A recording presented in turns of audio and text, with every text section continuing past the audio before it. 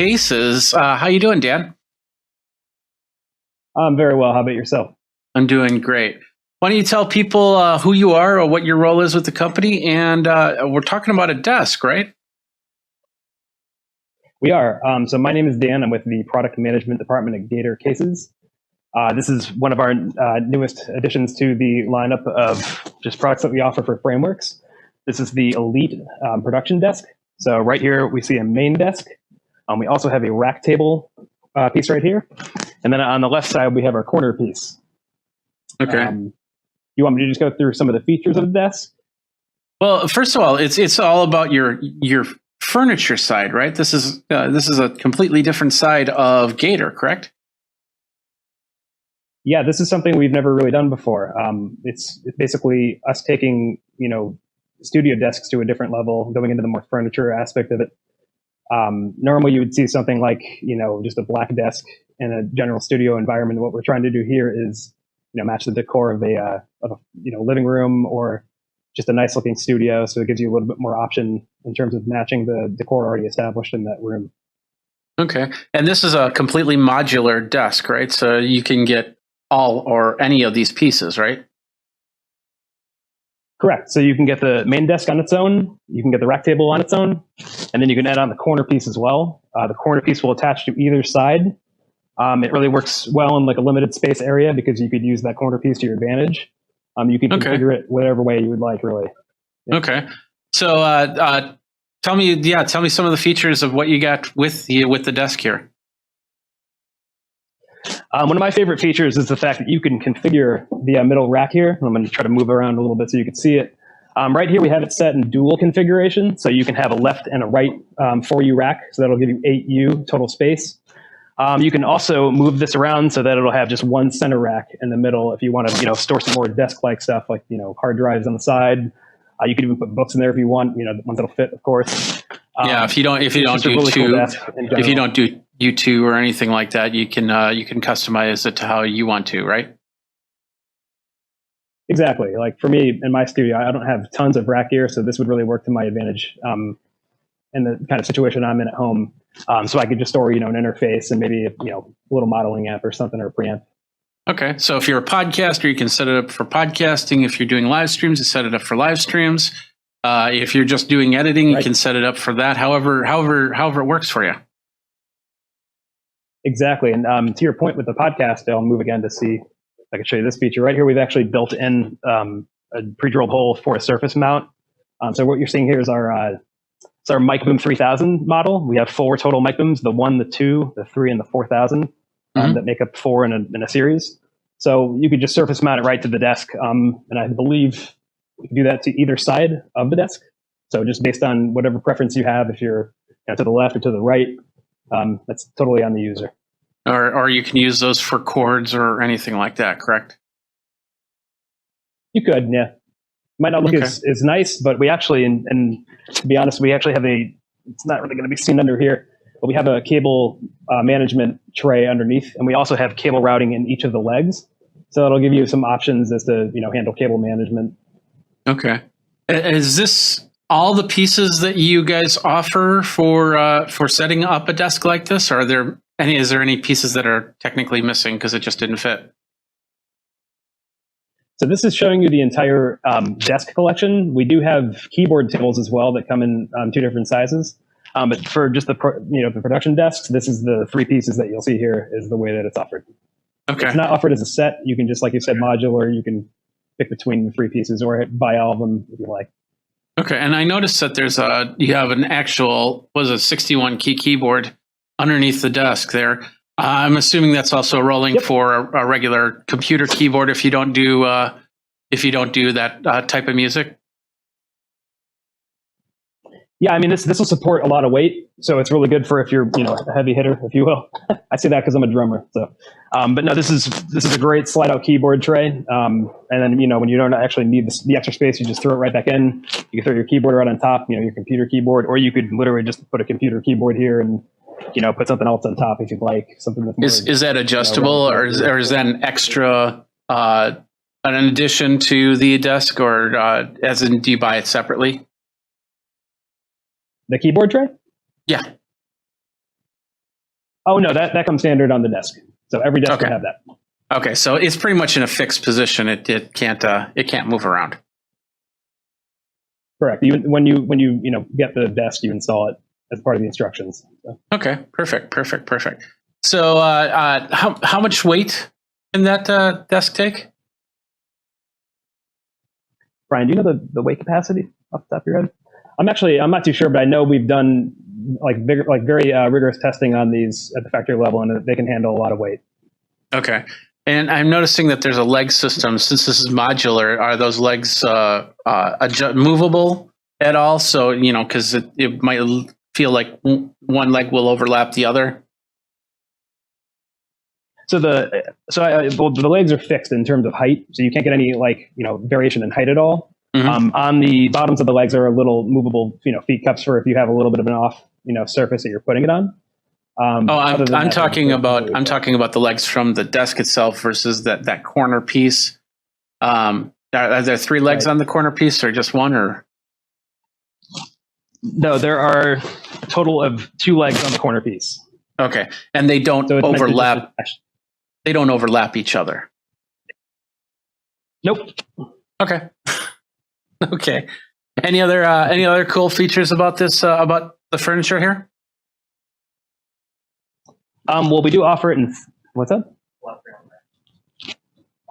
Oh yeah. So actually, I'll show you this little feature on our rack here. So you can actually pull out the drawer right here. Hold on, and you can throw a little mixer on top. It just gives you a little bit more, customization. On the bottom, you have your 10U rack space. So it kind of just gives you a way to, if you wanted to throw a laptop on top of this on a standalone, have your mixer or whatever you're going to put there, maybe a MIDI pad. And then, like I said, just fill in whatever rack gear you need on the bottom. Oh, yeah. And there's a cable routing cutout on the back. Sorry? Okay. And you could get one of those on both sides. You don't need to have that corner piece. You don't. I mean, you could get multiple rack tables if you needed to. Okay. Why did Gator get into the furniture? Yeah. Why did Gator get into the furniture business? Well, podcasting and just general, being at home and recording at home is really a big thing right now, and we're really just trying to expand our offerings to fit that that need. We've always been a company of innovation, so we're just trying to put our foot in that and establish ourselves in that part of the music industry. Okay. And I see, not even the music industry, podcasting. Yeah. I see that you have multiple colors. Are they colors or styles? Are they all wood desks or what?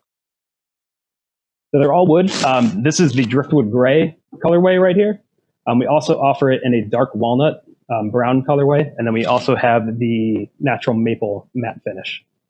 Okay. All right. Well, interesting, cool stuff about furniture. Let's talk about, are they available now, and how much are they? They are available right now as we speak. Okay. So, and of course, if they want to find out more, what's the website we take them to? Yep, www.gatorframeworks.com, and you can see all the pricing and photos and all that good stuff. Gatorframeworks.com. All right. Well, thank you very much for the tour. It looks like you got a pretty cool setup going there. Are you doing some podcasting, some music editing? What's going on? We're doing all of it here in Gator Studios. We like to be creative and do as much as we can with the time we have. So. All right. Okay. Well, thanks a lot, and you have a great NAMM. You as well. Thank you so much. Thanks a lot for watching this video by Geekazine. If you're over on geekazine.com or youtube.com/Geekazine, don't forget to like, subscribe, comment, hit the bell notification so you know when the next video comes out. Until next time, you guys geek out and take care.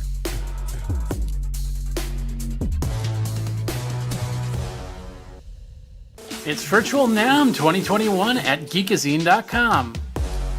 Continuing coverage of NAMM 2021 Virtual, Jeffrey Powers here. I'm with Richard, and Richard's with Movo, M-O-V-O, correct? In fact, that's this microphone right here is a Movo. So how you doing? Doing well. Appreciate you having us on. Yeah, not a problem. So tell everybody what your role is at Movo, and let's get into some of the products. So with Movo, I oversee the brand and growth for the company. We've seen tremendous growth over the last few years. We started about 5 years ago as a new startup, and we target the content creation space. So we create equipment and accessories essentially for the content creators. So anybody who is creating videos, anybody who's YouTubing, TikToking, streaming, podcasting, anybody who's shooting video content with their phones, we're that solution for them. Okay.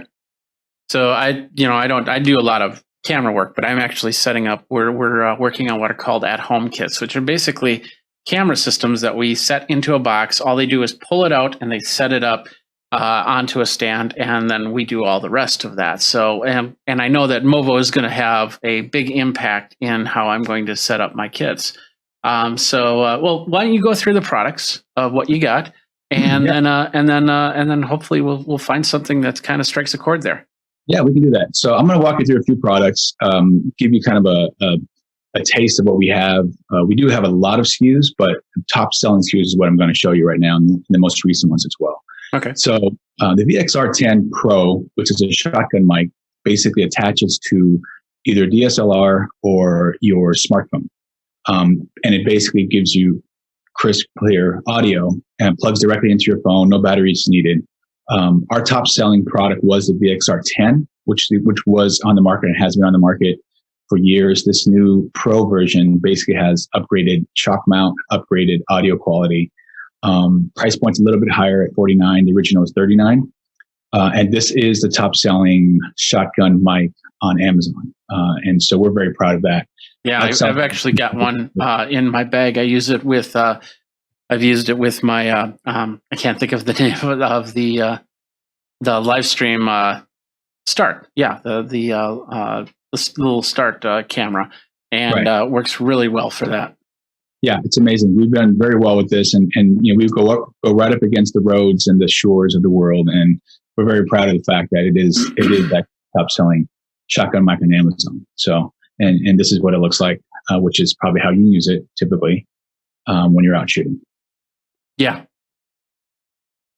We'll go to the next product, which is basically the kit version, just as you mentioned earlier, where we basically provide kits. So we take that shotgun mic, we take a stand, we take a handheld grip, an LED light, and an iPhone or a smartphone holder, and we create kits where a ton of people are using these nowadays. Obviously, it's a plug and play. Take it out of the box. You can use it as a selfie stick. You can use it to shoot videos, films. I mean, it's a one-stop shop solution for many out there. And so we've done very well with these kits. This particular one is called the VXR10 Pro Plus, which a lot of people refer to it as the smartphone video kit.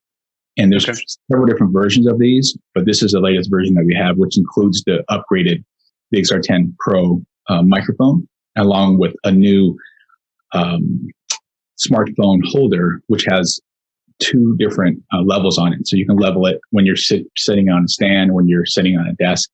Which is very versatile, obviously, and we've seen tremendous success with this product. Yeah, what I like about this stand is it's very solid. I actually have one of these stands, and I don't use it for the camera kit as much, but I've used it for connecting up little video assist cameras. So basically, assistant type devices that I can see what's going on from my desktop, and was sitting right there. So. Yeah, and these are, we've had a lot of film companies, someone like Disney Channel picked up a ton of these units, and they sent it out to their talent to shoot at home during the pandemic because they couldn't shoot in person. And so this is very useful in that case. So we've seen that with Disney Channel doing their sing-alongs, which is really cool. So if you Google that, you'll see their sing-along videos where they're literally sending these out to the talent to shoot their own videos at home. Disney Channel gets it back in, chops it together, creates an actual full-length show out of it. Oh, okay. So they record it on the phone, and then they send that whole unit back to be. Yes, they send the video clip back. So and they did this with High School Musical, which is really fun, where it's a musical. There's maybe 10 or 12 different cast members that are performing at their own home, and they're performing their section using this kit, shooting on their own smartphones. And then shooting that content, sending it back. We've seen this with Jada Pinkett Smith's Red Table Talk, which is her talk show on Facebook, where she was interviewing guests. And again, because of the pandemic, her guests, and when she did her interviews, they would use the kit, and obviously they would do even live streaming back and forth and using these kits, which is really, really cool. That's great. Yeah, I could see that working really well for anybody that doesn't really have a setup at home, just like a desktop or something like that. You can set it up, get it as eye level as possible, and get going. Right. Smartphones, obviously, as you know, Jeffrey, it's synonymous with everybody these days. So yeah, soccer moms, content creators, I mean, anybody who's in need of content, they have that at the fingertips with these smartphones nowadays. So they're so advanced. Okay. So continue. Go ahead. So that's what it looks like, which I'm sure you've seen. Yeah. We're going to move on to the mics. So this is our UM700 desktop USB mic. Okay. Rivals the very popular Blue Yeti, which I'm sure you're familiar with. And we came out with this mic mid-year Q4 of 2020.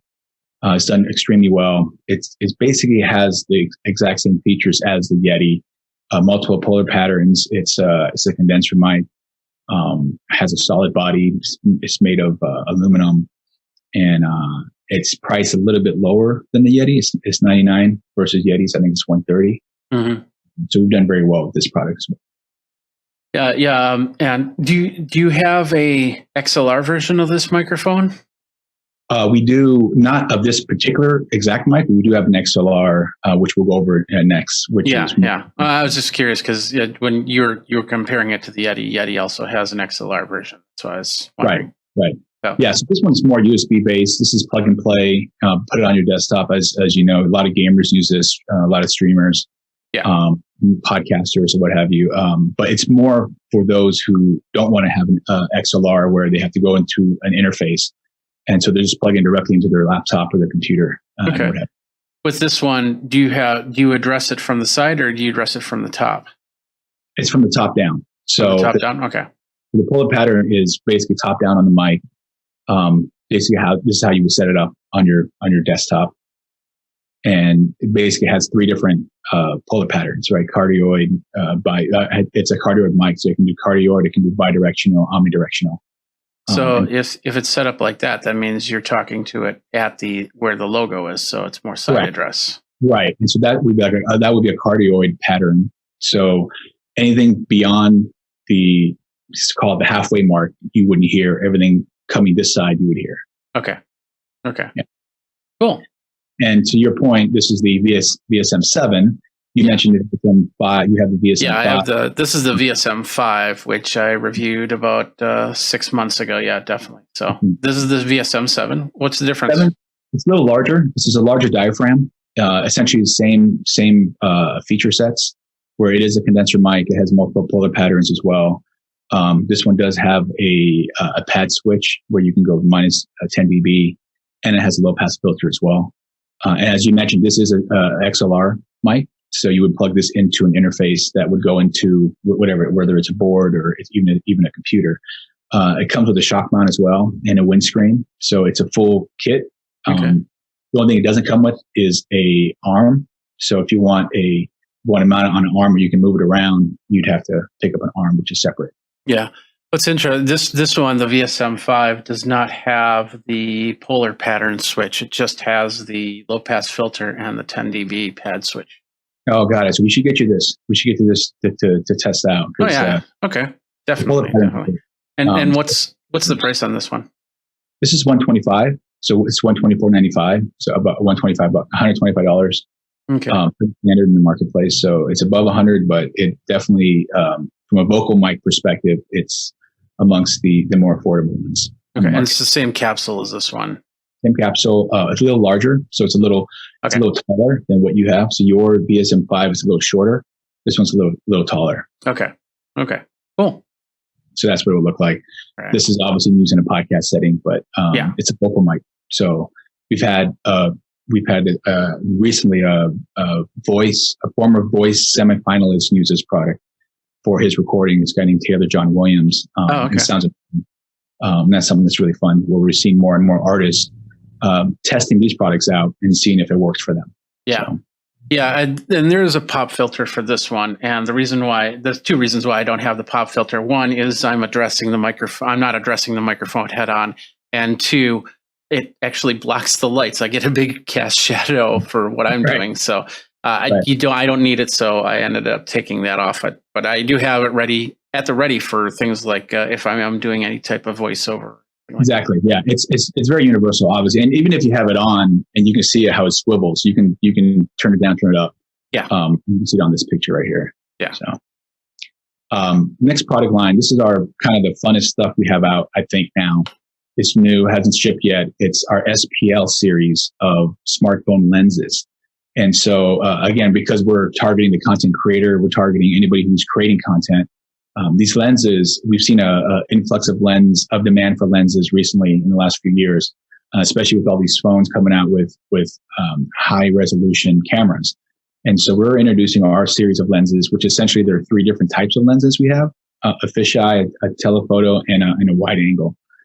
Each are sold individually. They're $39 each, and it's a clip-on model, which is very universal in terms of what kind of phone you have. So it's not a slide-on clip where it may not fit with certain models. It's a clip-on, so it should fit with pretty much any smartphone out there.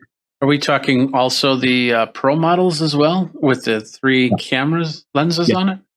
Yeah, we tested it out, and so they work with up to the latest iPhones on the market, and even when the placement's a little bit off, because it clips, it's the actual the diaphragm from where it sits onto the camera is large enough to fit pretty much any phone, unless there's something out there that we don't know about. But how does that work? Because I could see you'd clip that in your pictures or anything like that. Does it clip on fast, easy, or is it? How's that work? Yeah, that's a good question. Yeah, you would clip it on. You would have to adjust it. You would definitely need to adjust it depending on the phone that you have. But the idea here is that because it's universal, and if you have multiple phones, this one model would work for all phones. So to your point, you're right. You would have to adjust it to make sure that it is overlooking or it is on top of the actual camera itself. Okay. But it does fit for the latest version of the multiple lens phones. Okay. And do these clips, is it like you have to take off one lens, put on another lens, or are they all one unit? So you just take off one clip, put on another clip? Unit, right. One solid unit. The one thing that does come off is the actual clip, which you would never use it individually anyhow, because it's just the lens. But each one of these three, so it's the fisheye, it's the telephoto, and the wide angle, each one of them come individually. So they're not interchangeable. You'd have to buy individual lenses for each use case. Yeah. But the clip is definitely universal. Okay. So that's what I'm thinking. So in the clip, you buy one clip and then three lenses, and then you switch out the lens on the clip. You can, but each lens comes with the clip. So when you buy let's say you pick up the fisheye lens, it does come with the lens and the clip. And so you don't have to worry about the clip. It's removable if you need to take it off, but typically you wouldn't need to. We've been playing with this a lot. Obviously, we haven't shipped this officially yet. I believe it's shipping next week. So we'll obviously get you some units to play with. But the idea is that it's universally accepted on any phone. So that's the part where we're really focusing on to make sure that we have solutions that work across multiple phones. Okay. Cool. Anything else? And then this is actually more of a distance learning / work from home product. This is new for us, the MC2000, which is our wireless conference mic. So the idea here is that our MC1000, which is a wired conference mic where you sit in the center of a conference room, for example, and it picks up a 360 pattern. So if you're sitting in an environment, you have 10 people sitting around a conference room space, you just need that one mic to sit in the center of the room. We've seen amazing success with those, with distance learning, with education, with institutions, with businesses, of course. And so we came out with a wireless version now where there is no wire needed. You have a wireless receiver, and you set this product basically in the middle of anywhere. And this is just an example, but you just set it up in a conference room environment in the center of a conference room, and it will pick up the audio in a 360 pattern. Okay. Wirelessly. So yeah, and it's 2.4 gig wireless. It is. The polar pattern, the pattern on it is just like any other room microphone, and it looks like there's a adjustable volume. The battery on it, what's the battery on it? The battery on it, I believe, is a AA. It's 2 AA's that go into the actual microphone itself. The receiver is also a AA, so you need batteries for both. Oh, it doesn't power through the USB or anything like that? No, because the USB is not wired, so it's not connected in any sense, right? It's wireless in the sense where it can sit anywhere. I get that, but the receiver itself. The receiver itself would also be wireless as well, so that's battery powered as well.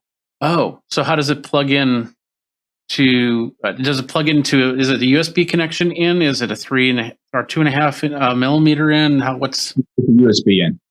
It's a USB in. So the idea is that it's the concept obviously is because you don't want these wired systems everywhere. Obviously, the idea is that you would have that microphone sitting in the center of the room. Yeah, obviously. I get the microphone. But, right. And you're showing on this picture. Okay, I think this is kind of answering it. So you have the receiver, and then there's a cord. What's that cord coming out of the receiver? Right, that cord is a USB cord. Sorry, yeah. Okay, so that's the receiver that comes in, but it still needs the USB, or I'm sorry, it still needs the AAA batteries or AA batteries? AA batteries for the actual microphone, right. But not the receiver. Not the receiver, sorry. Okay, that's powered by the computer. Correct. Is it only USB in the receiver, or is it USB and headphone jack or anything like that? No, it's just USB. Just USB. Okay. Right. And then I'm assuming there's a connection light to tell you when both are connected properly. Yeah. There's lights. There's a basically you can see the blue light on the top of the mic, and then on the actual receiver on the other side of it, you can see there's a little light there as well. So okay. And how much does that go for? This one's $249, so it's $250. Okay. And again, it's new. I believe this is shipping now. We just started shipping these. And the demand, as I mentioned, in terms of the education market has been huge for this. Education and business, of course, as well. Yeah. Can you hook up multiple? You'd need multiple receivers, but can you hook up multiple to do like a multi-area? I'm sure you can. We haven't tried that. So daisy chaining it would mean we'd have to have an in and an out for the receiver. Okay. So I don't know if we've even tried that yet, but that's something that we can definitely look into. But you can do 1-to-1, so you have like 3 receivers, 3 microphones, 3 areas type thing. Absolutely. Okay. Sure. Okay. Cool. All right. That's it for our new products for this NAM for this 2020. Plus, you have a whole bunch of other stuff that can. Where do people go for more information? So our website is mobilephoto.com. You can go there. All our products should be there. We are a top vendor on Amazon. So if you go to the Amazon site and you just Google or you just search for Movo, our store is very robust on Amazon as well. So we do a majority of our business in Amazon. So it's either mobilephoto.com or on Amazon. Okay. And really quick, some of these are not out just yet. Just highlight the ones that are not out. The ones that are not out yet are the SPL series, which is our lenses, which is shipping out by the end of this month, actually. So within about a week, say February 1st. Okay. And then that's it. Everything else is actually shipping. So the MC2000 is shipping, and then our microphones have been shipping for a few months now. Okay, perfect. All right. Well, movophoto.com is where they go. And so, Richard, thank you very much for your time. Appreciate your time as well. Thanks, Jeffrey. Thanks a lot for watching this video by Geekazine. If you're over on geekazine.com or youtube.com/Geekazine, don't forget to like, subscribe, comment, hit the bell notification so you know when the next video comes out. Until next time, you guys geek out and take care.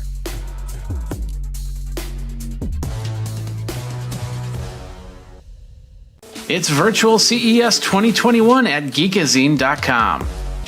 All right, we're here. We're here with Kingston and Shaylin. And first of all, I want to thank you very much for sending me all the fun swag that I'm going to be reviewing very, very soon, card-wise. So I appreciate that.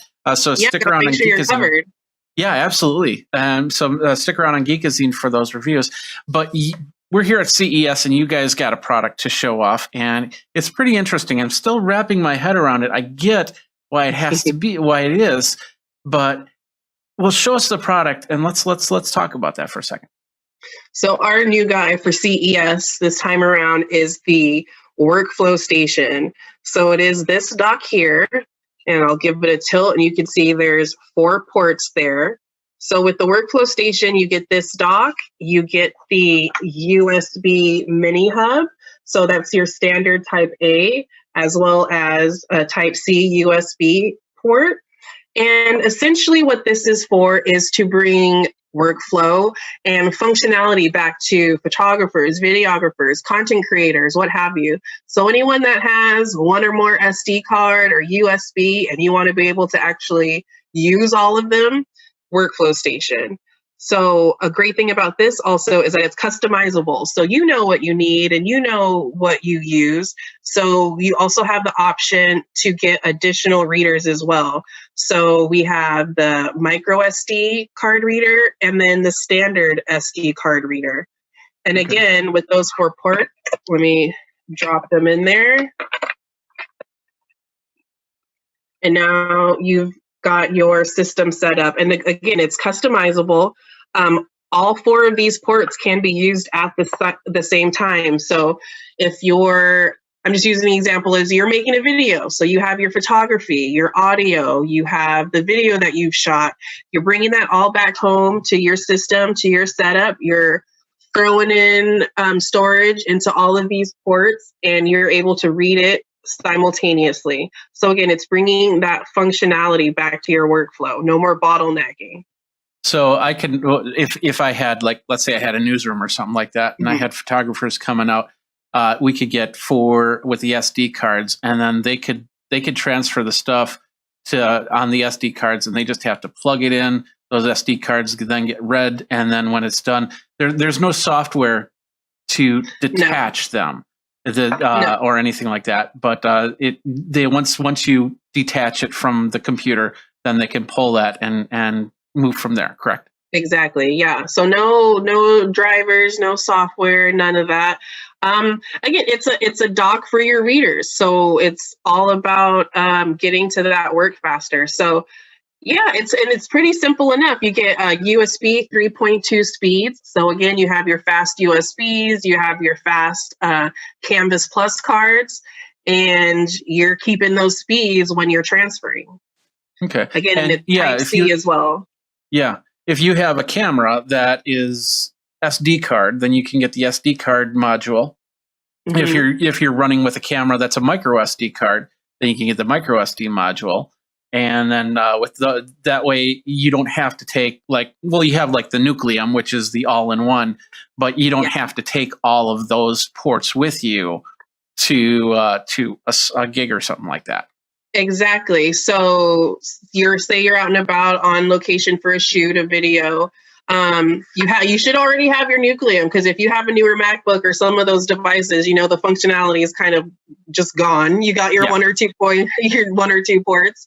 You have Nucleum, and then maybe you only need 1 of these, or maybe the standard SD card, and then you have just those 2 things or just the 1, and you're able to do what you need to do on location before you come back home to your dock and throw it all in. Okay. So that's a great thing about these as well, is you can take just 1 or 2 of these to go. Yeah. And right now you have those 3 docks with other ones planned for the future, correct? So nothing on the roadmap just yet as far as additional readers. But again, it's the workflow hub and then the additional readers as well. So right now, we've had questions about CF Express cards. Yeah. So that was actually going to be my next question right there. So that's not in the works just yet for Kingston. So then we of course don't have the readers for that. But overall with Kingston, we're not always going to be the first to market with something. We're going to see what the other guys do, see what's actually in demand and what's needed. And then we'll come out with our product ready to go. So for now, we have just your standard SD and micro SD, and of course your USB readers as well. Okay. What are we talking for prices then? For prices, again, everyone's working from home. You want to have your setup. You want to get your workflow going. The dock and the USB mini hub is only $130, and then that comes as that pair. You can't. This is a pair, yeah. You get this guy and his little buddy. So for $130, and then depending on what you need, you're able to customize with the additional readers, and these are $35 each. So that's not too shabby to get yourself a nice little mini production setup. A full dock. Now, inside the dock itself, those are USB to USB connections, right? Yes. So this is essentially, yeah. So it's the C there, and then of course you have the C here. And then with the when you use those on a computer, you're going to need a card or a cable. Does that come with a cable? Yes, it does. Yeah. We're not going to leave you hanging. It does come with the cable so that you're able to have the power to this, as well as the cables, so that, like, again, if you wanted to take one of these on location, you're able to use these standalone as well. Okay. One last question, and I suppose this will depend on if somebody actually uses these with USB docks, and that is this all passive power, or is there a spot to plug in extra power to the dock? Yeah, so you have your power connector here, and then another Type C as well. It's actually cool. If you raise it up a little bit, it'll look like your eyes. Oh, let me get it. Oh, that's cool. So this is what you look like at the end of CES. There you go. And the dock, the plug, does the plug come with it, or do you have to buy that separate? No, yeah. So you will come with both cables for these. Yes. Okay. Yeah. Perfect. And you said $130 for the pair, right? $130 for this setup here, and then $35 for each of the additional readers. Okay, perfect. And it'll be available today, right now. It's available now. Okay, yeah. Where can people? Go ahead. So, of course, Kingston.com to find out more information about that, and then also Amazon as well. Okay. So you can order it now and have it as Amazon is, but by the next couple of days, so you're ready to go. You can start working on all your CES content. Okay, awesome. Well, thank you very much for your time. Of course, Kingston.com for everything. Appreciate it. And of course, check out, I talked with David on the Nucleum a couple months ago. You can check that all out over on Geekazine.com. So thanks again. Of course. Thanks for having me, Jeff. Thanks a lot for watching this video for the CES Virtual by Geekazine. If you're over on Geekazine.com or YouTube.com/Geekazine, don't forget to like, subscribe, comment, hit the bell notification so you know when the next video comes out. Until next time, you guys geek out and take care.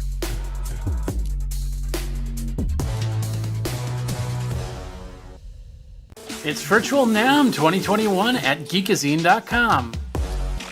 Continuing coverage, NAMM 2021 Virtual. Jeffrey Powers here. We're here with Jonathan of Yamaha. How you doing, Jonathan? I'm great, Jeff. How you doing?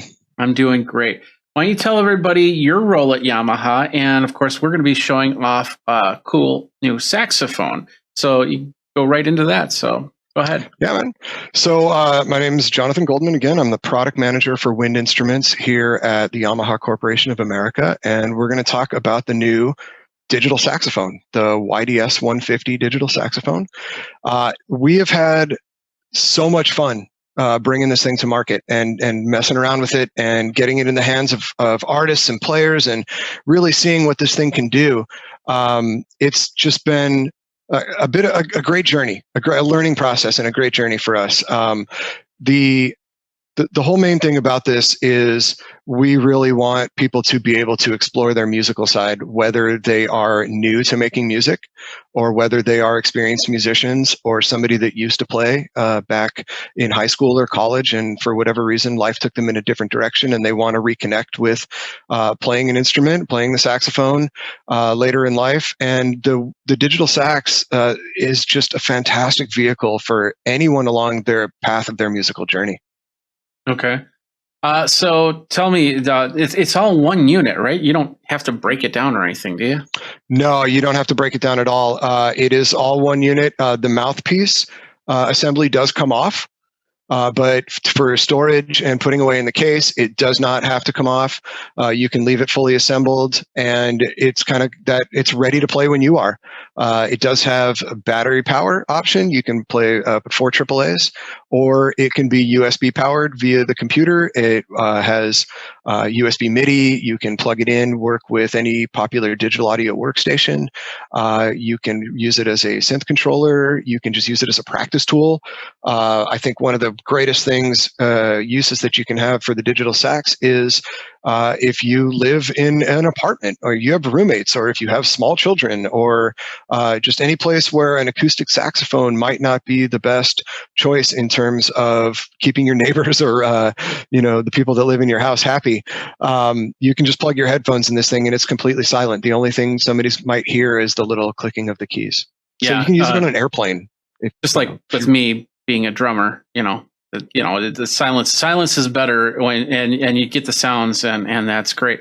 Let's talk a little bit about the keys. Are they? Sure. Are they? How are they? Well, first of all, this instrument's not a beginner instrument. It's not an intermediate nor advanced instrument, correct? It's just one. It's in one everything. It can be for somebody that's never played a wind instrument or even never played any instrument before.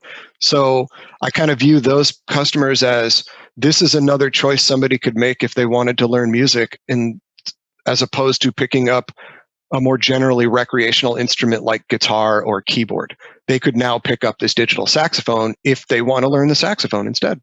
Okay. If somebody isn't a player, whether they be an entry-level player all the way through a professional, then there are uses for the YDS 150 for all of those levels of performer. Okay. Go ahead. Sorry.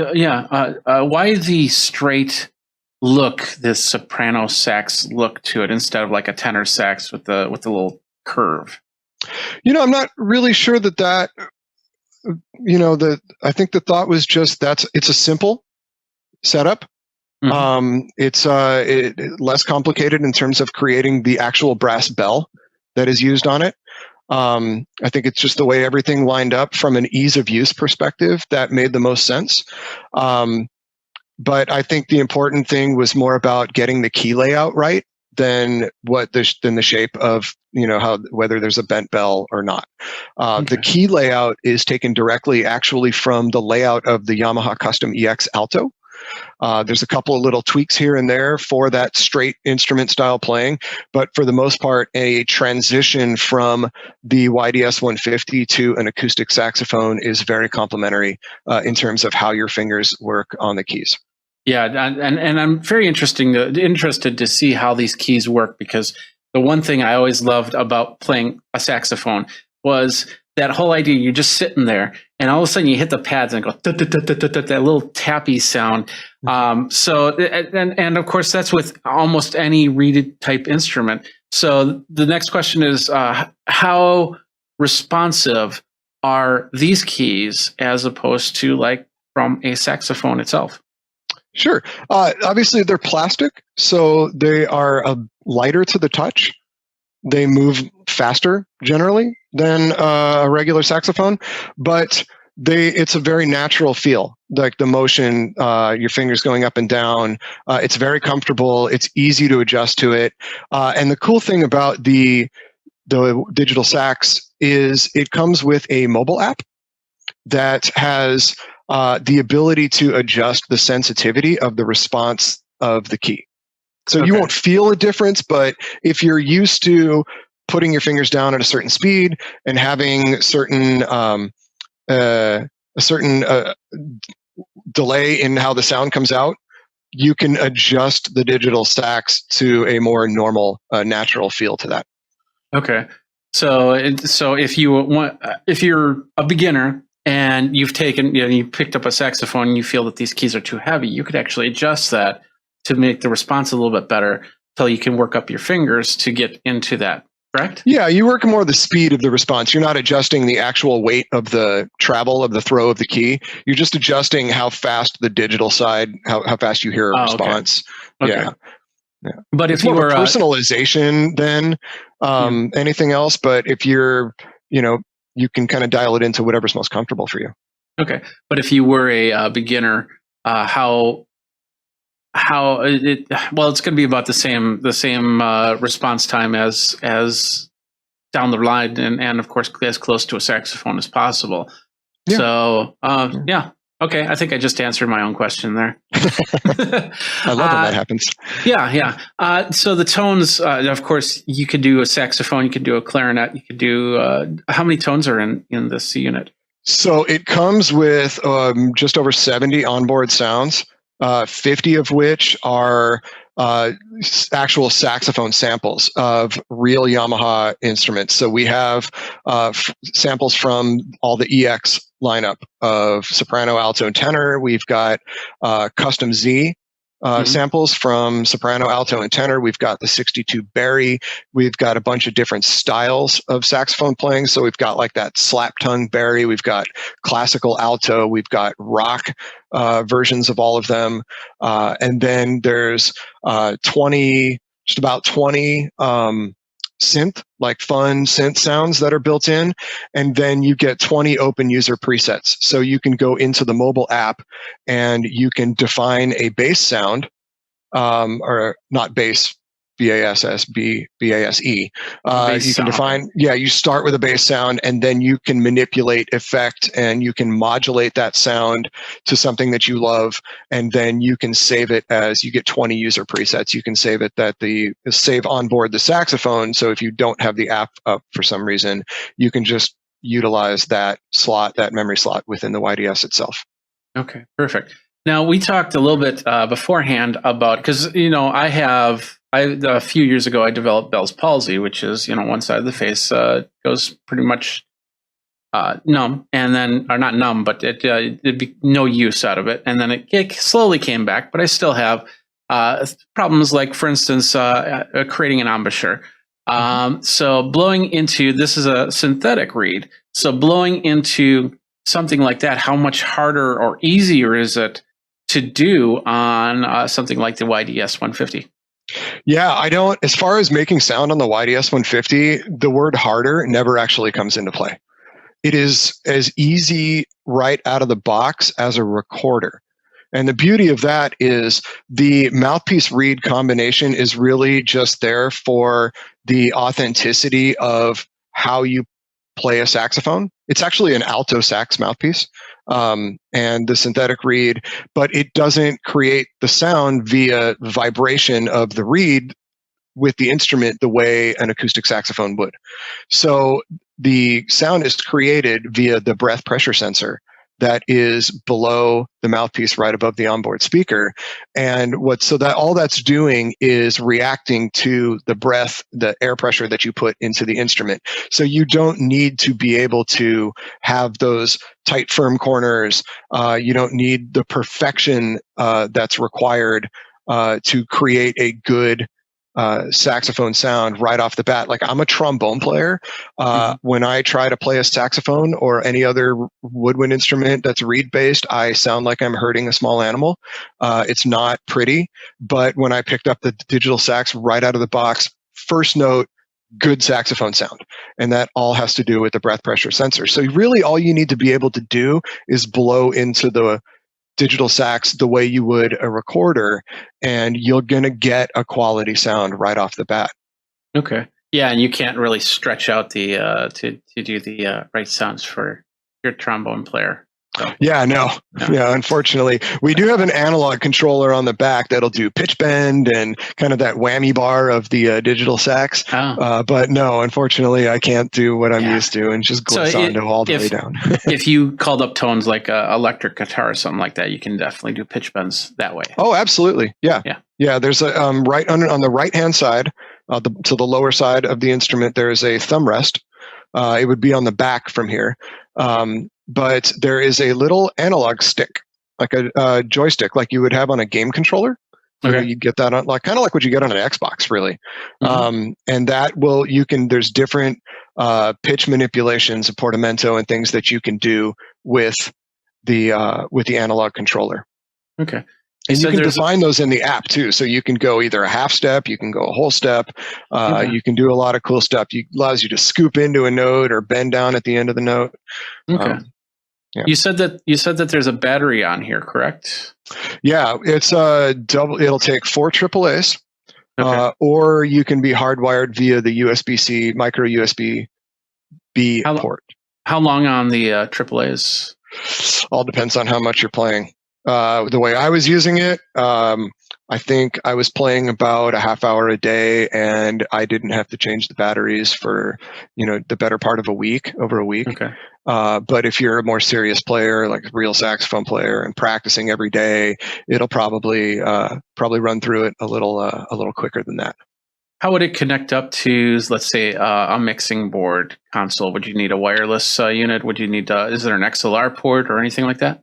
So no XLR 1/4 inch. What we have is a basic 1/8 inch stereo mini headphone out. But that can be converted to go direct out to a mixer.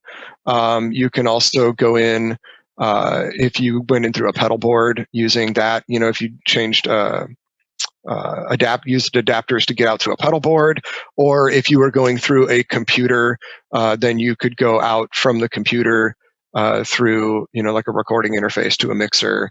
Obviously, as the chain gets longer, there's the possibility of latency and things like that to get in the way. But you could literally go direct out just from an adapter from the headphone out into the mixing board. Yeah, because I'm assuming using that speaker would probably not be a good sound for that. But no.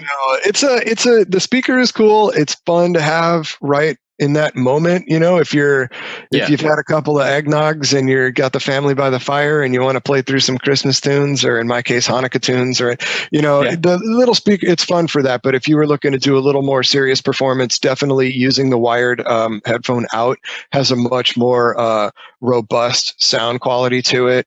It takes the level of realism of the digital saxophone sound and increases it by a significant amount. You get a little more of the audible reverb that's built into the samples. And then obviously if you're manipulating pitch using the app, or manipulating the sound using the app, it's a lot more present using the onboard output. Okay, perfect. We could go on a lot longer. I got a lot of questions, but I think we'll leave it at that. Let's talk about price and availability of the YDS 150. Yeah, so MSRP is $1,078. I believe the average street price we're seeing for is like $799. So that's what is all over the internet, and these are shipping now. They're available. You can get orders through any authorized Yamaha wind instrument dealer. Okay, is the saxophone the only digital, or do you have a digital trombone? Well, we don't have actual digital brass instruments. I think it's kind of an interesting thing to bring up, because for years, we're talking since the early 90s, Yamaha has had a practice environment for brass instruments called Silent Brass. Mm-hmm. And it's a practice mute that fits into the acoustic instrument. I use them pretty much every day here. A few years ago, we updated them with fantastic new sound technology, but it is a practice mute that's designed to work with an acoustic instrument. And we've always had questions from people: when are you going to do a silent brass for, or silent? It's something for saxophones, and so this, for people that are looking to really utilize this tool as a practice tool, this is kind of it. So yeah, we don't have digital brass instruments, but we do have a way to create that kind of digital practice environment. And because it has the same kind of headphone output on the converter box, like this one has, like the digital sax has, you could utilize the silent brass for live performance through a mixer, through a PA system, through a pedal board. I've seen a lot of trumpet players and trombone players do that over the years, where they run it through and put some chorus and flange on it and delay, get some angry stank on the sound, and angry stank. I like that. Yeah. Oh yeah. I mean, I think all of us that are my age played in a ska band at some point when we were younger. So we all really, back then, in the 90s, the silent brass was pretty popular, and it still is to this day. So we all messed around with that. Yeah, definitely. Yeah. All right. Well, USA.yamaha.com, well, for the US site, of course, Yamaha.com for international. Yeah, this has been awesome. YDS 150, I'd like to thank Jonathan. I'd like to thank you for coming on and explaining this whole thing to me. And we'll see if I can get one in the shop and see how easy it is to start playing saxophone again. Get some Kenny G going. Oh man. Yeah, this thing's perfect for it. Like, I think we have a Kenny G patch right on there. Awesome. I'll have to grow out my hair. So, all right. Well, Jonathan, thanks a lot for coming on, and you have a great NAMM. Hey, thank you, Jeffrey, for having me, and thanks everybody for watching. Check out the YDS 150 digital saxophone, and I really appreciate the time. Thanks a lot for watching this video by Geekazine. If you're over on Geekazine.com or YouTube.com/Geekazine, don't forget to like, subscribe, comment, hit the bell notification so you know when the next video comes out. Until next time, you guys geek out and take care.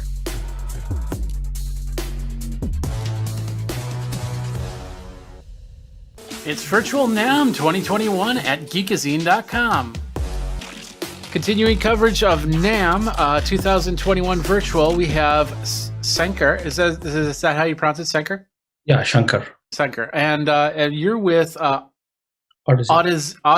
I still, for some reason, I say Oddies. Every time I see it, I say Oddies, but it's Odyssey. Odyssey, as in Odyssey, as in the great Odyssey of having a good set of headphones. Tell people what your role is at Odyssey, and of course, what product we're checking out here. Sure. I am the co-founder and CEO of Odyssey. We are a boutique headphone manufacturer based out of Orange County, California. Okay. So, we are going to talk about mostly our products LCD1. We have a new gaming product called the Penrose, and our new Reveal Plus plugin. Okay. 3 things. So show us the LCD one. So the LCD1 is our new. This is our LCD1 product. It is a lightweight planar magnetic headphone. So unlike typical headphones, these have a planar magnetic driver. It has a very thin film with aluminum that has a circuit on it and moves in a magnetic field to create sound. Okay. And it's easy to carry. It's our mostly we are known for very big, heavy headphones, because typically planar headphones used to be heavy and bulky, but we have made these super efficient, so these would be able to, you can power them out of any headphone jack or amplifier. Okay. And these are wired headphones or wireless headphones? These are wired headphones. You can wire them regular or balanced, and okay. Yeah, it's a wired headphone. Okay. Is it a detachable wire then? Correct. Yeah. So okay. the cables, they have 2 3.5 mm connectors on the headphones, and you can connect the left and the right. Okay. How long is the cable? So the cable is, I think, 6 feet. Okay. Let's talk a little bit about the headset. What type of drivers are inside the LCD one? So these are custom-made planar magnetic drivers, and you can, these are thin film drivers. They look like this. These are the drivers, and very, very thin film with aluminum etched circuit. Okay. Extremely neutral. So what's the size on that? So this is a 100 millimeter driver. 100 millimeter driver. Wow. So that should catch a lot of different frequencies. What's the range on that? So the frequency range is 20 hertz to 20 kilohertz. Okay. The extension is there up to 40 kilohertz, but usable is 20 kilohertz. And it's very neutral. The frequency response is, we have not boosted the bass or anything, because many people use these for mastering and mixing applications. So it's extremely neutral. It's extremely what? Neutral. Neutral. Oh, okay. So the tuning is very neutral, so you can use it for critical listening. Okay. So you can get on the plane, you can listen, you can go in the studio and listen, you can go at home and listen. Not really meant for hooking up to your phone or anything like that. But you could. You You can. could, Yeah. yeah. So if you are using your iPad or iPhone or something with a small dongle, you can connect to it also. Yeah. It's very efficient. It will work off those. But for ideal use case, you would have a small USB dongle or something with your MacBook and your DAW. Okay. What sets this aside from another set of professional headphones for mastering or for sound production? So almost every headphone in this market is 99% of the headphones are cone speakers. Okay. So these have breakup modes and non-linearities in the driver inherent in the design typically. So they are also the diaphragms are very heavy. So the planar headphones generally have extremely thin diaphragm. For example, the diaphragm on this is uses a 2-micron film. So it's extremely quick, and the impulse response is very, very clean compared to any cone speaker. So you will be able to immediately listen to these and immediately know the difference. When you are mixing and mastering, you can hear every single nuance because the diaphragms are extremely lightweight. So we can reproduce every single detail that you have in the song. So it has a better response time too? Yes, yeah. I mean, the impulse response is extremely clean and very, very good compared to anything. So if, for example, if you put the impulse response of this against a cone speaker, you will see that the impulse response is extremely clean. Oh, okay. Wow. Yeah, I don't think I want to say that I've listened to your headphones because you've been in NAMM before, right? Correct. Yeah, last So year. I've had to have put those on, something from Odyssey on before, but that sounds. I'd love to hear the sound on that. So, what is it available now? Yeah, we are shipping. We have been shipping these headphones. We are putting more focus on these things because a lot of people are working from home now, so there's a lot of demand. So we are trying to catch up with the demand as more and more people are using these things at home, and many, we are making them as fast as we can. Okay. And what's the price point on that? $399. $399. Okay. You had another set of headphones you were going to talk about too? No, this one, and then I was going to talk about the plugins. Yeah, that's right. Okay.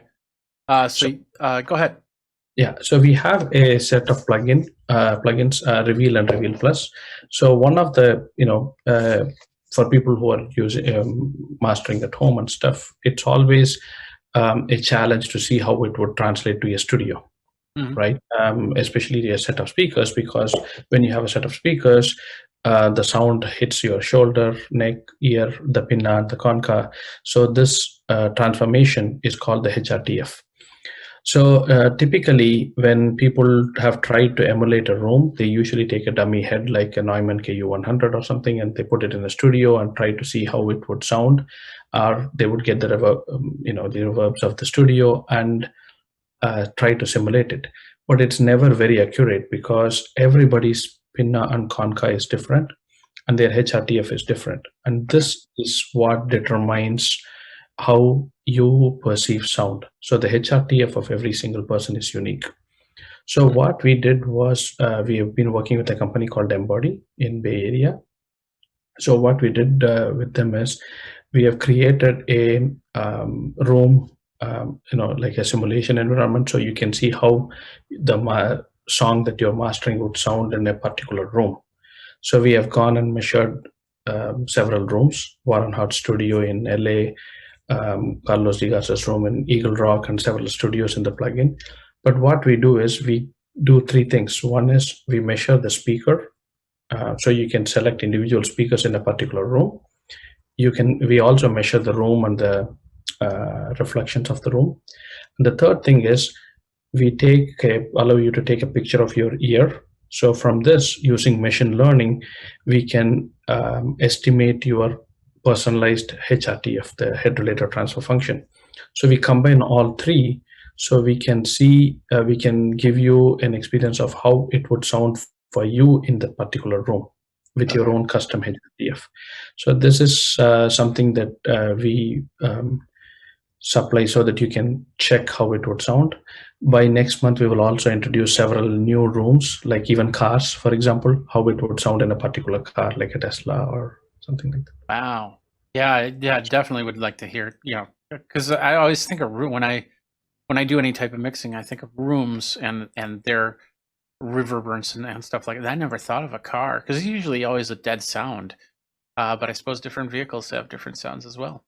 So our goal is to give, we are not trying to recreate the sound. We are trying to recreate the environment so you can see how your song would sound in that environment. Because many people listen to in cars and stuff.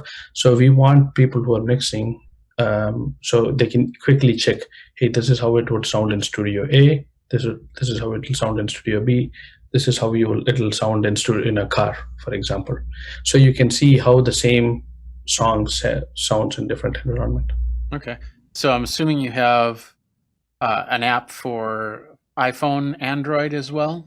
So these are plugins. So basically, we have the VST AAX plugin. So depending upon whether you're using Pro Tools or Logic, or you can download them and put them on your master bus, so you can see enable and disable it. Okay. There is an app for iPhone and Android that allows you to take the picture of your ear and uses machine learning. That app is there as well. Got it. Okay. Well, speaking of iPhone and Android, do you have settings for that type of scenario? I suppose it's more about the headphones in that case rather than the device itself. Yes. So we are not emulating other headphones at this point. That would, that's something that if customers want, we can do. Okay. But it's more about the environment than anything. So. Our goal is to see how it, what would it sound in a typical living room, for example, or a car, things like that. You don't have anything like Winchester Cathedral or big areas or not yet. We are thinking of adding them. So our goal is, because this is also relatively new, especially the personalization aspect of it, we are also getting feedback from customers to see, is this really useful for them and can they actually use it? We will add more and more rooms. We do have in the rooms, we do have a big auditorium-like room, just like a scoring room, actually. Okay. So would I use this plugin with your LCD one or your sets of headphones, or would I use it with my own stereo speakers? And if so, do I then tell the plugin what speakers I have to make the difference? Or no, it's actually you can use any of our headphones. So we only provide it for our headphones because we need to make sure that the headphones are extremely neutral. So every headphone, irrespective of our headphone or other company headphones, there will always be some non-linearities in the response. So we correct for that in the plugin as well. So when you load the plugin, you will have to choose which model of the headphone you have. Yeah, that's where I was going with it. You'd have to, if you have all the Audacity, I can't even say that. Yeah, I'm sorry, Audacity headphones, and you put on one set, you have to set it for that headphone. And if you change headphones, you have to change that. Okay. Correct. And then different sounds. You can actually select which room so first you select the headphone, then you select the room, then you select what speakers you want in the room. For example, if you go to a studio, they might have a far field monitor, a near field monitor. So you can select which speaker you have, and then you have the room, and then you can see how much of the room you want. For example, you can even adjust the ambience a little bit. So do you get too much reflections or less reflections in the room? Okay. And then you select your personal HRTF. Okay. So that's wild. So the it's a plugin. Correct. So I'm assuming it's for Mac and PC. It's Mac PC. So it's also a 64-bit plugin. Correct. Okay. It typically works in most DOS. It's a very simple install. The only complicated portion is to import your personal HRTF, because once you take the picture, the image goes to the cloud, where we analyze it with thousands of data points to see, use machine learning to extract your personalized HRTF. Okay. So yeah, if you're listening to music and your friend is standing right there and say, hey, listen to this, they're going to have to do their ear mapping program first before they can really hear what you're hearing. Correct. Yeah. So Okay. if you want to experience the same room, so you can store up to 5 different profiles in the plugin. Oh, okay. Switch between them quickly. Does it offer multiple person if I split the audio so more than one person listens? It would have to be the same set of headphones, correct? Correct. Yeah. Okay. So we don't have multiple use cases right now because our use case is more where people are working from home. So you send your stuff to somebody else; they can listen to it at their home and do their checks and stuff. Yeah. Well, whenever I was in the studio, it's like, you always had the second set of headphones, so you could listen in what they're listening to. That's where I was going with that. But you're absolutely right. You're not like us. We're not even in the same room. We're having a conversation, so you're gonna have to trust what you hear, and as what would be correct. So, yeah. Is there a price point on this app or? Yeah, it's $199. $199, and do they download it right from the app stores? Yeah, so you can download it from the website, and you can actually try it for free. It works for 15 days, and then you can purchase it if it works for you. And it's a very simple install. The apps are free for taking the pictures and stuff. That's trivial. The plugin itself is $199. Okay. If I used another set of headphones other than yours, I'm assuming there's no support on that, but it can be done, right? Yes, you can do it. You just have to select a neutral curve, and then probably to get the best experience, you would have to EQ the headphones before it hits a plugin so that it is neutral. But okay. There is you can definitely use other headphones if you want. Okay, so you download the plugin for the 15 days, and then if everything works, then you can get headset and you can get the plugin, and then you have a full system for your for whatever program, whatever song or video that you're working on. So exactly, yeah. All right. Well, where do people go for more info? And all this stuff is out, right? You can get all of this is out. You can download it today. You can go to our website odyssey.com. The headphones are also available on Amazon.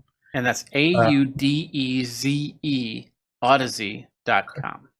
Yes, AUDEZE.com. Okay, Sankar, thank you very much for your time. It's an ear-opening revelation of learning how rooms work and different sounds there. So I appreciate that. Thank you very much for coming on the show. Thank you for having us. Thanks a lot for watching this video by Geekazine. If you're over on Geekazine.com or YouTube.com/Geekazine, don't forget to like, subscribe, comment, hit the bell notification so you know when the next video comes out. Until next time, you guys geek out and take care.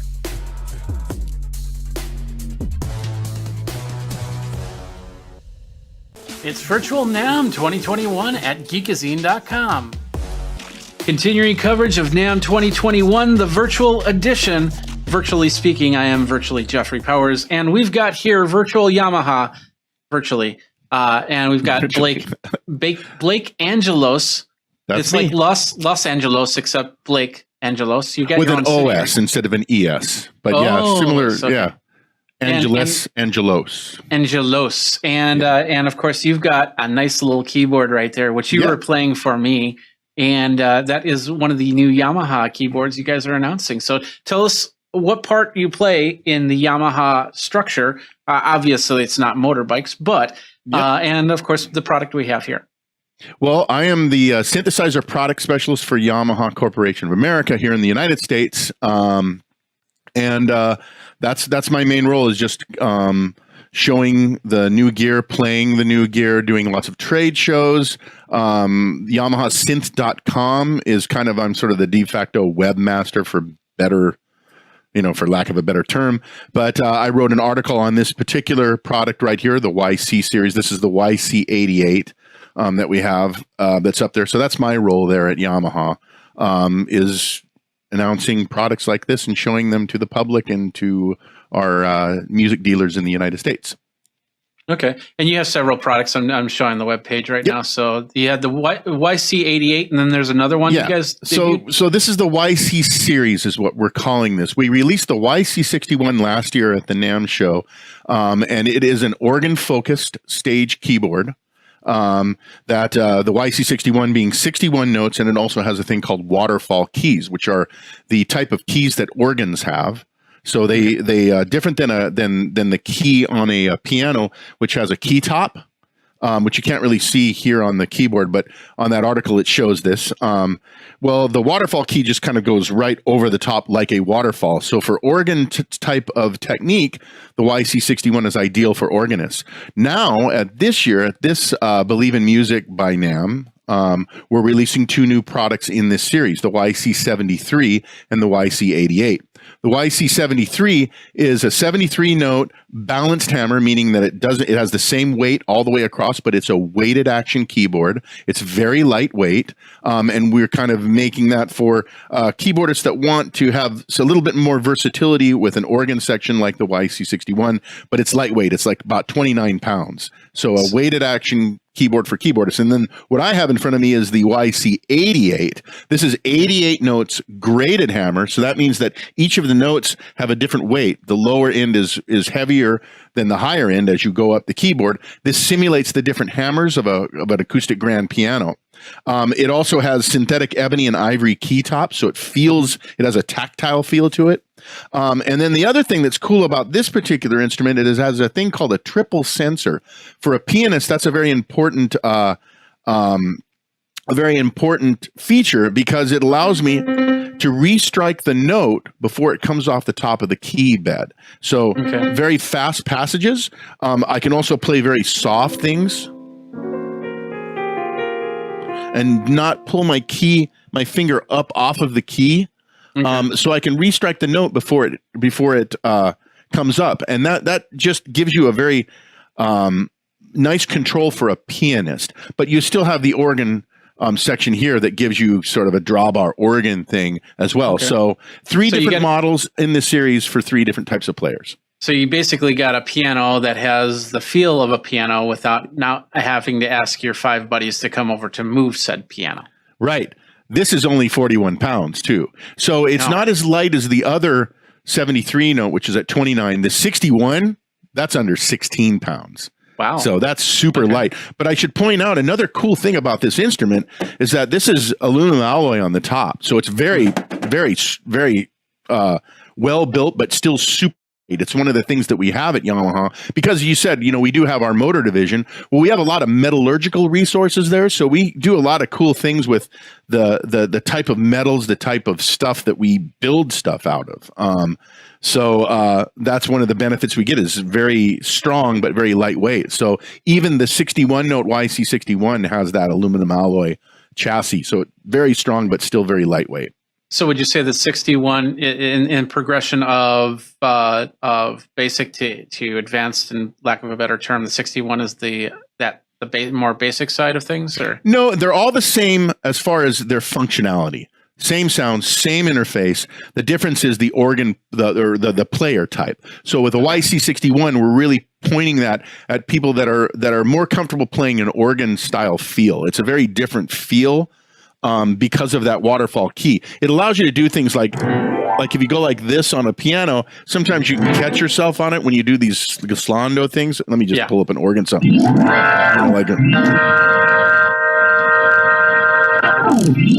That kind of technique. I can do it certainly on a weighted action keyboard, but organists don't really like that feel. They want something that has that waterfall action, as opposed to maybe a pianist who would definitely like something like this, but maybe does have to play, something with an organ vibe to it when you're on the gig. Okay, that's the difference. So whether you're Billy Joel playing piano or I can't think of the name of the band. I just had it in my head because you just played sounded like Smokin'. John Lord. John Lord from Deep Purple or Smokin'. Sorry, Smokin' would be Boston. Boston. That's it. Yeah. And you know what's funny about that too? Yeah. I believe that's Tom Schultz, the guitar player, also playing the organ parts because he did basically everything for Boston, which is except sing. Anyway, but yes, exactly. Yeah. So like, a keyboardist, Rick Wakeman, John Lord, any of those, or Jimmy Smith, that organ feel, Joey DeFrancesco, they're very, they like that feel as opposed to a pianist like a Keith Jarrett, a Billy Joel. They want more of that harder, not harder, but just weighted action feel. Now, do you have to worry about re-weighting the keys after a period of time? Do they get soft, or is there any Interesting tension? question. Well, I can tell you this. I have been working for Yamaha now for well over 20 years now, 25 years, I think. So I've had a lot of weighted action keyboard products. I still have some stuff that I have from the 90s that I can still play fine. So, I suppose that if you really played it all the time over and over and over, yeah, there's going to be some wear and tear, but not so much. I mean, it's one of the things about our manufacturing. It's quite good building things that last and play well. I see we have this really cool synth space at Yamaha that's just called the synth space, where we have basically 90% of all of the synths that we've made over the last 45 years of synthesizers. So, or 40th, I guess our 40th was a few years ago anyway. Yeah. So we have like a CS80 in there. That's from 1977, and it plays great. That Action from 77. I have over here, I have a Yamaha SY, what is the one I have over here? No, it's a CS10. Okay. And that's from the 70s. That plays amazing. And it's, over 40 years old, or about 40 years old. So, yeah, I don't, not so much. I really think that our stuff holds up quite well. Oh yeah. I just figured that eventually that some of that weight might change on them, and you have like a tensioner or something like that. That could be. Yeah, used, it doesn't. The way the fulcrum works in here, I don't think it has a lot of issues with certain types of mechanisms. Like what was the Apple keyboard that everybody hated? Yeah, the butterfly thing. Oh yeah. Oh okay. Well, but for me, it was that Lenovo, or at the time it was IBM. IBM made a butterfly keyboard for a laptop. But yeah, I get the idea now. You get the idea. Yeah. So we don't have that problem. We make it a little bit stronger than that. So a little off in the weeds. Well, you always Yamaha. I've had several Yamaha products. I've worked on several. I have I'm a drummer, so I have a few Yamaha products over there, and I rarely have any problems with things like that. Keyboards not as much, because I'm not as much of a keyboard player. So for me, this is kind of new territory with the weighted keys and everything like that. So all right, so continue. Go ahead. I was going to ask what type of versatility do we have now? How many sounds and things like that? How do you load it up? Well, there's how many sounds? Well, it changes because we have OS updates that add new sounds. We just released a new update that added 4 new sounds, 2 new pianos and 2 new electric pianos. So that's kind of a moving target. There are over, I think, 100 sounds in this instrument that are bass, that are sort of the voices that are in these sections. But then you save them and you pull them up via live set. The idea behind this product is a one-to-one interface, as opposed to something that's deep like our synthesizers. Our synthesizers, we categorize as deeper instruments because you can go in and edit every single parameter and get really deep into them. Well, that's not such a big deal when you're a stage keyboardist. You want something that has some versatility and has a fast interface, one-to-one thing. So we have this thing called a live set that allows me to bring up anything from a piano, right? That's why I have an acoustic piano. But then I can, at the touch of a button, go in here and grab something like a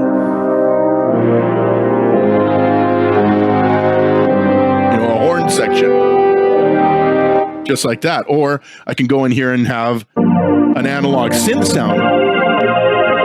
And I have some cool things here to control the analog synth that make it fast to do things, to control the timbre, so how bright or dark it is, or how the sound develops over time, which is envelope generator. Well, usually when you do stuff like that, you have to use a couple of knobs. For an envelope generator, you might have to have 4 different knobs: attack, sustain, decay, and release.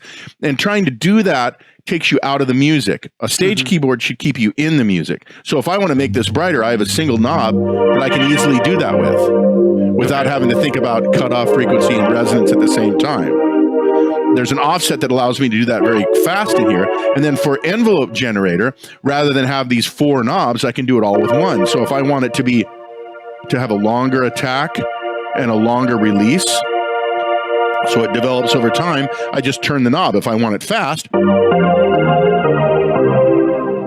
with a little faster attack, I just turn the knob there. And I have 8 different settings for that. So that's the idea behind this instrument, is having versatility where I have these different sounds that I can bring on, up very quickly and edit them very fast, so I can do some meaningful edits that are musical, but I don't move out of the space between the thoughts, as they say. And things like this, that was the first piano I played was a C7 or a CFX, which is our big 9-foot concert grand. Well, this is our C7, which is a 7-foot, 6-inch, probably the most recorded piano in the history of recorded music, honestly. But if I want to do things like add an organ sound to it, well, I've added this FM style organ. There's 6 different organs here and 2 different types of technologies. VCM, which is virtual circuitry modeling for vintage drawbar organs. There's an H1, H2, H3 model that are just different kind of flavors of that vintage drawbar. And then there's FM, true FM synthesis using organs in here. This one is an FM organ that's just a sine wave organ. So I have this cool pad that I've added with a rotary speaker that I'm controlling. There's the rotary speaker effect. So I have this as... If I want to add a pad to it, I just turn on, this section right here. Turn off that section. So now I have just piano and pad. If I want the pad a little louder, because I turned that section on, it selected that. So all I got to do is just turn up the volume here. If I want a little brighter, I have that single knob here. Sorry, I want it to filter.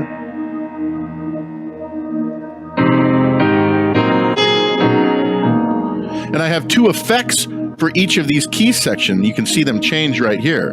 And they're just really fast things effects. I have a quick key that I can do that, where I can switch the order if I want to do this.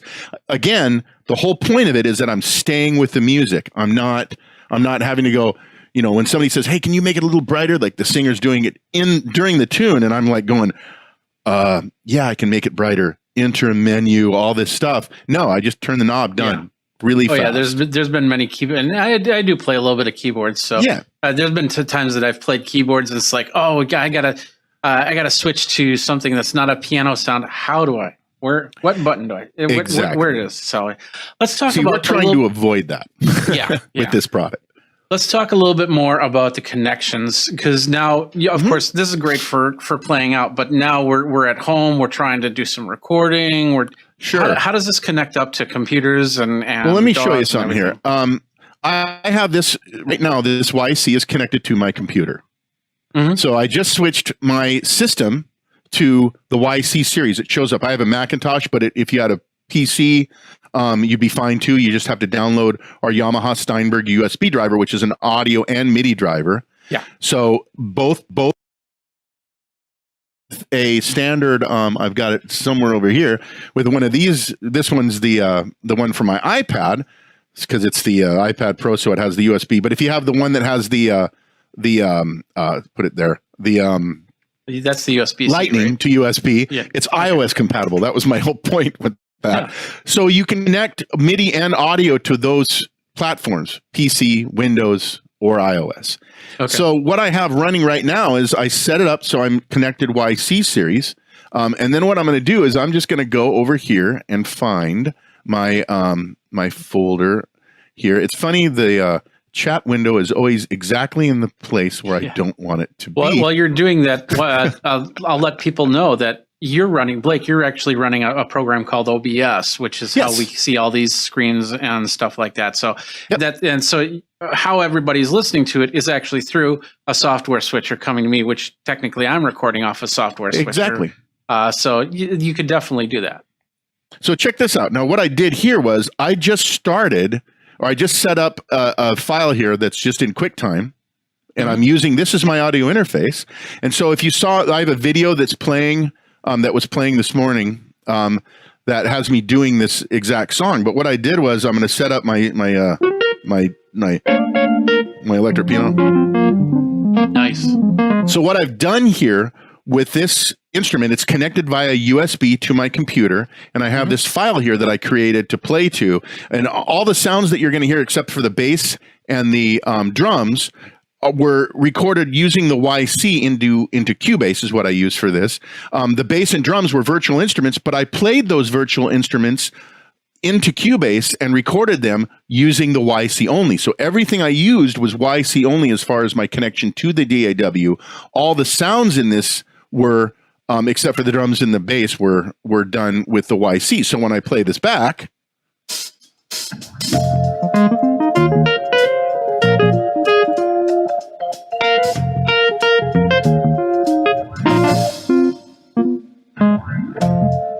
so you get the idea, right?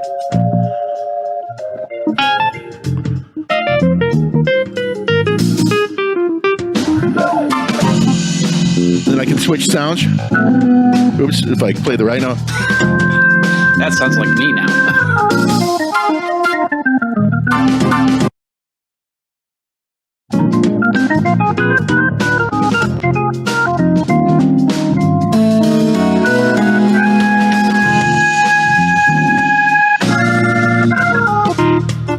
Anyway, you get the idea.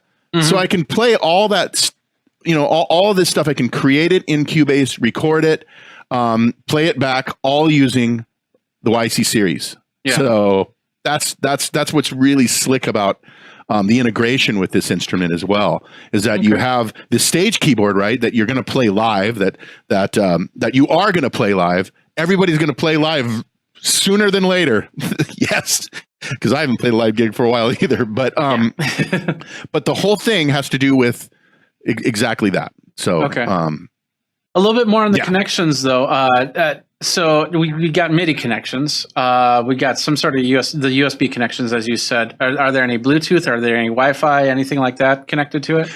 No, it's the thing about for audio applications, Bluetooth is cool for audio stuff, but we have found for professional audio, it can be a little.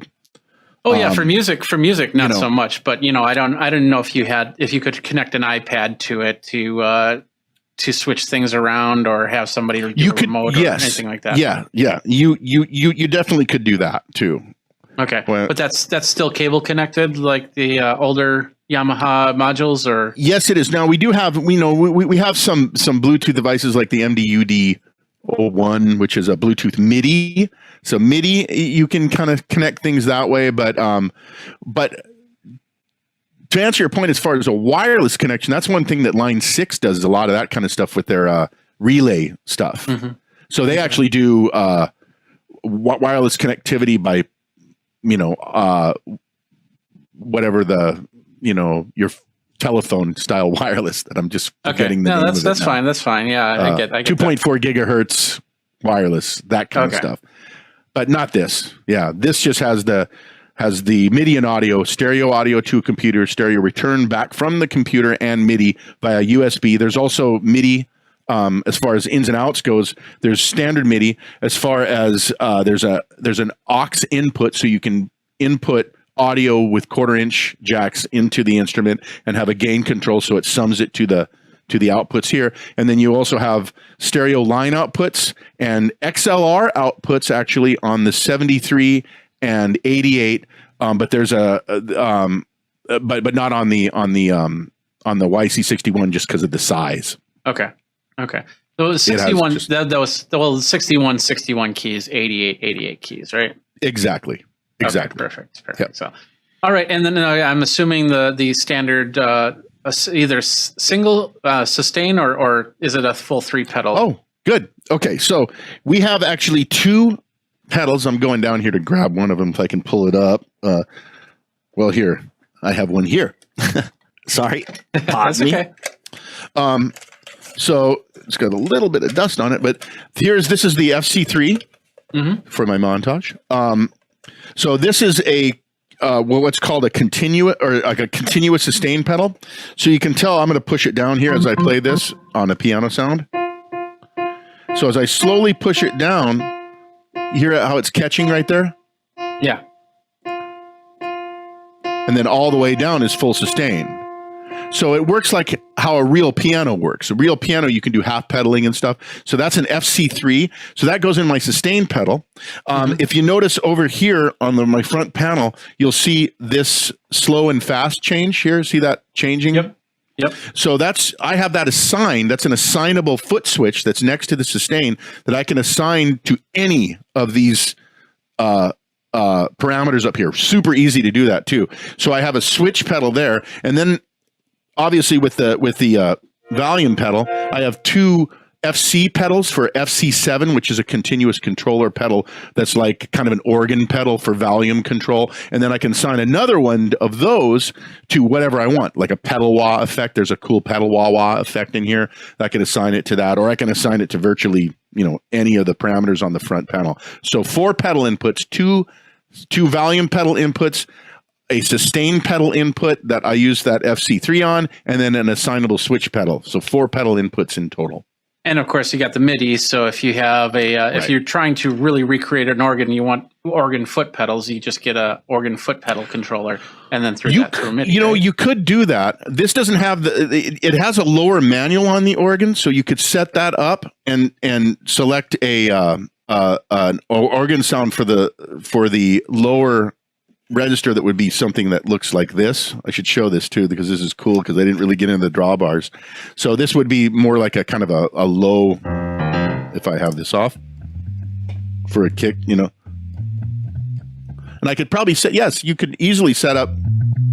There's a cool thing about how this works with the lower and upper manual too, is if you want to play 2 manuals, there's a very easy setting in this to assign the lower manual to a lower keyboard and have the upper manual up here play the top, so you can have 2 manuals this way by selecting a second keyboard below. Or you can select, if you have maybe an older weighted action keyboard that you like how it feels, but you're kind of done with the piano sound and you want to play our gorgeous, CFX piano, you can also MIDI in that way and just set it up really simply to allow that. So a foot pedal would work in that way. You could set it up as a lower kind of something that controls that lower manual for kicking bass if you do that. Absolutely. I have a feeling we got a lot more to talk about. Unfortunately, we're running out of time. Oh, it's cool. So No. Let's talk about availability. Let's talk about pricing of these products. Well, as far as availability goes, we have them. They are shipping now. So we have the YC61, 73, and 88. It's one of the good things. I can say that at a virtual NAMM show, that shipping now, as opposed to, yes, it's shipping 2 years from now or 6 months from now. It's shipping now. So they're all available. Pricing, I can give you our retail prices. They are $19.99 for the YC61. $24.99 for the YC73 and $29.99 for the YC88 that you see right here. So $30 for the YC. No, I'm kidding. $29.99. Right. That's a great $1,990. Yes. And these are high end keyboards. So absolutely, they're professional level keyboards, no question. Absolutely. So where do people go for more information on the YC series? Well, we have just USA. Yamaha.com. I think you can put those in your chat maybe, or in your comments. And then the other place you go is YamahaSynth.com. One word, YamahaSynth.com.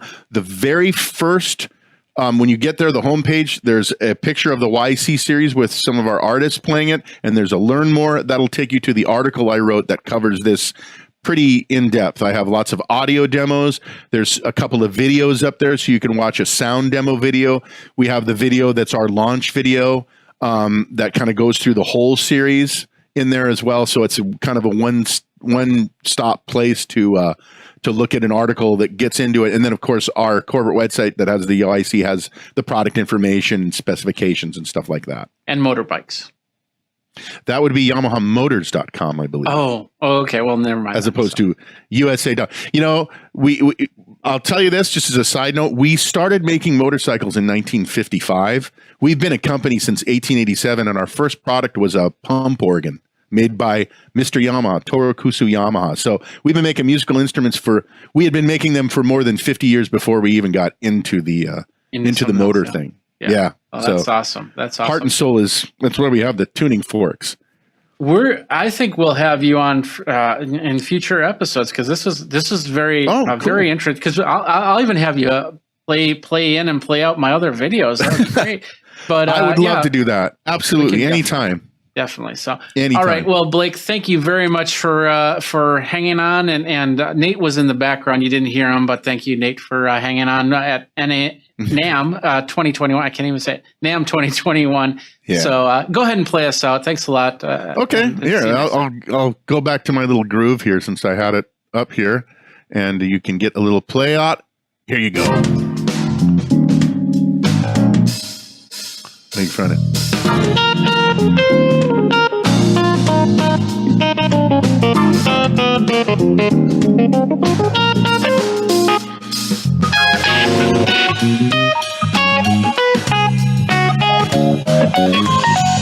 Thanks a lot for watching this video by Geekazine. If you're over on Geekazine.com or YouTube.com/Geekazine, don't forget to like, subscribe, comment, hit the bell notification so you know when the next video comes out.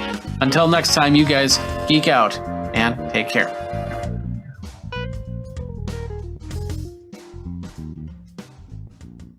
It's virtual CES 2021 at Geekazine.com.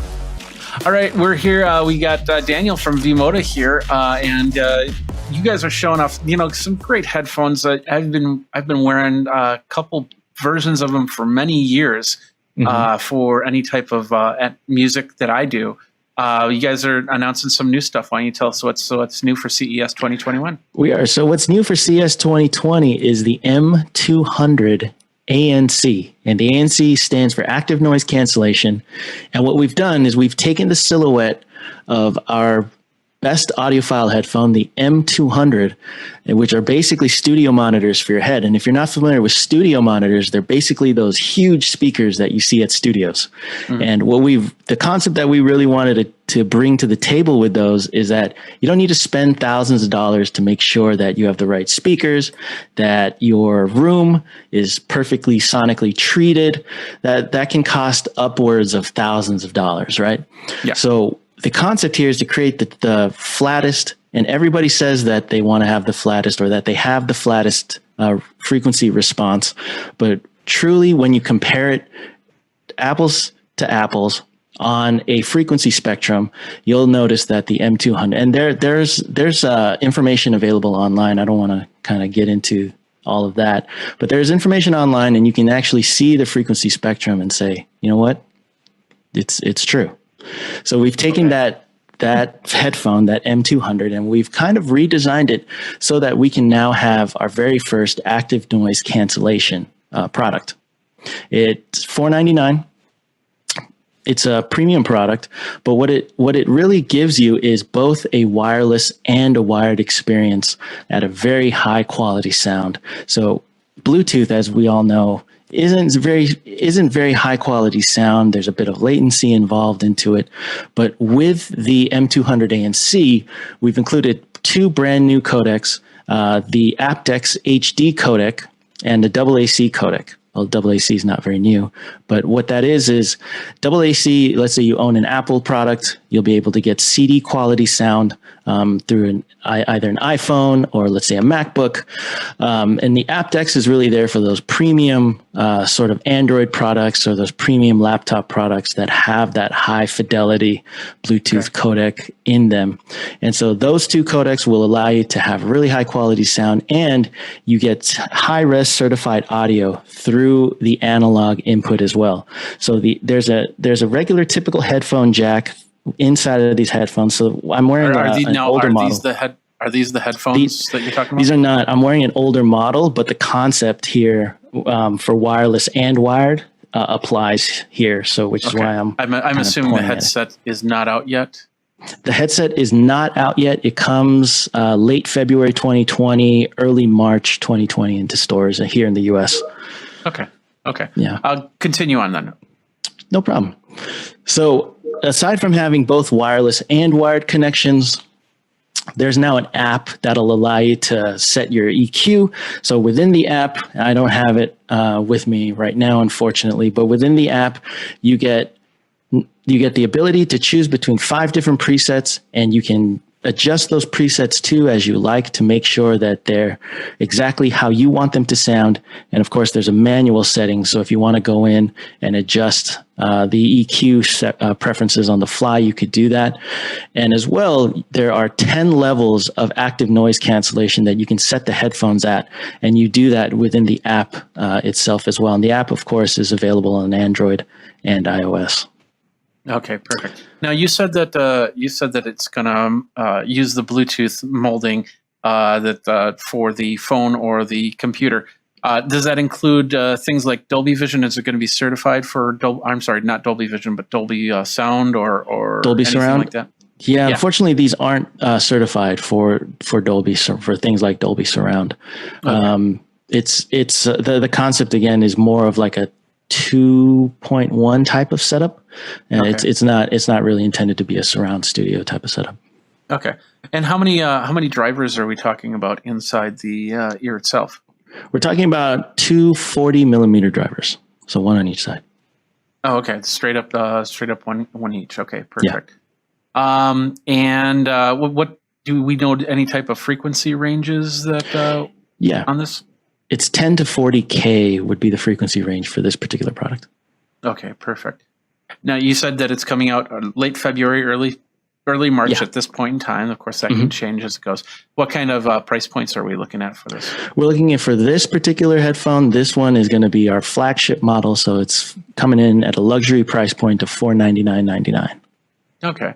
And then you'll be able to connect a cable to it to hook it up straight up or go wireless, correct? Or I'm sorry, Bluetooth wireless. Yes, exactly. So you can either plug it in wired if you want to, if like, let's say you've got a laptop or you've got a high fidelity, maybe like a receiver or a headphone amplifier, you can plug those in as well. It does come with the extra cable, and it does come with the mini jack to 1/4-inch jack converter as well. So you do get those options, and it does also come with the headphone. The headset adapter to plug into a plane as well. So that 2-prong adapter for an airplane, it also comes with that. So is there any microphone inside the headset at all? There is. If you utilize the Bluetooth portion of the headphones, you'll have a microphone available that way. So it's going to be wireless. So you get a wireless microphone that's built into the headset. But wired, it's just a straight up wired cable, no headset to that. Yeah, so the wired cable with the microphone is actually an optional accessory with the M200 ANCs. Where do people go for more information? For more information, v-moda.com, so v-moda.com. Okay, perfect. Well, thank you very much for your time, Daniel. Absolutely. Thank you, Jeff. Thanks a lot for watching this video for the CES Virtual by Geekazine. If you're over on geekazine.com or youtube.com/Geekazine, don't forget to like, subscribe, comment, hit the bell notification so you know when the next video comes out. Until next time, you guys geek out and take care.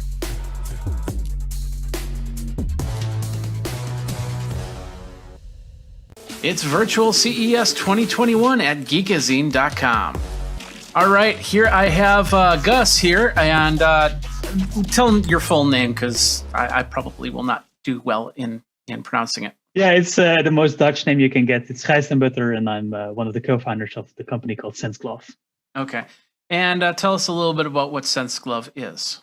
Yeah, SenseGlove is a startup that enables you to touch in virtual environments, or to feel in virtual environments, to be exactly. And we do this by creating a wearable called the SenseGlove. And we give you two types of feeling inside the virtual environments. The first one is something that is called force feedback. And with that, you actually feel restriction inside a virtual environment. So at the moment you grasp a virtual object, you feel restricted, and you can feel the shape and the size and the density of that particular object that you're grasping. And we're combining that with something that we call vibrotactile feedback, or just buzz motors, like the things you also have in your iPhone. And with that, you can give contextual cues, like, for example, if you're pushing a button or when you're petting a surface, you can feel if that surface is rough or if that is smooth. And we combine that with that we can track your hands in a virtual environment. And then with these three technologies, you're fully able to interact in virtual reality in a similar way as you would do in real life situations. Okay. So this is for the phone, or will this also be in a VR headset environment? No, this is fully for a virtual headset. So it's really to be compatible with head-mounted displays, as we call them, like the VR headsets. Do you have any headsets that you're working with right now with this? Yeah, so the Sense Glove is usually compatible with all normal headsets like the Oculus Quest or with the HTC Vive. Just with all the major headsets, and especially we have two products on the market. Which one we actually launched this week on the digital CES, and the Sense Glove Nova, which is the new one that is compatible with the standalone headsets, and with the older DK1, so the exoskeleton is compatible with all the computer tethered headsets like the Oculus Rift S or the HTC Vive. Well, the exoskeleton is a little bit more precise, has a little bit more forces in there because of the design of it, but the usability of the glove form factor is obviously huge. You just put it on, within 5 seconds, you're good to go. You're in your virtual training, for example, and you can have your lifelike interactions with the force and haptic feedback. I just purchased the Oculus Quest 2, which is a great headset. And they have that ability to set down the controllers and actually use your hands in that. It'd be nice to have gloves so I could actually do a little bit more than just pinch my fingers to pick up something. So that's pretty exciting. Being able to because like that, so. Because indeed, if you're now having the Quest 2 with the hand tracking, which is already amazing, but if you want to pick something up, you're just pinching or grasping through something by making a gesture, and by having force feedback inside your hands, you're really restricted to. When you pick up an object, you really feel that an object is there, and that forces you to interact in a natural manner. Okay. Tell me about how it's all cabled together. Is it going to be one tethered cable and then one cable to the headset, or how does that work? Yeah, so the Sense Glove Nova, so the new one, the glove version, that's actually fully wireless. So it's just a Bluetooth connection to your headset, or when you're using a tethered headset, it's a Bluetooth connection to your computer. The old DK1 is tethered with one USB cable to your computer, well, actually to a power box, and then to the computer. But with the Nova headset, you don't need any wires. Okay, but it goes to the computer and then the headset, rather than the headset then the computer, right? Yeah. So if you're using a tethered headset, it goes first to the computer. But if you're using the Oculus Quest 2, as an example, you can just pair with your Bluetooth module on the Quest itself. Okay. What's the latency like when you're talking Bluetooth here? Yeah, when we're talking Bluetooth, we're talking about a 60 hertz update rate, and the round trip latency is about 20 milliseconds. Okay. So in regular gameplay, you might see it every now and then, but not as much, correct? Yeah. So ideally, you want to go up to a 10 millisecond latency, especially with the haptic side of it, and especially if you're doing multiplayer. But with the current state of the technology, 60 hertz is really something where the whole simulation is stable. So we're choosing between stability and update rates, and the best combination is to use 60 hertz at the moment. Okay, let's talk a little bit about the care of the gloves. Now, the exoskeleton probably was, I don't want to say fragile, but it was probably more fragile than this new glove. Tell us a little bit how people, when they purchase something like this, how they would want to care for a device like this. Yeah, well, the exoskeleton was already quite robust, let's say that way. You don't want to drop it from a 2 meter high distance, and then probably it will break at some point at the floor. But while bumping into a wall, we've seen people doing that, and it all survived. And so it was already robust, but indeed the glove form factor makes also the type a little bit more soft, so it's indeed more robust. Okay, so if I accidentally punch a wall, it might be able to survive a little bit. Yeah, so the glove one definitely. We've dropped it from 2 meters, and it still survives. We did that 10 times in a row or something like that. It still worked. As one of our drop tests, which is always fun to do. Yeah. The exoskeleton is indeed a little bit more fragile on that, so you should be more careful when handling with the exoskeleton. Okay. let's talk a little bit about games and programs. Do you have anything that is specific for these gloves yet, or Yeah, still so working? unfortunately, the gloves are really meant for business to business trainings environment or like digital assembly evaluation, those types of things. So yeah, as obviously the ultimate dream is to have it in virtual reality games like Half-Life or something like that. Okay. But yeah, the state of the current technology is really meant for B2B. Also the pricing there. So the new glove is a pre-order price of $5,000, which is obviously too expensive for gaming. But Not we necessarily. really I've seen people buy some crazy stuff for gaming. Crazy. Yeah, true. And we really encourage also especially arcade game developers to also take a look into what can you actually do with haptics and with force feedback. So that's also really one of our key competitive advantages compared to other force and haptic feedback glove manufacturers, that we really want to have it accessible for every professional use case. And with professional use case, we also consider the arcade halls. So yeah, that's definitely something. I also encourage these developers to take a look at what can you actually do with our products. And we also, for example, with some 5G demonstration projects, we also are actually building small games which are more fun. We have a whack-a-mole demo where you can take a hammer and smash moles back into the into the scene. So these types of geeky gameplays we also have for demonstration customers like telcos who want to showcase what can I do with 5G. Okay, that's also so cool. You do have some business to business programs that they can do, but it's mostly customizable, correct? Yeah. So usually the customers that we have are programmers themselves, either internally inside a company, they're VR developers in a company, or they are system integrators who build, for example, VR training. And these system integrators or these developers inside the company use our SDKs most of the time in Unity or in Unreal to make our glove compatible with their virtual reality environments that they've created. So that's usually how they work. But we also provide services to businesses that already have a virtual environment or have a virtual reality training, that we integrate the Sense Glove for them as like a standard project. Okay. Is it an open SDK or is it a closed SDK?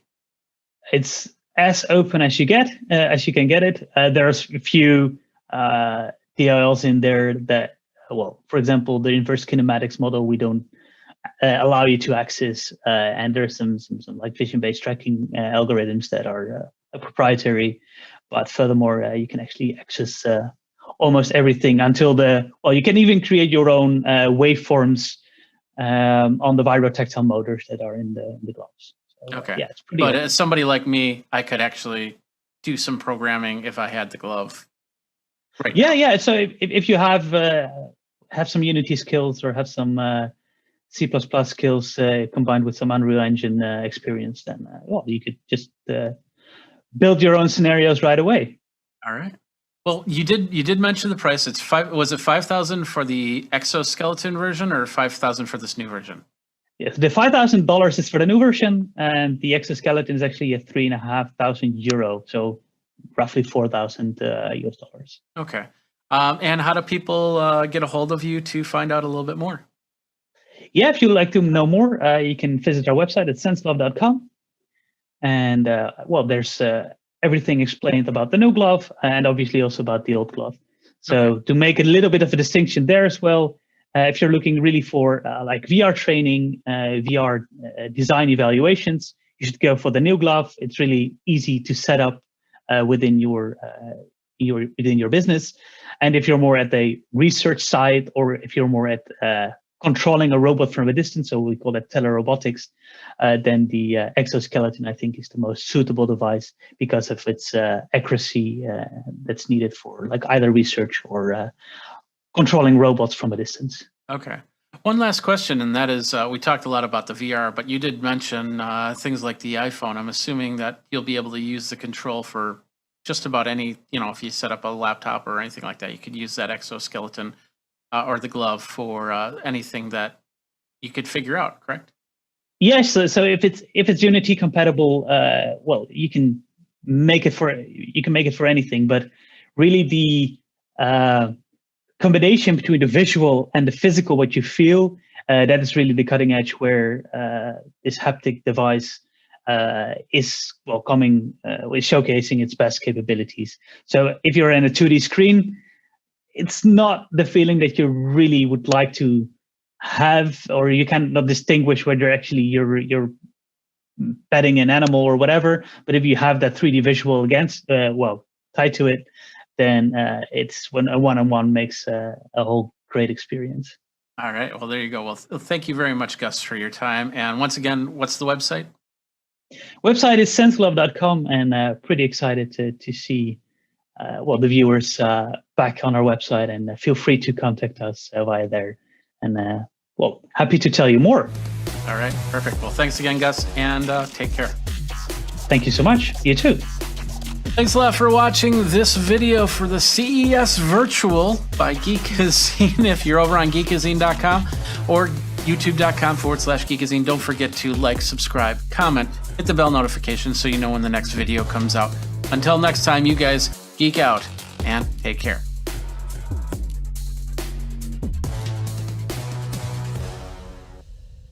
It's Virtual CES 2021 at Geekazine.com. Okay, we're here with Greg Wilson at Bowflex, and you guys got a couple things coming CES. Why don't you tell us a little bit about your products there? Yeah, indeed. So we have a all new line of bike, elliptical, and treadmill, or elliptical to Max Trainer, but they all have a journey platform. And so it's a digital platform, subscription-based, that is personalized to you and allows you to do multiple things within it. And so the first thing is we actually want you to achieve your goals. And so it starts off by asking you, what are your goals? And so it gives you a menu of 8 things you can click on, and you choose 3 of those 8. So then it actually starts saying, okay, I don't know what you want to achieve. Now we want to put you through a fitness assessment. And so on the Max Trainer specifically, it'll take me through, and since it's a HIIT trainer, and you can sprint on it, my first thing it's going to do is to say, okay, give me your max power in a short burst. So I go as hard as I can. And then the next step is it'll say, okay, during this fitness assessment, now we know your peak power. Now we want to figure out what your endurance is. And so it gives me a 75% target of the sprint I just did.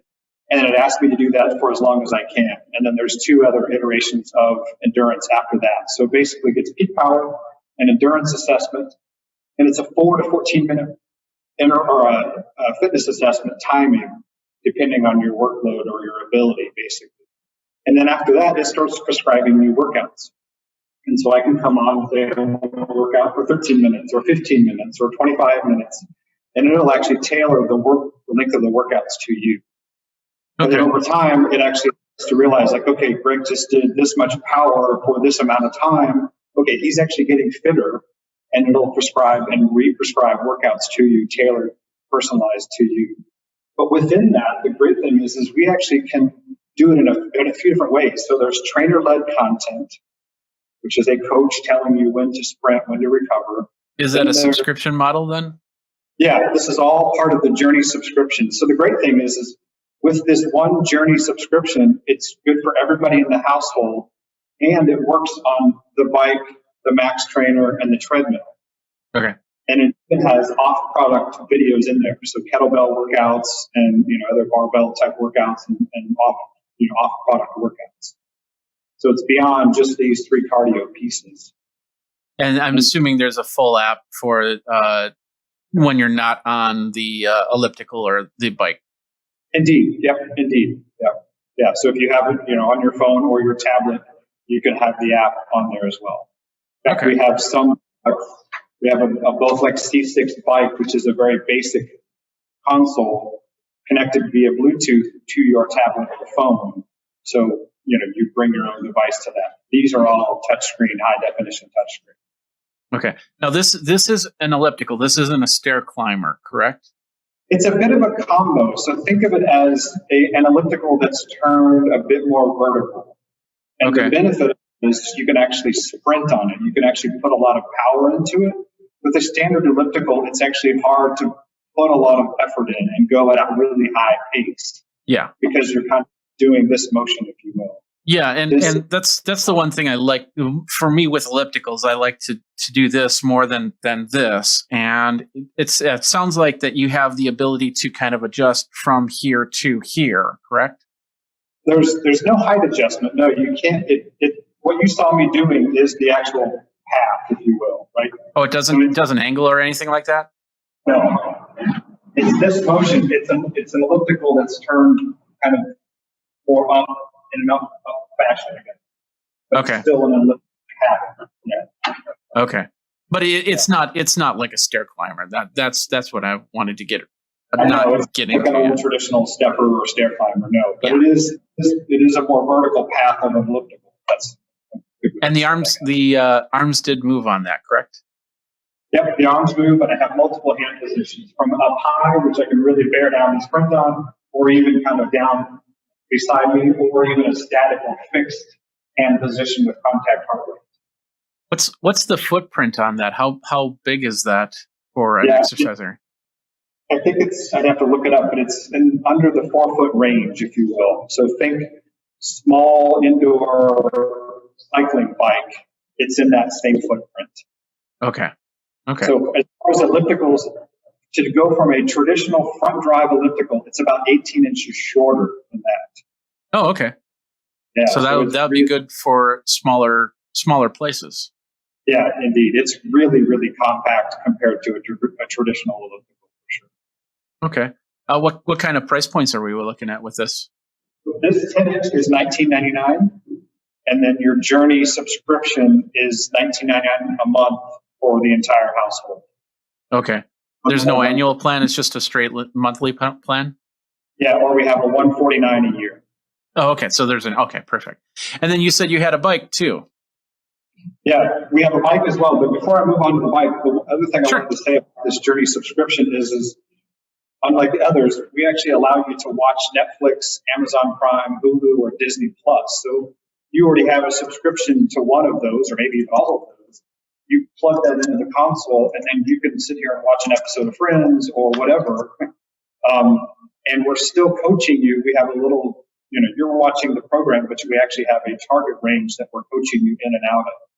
Okay, so the screen there that I'm seeing is not going to connect up to Disney Plus. You still have to have another device to do that, correct? No, this screen doesn't. You just have to key in your username and password. Oh, okay. So the Netflix or Hulu takes over this whole screen. does it run off of Android, or is it a Chromecast, or how does that work? Android. It's an Android-based console. Okay. So basically, think of this as a personal computer with a touchscreen that's just like your TV in a sense. But behind all the layers of that, we actually have an exercise device. Are you guys going to start making TVs now? I'm kidding. But it's actually good because now you've got something, and I'm assuming that there's going to be developers that also make other types of apps so they can get third-party programs on there. Now, I'm not talking just exercise, but also when the newest subscription model comes out, you'll be able to put that onto the system, correct? Yeah, so this updates, so at night, if we add more content or more videos to this, as soon as you power it up in the morning, it connects to your household Wi-Fi and then puts the new content on there. But additionally, on specifically the bike, but all of these will work with Zwift or Peloton. So if you like using the Zwift, racing, bicycle program, we actually have on the bike, I can show you, we've actually got. Yeah, let's go over to the bike. Yeah, definitely. Go under programs, I'll scroll to the bottom, and we actually have workout with Zwift or workout with Peloton or other favorite app. And so I just choose, if I want to do Zwift, I just click on Zwift, start pedaling, but it is not Zwift on this screen. That is something you have to bring your own device for. So you have to have your own tablet. And we actually have a media holder right here in front of it. So you could watch kind of content on here, but then you have the Zwift, which is paired via Bluetooth. So you're getting your power metrics and your speed, cadence, RPM linked into Zwift or the other third-party Peloton or whatever. Okay. And tell me about the bike there. Otherwise. So we launched a C6 spin bike or indoor cycle bike about a year or so ago, and then just recently this August we came out with a Velocore, which is the whole crux behind it is when you're on an outdoor bicycle, you're not in a fixed you're not in a fixed motion. So we said, how do we actually make it feel more like an outdoor experience? So we literally just made a pivot in the back, and then there's a button here that I actually can press down, and then I'm leaning side to side. And so oh, wow. Nice. So if we would choose Explore the World content, I could go through Ely Pass in Ireland or Oxford in the UK or Shangri-La in Yunnan, China. So I pick these Explore the World videos, and I'm literally on a road or on a path riding around in a true real world environment. And all I'm doing is just saying, okay, I'm going to follow the path of the road. But instead of being in a basic fixed position, which is not very natural. Yeah. Is there side to side resistance to that then, or? There's no resistance that I can control, but it does get firmer as you get further out, right? Okay, so you don't feel like you're falling off the bike, yeah. Sorry. So it doesn't feel like you're falling off the bike. No. But there's a motion to it, right? So if you're concerned about that, then you just leave it in the locked mode, and then there's no flexibility to it. And so I would say for a new user, mount and dismount of it should probably be in the fixed mode. Okay. Right? Yeah, absolutely. I mean, I can do it, no problem, but it's the first time you do, you're just like, wait, what's going to happen? Am I going to really lean? No, it's a very gradual lean to it. Yeah. Okay. And how much are we talking with the bike? So we have two models. We have a 16-inch console at $16.99, and then this 22-inch, which I have here, is $21.99. Okay. And they're both available. But it's the same bike. You can actually get a different monitor for it, right? Exactly. Exact same bike, 100 levels of resistance, 2 water bottle holders, multiple hand positions. It comes with a Bluetooth heart rate armband. And then the only difference, like you said, is a 16-inch console or 22-inch console. Okay. Where do people go for more information? I'd say bowflex.com. Yeah. All right. Well, and we've got all the bikes, the Max trainer, and the treadmill. But then also we have more about the Journey content, the Journey digital platform. Okay. And once again, the elliptical. What was the prices on the elliptical? $19.99 on this the M9, which is launching this spring. It's $19.99, and then we have another version which is $14.99 today, the M6. I have a treadmill if you're interested. Oh yeah, go ahead. We'll hit it real quick. It's not in terms of content. The great thing about these is between bike, Max Trainer, and treadmill, they're all the same subscription. So once you have this Journey subscription, you or whoever in the household, and you log in, it's all on you, and all of the actual content for videos and off product. We even have, exercise ball cord, there's a stretching routine, we're constantly adding, other workouts with kettlebell and whatnot. But once you put in your Amazon Prime, Netflix, or whatever your entertainment option is, then that's in there for you, right?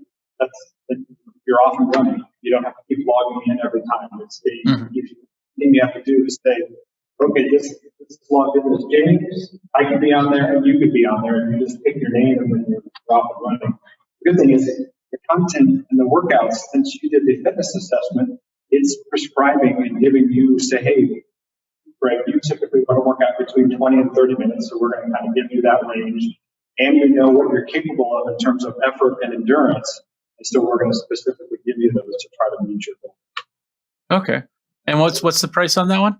This treadmill with the 22-inch screen, it's $26.99. $26.99. Okay, perfect. Do you have other models? Sorry. Do you have other models with size screens, or? this 22-inch will launch this week. Okay. The 10 is already in market, and it's $19.99. Okay. Yeah. Okay.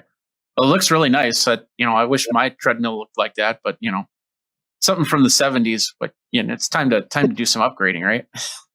Some real key features to this real quick is it has a negative decline, so 5% negative, and it goes to 20% incline. So which is a pretty steep incline. So steep because we actually give you additional hand positions when you're in that really high vertical position, so you're not want to slide off the back. Yeah, the decline I kind of like because sometimes you walk down a hill and you really feel it. So it'd be good to actually exercise those muscles for that. Yeah, right. Yeah, you get that decline. Your knees and the muscles around your knees are a bit weird because you never do that, right? Absolutely. So, all right. Well, thank you very much for the tour of the three. And so all they have to do is go over to Bowflex and that comes out. You said that comes out in the next week, and then the new stair climber comes out in this spring, correct? Yeah, it's April-May timeframe. We can get a better date to you, but then the treadmill, indeed, this week. All right, perfect. Well, Greg, thank you very much for your time. So thank you. Thanks a lot for watching this video for the CES Virtual by Geekazine. If you're over on Geekazine.com or YouTube.com/Geekazine, don't forget to like, subscribe, comment, hit the bell notification so you know when the next video comes out. Until next time, you guys geek out and take care.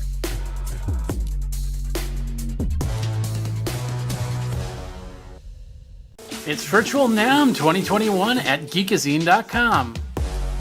Continuing coverage of NAMM 2021 Virtual. Jeffrey Powers is here. I'm here with Peter over at Morph. How you doing, Peter? I'm doing quite well.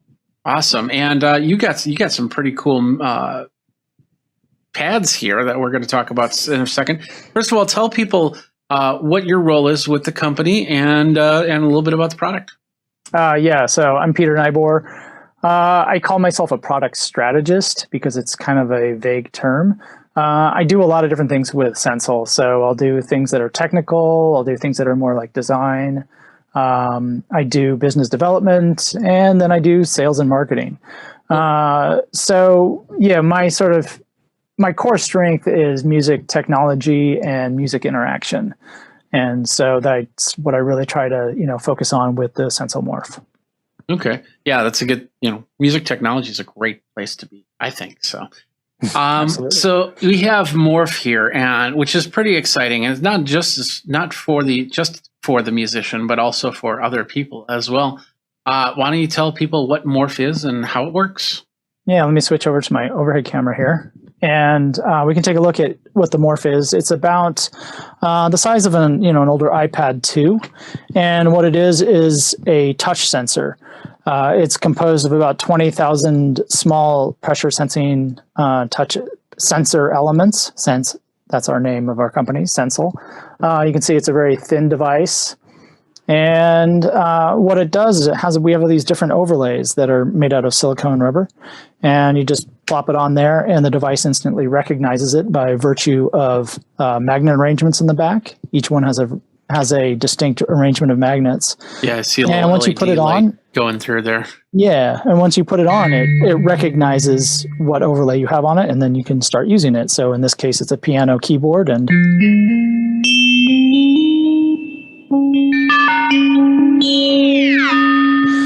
nice. I can put on a drum pad overlay, and in this case, I will have to switch over.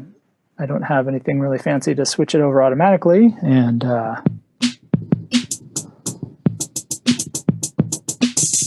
so now we have like MPC style drums, and then we have the Buchla Thunder overlay, and this is a revival of a musical interface that Don Buchla invented in the late 80s. So we worked with Buchla about 2 years ago to bring this to the market and give sort of people an opportunity to experience a really innovative and unique musical interface without having to marry to some really big bulky device that only does that one thing. So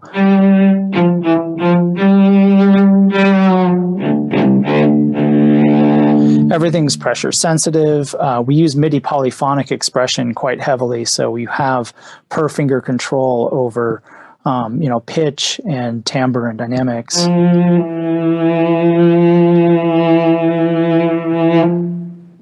We can also demonstrate that with different type of patch.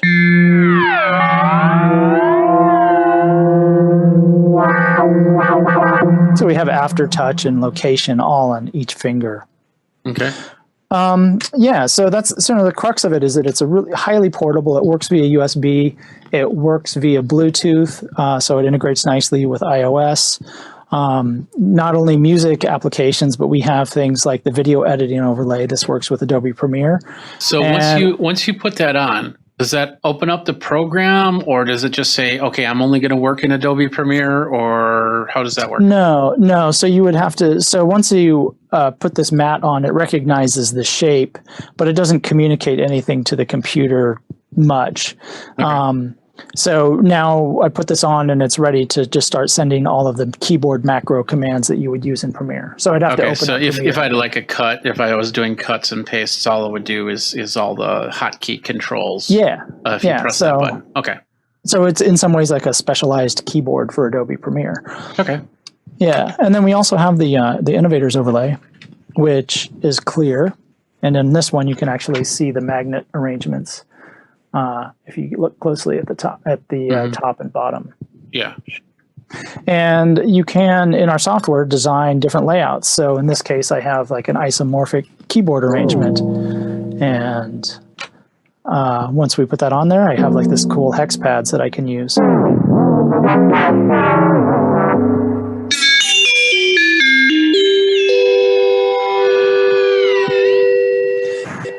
And everything's just kind of instant. And what's really cool is that, you kind of, once you acquire several of these different overlays, you have the interface you need for the type of music or type of sound you want to produce. Making beats on a piano keyboard is technically possible, but musically not so desirable. And also, you really wear out that low C on your kick. Yeah, that's true. That is true. How many overlays can you have? We currently have a library of 8 different overlays. We also have the keyboard overlay, which is just, a QWERTY keyboard. And then we have the gaming overlay, which has gaming controls. The gaming controller, honestly, is not super ideal. You kind of have to fiddle around to make it work with your games. But I'm talking more of the printed overlays. How many can you make in store? You can just do one. And so if you want to, change the layout, you have to go to our software and flash a new map for the Innovators overlay. How hard is that to do? It's pretty simple. It's just you open up the application, you select the overlay, and then you just send the map to morph, and then it's ready. And then you can close up the app. So do you draw out the region to create the tone, whatever you want the trigger to do, or? I can. If you want, I could share my screen here. Yeah, we're not set up for screen share, unfortunately. Okay. But you can take a look at on our YouTube channel. We have lots of different videos, but for the most part, we have different shapes that you can select: ovals, rectangles, hexagons. And you just place them visually. If you wanted to, you could take like a piece of paper and draw them, out with a Sharpie or whatever, and then just take a picture of that and then import that as a background and then use our software to align them to your drawing. Okay. So it's really quite quick. And then you assign them either keystroke commands if you wanted to do something like, your own video editor or audio editor, or you can assign them MIDI commands or CCs or whatever to control music software. Or anything. You could control lights. You could control music, of course. You could control anything that accepts MIDI at that point, right? And actually, if you really want to get nerdy, we have an API. So you can use the bare surface, and the API integrates with C, C#, and Python. And then we also have it integrated into Pure Data and Max, Cyclin74 Max. So you can get individual contact information. So you put down 5 fingers and you'll get a dictionary of, where each finger is, how much pressure each one is applying to the device, the size of the pad, the angle of incidence and ellipticality of it. So you get a ton of information about every contact. So you can make some really interesting instruments or gesture controllers or whatever, anything you want to do with touch and pressure, you can extract all of that information from the bare surface.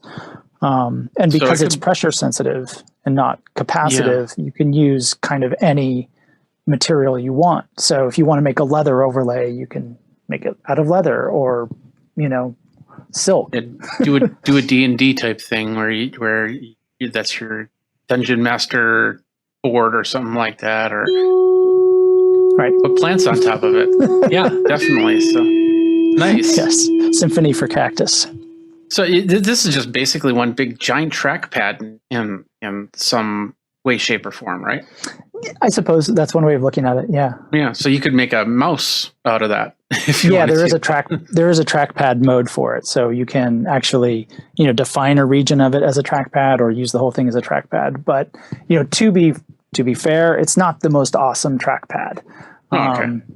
The technology is actually really good for that. And we just announced at CES this year that our technology is being used in a new Lenovo laptop for their trackpad. So really? You seek some of that out. Yeah, if you seek that out, you'll find there's been some really spectacular reviews about the new Lenovo.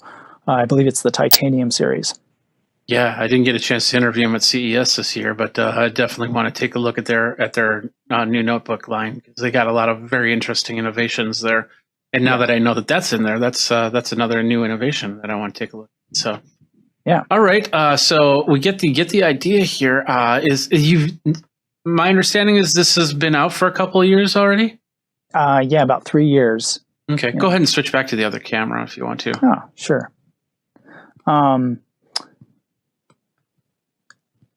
The device was actually launched with a Kickstarter, I think, in 2015, and then it took a couple years to actually really nail the device down and get it produced and get it manufactured.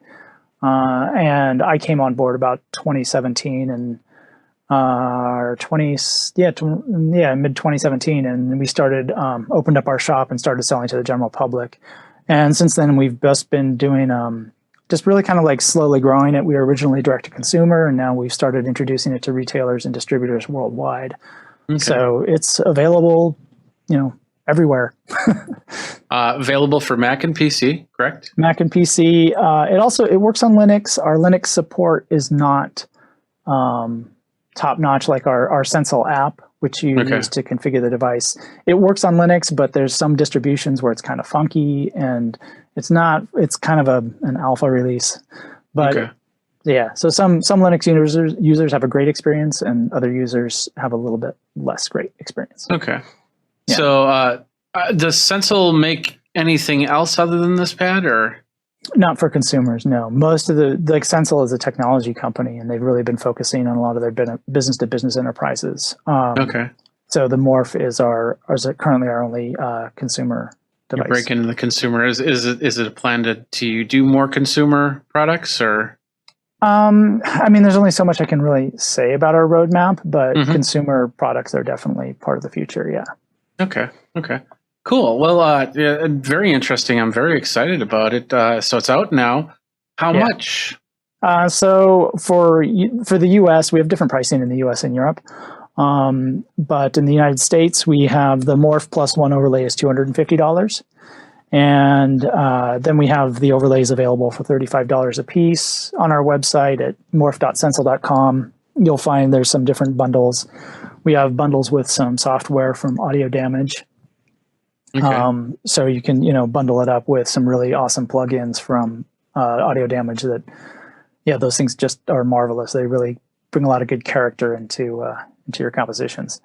Yeah, that's awesome. It looks great. So morph.sensal.com, that's SENSEL.com, correct? Correct.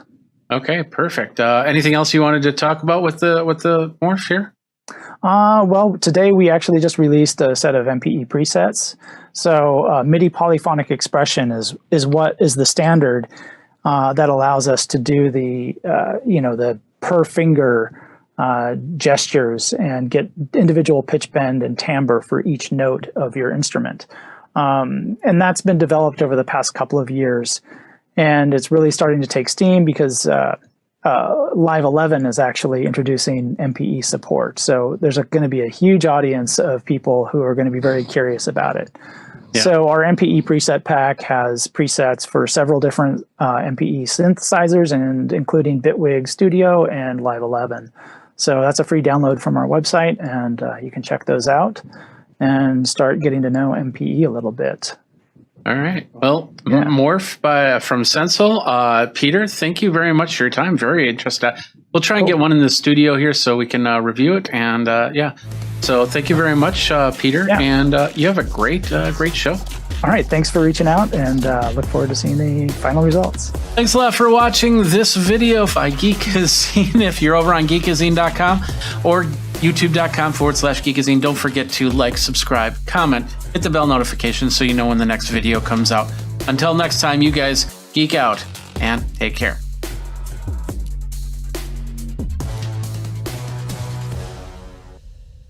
It's virtual CES 2021 at Geekazine.com. Continuing coverage of CES 2021 virtual week number 2, and we are here with David, and he's with a company called Typewise. How you doing, David? Very good, thanks. All right, tell people. Oh yeah. Tell people your role at Typewise and what it is.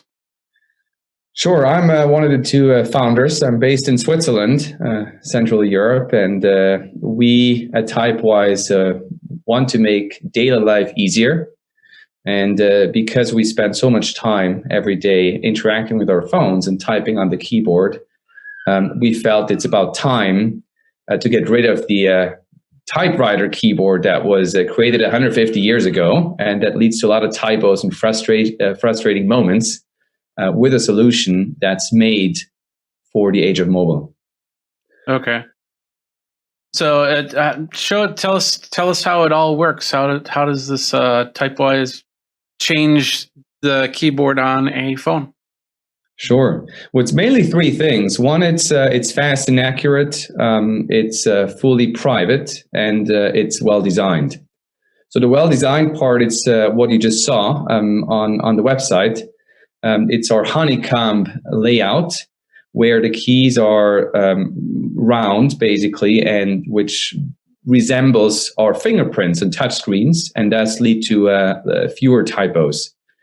We've also implemented gestures, so you can swipe left to delete words, so we don't have a backspace, which makes it much faster and more intuitive. We've also built an intelligence into the keyboard with autocorrection that in its new version that's coming out in March is in benchmarks even better than a Google keyboard or a Microsoft SwiftKey. We work with top AI engineers from Zurich, one of the world's best engineering institutes. And what's also the difference between other keyboards, you see it right here, is privacy. Typewise, unlike the typical smartphone keyboard, does not require internet access. So the keyboard itself, all your typing data stays on your device. There's no access to GPS location or your calendar or even your browser history. Mm-hmm. But everything you do with Typewise remains on your phone. And if you look at the recent debates between WhatsApp and how people are moving to Signal, well, you can move to Signal, but if your keyboard still captures everything that you type in the messaging app, maybe it's also time to think about your keyboard privacy. Yeah, absolutely. Although, with keyboard going over the internet, it does help with the ability to figure out what word you're typing for ease of use. Or does Typewise have that predictive text typing in there?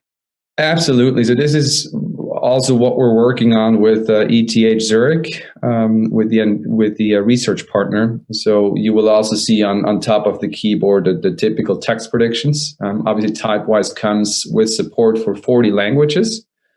It can also recognize which language you're currently using and then switches that accordingly. So something on Apple, you need to manually change the language. So if you type in English and Spanish, for example, it's quite annoying. and it learns from you. So over time, it gets better.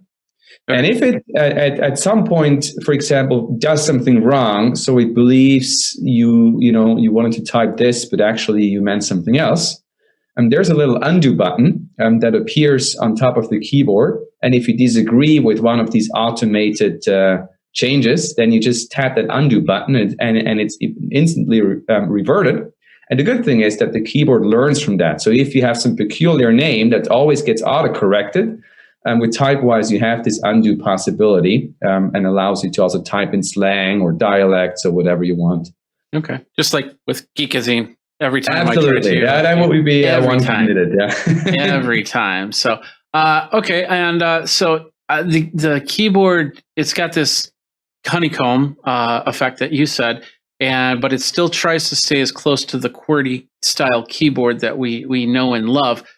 So you said that the honeycomb actually helps with its movement in swiping or typing. Is there a difference in that if I two thumb it versus have a swipe method to things?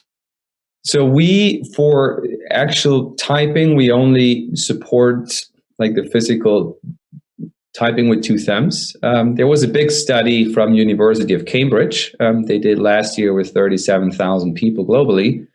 And they found that actually 3/4 of people prefer typing with two thumbs versus the one finger swipe. And they're also over 30% faster that way. So we said we fully focus on the two thumb typing. And then we use swipes for editing the text. So for example, if you want to delete, you then swipe left anywhere in the keyboard, and that's like a delete gesture. You can also swipe more, and then that deletes more as much as you move your finger. And the cool thing is you can just swipe back right to restore the text. So that's the way we use swipe gestures and not for actually enter text.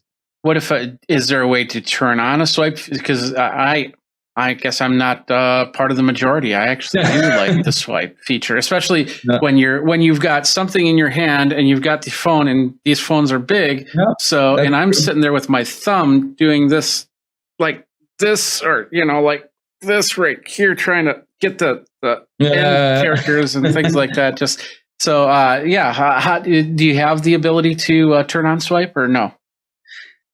We do not yet have a one-hand mode. So the idea is to release a one-hand mode. You could also think on big phones, maybe the keyboard shrinks a bit to a certain edge, depending on how you hold the phone.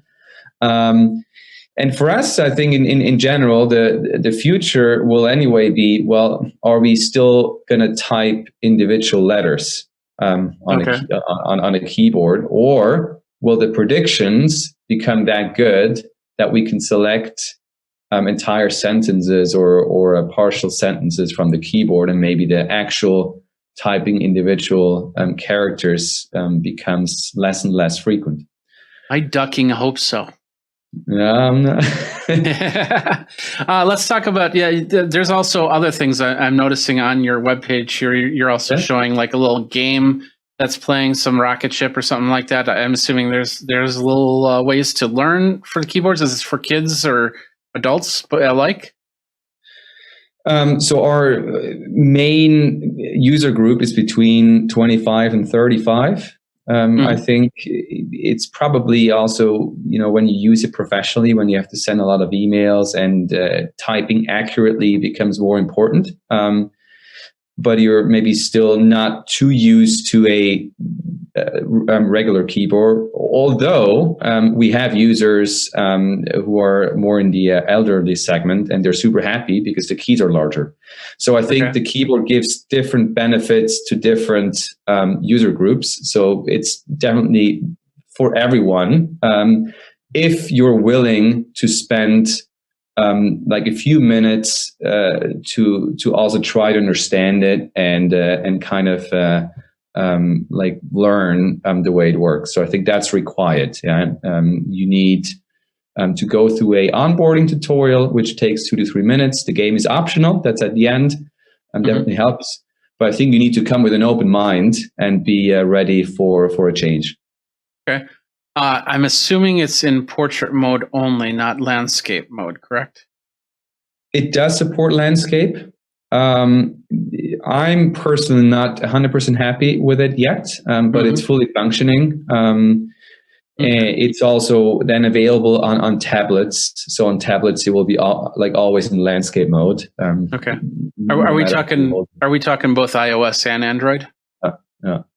Okay. And then I noticed on the page you show a lot of apps. So I'm guessing that there's probably some way to customize it a little bit for each app as you go. And is it something you customize, or is it something that the app customizes?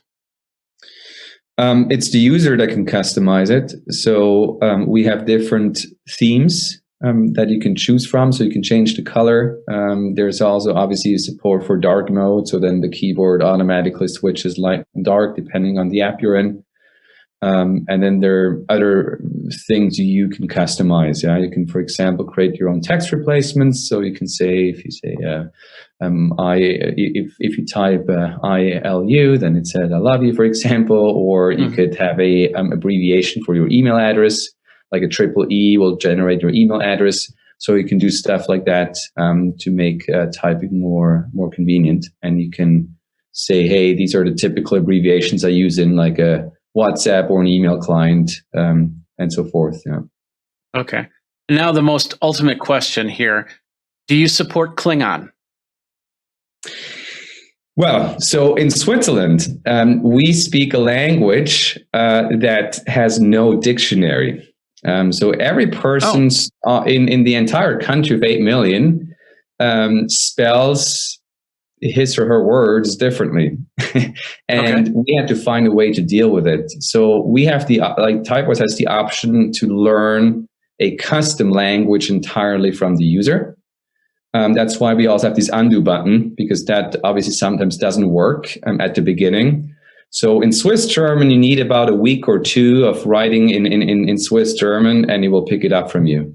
So you could definitely also write in Klingon. I could make my own language. And yeah, you could. Yeah. I'm sure your friends would appreciate it. Well, no, you get a couple friends that learn that language, and then you can share coded messages. Let's like we did as kids with things like Piglet. Absolutely. And things like that. Yeah. Yeah, that's amazing. That's pretty cool. How much does it cost or is there a cost for this? So it's a freemium model, so you can download it for free. You can use it for free. So there's no trick, no ads, nothing. But there are certain features that are premium. For example, the multi-language capability, or some of the additional themes and customization features you can upgrade. And how much is that? It's $10 per year or $25 lifetime. Oh, that's not too bad. Does it include some sort of storage? So when I do create my own language, that it gets placed on the cloud somewhere so other people can download it and use it? So we don't have the cloud feature yet. The way we encourage users to back it up, I mean, there are backup possibilities in Android, and on Apple, you just use the iCloud backup of your phone, and that's how you save the dictionary. Okay. And if I save it to iCloud, I should be able to send it to you like you, and so you have my language, and we're good to go. Yeah, we don't have that feature yet, but I think it's a good idea. And we do very closely work with the user community. We have like a portal with feature requests, and so we always listen to what people want. Okay. Well, no. I just made that up. David, thank you very much. The name of the app is called Typewise. It's amazing and very interesting and very. Well, I don't know what the footprint on the phone is. How much space does it take up? 74 megabytes. Not we're too looking bad. to making a bit smaller still, but okay. No. And it comes with the 40 languages included. Okay, so there you go, David. Thank you very much for your time. Very interesting. I'll definitely download it and take a look at it and see how it works for me, even though it doesn't have the swipe. So, cool. As I say to everybody, tuchlach. No, I'm kidding. Thanks a lot, David. You have a great CES. Right. For watching this video for the CES Virtual by Geekazine, if you're over on Geekazine.com, or youtube.com/Geekazine. Don't forget to like, subscribe, comment, hit the bell notification so you know when the next video comes out. Until next time, you guys geek out and take care.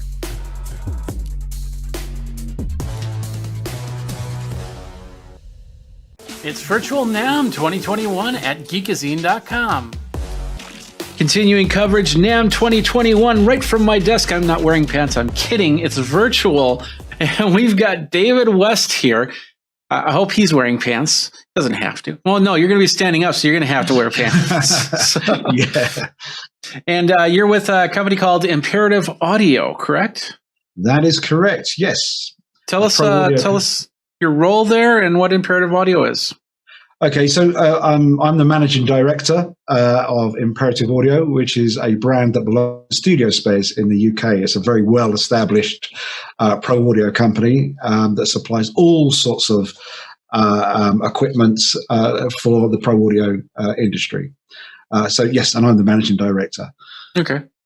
So, and you have this product, which is kind of photobombing us right now, correct? Yeah. So it's not very big. No, it's it's way back. So It's way back. yeah. So basically, this is a vocal booth, and it's designed to help the user create the best possible sound from their microphone. We've for years, actually, within this company, have been selling vocal booths, but they're usually quite big, monstrous, heavy. They have to be assembled, and they cost lots and lots of money. In fact, I think probably one of the main ones we do starts at around about £8,000. So yeah, I might have walked through one of them at either a NAMM or NAB or any of these types of shows. Absolutely. And so either you go for a big booth or you then treat your room. So podcasters especially are going through the pain of creating these wonderful podcasts, but often you're hearing what we call reflections in the room. So it's the sound that bounces off the wall and comes back into the microphone.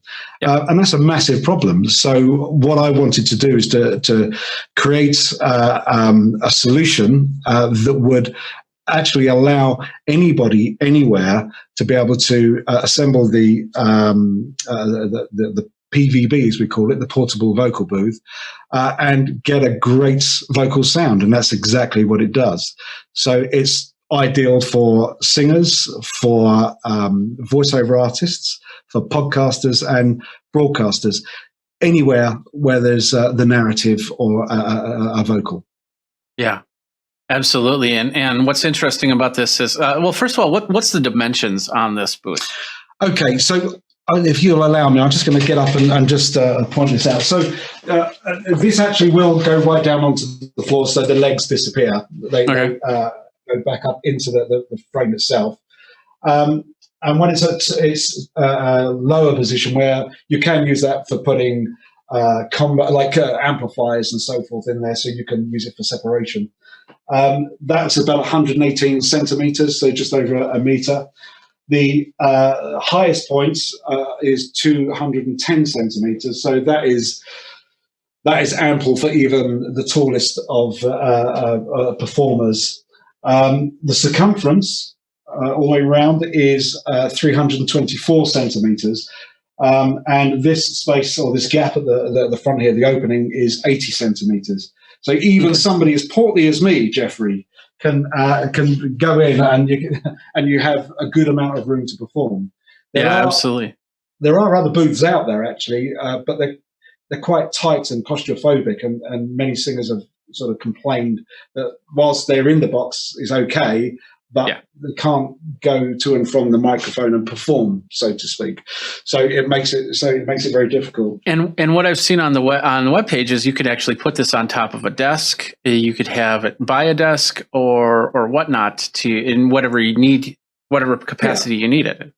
So because there are 5 retractable legs on here, the back legs and the 3 at the back here can actually go up, and then it can be lipped onto any desk at any height.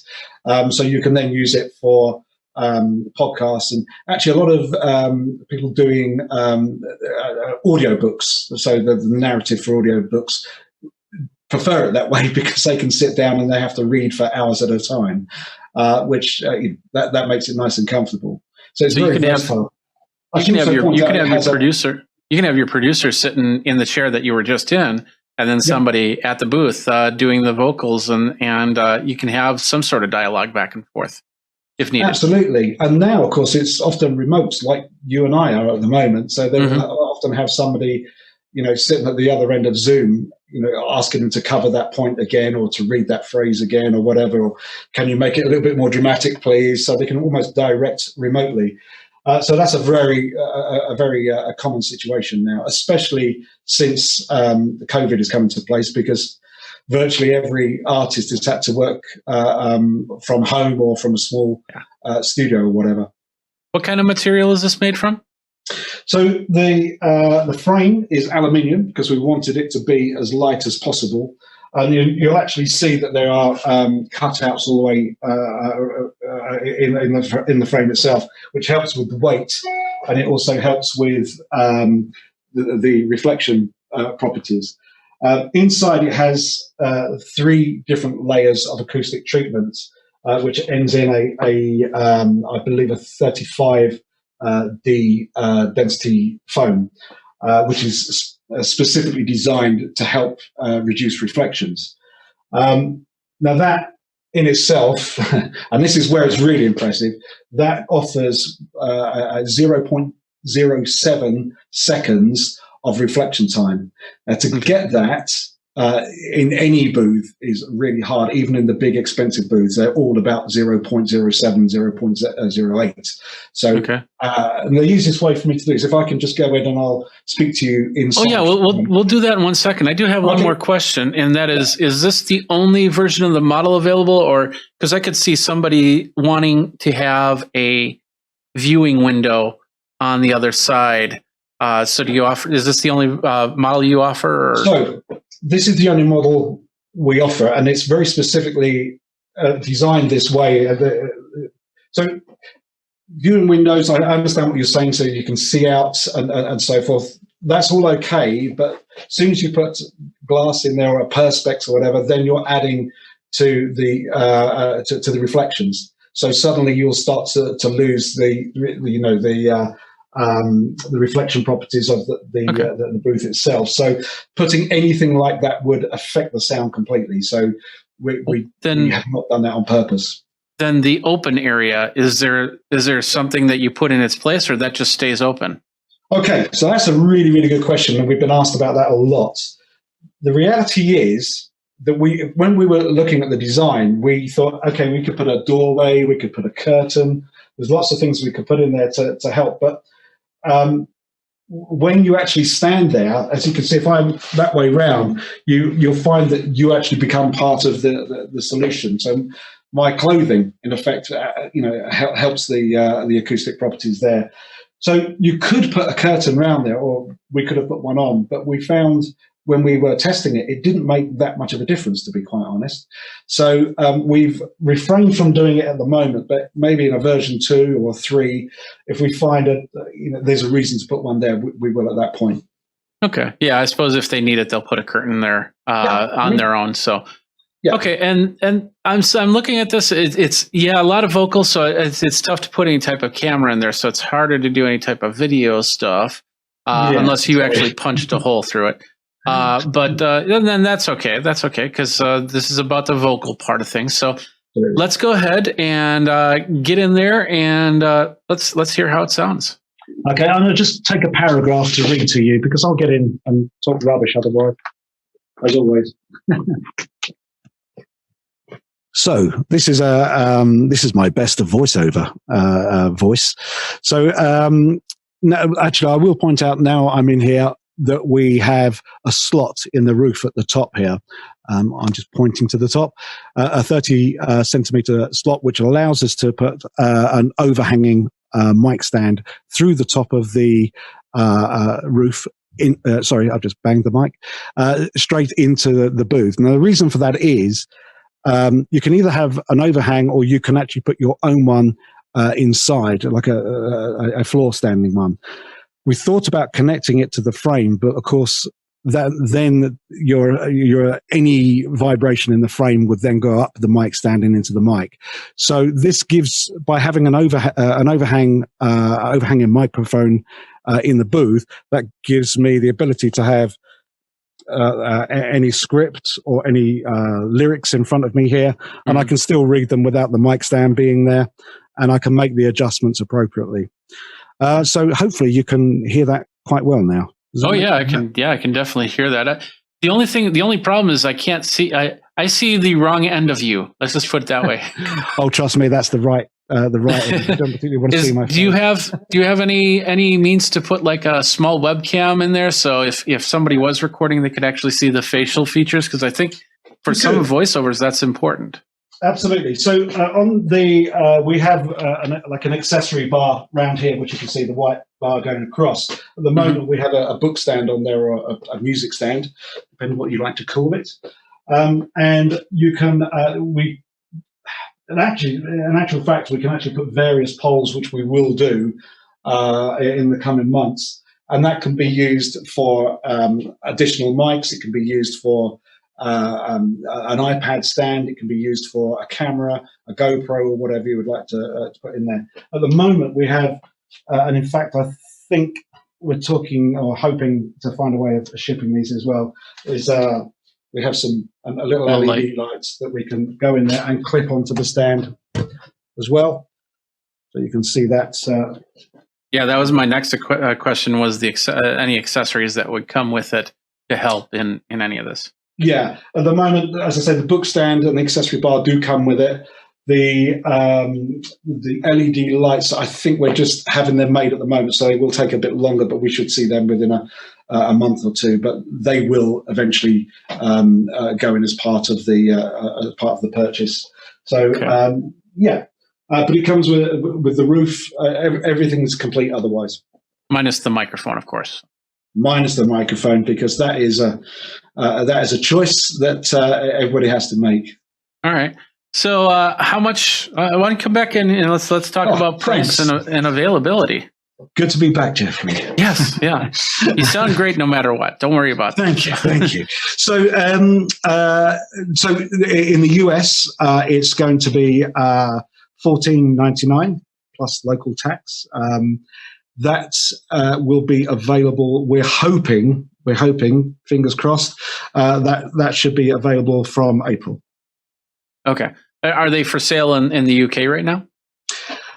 Yes. In fact, we're just getting the first shipment into the UK as we speak. So we hopefully will see them next week, actually. But we have, I think the majority are pre-sold.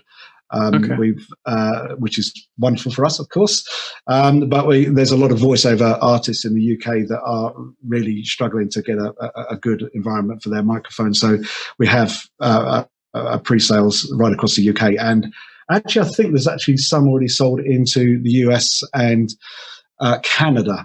Pre-orders have been made. So we are taking pre-orders, but we can't promise the day that they'll arrive. So it's entirely up to you guys. Fair enough. Whether you put a deposit on or not. Well, that's how that all works anyway. One last question is, how easy is it to set up and tear down? So actually, it should take two people. That's the first thing. This is not the sort of thing that can be done by one person alone. It can be taken down in probably less than a minute, and it's to put it up takes usually 2 or 3 minutes, assuming you have somebody there with you. If you go onto our site, onto the imperativeaudio.com site, there's actually a video showing Mike and Charlie from the office here actually putting one up, so you can see it and see how easy it is to do that. How much does it weigh? As it stands there, it's I believe it's 31 kilograms. Okay. But I think shipping's about 40 kilograms because it has to come in a good box to be well looked after. It also comes with a bag as well. So when you put it, when you actually collapse it down, you can put it into the bag, and then you can put it in your garage or off to the side of the room or whatever. Well, you said it took two people, so it's more of the fact of how it has to be assembled, which takes the two people rather than the weight of it. Absolutely, yeah, and that's purely because you're bringing up 5 legs, so Yeah. and then you just want to make sure you have it in place, and also you're setting it the appropriate height because I'm actually quite short, so it's good to have somebody there just to help you with that. But once you get it set up and marked, and next time you know exactly what to do. Okay, perfect. Well, it's Imperative Audio. You said the website is imperativeaudio.com, correct? Correct. Yeah. Okay. David, thank you very much for your time. Impressive. I can't wait to see it in action, and keep me updated, keep us updated as Absolutely. to when it comes out. Will do. Thank you, Jeffrey. Appreciate Take your care. time. Thanks a lot for watching this video by Geekazine. If you're over on geekazine.com or youtube.com/Geekazine, don't forget to like, subscribe, comment, hit the bell notification so you know when the next video comes out. Until next time, you guys geek out and take care.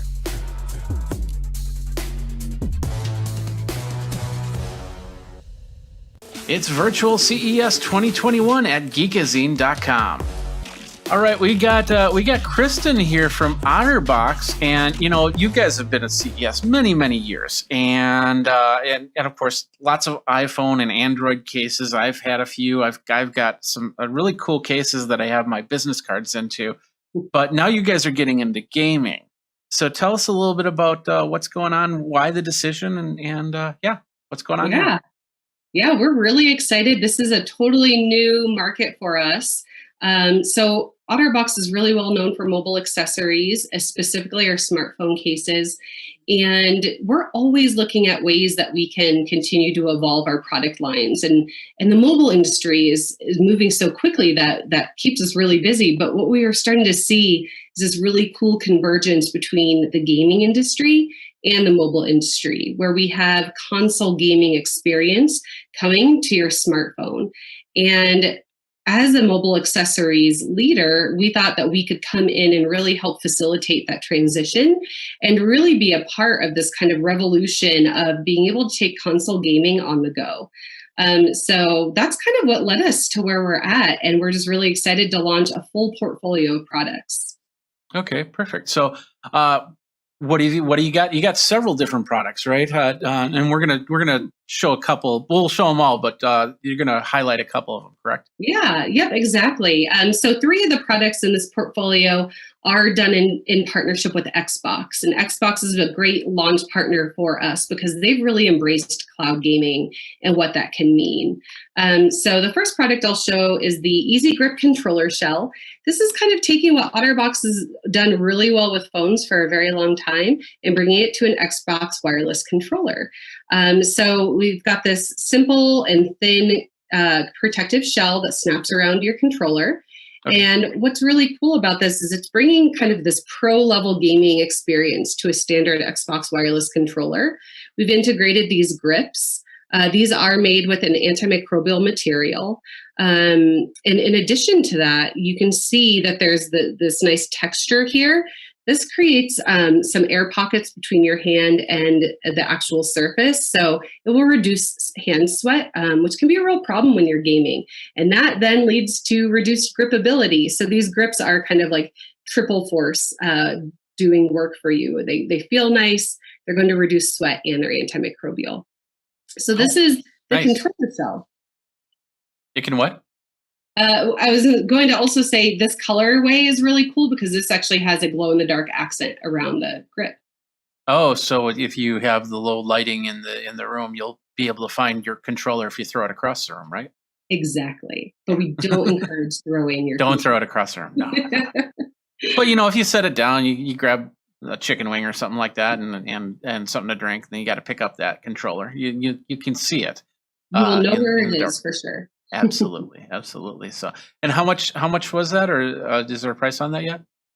Yes, absolutely. So the Easy Grip controller shell retails for $39.95. Okay.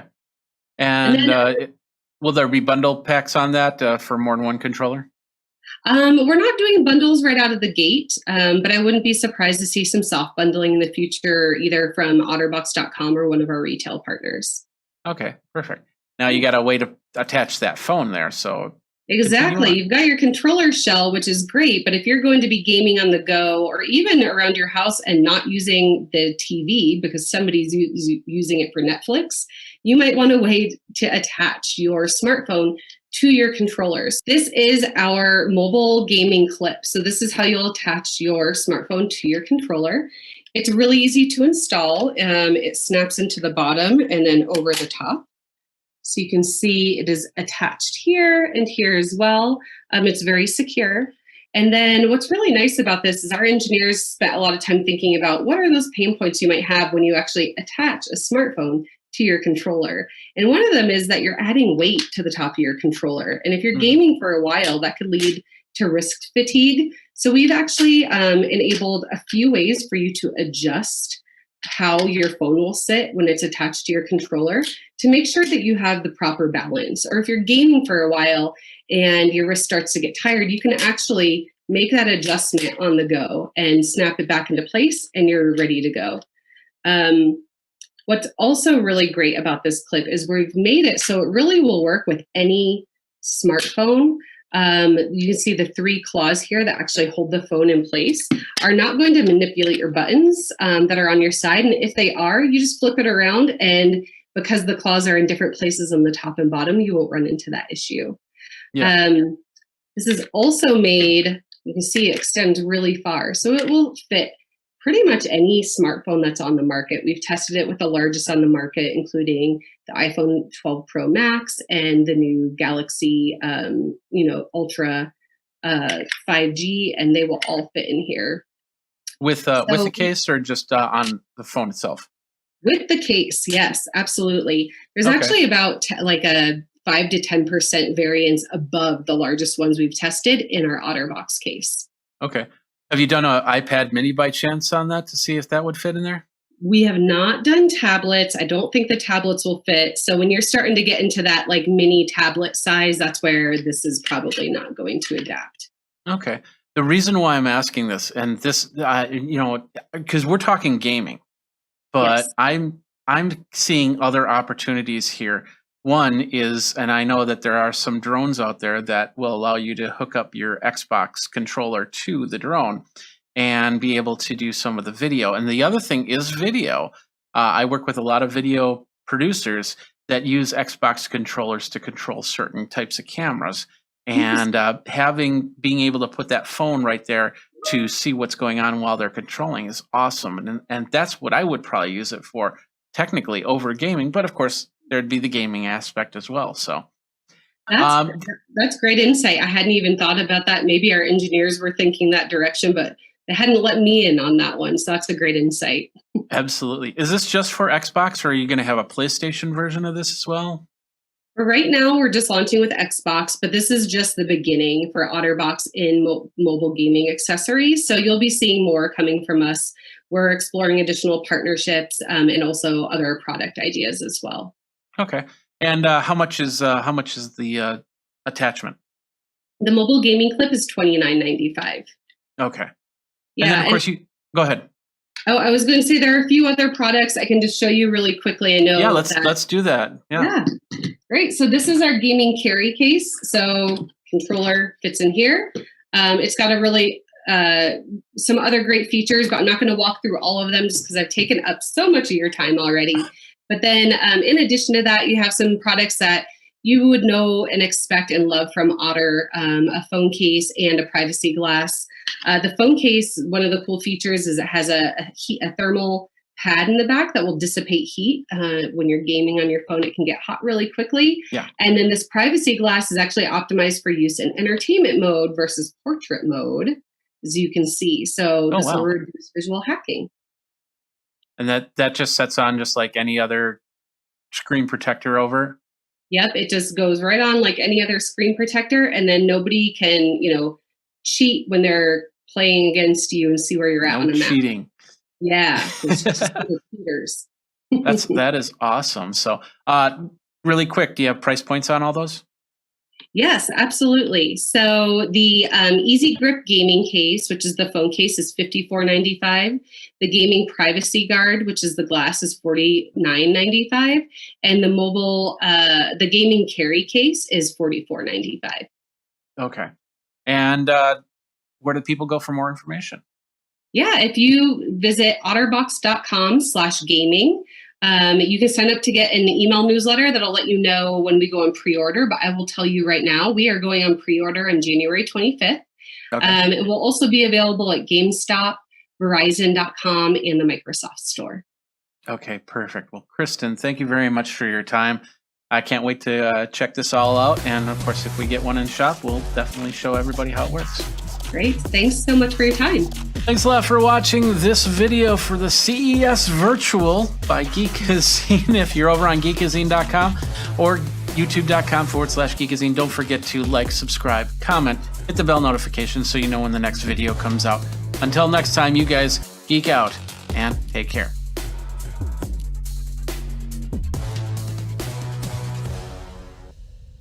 It's virtual CES 2021 at Geekazine.com. All right, we're here with Mike Sexton and Targus, and of course, I've had Targus cases for a long time. I could probably pull out cases from 20, 30 years ago. You guys have been around for over 30 years, correct? Yeah, 37 years. Yeah, that's crazy. And but now we're how do you get better with backpacks? Well, you got some extra stuff too, but why don't you tell us about some of the stuff you're talking about at CES this year? Yeah, so a lot of things, and really what we're focusing on CES this year is how to work safer, how to work smarter, and how to work anywhere. And so we have a number of products that we're introducing, two of which I'll really kind of deep dive into with you. But a lot of people know us as a company that's made bags for a long time, and we certainly have. And we do, and we have a great antimicrobial 2-office backpack, we're calling it, that really has all of the main materials, the internal materials, and then all the touch points have been infused with antimicrobial material, which allows the user to be very, very safe.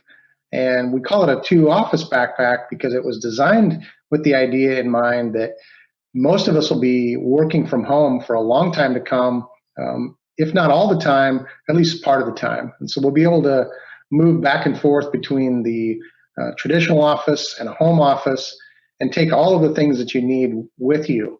And so it's large enough that it'll hold a full-size keyboard and all the other items that you might want to carry back and forth. So that's a great innovative product we're doing. Well, plus if you're traveling or something like that, then all of a sudden it becomes a great item to have, stored a day or two's worth of clothes and your laptop and all the other stuff too as well. Yes, exactly. It also has some detachable pouches on the front, so you can really customize that experience just for you and how you need, or maybe just take one of those pouches with you for a short little adventure. So really great, and continuing that heritage that we have in the bag space. But that's actually, one of the products, and the other ones are more on the technology side of things that we're working on. Yeah, absolutely. Tell us about the one I'm really interested in is that UV light that you had there. Tell us a little bit about that. Yeah, so it's a UVC LED disinfection light, and it won a CES Innovation Award this year. So very excited about that. It really came out of us talking to our customers during the pandemic and understanding how we could help them allow their employees to return to work safely, and how consumers at home could have a work environment that was safe and disinfected all the time. And so we looked at other industries and landed on healthcare as a great inspiration.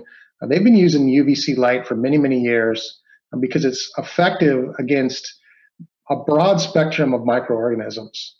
So we've brought that product to the desktop now, and we've created a device that sits on the desk, right typically between a keyboard and a mouse and your monitor, and it's automated.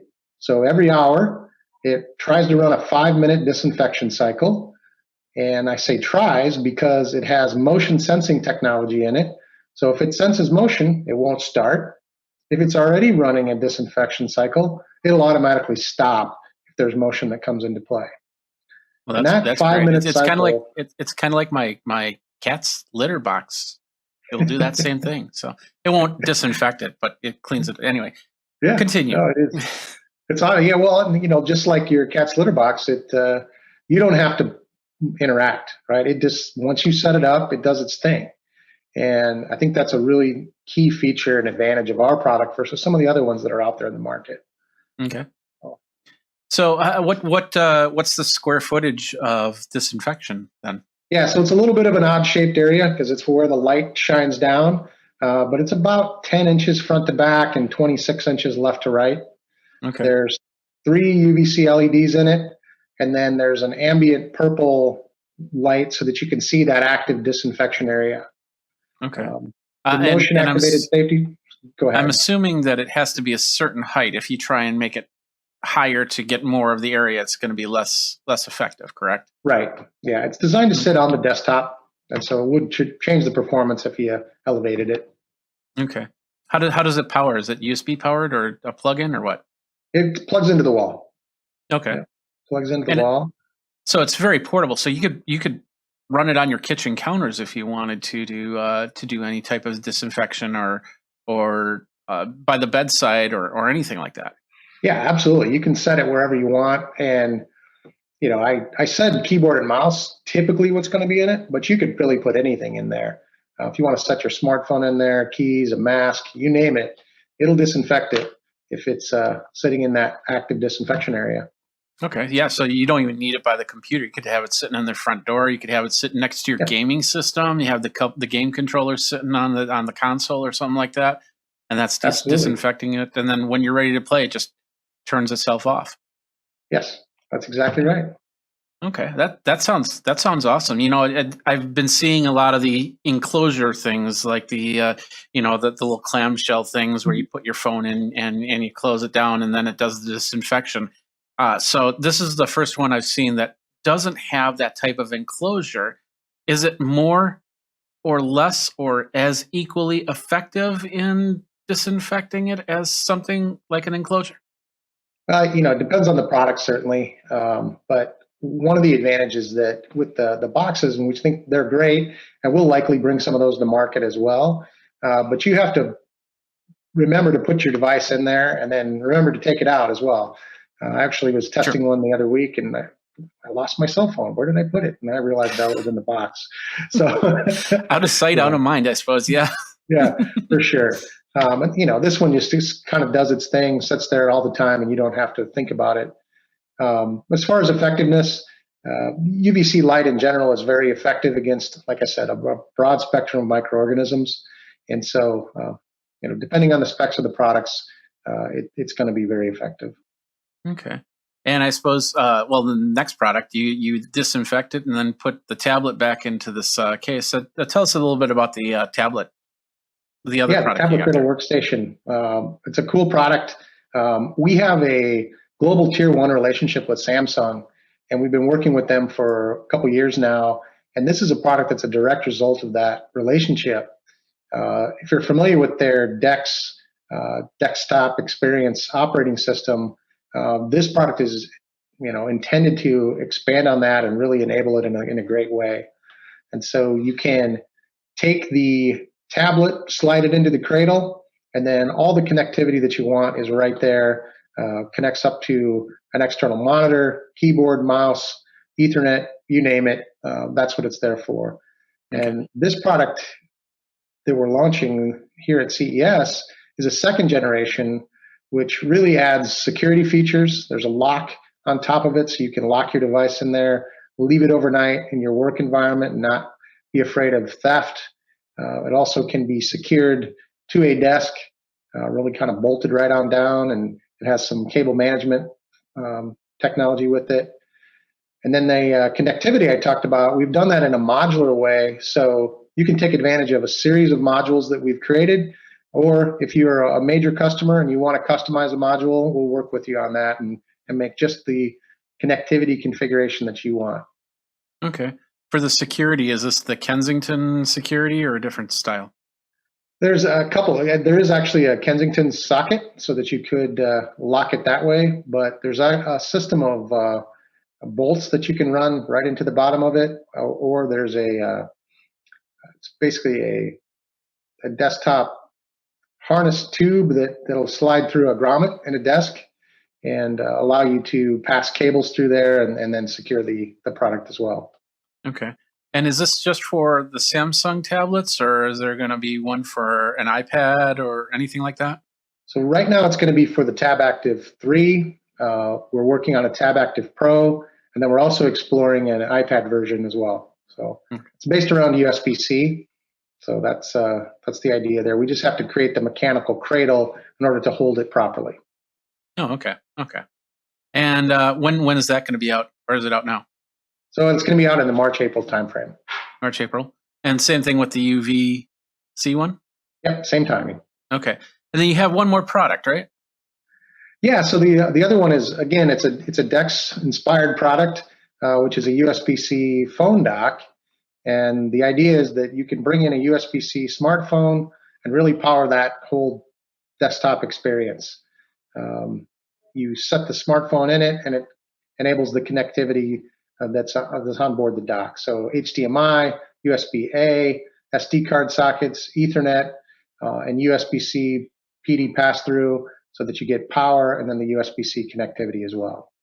Okay, and that's for anything with the USB-C, not Lightning right now. Correct. Yeah, that's USB-C, and with the latest smartphones, especially the latest Samsung devices and 5G, there's really enough power in those devices and great connectivity that you're able to drive that desktop experience without issue. And we think that a lot of our customers that are deploying devices to their users, they may just be able to give them a smartphone instead of a smartphone and a laptop or desktop. And it really becomes cost effective and very secure and enough power to run their daily life.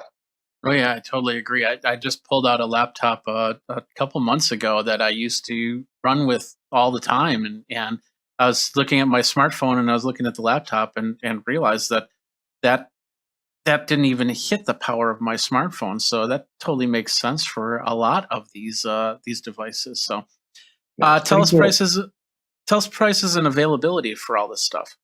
Yeah, so the antimicrobial backpack that I talked about, that's $119, available this spring in that March-April timeframe.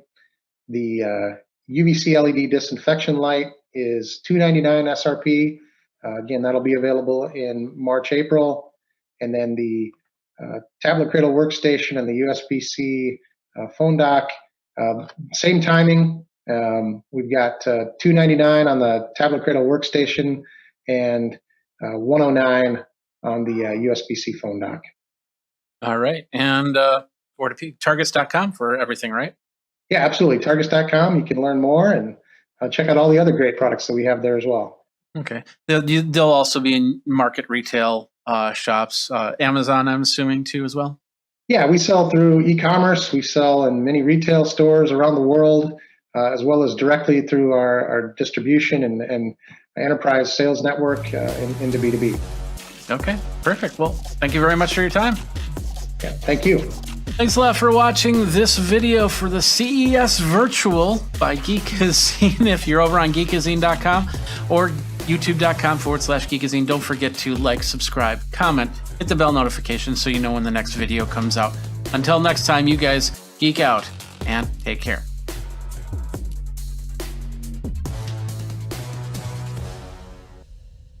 It's Virtual CES 2021 at Geekazine.com.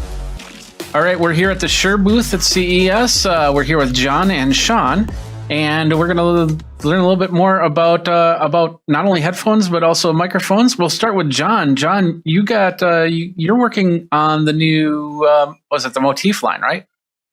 Yeah, the Motive line. We've had Motive in our portfolio for a while now, and we spun up some new products over the last year to really address a few opportunities and needs from our customers.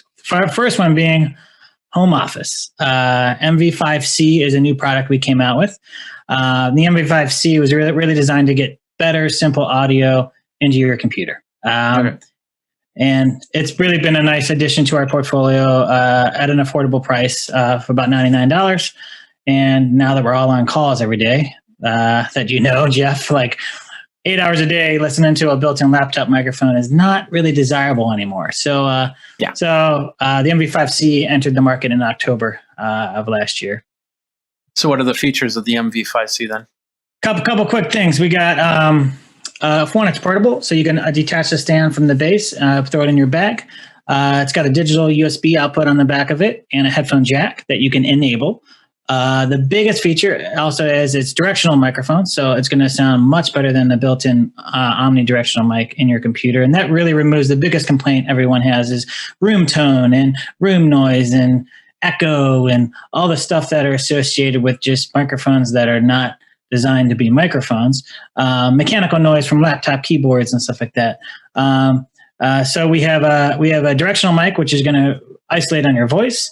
We have some digital signal processing inside as well. So we have speech enhancement mode, which is going to apply gain, EQ, filtering, boosting intelligibility, even some compression, all built into the microphone before it goes into your stream to keep your voice more intelligible, keep it isolated, and keep it consistent throughout your call. Is it detachable from the stand, or is it? It is. Yeah. You can just unscrew the bottom of the mic from the nut here, and it uses a standard 1/4-inch mount. So if you have other accessories in your home office that you can use 1/4-inch mounting, it can go into clips or mounts or gimbals or whatever you want. Yeah. Okay. Cool. And then the biggest upgrade is the isolation of your voice. Like it's going to be and the simplicity of it. The simplicity of being able to just plug it in your computer with the USB-A, USB-C cable that comes in the box, and you really have zero setup. It just takes over your input immediately, and it leaves your laptop speakers enabled or your headphone jack on your laptop enabled, so that you can use headphones or use your speakers built into your laptop or desktop. So that's the biggest thing. I know being on calls 8 hours a day, I can't wear headphones 8 hours a day. I know Sean probably can, but I can't do it. So I like to toggle between like an external speaker or a headphone, depending on the call. So it really requires no other setup by the user other than just plugging it into your laptop and going. Yeah, and for some people that's perfect. I mean, I end up using high-end mics and stuff like that, and it looks like Sean's using some sort of high-end mic, and or what do you got there for your microphone there? I am using the MV7 here, which is, as John will be happy to tell you about, a bit of a big brother to that MV5C that he was just discussing. That's awesome. That looks really nice. So you have it right there. Let me flip back. Yeah. To you. So the MV7 is a new entry into the Motive portfolio as well. It's a podcasting streaming dynamic microphone. So it has a touch panel control on the top. Oh, there's the top. It's switchable. You can mount it left or up or down, but has a USB and XLR output on the back of it. So USB directly to your computer, or XLR into an interface or your mixer, or you can use it as a traditional XLR mic for voice and speech. Or use it for both and record on one and stream on another. So that's exactly right. That's a big use case we've seen over the last couple of months is local recording for podcasting to capture high quality audio that's not compressed through a call, but you can also use the USB output to be on your Zoom call. And this thing gives you both. So it's a really flexible solution in that space, and it sounds amazing. And we have a software app that is a companion app with it to unlock a lot of cool features with processing and auto mode and auto level and stuff like that. So that's the MV7, which is also shipping. It's available in black and silver. Awesome. Well, thank you for that, John. And then Sean, let's get back to you because you want to show us some headphones here. So Tell us all about what you got here. I've got Shure's first Bluetooth active noise canceling headphone called the Aonic 50. Now this has been shipping for about 6 months right now. This is our black version here. You can see it's got the high-end leatherette headband or ear cups and headband, machined aluminum for the yokes and the headband frame. Features 50 millimeter drivers, premium audio, premium build quality, supports Bluetooth 5 and a lot of the high-end codecs, including LDAC, aptX HD, SBC, AAC, aptX low latency. It has a USB-C jack for charging as well as for streaming high-res audio. So This you can stream USB audio into this at 32 384 resolution, which is about the highest that there is on the market right now. Okay. Does it have a 3.5 millimeter? It also has an analog jack, which is actually a 2.5 millimeter for space reasons. But we provide the cable that goes from 3.5 to 2.5. So if it is powered down, or if you just want to send that audio signal straight from your source, analog wise, we give you the cable for that as well. Okay. And the microphone, there's a microphone on that too. There are beamforming microphones on it. There's a total of 6 microphones on it in combination, depending on what mode you're in. You'll either use those microphones for ANC, for environment mode when you want to listen to the things around you. For phone calls, we'll use a couple of them in beamforming array. So depending on what mode you're in, you'll use a different set of microphones, but 6 total microphones in that. And when we launched the black version first, followed quickly, almost immediately, by the brown version, which is that same leatherette, same machined aluminum. And just recently, we have launched our newest version, which is the white version here. You can see that that's the white cups. It still has that machined aluminum frame and yokes, and then this tan-colored leatherette for the ear cups and the headband covering. Nice. I like the leather myself, but yeah, it's gorgeous, man. We did a lot of research on these colors, and this one seems to be a little bit out of the norm, right? You don't normally see a headphone in this color, but man, it really just got great marks across the board globally. A lot of people just really like that tone color. And do the cords also come in white, or the cords are all in black? They're all in black. Okay. All in black, yeah. One of the things that we were a little bit surprised to see was that, as a premium noise canceling Bluetooth headphone that really is, its prowess is in music reproduction. It's been taken on very easily and very well into the conferencing category. So we see a lot of people starting to use these when they're on conference calls all day. Now, I suppose that whole market went shooting up recently, but a premium product like this seems to be doing very well in that market as well. Yeah, and I know, I wear earbuds a lot of the time, and then I switch to cups when I don't have to be on air or anything like that, because it's all about comfort. And, it's kind of cold here, so, it's also about a little bit of warmth of the ears after a whole day's worth of talking on different types of calls. So, yeah. Well, guys, we didn't say any prices yet, did we? These Ionic 50 headphones are available for $349 all across the board, all 3 colors, and they're available just about anywhere you can look online for headphones. Okay. And John, what was the price of the microphone there? The MV5C is $99, USB digital right near your computer. And then the MV7, which is the bigger brother, the dynamic podcasting streaming mic, is $249. And both of these products are shipping as well. This one's available in black and silver. Okay. And Shure.com for all your needs, right? Shure.com would be a great place. We have a ton of virtual bundles with stands and stuff for microphones. And I know Sean's got a whole bunch of stuff cooking on the headphone and listening side. Shure.com for all of your shopping needs is a great place to go. Okay. And Sean, I'm sorry, did we say the availability of the Ionic headphones? Ionic 50 is available in all 3 colors as of a month ago. So the black and the brown version have been available for approximately 4 or 5 months. And that white tan version has just been made available about a month ago.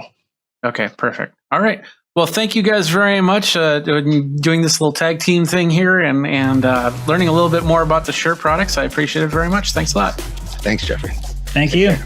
Thanks a lot for watching this video for the CES Virtual by Geekazine. If you're over on Geekazine.com or YouTube.com/Geekazine, don't forget to like, subscribe, comment, hit the bell notification so you know when the next video comes out.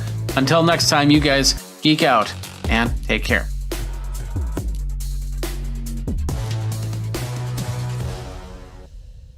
It's Virtual NAMM 2021 at Geekazine.com. Continuing coverage of NAMM 2021 virtual. Jeffrey Powers here, and I'm here with Todd Urban and from SoftTube. And how you doing, Todd? Hi, Jeffrey. Great. Thanks for having me. Why don't you tell everybody who you are, what your role is with SoftTube, and then we're going to talk about some new products that you guys are coming out with. Yeah, my name's Todd. I work in business development and product education for SoftTube in North America. Today, we're taking a look at our new product, which is the Weiss EQ MP. Okay, and so this is for mastering level of EQ, correct? Yeah, so the Weiss SoftTube partnership started a while back, and Weiss engineering is synonymous with just the top level and mastering grade EQ and compression and limiting. And that partnership has taken the Weiss processing that we've known since the 1990s and in hardware form and put it in the box, meaning we can work with it in our DAW. And as you see, it just popped up on the screen. So what we've taken here is we've taken the EQ, the minimum phase version of the EQ from the EQ1, which is their flagship white box that you've seen in all the top mastering studios. And we've made it available for being able to mix in your DAW, which is incredible because it gives you that mastering grade quality, but while mixing a track. Yeah, and we're all trying to do our hands at home content creation, music wise, video wise, and everything. So having something to tell us how we sound a little bit more, a little bit better, is always a great product right there. So, what are the features that are part of the Weiss EQ MP that you wouldn't find in other software? Right. So the Weiss EQ1, the hardware unit that it comes from, can be used as a linear phase or minimum phase equalizer, two different types of processing. What we've done with the EQ MP, which stands for EQ minimum phase, is we've taken the latency that would usually occur in high-end processing, and we've reduced that latency. We've also made it a lot less taxing on your CPU, meaning you can run multiple instances on a session that maybe had 50 tracks and needed it on every single track. You can now use that processing on a large session. But the quality that you get with the Weiss SoftTube products, that partnership, is the transparency, that ultra clean precision that Weiss is known for. So to give you an example, I'm sorry. Mm-hmm. No, go ahead. I was going to say, to give you an example, if somebody said, why would I want this compared to another SoftTube product or another EQ or, the typical EQ I mix with? Well, SoftTube is known for analog modeling. That's the thing. That's capturing the analog sound quality. What we've done here is we've partnered with Weiss, which is almost the opposite of that. This is a very clean, precise, just detail-oriented, precision-oriented EQ, meaning that while other equalizers that are from SoftTube may give you a certain vibe or a certain drive or certain distortion characteristics, this allows you to come in and fine-tune details like the ring on a snare drum, or if you accidentally recorded a hum that was occurring in your signal, you can remove things like a hum, or you can make a very clean cut in classical music and remove the low end without disrupting and affecting the top end of an instrument, which is amazing. Okay. So is it out? It's out now, right? Yeah. So we just released it on Tuesday. So it's been out for 2 days, and the feedback from people has just been amazing. It's just been overwhelmingly amazing. I mean, people love it. People have been sending sound examples, just everything from rock tracks, which just needed surgical precision sculpting to remove a problem, to working with jazz and classical music to make sure that you preserve the integrity of the recording. How do you fix a Zoom call?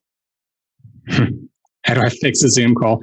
Well, interesting you asked that, because I make a lot of the content for SoftTube. So I guess, the two biggest problems with Zoom calls, this will not fix the first problem. One of them is latency. There's latency in a Zoom call. So sometimes the mouth doesn't line up perfectly with what you see visually, and you have to do that manually. But in terms of the audio, how would you fix a Zoom call? Well, we do have a lot of problems. I mean, one of the problems we have with Zoom calls is quality of mics, background noise. So if you had noise such as rumble in a room, you can use something like the Weiss EQ-MP to remove the rumble in the room.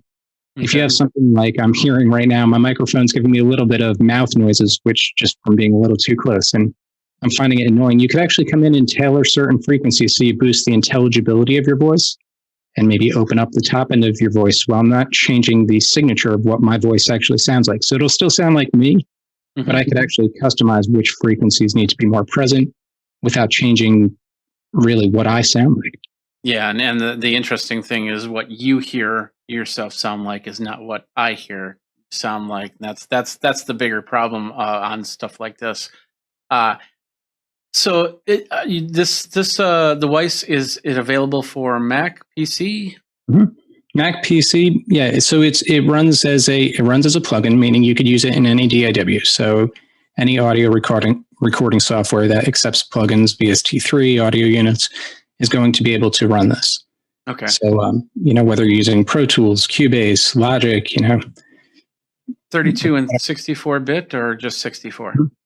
So what we do is we run in 64 bit with upsampling too. So that upsampling gives us that high resolution that we would come to expect from Weiss processing. Okay. And so how much is, you said it's just came out, correct? It just came out. We have it at a intro price right now, which you were just on the screen. If we pull it up, we could actually check. Yeah, I moved from that screen, unfortunately. So depending on what country you're in, it's going to be a price difference based on your currency, but it is being offered currently at an intro price. Okay, and they can go to the website to find that out. Exactly. You also have some other products on Softtube that you guys are developing as well, correct? Right. So Softtube has a whole range of products from software to hardware, which is our Console One and Fader ecosystem. It's our Console One ecosystem. But as you've pulled up here, there's a ton of everything from instruments to keyboard type instruments and amplifiers and Amp Room, which is our guitar ecosystem where you could go in and customize your own workflow with different pedals and cabinets and heads. But what is worthy to mention is that we do have the Weiss Complete Collection, which is all the Weiss products. So that's the DS1, which is the compressor limiter, the EQ1, which is what the EQ-MP is based on.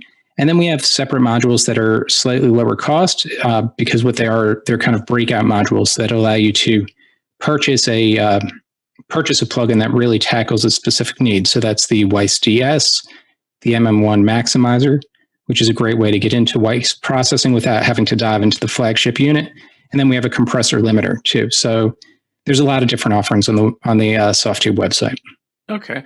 But the Weiss EQ-MP is the newest one, and it's available now. So where do people go for more information? Go to softtube.com. We also have live events on our Facebook page from time to time, and we have a great Instagram, which just has everything from updates of information to some great product pictures and occasional videos and sound examples. But the best place to get your content will be softtube.com. Okay, perfect. Yeah, we were talking about showing examples, our audio examples, but unfortunately with all the compression that of a YouTube video, it probably wouldn't come through as well as we'd want. So I'm assuming you have high quality examples up on the page. We do. If you go to the product page and you'll see the main video, but toward the bottom there are some sonic examples, and there's a walkthrough of how to use the product too, which is a great way to try the product. And by the way, we have a 20-day free demo on all products, so go check it out for 20 free days. Pull up the EDU video and the walkthrough and learn how to use it. Give it a try on your tracks and see if it works for you. Give it a try, definitely. And we'll try and get a couple of these things into the shop and do some reviews on it and go from there. So Todd, thank you very much for your time with Softtube. Awesome ideas for any type of finalization or mixing down of audio there. So great. Thank you, Jeffrey. I appreciate you having us. Have a great nap. You too. Thanks a lot. Thanks a lot for watching this video by Geekazine. If you're over on Geekazine.com or YouTube.com/Geekazine, don't forget to like, subscribe, comment, hit the bell notification so you know when the next video comes out. Until next time, you guys geek out and take care.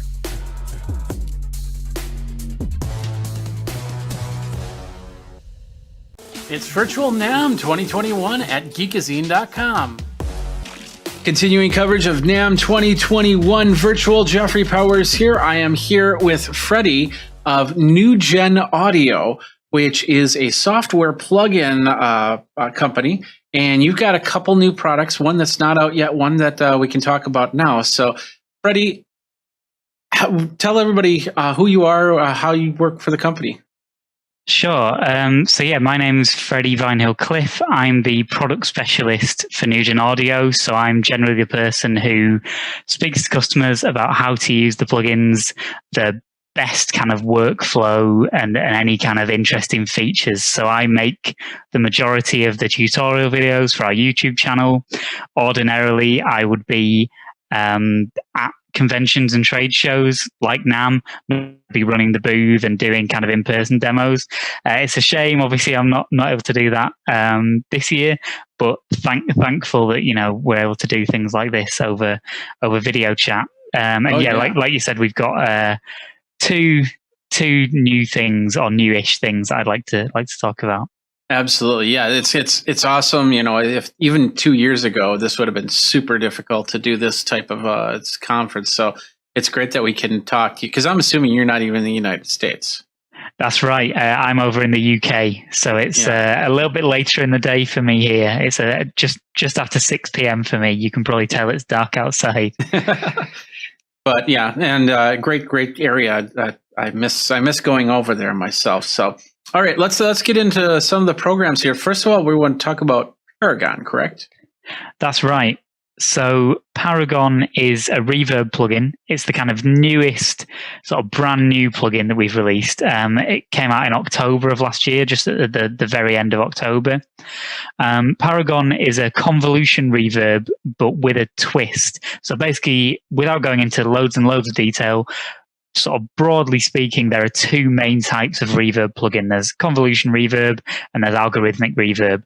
Convolution reverb tends to be much more realistic sounding because it is based on real recordings of real spaces, but it doesn't have the same amount of flexibility as an algorithmic reverb because you are limited by how that space sounded on that day.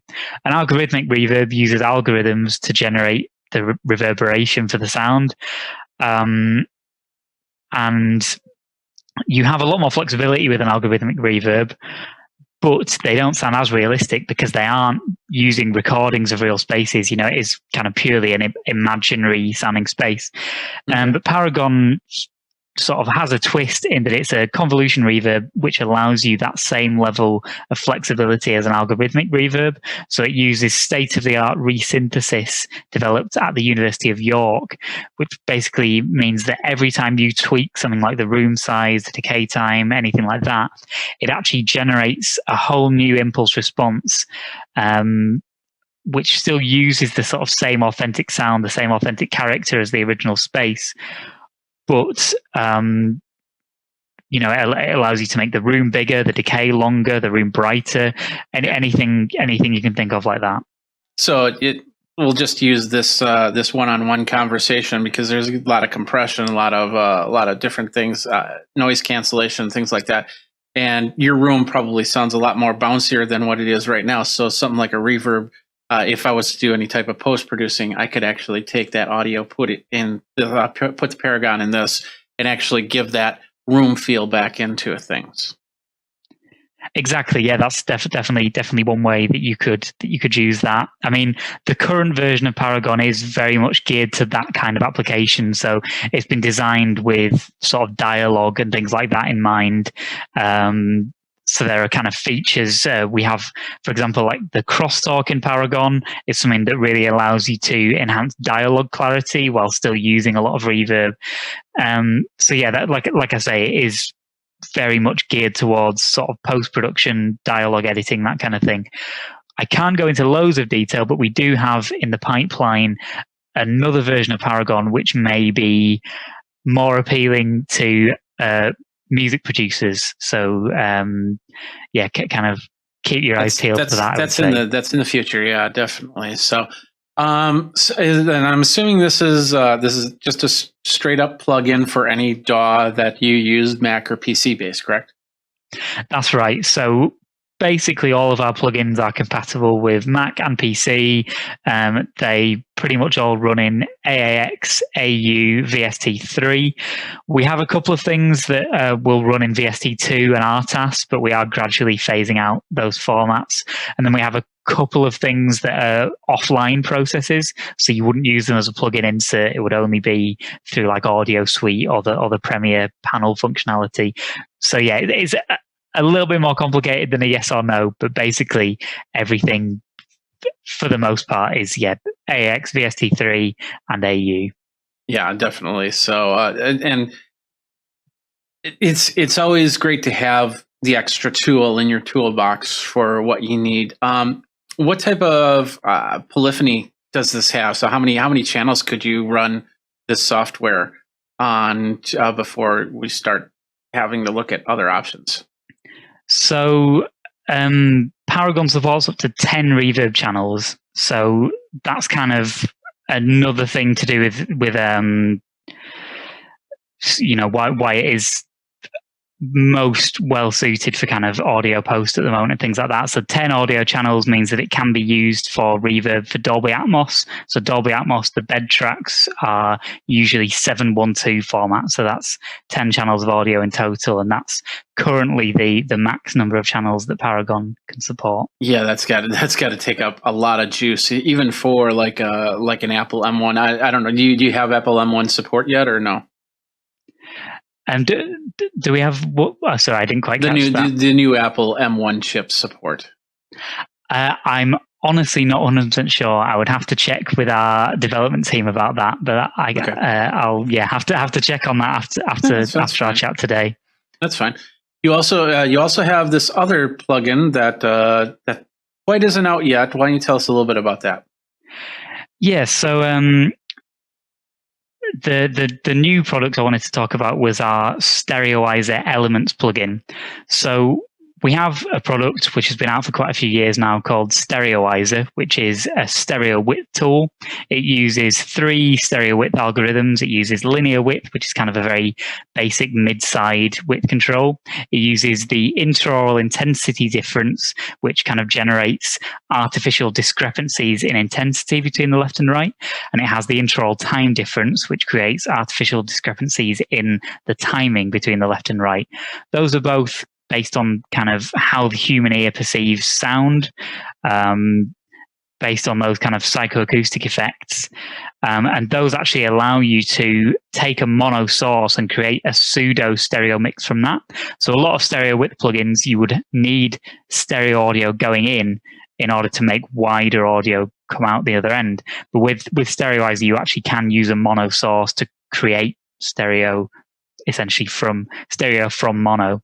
But this new version, Stereoizer Elements, is kind of a streamlined entry-level version of Stereoizer at a much lower price point. And the idea is that it's kind of geared toward bedroom producers.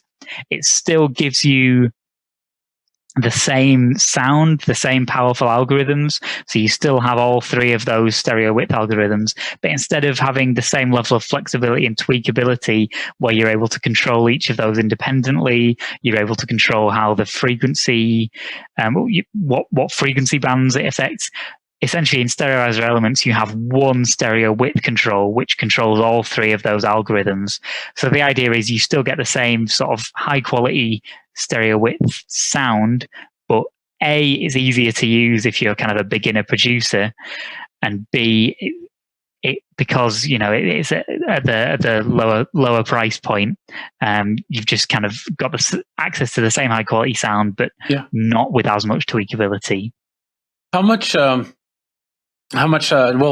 probably not as much for the lower end version, but the Stereoizer. How much work would it work with a Dolby situation like you were talking about with the polarizer? So I mean, it isn't designed to be used in that kind of situation, but it is possible. For example, I can't remember the name of the engineer, but the guy who mixed the surround version of the film Dunkirk, I believe he actually used Stereoizer for a lot of the surround mix of that. So rather than using kind of one surround up mixer, he used several instances of Stereoizer kind of put across different pairs of channels and sort of created a wider surround image in that way. So there's definitely plenty of creative workflows you could try with Stereoizer, but it's not necessarily geared towards surround workflows specifically. Any album or video that we should check out to see how the Stereoizer works? Good question. I believe that Stereoizer and Monofilter, which is part of the same focus bundle on our website, I think they were both used on the most recent Fantastic Negrito record. In fact, I spoke to the guy who mixed that record, and I know he's kind of a big fan of New Gen in general, but I think particularly those two plugins were used a lot on that record. Okay. So I'm a YouTuber. How would something like a Stereoizer work best for what I do? It's a good question. I mean, I suppose on a very basic level, presumably a lot of the audio for your videos is in mono. You know, you've got the kind of the one microphone in front of you. If you wanted to add a little bit more excitement to the audio, maybe give it a little bit more a sense of space, you could use something like Stereoizer to create those artificial differences between the left and the right channel, just to kind of make the viewer feel a little bit more like they're kind of situated in the space, you know, as they're watching the video. It'll kind of give the impression of being there in the room with you a little bit more. So in this case where we're got a split screen here, and I'm technically on the left side and you're technically on the right side, we could kind of split that up. So it sounds like you're coming from one area and I'm coming from another area in this interview. So that would actually be another kind of related plugin of ours called Stereo Placer. So that's a frequency-specific panning tool. So you could certainly do something like that. Stereoizer tends to be quite symmetrical in the way that it moves things. So yeah, the sort of situation you're talking about wouldn't necessarily work in Stereoizer. Although I'm sure there's some kind of workflow where you could make that happen. Oh yeah. So this is more on getting what depth of frequencies to certain areas. How then? Exactly. It's really about trying to kind of create a sense of space, a sense of depth, make things sound more three-dimensional, even though you are in stereo only working with two speakers. So you're kind of giving the impression of depth without actually having, you know, surround speakers behind you or above your head or anything like that. So in the same scenario, we would still be smack dab in the middle, but it would sound like we're in a nice full room. Exactly, yeah, and there'd be a sort of sense of our voices kind of occupying a wider space rather than being straight down the middle in the phantom center.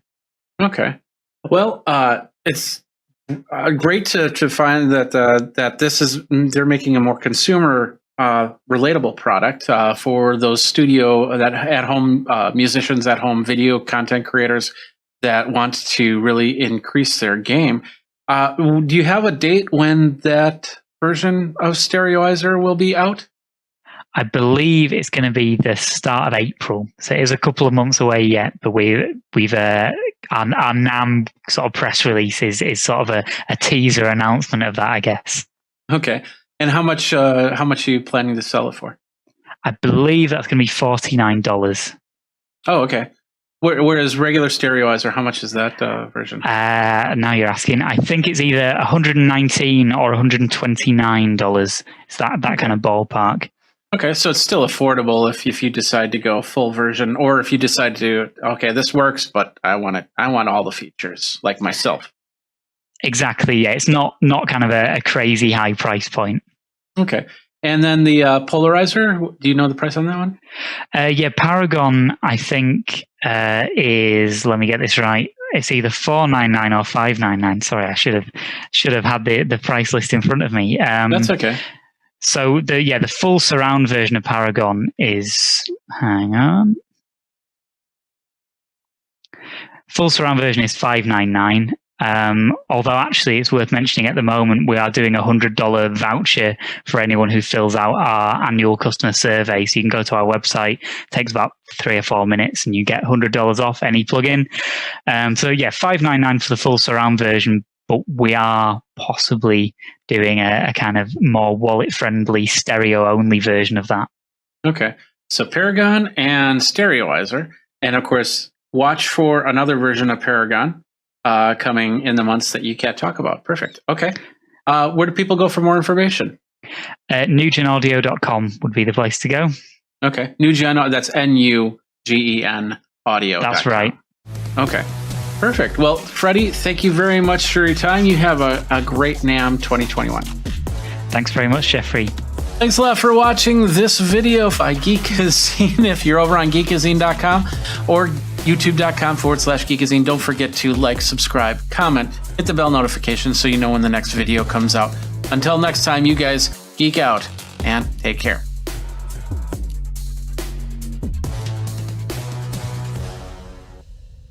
It's Virtual NAMM 2021 at Geekazine.com. Continuing coverage, NAMM 2021. Jeffrey Powers here. We're here with Nason. Did I say it right? You did. Did I? Nason. And you're here with Here Technologies. Tell people your role at Here Technologies, and then, of course, the product that we're going to be talking about. So I am the senior design engineer at Here Technologies. My role is basically creating new products from concept all the way to market. So I have to, take a look at the market to see what's out there when we come up with a new idea and see if it's something that's going to work, and then start building hand prototypes, testing them, go through all the different iterations, making changes, things like that, laying out the circuit boards, picking the components, doing the beta testing with musicians, and basically everything to even setting it up with the factory and making sure that they have all the testing procedures and things like that. So it's a lot of cool stuff. Yeah. And you have the thing. This it's called a switchback. Is it M8RX or is it like MaterX? Like with cars or something like that. Matrix. Oh, Matrix. That's Okay. what we were going for. I'm thinking Mater from Cars. So, but Matrix, that makes sense. So, what is Matrix? So we ended up giving this guy, this is it right here. And in fact, I'm using it right now to power my microphone and send the audio to my laptop over Dante. And then my laptop is running Dante virtual sound card. So the audio is coming in here. It's streaming out over the Ethernet and going into my computer. And what you're hearing is what's coming through this box. So most people know us with the original product that we had come out with, which was the Hearback, and then the Hearback Pro, the Hearback Octo. These were all personal headphone monitor mixers. Well, when we came out with this idea, we decided it needed a different name because it's not just a headphone monitor mixer. It's also a interface. You've got a couple of really high quality mic preamps there.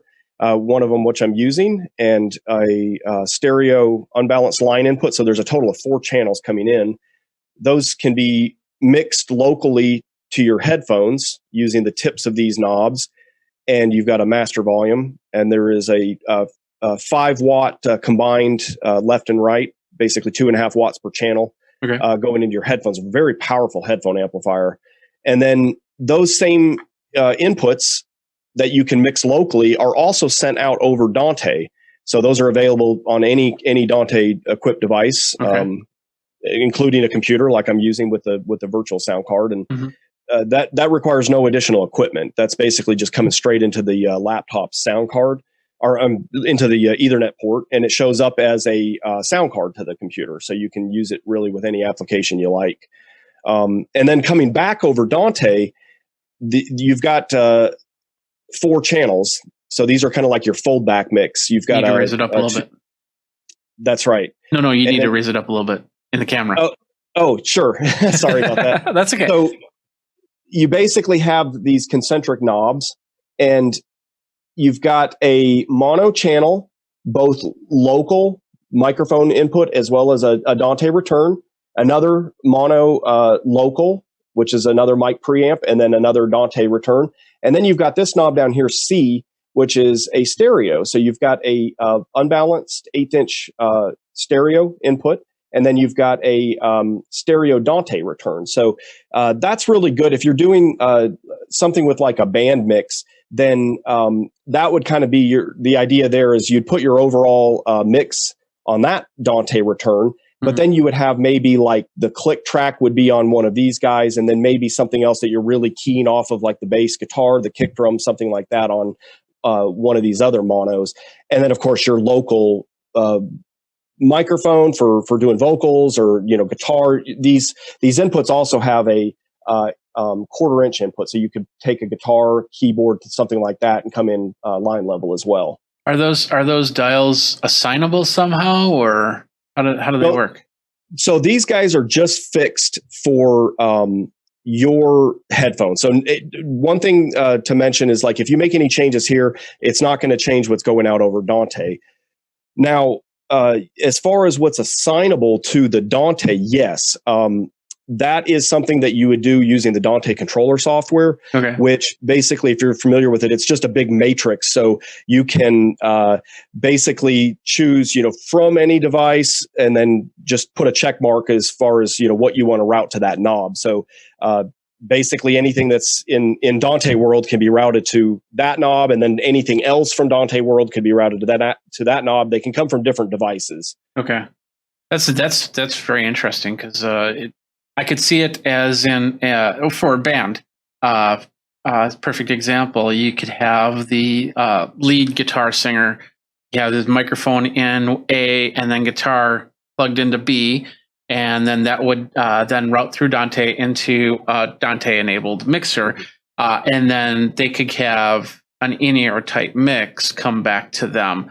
And you even do you have like a belt pack or something like that for this thing, or how does that work? Yeah. So actually, this thing, we were trying to keep it small enough when we designed it so that it could be just worn on the belt.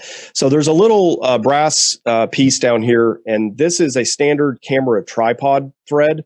So you can use this to mount onto. We actually have a little adapter that'll convert that to a mic thread. So you could go onto a mic stand with it, or we have a screw and a little metal clip that mount into that same brass thread, and it's a belt clip, so that you can just clip this on your belt if that makes sense. Or it's actually got little rubber feet too, so this can just sit onto a stand, onto a desk. Okay. How is it powered? So it's powered over power over Ethernet. So it's getting the power and the Dante over the single Cat 5e or Cat 6 cable. And right now, I'm actually using our own little network switch that we have. This is actually designed originally for the Hearback Pro system, which is our much larger headphone monitoring system that can do up to 128 channels. And it's got 8 ports, and those are PoE plus ports. So this is something that we sell that, if you're doing a bunch of these matrix interfaces, this would probably be a cool thing to have. Yeah. But it's nothing special. It's just a gigabit network switch. You could use a Cisco or something else that's anything with PoE. If I didn't have a PoE switch, I'd have to get like a converter cable or something like that to power it. Yeah, so we actually said, that's something we probably ought to sell people because for sure, like podcasters, you might only use one of these things, and you don't really need to do like a whole network switch like that. It's kind of overkill. So we actually sell a little injector, and we don't have one here, do we, Max? Okay, no, we don't have one in this room, but basically it's real simple. It's a little cable that is a male RJ45 on one end and then a female RJ45 on the other end. And then it has a DC barrel connection that comes into it. So it's a little Y cable. And you plug in the power supply that comes with this. It's a little kit. And that's just a little wall wart that plugs in. And look at it like it's a phantom power supply, because it really kind of works about the same. So it's basically just injecting power over that same line. So you can use those if you like. Yeah, anybody that's done PoE has probably seen those, because I know I have a few of them lying around myself for cameras that require PoE. Okay, so very interesting. The switchback matrix. It's ultimately, how many channels can come in for you to listen to? You basically can do up to 8 channels. So 4 of those are local, and then 4 of them are returns from Dante. Okay, so for if you were doing a band thing, you could probably do vocals, drums, guitars, and then maybe an extra for a second vocal or something like that, or bass or something like that. And every person can be different. Yeah. So what you get can be different from the next person. So. Yeah. But the top ones, then I can adjust the top ones. Like, let's say my vocal that's coming into it, then I can adjust that so I can hear my vocals over the other instruments. That's correct. Okay. Wow. And the best thing to do is have a console, especially if it's quite a few musicians. Have a console that's Dante equipped that you basically create a band mix that will come on the C knob, which is stereo, the ring there. And that way you get your full mix, and then you can put things that you need to maybe turn up a little bit more. I call them more me's. Those could go onto the mono channels. You can also do, if you're doing like maybe a 3-piece band, then you could do this without having a console, because you could just route from point to point. Like, you're maybe doing vocals, and I'm going to route your matrix to my A knob. And then somebody else is maybe doing stereo keyboards. I could route them to my C knob, which is a stereo.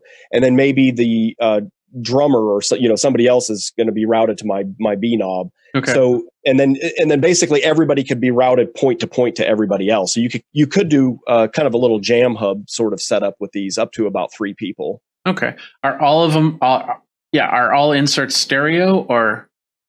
So they're just the C is the stereo. Okay. And the other 2 are mono. We kind of did that to give you the ability to do monos or stereos, and also to kind of keep the box small. Yeah.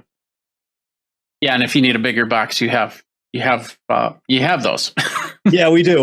We have the Octo, and we've got the Pro system. So if somebody needs more than that. But one advantage to this over those the Octo and the Pro is the fact that it has the inputs. That is something we haven't done on the other systems that we have. So this is kind of a first for us, being both a headphone monitor mixer as well as a interface, having those mic pre's there. Okay. So interesting stuff. Is it out now? It is. We started actually shipping at the beginning of last year. And it was really cool, actually. Our first customer bought 90 of them. It was like, oh my gosh. And they were doing, they're going to be in the Guinness Book of Records for doing the largest live variety show in Australia. And Guinness Book of Records is worldwide, but it was in Australia. And they used 90 of these things for the orchestra. And so basically they all had the ability to monitor, and then they all had their microphones coming into the inputs. And they said, we hooked them all up. We wanted to do a burn in, and never had any problems with any of them. So I was like, yes. So for a band, that shouldn't be a problem. You should just be able to plug it in and rock out or jazz out or whatever, and just move from there. That's right. And one thing that we really have going for us is the amount of power that we have on our headphone amplifiers. When you compare to most of the other ones that are out there, they're typically in like the 100 to 250 milliwatt range per ear, left and then right. And we have always used a Burr Brown OPA 551 headphone circuit that is capable of doing up to 2.5 watts at 32 ohms. Okay. Now it's kind of a curve, so you're going to get that peak power at the 32 ohms. When you go down to 8 ohms, you're going to lose a little power. When you go up to about 600 ohms, you're going to be down at about 250 milliwatts. But that's still enough power to even push a pair of those 200 or 600 ohm headphones, and definitely enough power to even push, the 250 ohm or the 80 ohm headphones. So there's a lot of different headphones, especially the big studio cans. They're usually a lot of times higher impedance. Yeah. So this thing can push those all day long. Whereas in fact, I even had personal experience back when I had run a live sound company for about 15 years. And I had a pair of DT770. They were 250 ohm. And man, I plugged them into a console I was using. I'm not going to name any names, but okay. I was like, there is no way that's what's coming out of my PA. This is not even like the same like tone quality. And I'd take it off and I was like, no way, what is going on? And later I realized, well, it's because, that headphone amp just couldn't really push that impedance. It was really struggling. So ours can, and you really don't need 2.5 watts of power to drive a pair of headphones, but it's there so that even if it's mismatched down to 8 ohms or up to 600 ohms, it can drive anything. It's nice to have it. Absolutely. Let's talk price. You said it's available now. So how much does it cost? So street price, we typically see these things go for about $450. I want to say. I'm asking Max over here. I'm usually over here in the corner just doing the schematics and stuff. I don't get involved quite as much with the pricing, but I know we were kind of trying to hit that price point. And actually, that was one of the things we worked with Sweetwater, who's one of our really awesome distributors. And so they said, you really kind of want to get this thing, in this price range to really, hit the market hard. So he's over here looking it up on our price list, so I don't tell you wrong. That's street $589 street price. Okay. $589. Okay. Yeah, that's why I'm not in charge of price. Oh no, I get it. And then of course you have the Dante in there, which definitely will push up that price a little bit because so much Dante. Ways to go in and out of mixers and computers. It's just crazy. So. All right, so $589, and the name of the product is Matrix, the number 8, RX, Matrix, not Mater X, but Matrix. And where do people go for more information? So the best place is check out our website at heretechnologies.com. You can check out Sweetwater, B&H Photo, pretty much all of the big box stores have it.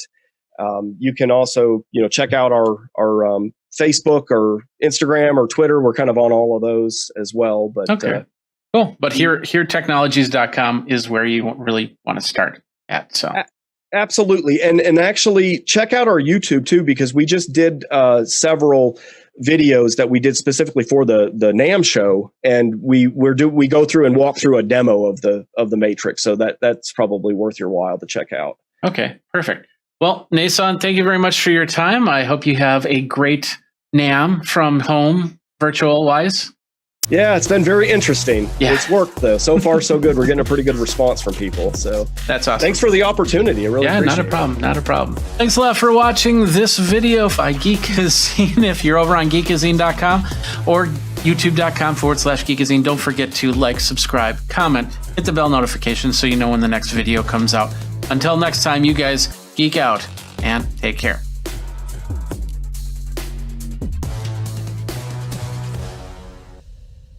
It's Virtual NAMM 2021 at Geekazine.com. Continuing coverage of NAMM 2021 Virtual. Jeffrey Powers here. I'm here with Thomas. Thomas is with the Bluetooth MIDI group, and that's at what CME is the website, cmepro.com, correct?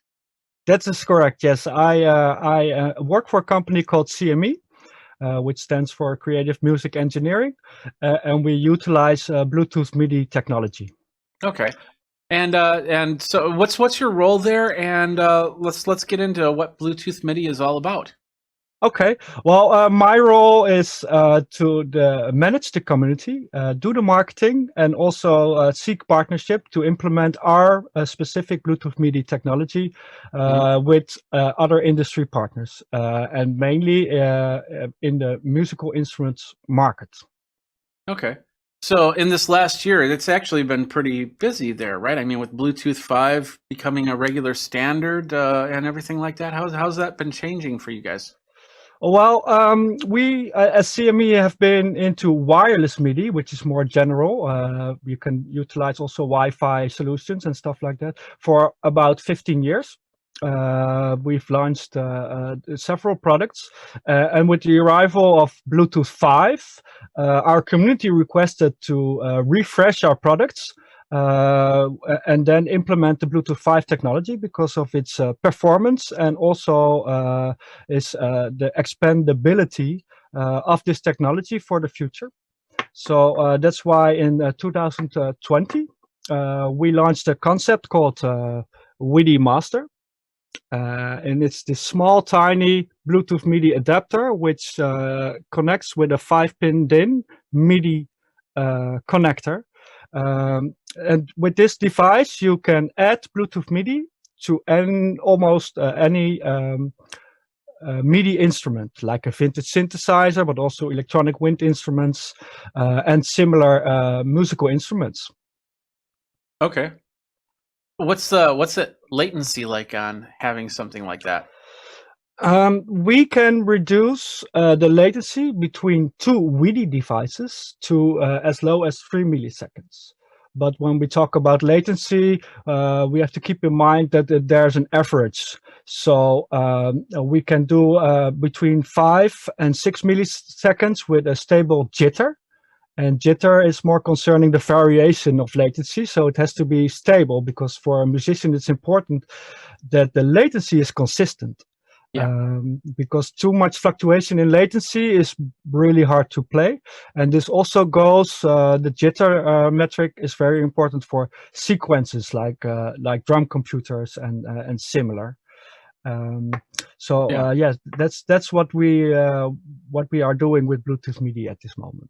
Okay, and you have the Bluetooth MIDI, but you also have 3 versions of the Bluetooth MIDI, correct? You have that little dongle and then a couple boxes. Yes, so I can explain a bit. So this is the 5-pin MIDI DIN has been around for I think early 80s when the MIDI protocol was launched. Yeah. So when you buy an old vintage synth like the Roland Juno 60 or something similar, then you can use 5-pin MIDI DIN.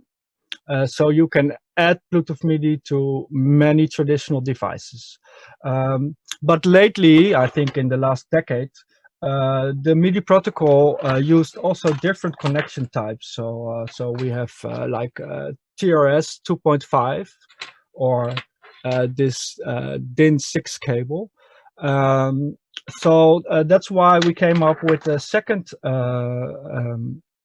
product, which is called the WIDI jack. So this has different cable options. So it's more like a tiny interface compared to the WIDI Master being really an adapter. There are 2 things I like to explain. One is this WIDI Master attracts its power from the device you attach it to. So it's powered by the MIDI out of the instrument. And for some devices, you can also only use this separate large connector. Secondly, this means that there are instruments on the market who don't provide this power. So that's why also we came up with the WIDI jack, which has a tiny, I have to search for it, USB-C port where you can add an external power supply. So this way you can power it up via a USB power bank or similar. And then it also will work on unpowered MIDI ports, as we like to call it. And you can use TRS MIDI and DIN 6 MIDI. And especially TRS MIDI is interesting because it's used in many guitar pedals. Yeah. Yeah, and I've had many keyboards where you have to plug in the power to use the MIDI back and forth.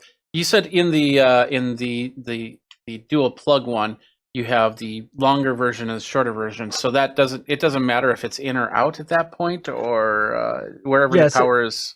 Yes. So according to the Media Association standards, that's the institute. Institute. That decides what the MIDI standards are. The power on MIDI ports comes from the MIDI out. So the large connector has all the technology in it, and this one is connected to the MIDI out of your device. The small one has no other function than to connect the MIDI in as well. And if you add that, you have, as we call it, bidirectional communication. Yeah, and they need to be plugged into each other for both yes, of them to work. So what you do, this is a 2.5 TRS, and then you can connect it. So this one can be used as standalone. This one will not function without the big one. We made it detachable because our community actually requested for instruments like guitars or electronic wind instruments that only have a MIDI out and are carried on stage or similar, to not have this one bungling around when it's not connected. Yeah. So that's why we made it detachable. So with this one, you can utilize MIDI out to any other BLE MIDI device or mobile devices or operating systems that have Bluetooth MIDI integrated, like iOS, and of course to other WIDI devices. Yeah. So the idea is you have one WIDI master or WIDI jack to add the Bluetooth MIDI layer to your existing device. If you want to communicate with your mobile device, for instance, then you only need this one. Because in Apple, it's integrated Bluetooth MIDI. Yeah, and you guys have been working really hard to get the integration with. Is it just with Apple or is it across the board?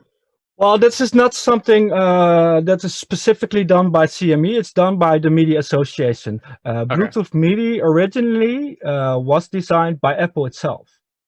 Oh, okay.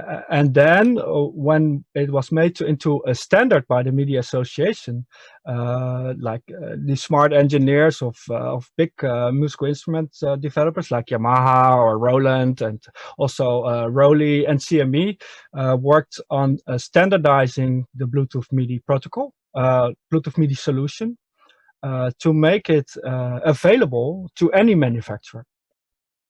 Okay, and we're also talking, more than just music. I mean, lighting is now starting to become MIDI controlled, and other things. And I know we talk on a daily basis about using programs to control everything with MIDI. Yes. So it's fully compatible across the board on that way, right? Yes, so there are many other forms that use MIDI as a protocol. Historically, because MIDI has been around since the beginning of the 80s, it's not a particularly demanding protocol. It's quite simple, yet very sophisticated, and there's good reasons why it's has been along for so long at this stage. At this point, the Media Association is working on an advanced protocol, which is more with a higher resolution, which we call MIDI 2.0. Okay. But that has still a long way to go. What can be done with Bluetooth MIDI is you can literally implement a Bluetooth chip at the Bluetooth MIDI firmware, and you can make a controller out of anything. And controlling can be done like musical notes, but it can also control lights or anything else. There are quite some good videos recently released by the Media Association, which tell about the history of Bluetooth MIDI, where you can see that it's integrated in cabs. That you can just push buttons on your cab and trigger sounds in pizza boxes and stuff like that. It's really great. Yeah, and I've been revisiting my MIDI devices, and of course, because now I have some Bluetooth devices, lighting wise, that I want to start thinking about connecting up via MIDI. Because being a drummer, I'm already using all my limbs, and the less I have to do to switch, the better. So that's where I'm going with that, and just amazing stuff there. So I can't wait for I can't wait for MIDI 2.0. That's what you called it, right? Yes. Yeah, I can't wait for that to really come out and explode there. So are you expecting that within the next year, or is that a longer term? Well, I'm not part of the group who develops MIDI 2.0, but I can tell you that it's quite complex to make it a standard. So what is the challenge at this stage, as far as my knowledge goes, with MIDI 2.0, is that on a traditional 5-pin DIN, it will not work. So it's now on paper actually made for USB MIDI, which is more capable of handling such high resolution MIDI, as I call it. Okay.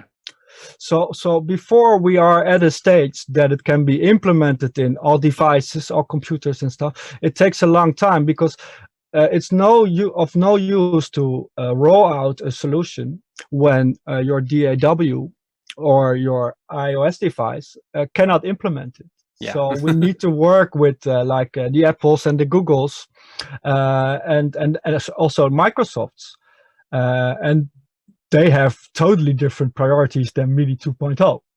What? That's crazy. What? Yeah, I don't know why.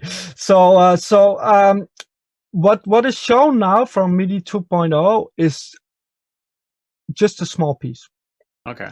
And I think that it can take more than a year before it's actually implemented in the first devices, and from there it will grow.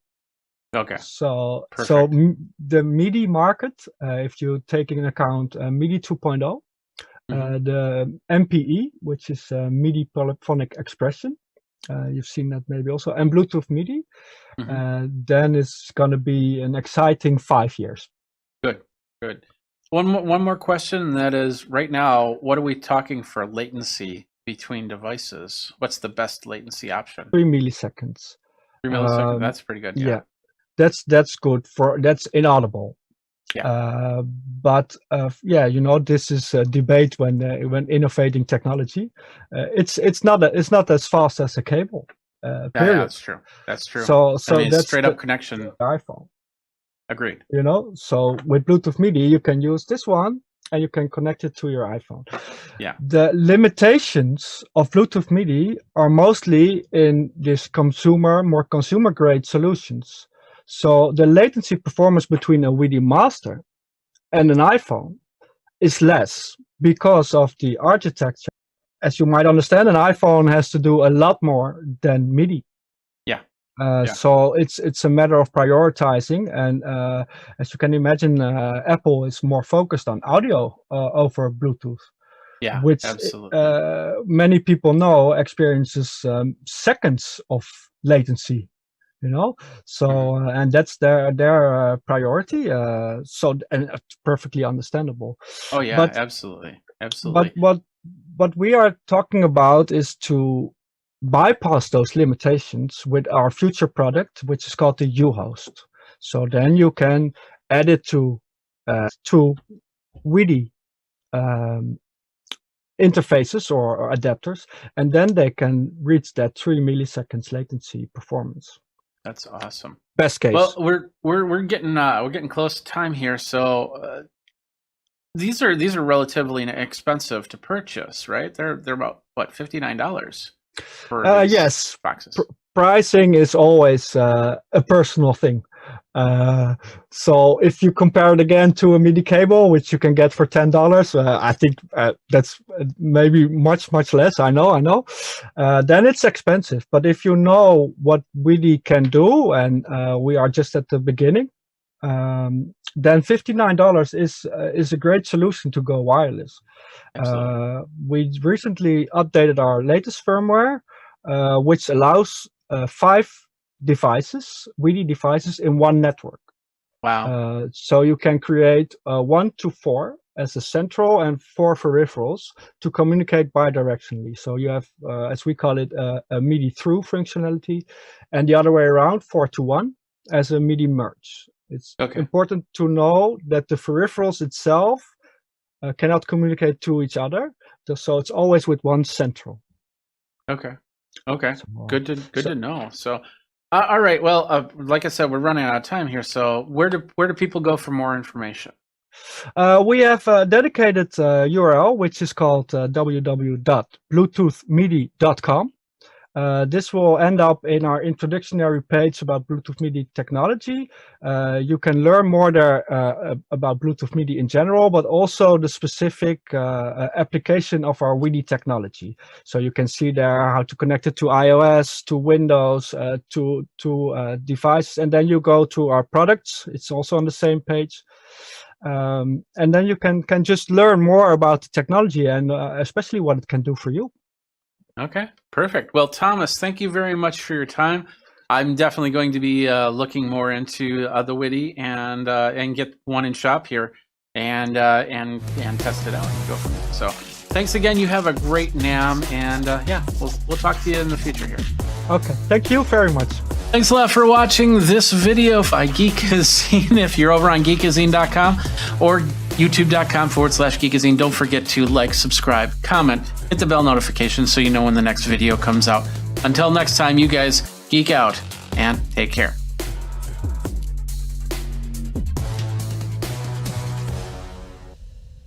It's Virtual NAMM 2021 at Geekazine.com. Continuing coverage of NAMM 2021 Virtual. Jeffrey Powers here. I'm here with Nicholas of Beat Connect. Beat Connect. That's right. I have my other screen now occupied with the screen share, so I don't have the web page up. Beat Connect. You first of all, you haven't announced this yet, have you? We are just announcing it right now. I've been working on this baby for the past year, kind of alone in the dungeon that you see around me. Okay. Just started unveiling it. We did our session earlier today and unveiled it to the public for the first time. Okay. Well, you're the founder. So what is Beat Connect? All right. Well, let me tell you a little story. This might resonate with anyone who's made music before. I love making beats. I love making music with my friends. When the week is over on a Friday, I rush home. Well, I rushed home pre-COVID, grabbed all my gear, as quick as I can, get it in the car, try to beat the traffic to make it out of town to go see my friends so that we could set up and make music all weekend. And because I'm in such a rush, I forget a cable. I can't plug in. I can't make music. I've just so frustrated. Yeah. And I've thought about this for a long time, especially because all my friends live so far away. I've always wanted to make music, during the week or whenever I wanted. COVID kind of happened. I ended up with a little bit more time than expected. So just took a shot at it, worked on it a whole bunch until it started to work. Finally, it wasn't crashing. And we were able to make music. And I think it's just a ton of fun to do. And if it's fun for me, I'm hoping it's going to be fun for everyone else too. Okay. Yeah, it should be fun for all of us that are making music. What is it? Yeah. So, right. Yeah. So I gotta kind of explain. So Beat Connect is a VST plugin that goes on your master output, and it works with any DAW and will allow you to connect and collaborate on music. And the beauty of this approach of having it as a plugin is that it means that anyone can use their setup that they're used to. Most producers are kind of religious about the software that they use because it's so complicated and it takes so long to learn. So all your favorite instruments, your effects, you could still use them. Whatever setup you have, it's all good. Connect with anyone seamlessly, no matter what system they have. Beat Connect will sort out all the audio issues for you, and then you could just focus on the fun part, which is making music. Okay. So this is in real time. So if, let's say I was on the drum set, I'd be sending you that audio. This is all audio only, right? This is audio only, but there's some tricks to work with MIDI as well too.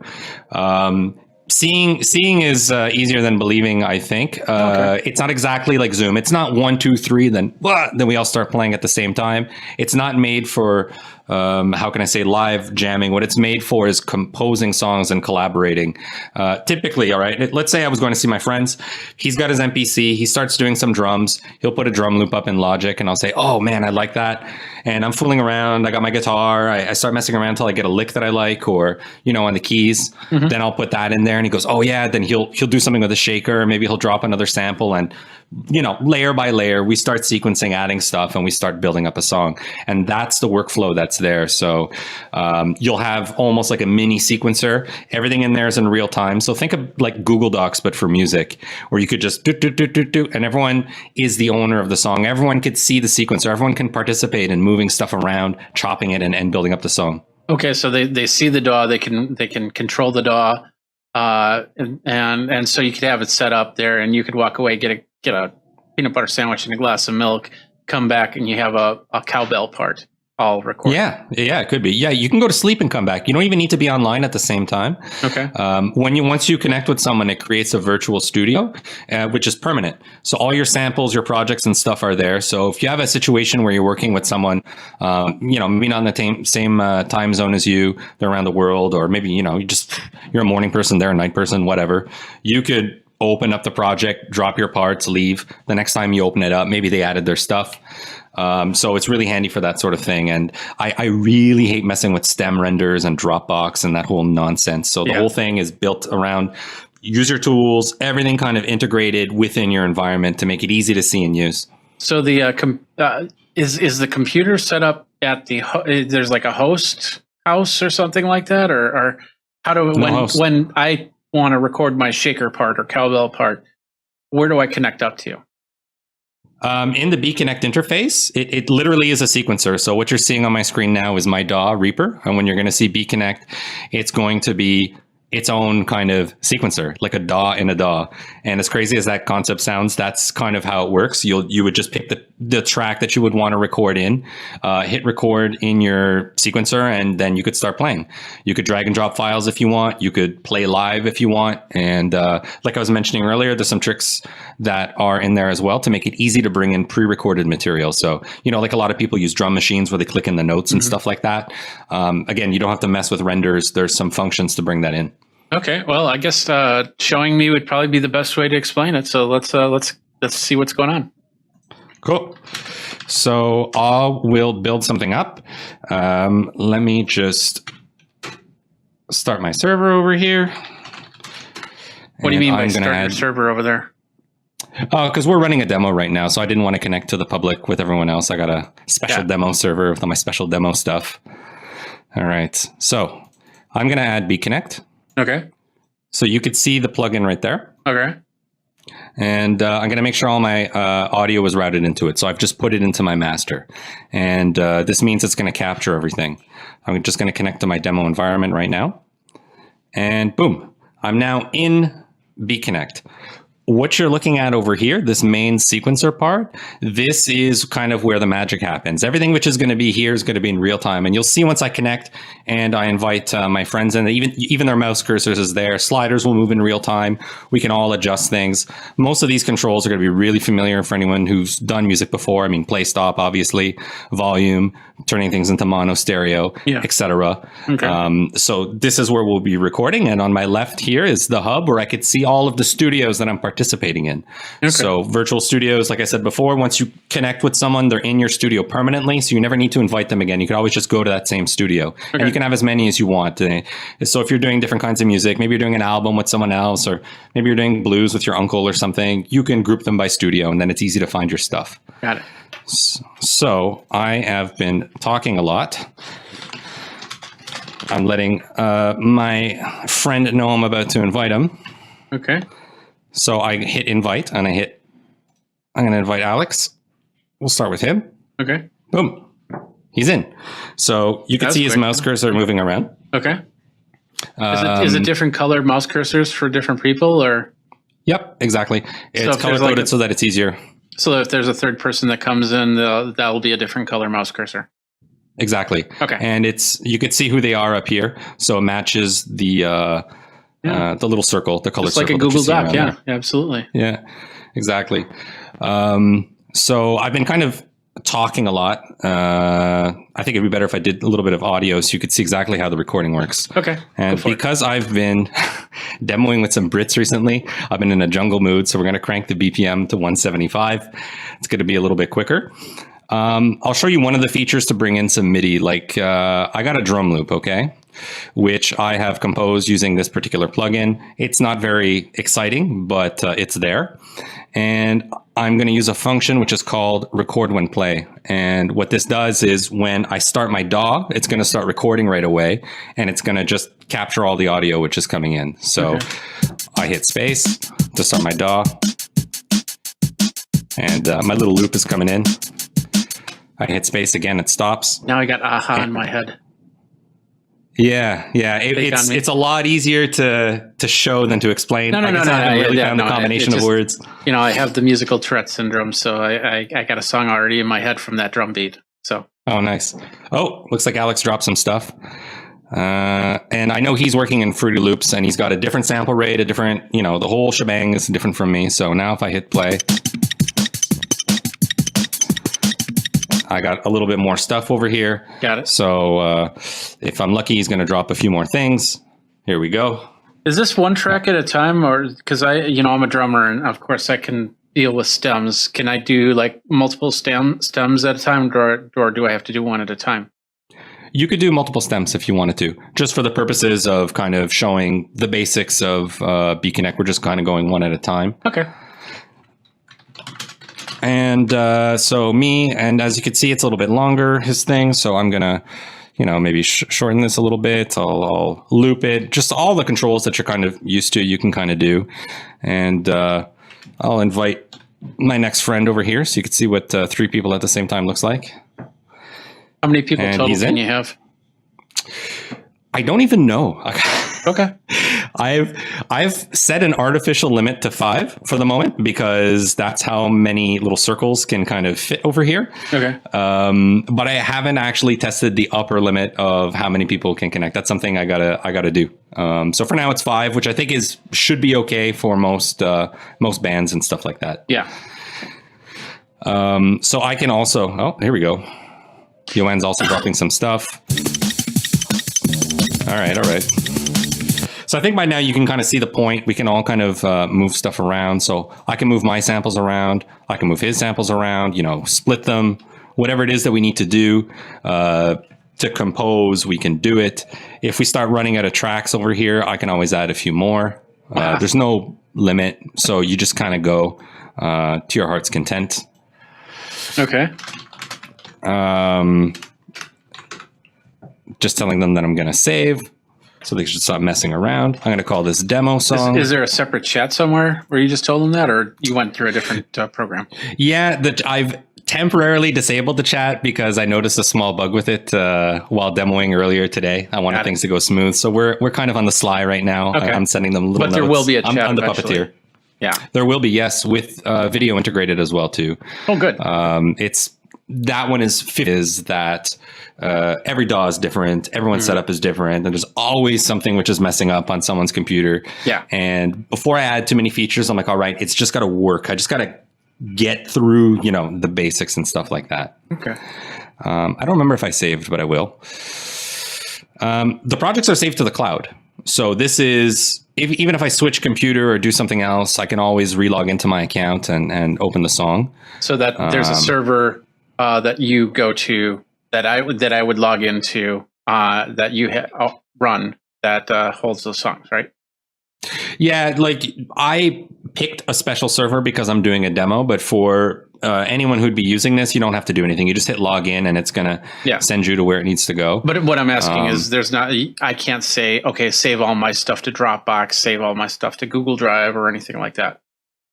No, but you can export your songs if you want to. So if you want to get the WAV file, you can get the WAV file. If you want to get the stems, you can do that too. Okay.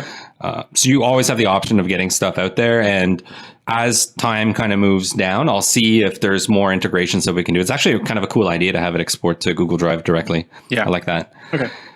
That's what I'm here for. This is my studios over here. So I could create another studio if I wanted to. I could click on it. This is almost like flicking through channels, right? So if you can imagine that you have like a few people that you make music with, I can click here, see what's going on. Obviously in this case, because there's nothing there, it's empty, but I can go back. It's going to download right away. There's no real lag or anything like that. It goes pretty quick. Spent a bunch of time on optimization. So when you record, what's the rate that you record at, and is it the same if you're pulling it off in this situation? Yeah, it's actually going to match the sample rates of the users who are connected, ideally at the highest. So let's say me and you were connected, we're audio pros, we have gear at 192. It's going to synchronize and send samples and do everything at 192 without any compression. If someone joins in, like Johan, and he's got he's got his little MacBook, so he's running at 44K, it's going to downsample stuff for him at 44K. There's a lot of logic under the hood, though, to make sure that we don't resample too many times. I always keep a copy of the original to not introduce any artifacts in the audio. But then we have a whole bunch of tracks at 192 and one track at 44. It would get upsampled, though. So it would get converted. Honestly, to the ear, well, at least to my ear and my little speakers I have over here, I can't really hear the difference. If you're really a specialized pro audio person, you might be able to hear the difference. But if you're really specialized pro audio guy, studio, big name producer, you're probably working with other people who have similar high level gear. But the point is to be inclusive, right? The point is anyone can connect, drop whatever you have. If you got a potato computer with, a broken sound card and the webcam is upside down, it's still going to work. Okay. Let's say you have 192, but a horrible internet connection. Will it still work at 192, or will it pull it down to get files across? No, it won't pull it down at all. It'll just take a little bit longer to download the sample here. That's all. Okay. So in this approach, I feel like what we're doing here is different, right? It's not like Zoom where, if the latency screws up, oh no, the audio's choppy, it's gone down, it's messed up. It's almost like an asynchronous/synchronous workflow. So if something takes a little bit longer to download, it's not really the end of the world, whether it's 1 second or 2 seconds for a sample to come in. As long as it's there and I can hear it and I can mess around on my side in my DAW to go, find some sounds or record some bits, that's all I really care about. I'm going to throw one more idea out here because I was thinking about this. Let's say you bring on 3 people, and this is not for music. This is more for a podcast type thing. So they can record as they go, and then it ends up when it finally produces it produces the full track on their track line. So you could actually create a 4-person podcast with their own audio coming into this, where you could then do a whole bunch of editing and not have to separate people's voices out, correct? Yeah, that's correct. I would just have to make it so that when you hit record, there'd be some feature where it starts the recording at exactly the same time for everyone else. And then it would be fine. It would just work. And I guess you wouldn't even need to do that if the audio goes on long enough. Everyone would just need to. Well, you'd have some sort of sync thing where you go 1, 2, 3, 4, something like that. How long of a file can you create? There's no limit right now. Okay. The longer expect those samples to download in, a minute or 2. I would give it a little bit of time depending on people's connections, but it'll go through for sure. Okay. It's pretty reliable in that. So we're at NAMM, and I'm thinking of this, and I'm going a little bit off rail once again. But think of this: every year at NAMM they have the drum circle, the percussion drum circle. But except I don't know if they're doing it this year or not. But you could literally have a whole bunch of people logging into this server. And then you have the main beat already in there, and each person could start contributing their own sounds into the drum circle as a whole, and then come out with a finished product. Yeah, that'd be super cool. Yeah, I've thought about that. I mean, my vision for this is honestly, my dream is I could wake up, I go get my coffee, I'm still in my pajamas, well, like I am all the time, but I come in, I open Beat Connect, and boom, there's people making music. I go in and out, and all day we could just connect and kind of do stuff. I would love to have automated like remix competitions where a sample or a studio would appear just for like a week and everyone has to do their stuff. And at the end, everything gets published on the website. I mean, there's just so many kind of cool and fun things that we can do with this. Have your favorite artist create some sort of track and then see who can layer the track the best way. Yeah, absolutely. So imagine, right? Imagine there's a competition and some kid gets a chance to make a beat with Dr. Dre for 30 minutes and that gets fun. They can also find a musician that's like, yeah, I like how you play those licks. Why don't you, become my lead guitarist? Why don't you become, my lead bagpipe player? I don't know, whatever instrument comes into mind there. So we have we're going to show the finished model then, right? The finished model on what you guys created here. This is BeeConnect as it exists today. Okay. I thought you were going to play this. We've just been cutting and splicing it randomly. Imagine just like an axe murderer attacking a pizza. I don't think you want me to hit play. Oh, come on, hit play. No, do it.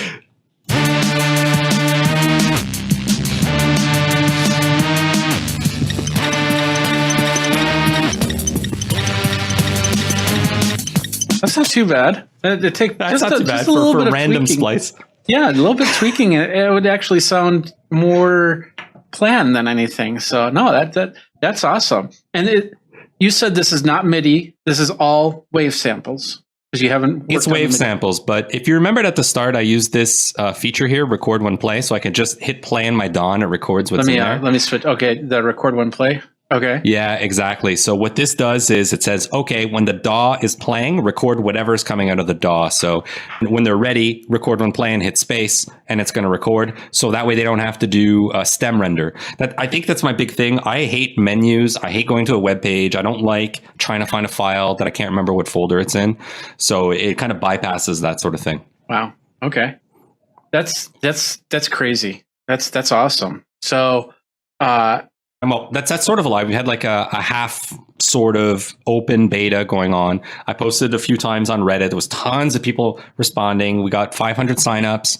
There's been about 125 active users in and out from all over the world who've just been logging in, telling me, hey, Nick, I would like this a little bit better, or just telling me the different bugs that they have. I've just been spending tons of times fixing it. I built this whole thing myself. And I'm starting to go a little bit crazy because there's some interest. So I'm hiring developers now, expanding the team, and I really want to build this and make something awesome out of it. I'm pretty sure that you can find some backers and things like that to make this happen, because this is pretty interesting. I'm really excited about how this is. I'm going to definitely show it to some musician friends. We'll definitely try it. Are you planning to do a subscription model? Or are you planning to do, how is that going to work? Yeah, it's going to be a subscription model. I don't want to break the bank or anything, and I know some plugins are expensive. I'm just guessing with the price right now, but I think we're going to go with $10 a month. Okay. Or $100 for the year. Okay. That seems to be less than some of the other tools that I've seen out there. It's enough to cover the cost of the data going back and forth on the server and the maintenance and things like that. Well, if you allow them to do storage on different areas such as Dropbox, and they cover their own storage, then you can definitely keep a low price on that thing. Most of the costs come from the data being sent. As soon as data leaves the server, it's called data egress, and that's where the meter starts ticking like electricity. That's true. But I also think that people want to make music with everyone else, and it'd be kind of crappy if I want to make music with you and both of us have to have an account. I've been thinking about a producer account where you can have some guests. So for people who, let's say, have a band, well, not everyone needs to have a license. You can get kind of a group license, which is less expensive, and then everyone has their thing. Yeah, the only thing I'm thinking of is security. If you've got 5 people and you don't want anybody else touching this stuff, or you don't want people to find out that Garth Brooks is on here making a song or anything like that, and then they try to get into either mess with it or listen to it. So I'm guessing there's going to be some security on this. Yeah. There's tons. I've worked in software for a while. Music has just kind of been a hobby, and it's just awesome. I can kind of combine both. So I'm following all the latest, hoopla. But more importantly, the way BeeConnect works is, yes, there is an open kind of cloud that you can connect to, but there's also a possibility of me distributing a private cloud. So let's say, even I've been in talks with music schools, because this is really great for teachers and educators and stuff like that. They would want to host it on their own intranet and not necessarily allow any outside connections, and that's totally possible without any issues. Okay, perfect. So for more information, where do people go? Just go to www.beeconnect.com and you'll get everything you need right there. Okay, perfect. Yeah, awesome stuff. I'm impressed. I know, like I said, I want to send this off to about 5 different guys right now and said, hey, let's do this. So cool. So congratulations, great job. I think this will definitely explode somewhere for a lot of musicians out there. So thank you. I hope so. I honestly, like, if I can go on a little rant, this is a passion project. You know, I don't want to turn this into something which is really annoying. I'm trying to build this with my needs and other people's needs because I just want to have the best tool that I can selfishly use to make beats with my friends and stuff like that. So any ideas, you know, I'm open to anything. And I think we can make it awesome. And I love that it works personally with every DAW. I think that if a major player in the industry would try to replicate this, they would have a tendency to lock it down to just their DAW, you know, because of all these brand monopolies that are out there, which is something I'm against. So that's my little rant. All right, that's a great rant. Thank you. This is awesome. I can't wait to see Beat Connect out there, and we'll stay in touch, and we'll do some updates on how the program's going and everything like that. Cool. Thanks so much. All right, thanks a lot for watching this video by Geekazine. If you're over on geekazine.com or youtube.com/Geekazine, don't forget to like, subscribe, comment, hit the bell notification so you know when the next video comes out. Until next time, you guys geek out and take care.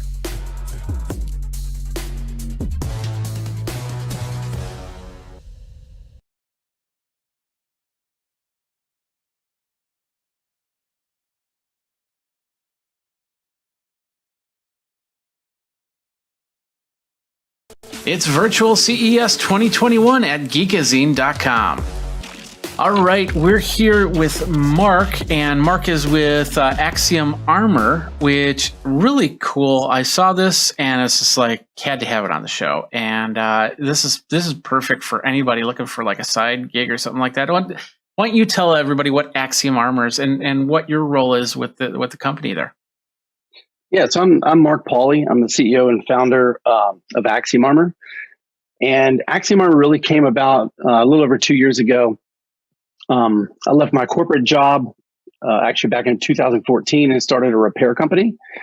So through that journey to date, and I still have the repair company as well, but we were able to service over 50,000 devices and really get an understanding of screen protection and what works, what doesn't, what the customer actually wants.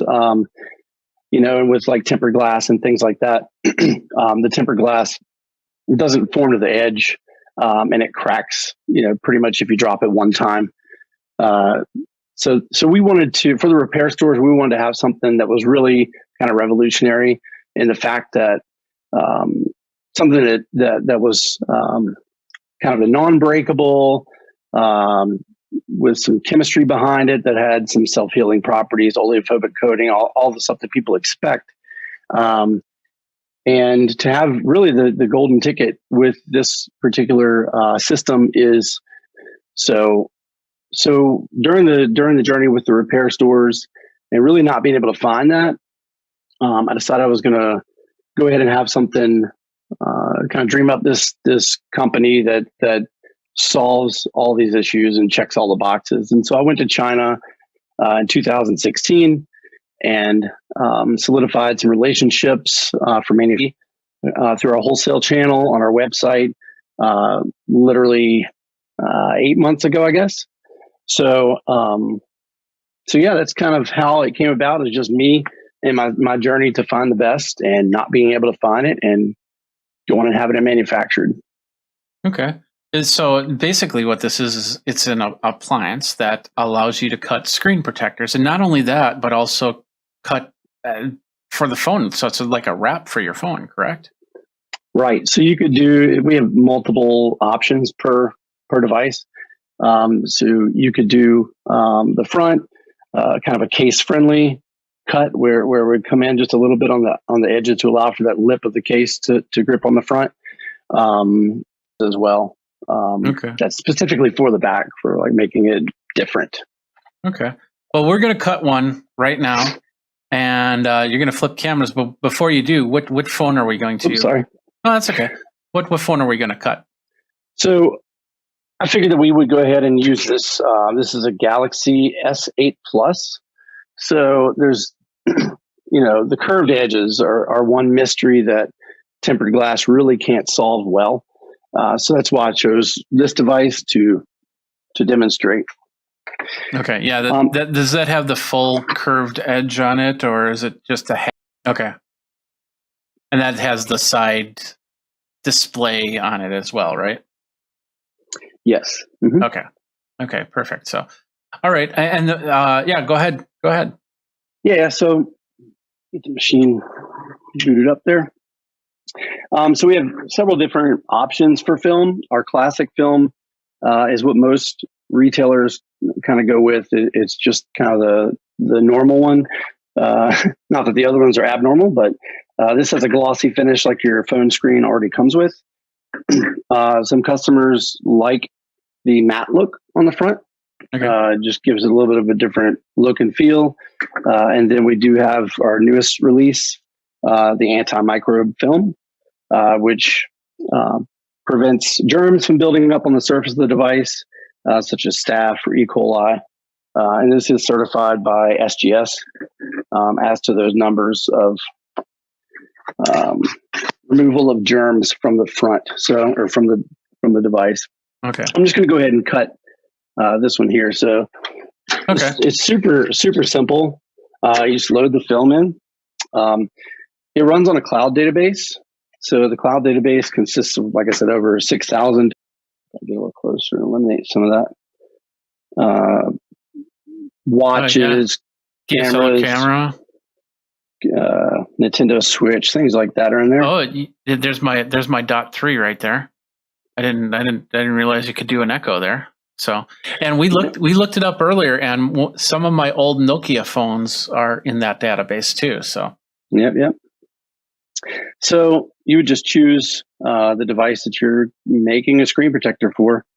It's easier just to type a quick query and end up at exactly what you want. So there's different cuts that you can do on each device. The front, which is pretty much edge to edge coverage on the front glass, where it says with cover, that means with a case. So it'll cut about 1 to 2 millimeters short on the top, bottom, left, and right. The back film, and then the all-inclusive. So for this, we'll go ahead and just go ahead and say we're going to be putting a case on this one. And as soon as you click the send button, did that hook up on the phone? Is that Bluetooth enabled? Yeah, it's Bluetooth. Yep. Okay, so it's not going through the Wi-Fi or through a network from phone to printer. Correct. Right. Okay. It's a localized connection. So then it's done. So you literally just peel the screen protector out of the backing paper. That's crazy. So the cutting unit, it's like one of those paper cutters, not the big old axe handle type things, but the ones that go back and forth, right?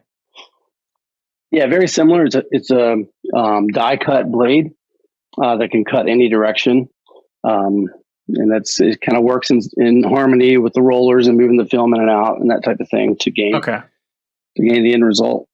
All right. I know we had talked a little bit earlier about the liquid application. So some products, you have to spray. The reason for the spray is to line it up properly. So it's kind of a forgiving method, so if it's got liquid on it, it's going to kind of move around a little bit. So it allows the person doing the install to line up the screen protector properly. All right. So, but this is not liquid. This is not liquid, and I'm going to show you kind of what the secret sauce is here. Cool. We like the secret sauce, definitely. Yeah, it's secret sauce all up in this. So this is our microfiber towel that comes with the system. We send you several of these. So, I think they're like 19 cents a piece if you need to replace them. We don't make money on that, but it's just there for you to have. So what you're left with is 3 layers. So we kind of peeled this off the backing paper that went in the trash. You're left with this outer layer, which is just there to protect the actual film in transit.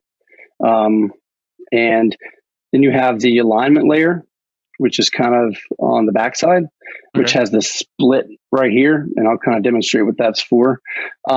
This is a tacky layer. So this is in lieu of the liquid that we were just talking about. This allows you to say that you get it crooked, right? And you can just take it right back up. So it's not really bonded. Okay. And let's see if I can get this thing lined up with the angle I'm at here. So yeah, if you don't get it quite lined up right. Yeah, you got a camera to work around too. Yeah, I'm working around a camera, and the camera's on a chair. I'm kind of sitting in the chair, and it's just a mess, but yeah, we'll get it. Might not be perfect because I can't. I got 44-year-old eyeballs with hardly any light right here, so It's we'll see what perfect happens. in my eyes. So So that tacky alignment layer, you kind of just push it down, and this allows for any residual dust that kind of snuck in at the last second to get gripped and kind of removed in this process right here. So you just bend half of it back, and it ejects that alignment layer that's tacky that pulled the dust out and all that. That's amazing. That is, because I've seen this done so many times, and usually you have to take your fingernails and peel on the other side of the layer and everything like that. And this is it's just sliding right off. That's crazy. Yep. And then you just take your finger and go around the edges. So you just want to kind of push it down.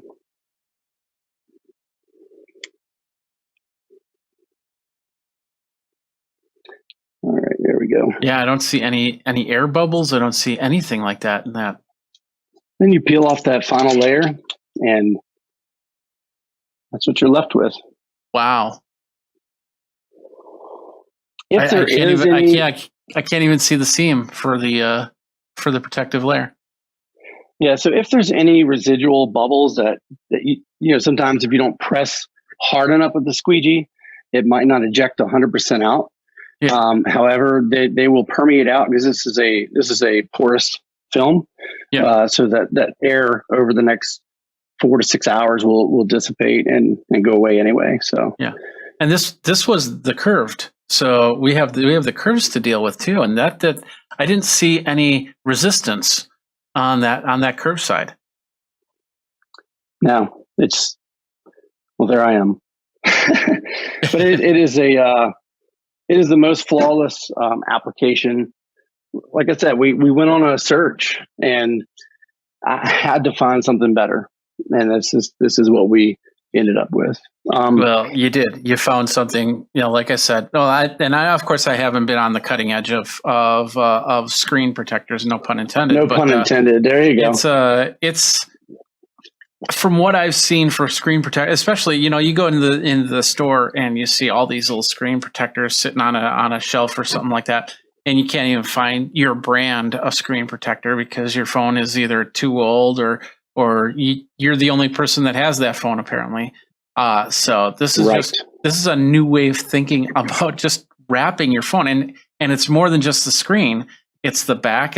I'm assuming there's a way to put protection on the sides as well, and put a logo on it. Yeah, so we do have corporate partnerships where we can have. So here's some of the back film. This kind of protective layer on that, but it really feels like this particular one really feels like wood. It feels like the texture of wood. Really? Okay. And so there's different patterns that we have. Here's one that we've pre-installed. And this takes about the same amount of time to install as the front. But they're all highly textured, so I can actually feel that black raised ink on this particular cut. And yeah, they're just, we have with things for flower lovers, mountains, of course, camo, wood grain. We have several different options, and we're launching more patterns as well. We're also launching a I don't see a Geekazine well. logo in there. Can I print out a pattern? So we're looking into that right now. We do have. Let me switch this camera back around. Okay. We do have another machine that's going to be produced that would allow you to print and then cut. Okay. So probably not with texture, but I'm not looking for the it'll texture. be a little texture. Wood? Yeah, absolutely. Oh, okay. It's a UV ink. So UV doing that, it can build up layers quickly while it's curing. Yeah. What's the fadeability? Of course, if you leave anything out in the sun, it's going to fade. But would like 3-6 months, a year, 2 years, or Oh, I would say probably a couple years. This has been on this phone ever since the S10 series came out. So whatever, been a couple years, I guess, maybe. Yeah, maybe that sounds about right. So I mean, and this is our demo unit. We take this all over with us. Okay. And it's a dummy phone. But nonetheless, it gets shuffled in boxes and travels in cases and stuff like that. So okay. What about the new foldables that came out last year? Is that something that you could wrap over? Yeah, the Galaxy Z Fold and the 2 as well is already in our database. Any of the flagship models. So we had the iPhone 12 series in there about a month before Apple launched it. Okay. So we always are day before or morning of launch, because we don't want our retail partners to miss sales, right? So if somebody comes in with a brand new flagship device, they want to get it protected, and so we make sure that the specs are ready to go and the cuts are in the database. It might not be every single cut day one, but you'll have the basic front and back that you can cut. Okay. All right. Well, are there other companies out there like this, or? Yeah, there are a few, and most of which use the liquid install, which is just messy, and it's just not something that I want to do. Is put liquid on an electronic device and hope for the best. Yeah, because things get damaged, especially when you're talking about a liquid crystal display. Yeah, the liquid gets behind that. You're talking about having to give the customer repair for free. Yeah. And you were talking earlier about healing properties of wrapping a phone, which it's just like car keys. As you scratch a car key, it'll heal itself, so you don't have a scratch on your screen. Right. So on a molecular level, if the surface of the screen protector gets mangled some kind of way, it will, over usually about 24 hours, with the heat, the regular ambient heat from your house or car or whatever, it heals. Now, if you take a Dremel and gouge it, it's not going to heal that, right? So I can't take a drill to my phone straight through. It doesn't work that way.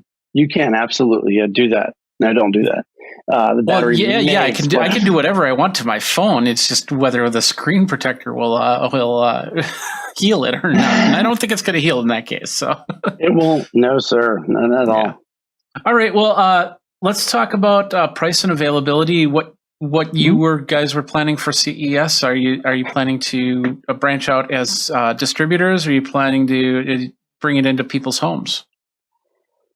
So this is definitely a piece of equipment that you would have in mall kiosk environment, repair shop environment, a wireless carrier that sells phones. Anybody that sells phones, some of the larger companies that have government or corporate contracts where they deploy 500 iPhones.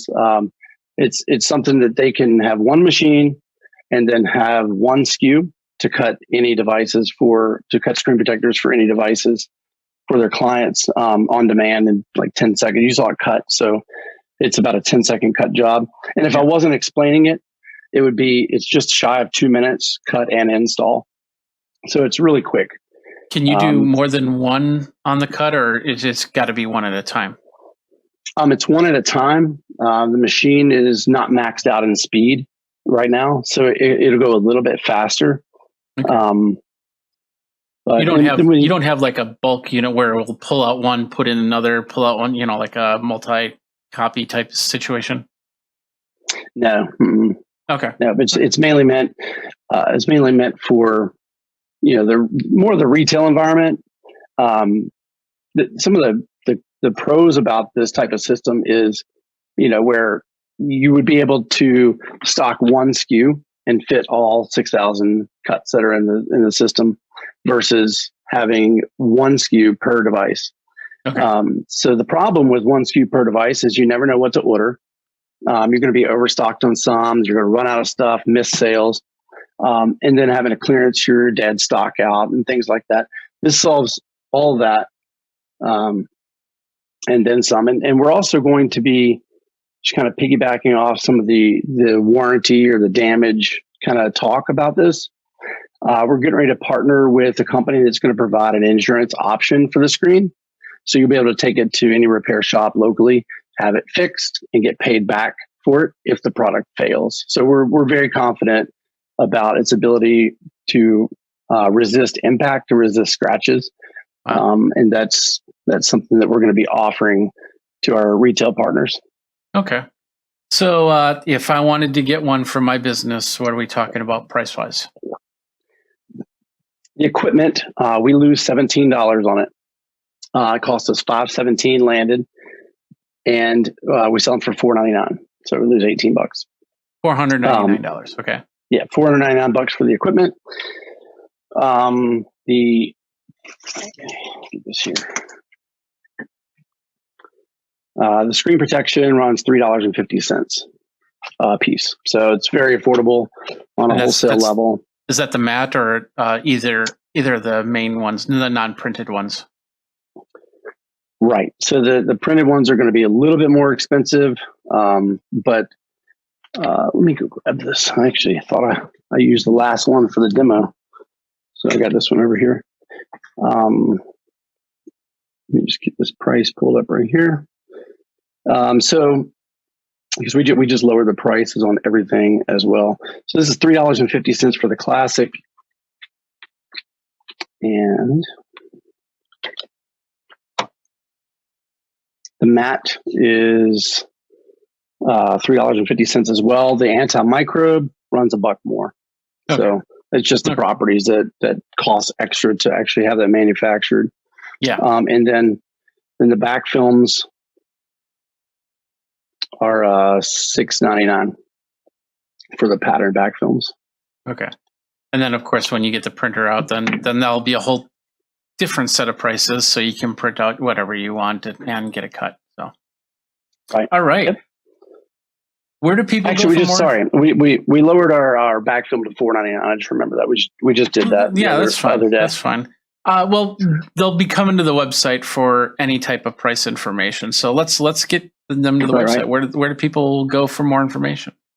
It's AxiomArmorWholesale.com.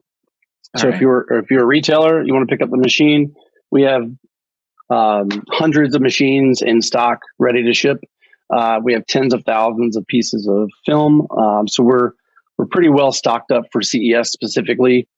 We've kept our UPS truck in business for sure, and hope to do that, for the coming weeks. Where are you based out of? We're based out of Central Virginia, a little town called Bedford. Oh, okay. Bedford. You've never heard of it? Oh no, I have. So really, have you? But yeah, I went through there once. Do you do the international as well? Mm-hmm. We do. We have partners in 23 domestic states currently, 3 provinces in Canada. We're working out partnerships with a large organization in Australia and India right now. So we're definitely doing worldwide shipments.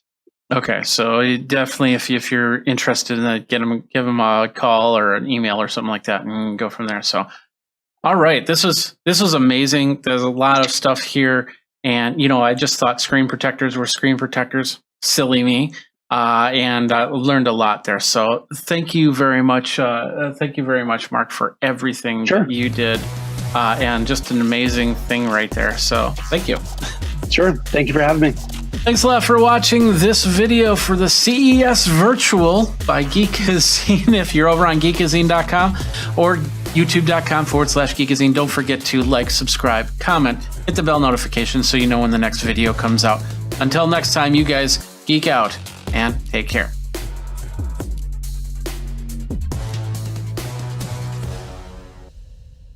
It's Virtual NAMM 2021 at Geekazine.com.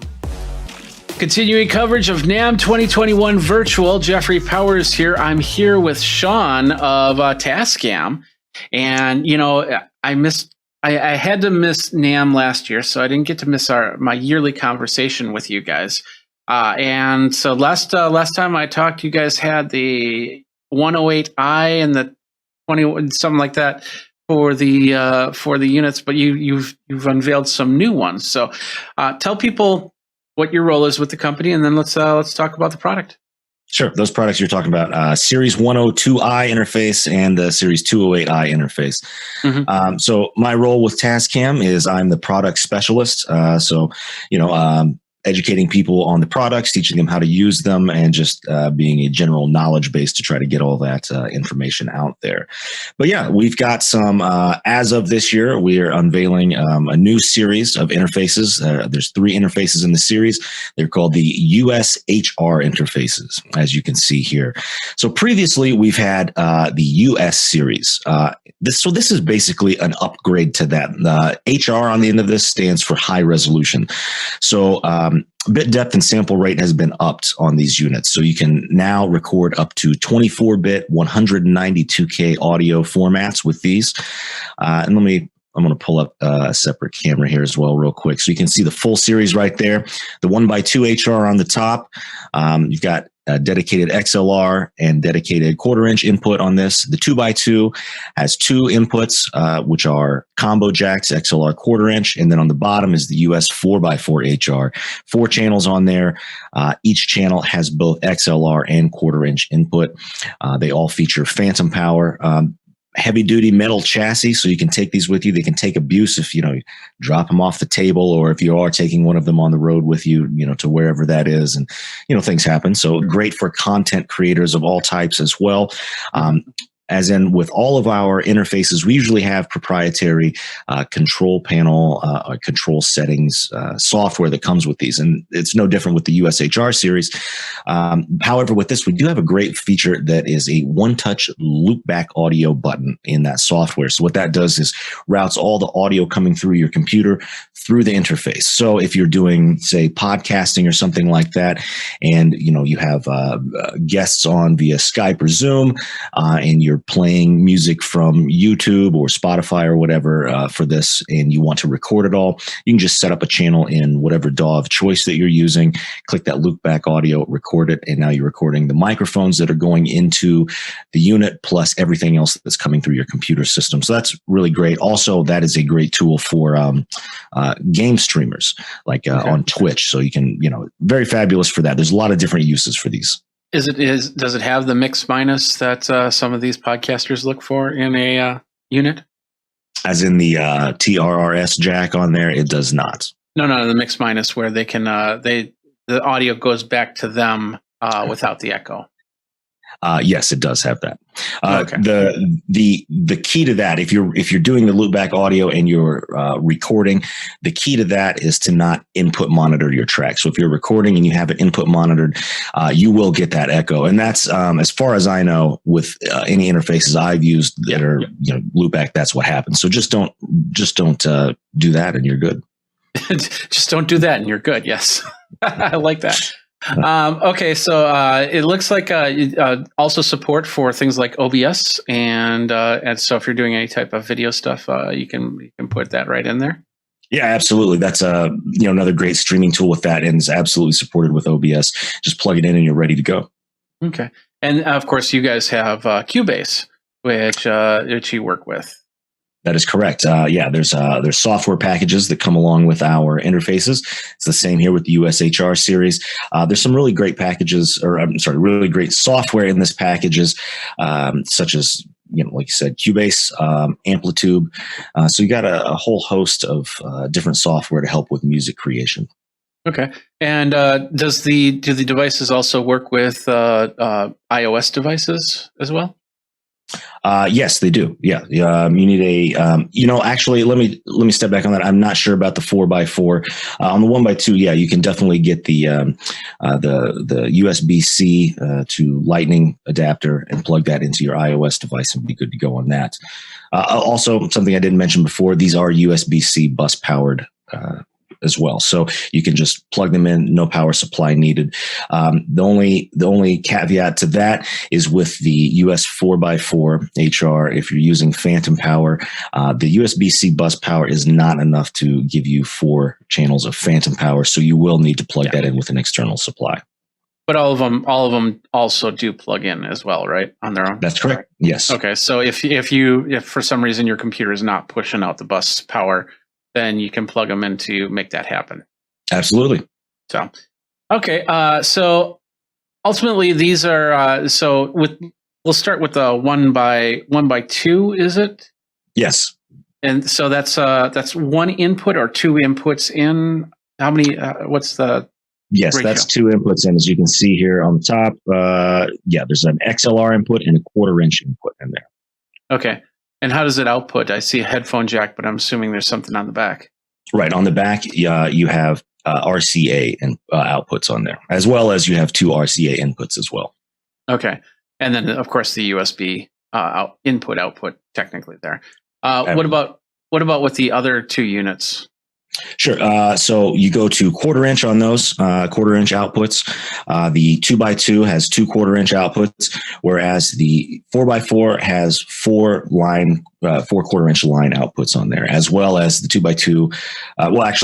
They have MIDI input and output on them as well. So you can, connect a controller to that and, use software instruments as well.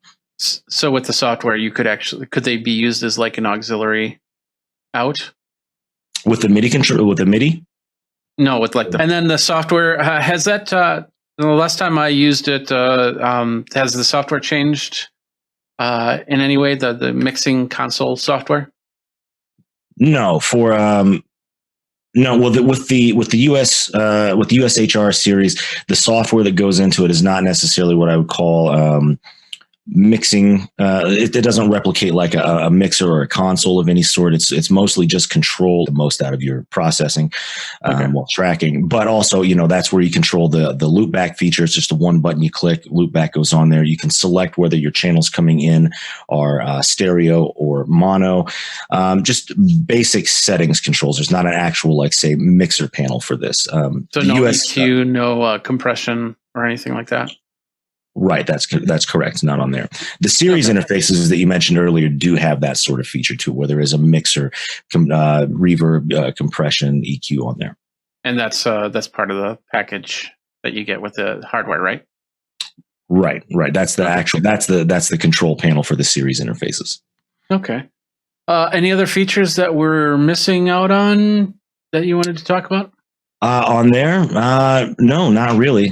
Just the MIDI in and out on the 2x2 and 4x4, which is awesome, because the part of the software package is Sample Tank, which if you're not familiar with that, is just a virtual instrument suite, and it comes with quite a few instruments, and then they're always coming out with more sample packs for that, so you can always download those and get those, and have a whole host of different sounds, for your songwriting needs. With that, loopback function supports in there. All around, it's a really great package. Okay, perfect. Now let's switch gears here, because you said that you wanted to talk about a microphone, and I went, "What?" So what microphone are you showing off? Sure. Well, I don't physically have them here with me at the moment. We have to have beautiful photographs taken of them and everything for the release. But a lot of folks don't know that Tascam has been making microphones for quite a while. We've got condensers.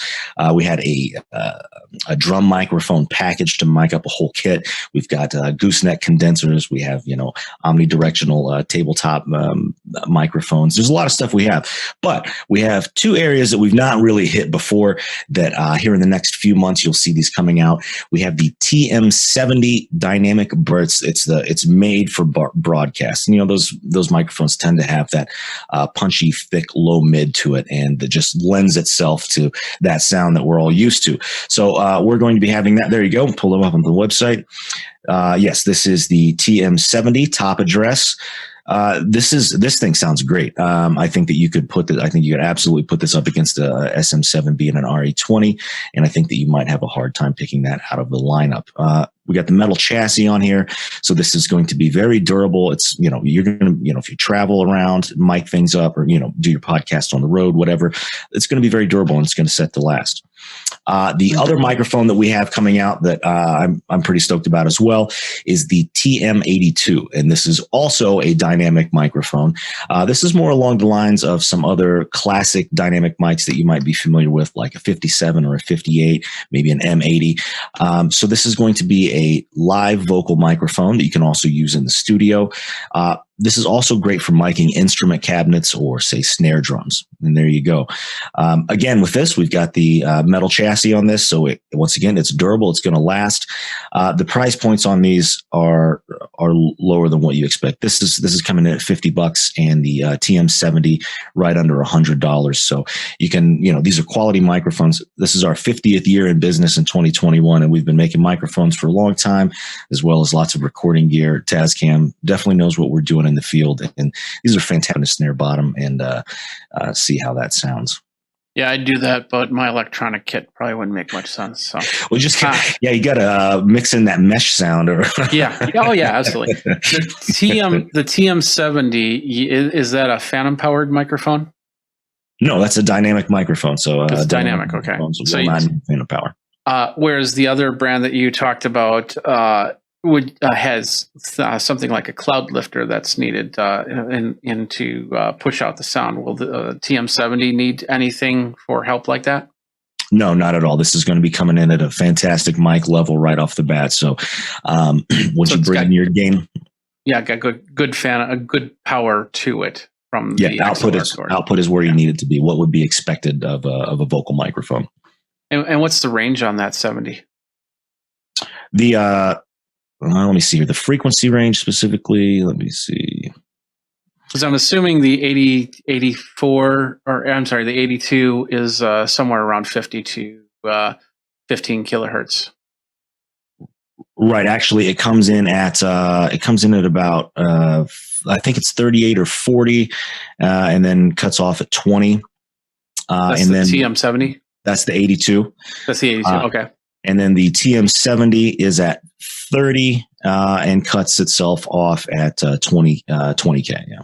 Okay. The 82, is that a cardioid or supercardioid? That's cardioid pattern. It's cardioid. Okay. So good noise rejection. So if a musician wanted to use it as a vocal mic, it would work pretty well. Yes. Okay. And what about the TM70? How's that work? So the TM70 is actually a supercardioid. So that's great, especially with, broadcast, you want that as focused as possible. It's so in the, being supercardioid, the off axis rejection on that is going to really just, naturally filter out any sort of, ambient noise.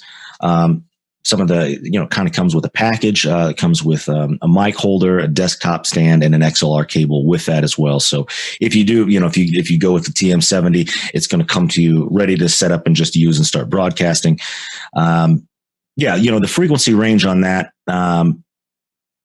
it's pretty. It's nice. I mean, you've got on the low frequencies, you've got a nice smooth roll off that's going to be natural sounding, and then you've got the bumps and some natural places where you'd expect it. Like there's a slight bump in the low mids, and then there's a little bit of a bigger bump in the high mids. Without adding, sibilance to your vocal. You're going to see that drop off before the 7K point where you're going to get hissy, S's on that. And then there's a nice subtle roll off up to 20K as well. So it's a very natural sounding microphone. Okay.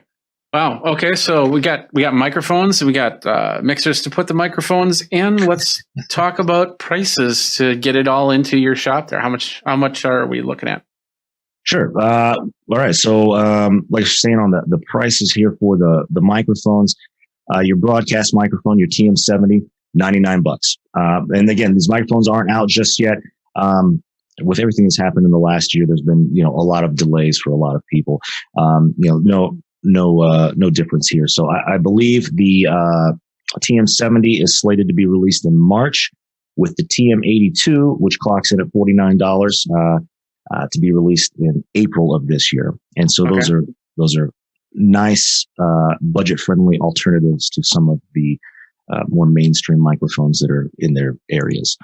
And then with the USHR series, let me see here.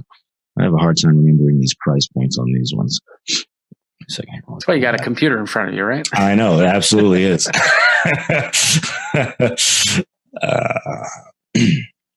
Let me see. Well, if you don't have them right away, it's not a big deal. It's okay. All right. So the Tascam US 4x4, $199.99. That's great preamps, just great build quality, a lot of versatile features that you have there for under $200. The 2x2, $149.99, and finally the 1x2 comes in at $99.99. Okay. So you could get a broadcast package here on the low end for $200. Be ready to just come home, plug it into your computer, and start broadcasting right then and do there. Some podcasting, record some music, or whatever, or do both. Exactly. Start a podcast about recording music. How's that? Yeah, there you go. So lots of great options there. So Tascam.com for all your information. That is correct. Tascam.com will get you everything you need. All right, perfect. Sean, thank you very much. Awesome to see Tascam at NAMM, of course, every single year. I can't wait till we get back together and we can actually have this conversation in person. And we'll try and get some stuff into the shop and do some reviews on there. So once again, thanks a lot to Sean. Yeah, definitely. Yeah, absolutely. We'll be in touch. Thanks, Jeffrey. Much appreciated. Have a good one. Thanks a lot for watching this video by Geekazine. If you're over on Geekazine.com or youtube.com/Geekazine, don't forget to like, subscribe, comment, hit the bell notification so you know when the next video comes out. Until next time, you guys geek out and take care.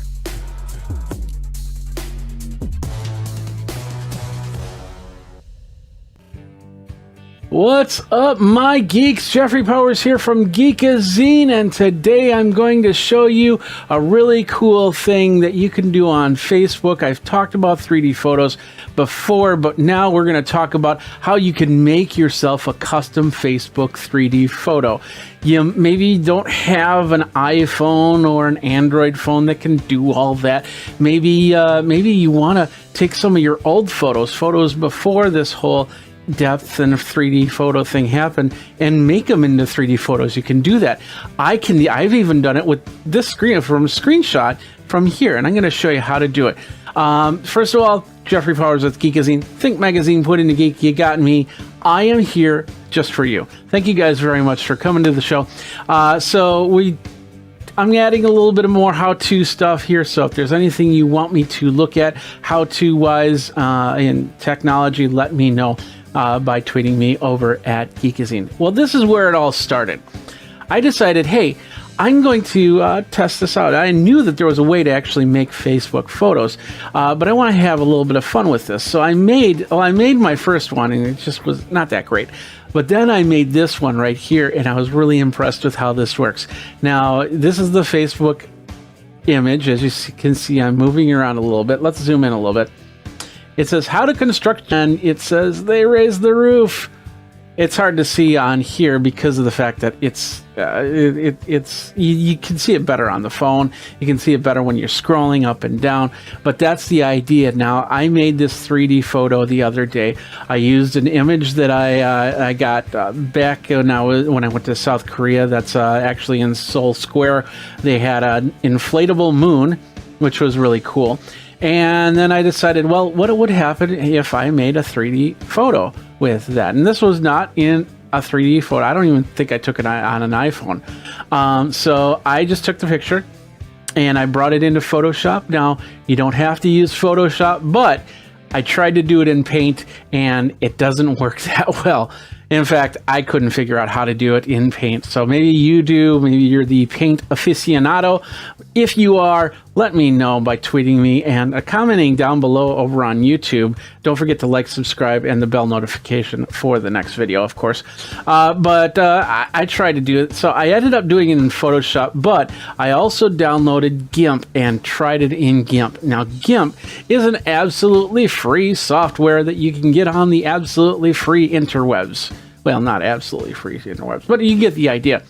You can put GIMP onto your computer and you can do this exact same thing. All you need is a program. And if you're on Mac, you have Mac programs, but all you need is a program that can invert image, basically create black and white photos and darken out certain areas and lighten out certain areas and all that stuff. I'm going to show you how to do it in a second here. So I'm going to do it in GIMP. I'm going to do it in Photoshop, and then I'm going to show you how it works. So let's first of all, let's go over to my first thing. We'll go back to the How to Construction Workers Party. This one was actually fairly straightforward. It took a couple times to actually get it to work, but the moon with the text How to Construction Workers Party, and they raise the roof. I'll show you how that all works. And then you have to create a second photo, and it kind of looks like a negative of the photo, and it's really not. And here it is right here. So you have the background, you have the mid-row, which is the moon. You have they raise the roof, and they were both they raise the roof right there. That's basically the secondary photo, the depth photo that you create when you create that. Now, I've kept it really simple from here, but it does work from the basic gamut of white to black and grays in between. In fact, if you look at the moon here, you'll notice that it's at a gradient. And the reason why the gradient is to create the depth. If it was all white, it would figure it like a flat object, like a quarter or something like that. And therefore treat it like a quarter, like a flat object. This has a little bit of roundness to it. So yeah, as you can see, I put a little gradient in there. Now, when you get into shaping stuff like a head or something like that, that changes the gradients just a little bit, and you really got to work on that and play around with that. So your first photo or your first image is basically this one right here, where it shows everything. In fact, I have it right here. Let's bring it up.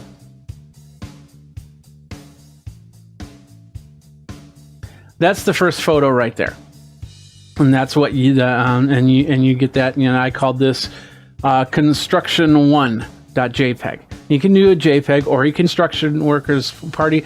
As you notice, they'll have. You can see they raise the roof on there, and I probably should have made this using the texture of the moon in the text of raise the roof, but I decided just to color match it as best as possible so you can see it. Now, and the other thing about both of these with the text is I put a light gradient behind it, basically a drop shadow behind it, so you can kind of see it just as the picture right here. The second photo is right there. As you can see, it's got the moon, it's got they raise the roof, and that's it. And they raise the roof is in just straight up white, because that's going to be what's in the front of the picture. So if you think of it 3D, black is in the back, white is in the front, and gradients go all the way from back to front. So, and you know, as in darker objects to lighter objects to the front. So anyway, that's what we've created right here. Basically just two images. Now, once again, you got to play with these depending on what you put in for your images. Like if you've got a very busy type of picture, like let's say a skyline or something like that, you're going to probably do a lot of masking. You're probably going to do a lot of cutting and pasting, creating new layers. Like for instance, if I did a sky line of Madison, I would have the clouds, and that clouded area would probably be all black, and then we'd have the skyline, which would be probably a gray, and in this case it wouldn't be gradients here and there. It'd just basically be a gray and a black, and that would be the two background and middle ground, creating the layer. And then let's say there's a little ship sailing, because Madison's on two lakes. In our skyline, we can get a really nice shot with a nice lake in front of it. And let's say there's a boat sailing by, and that boat I can cut out and make that object the foreground, the 3D object that moves, and then the lake even be a lighter gradient or a gradient of different grays to bring it forward to the front.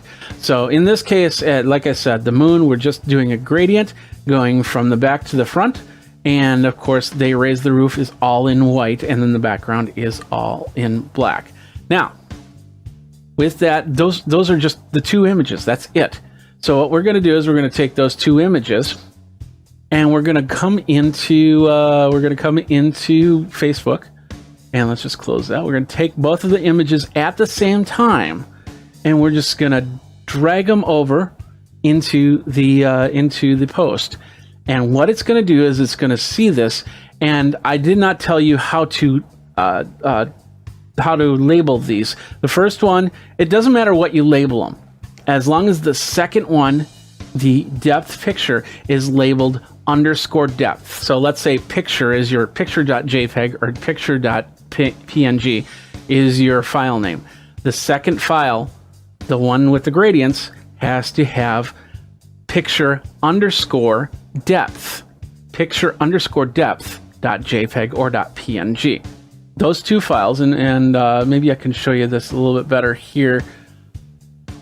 If I do this, because I've already done these, and as you can see, we got construction1.jpg and construction1_depth.jpg. So hopefully you get the idea there. And what that does is it puts the two together to create this. And as you can see, it works really well. You might have some problems with it. You know, it doesn't happen the first time. It took me about 3 or 4 times to actually get this going, but it does work after a while. So, just put it up there. You can actually bring it up into the page, and without posting it, to actually see what it's going to look like when you're done. If you don't like it, you just hit that little X button in the corner and you start over, and you do a little bit of adjustments, and then you bring those back in and then test it out, and whatever. If you like it, then post away and make your post known and go from there. So that is that one. Let's go to the next one here. Next one is my cat, Scotty. I decided to take a nice little image of Scotty. Where? Oh, yeah, that's because I have like that. Okay, there's the image right now. And so basically I took this image and then I cut out Scotty. So there's basically, because we have a lot going on in this picture. There's what we call her kitty condo is around her, a lot of bars around. So got to deal with that, because this actually took about 8 or 9 times before I was actually 3 or 4 times before Facebook said, hey, okay, we can put these two together. And then a couple times because the cat and the bars were moving together and it looked weird, and still looks a little bit weird, but I think I got it pretty much matched out from here. So the cat, we got the cat. We're going to have this would be the first image right here that we would save. And then the second image would be this one right here. This kind of looks like a negative. And you basically can just do the Control-I or Command-I if you're on Mac to make the image negative looking to it, and then doing a lot of color dodge, and then I changed these to black and white so it doesn't have any colors coming through it. So, and then of course a lot of adjustments, like the little hammock above her head, as you can see, is more of a gray, and it's one solid. We're not worried about the textures in this part of the image. We're just worried about where it's going to get placed, the Z index on the image itself. And of course, as you can see, I did a lot of color dodging, or color burning, excuse me, to bring out the back and then kind of bring a little bit of the bars into play here. So then I, of course, then brought in Scotty as full white. Scotty is going to be the front focus of this image. So that is the 3 layers of this image right here. And of course, once again, I saved the image as I saved it as Scotty.jpg, and then this image right here got saved as Scotty_depth.jpg. Now, the end result is fairly straightforward. Let's go back here. We'll just take the 2 files and we'll bring them in. And it can take a little while for this to come together, because Facebook is taking both parts of the photo, stitching it, and then bringing it back to you in a 3D photo. So sometimes, this can take a minute to do, depending on your internet connection, depending on the speed of your computer, you might have to wait a little bit. But once it's done, you'll see what we've got right here. So let's and of course this one, like I said, it's taking a little bit longer, and there have been times that this Facebook just said, no, we can't put it together, try again. And they give you all these instructions on how to do it. And so this is the end result. As you can see, the bars are separating, moving around too much. So I would probably have to do a little bit more shading to get that going, but I wanted to definitely get a feeling that there were bars around, so you could see the different textures. So it's not going to be easy in some cases, and if you can get a picture that actually has all the layers put out, and you can make the shades from there, that helps out a lot. So once again, not the greatest photo, but this was not a live photo, one that captures depth, or that's portrait mode. That's it. So we could take the photo and turn it into something really cool.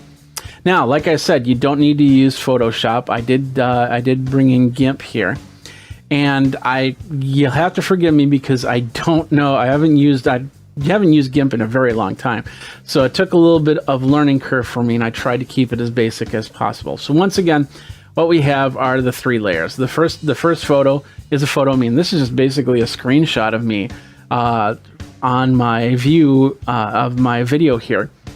So I took a screenshot of me, and then I cut out my image, and then I basically made it white, and then the background I decided to make it black. So just simple 2 tones there. So this is the depth picture, and I named it jeffgimp.png and jeffgimp_depth.png.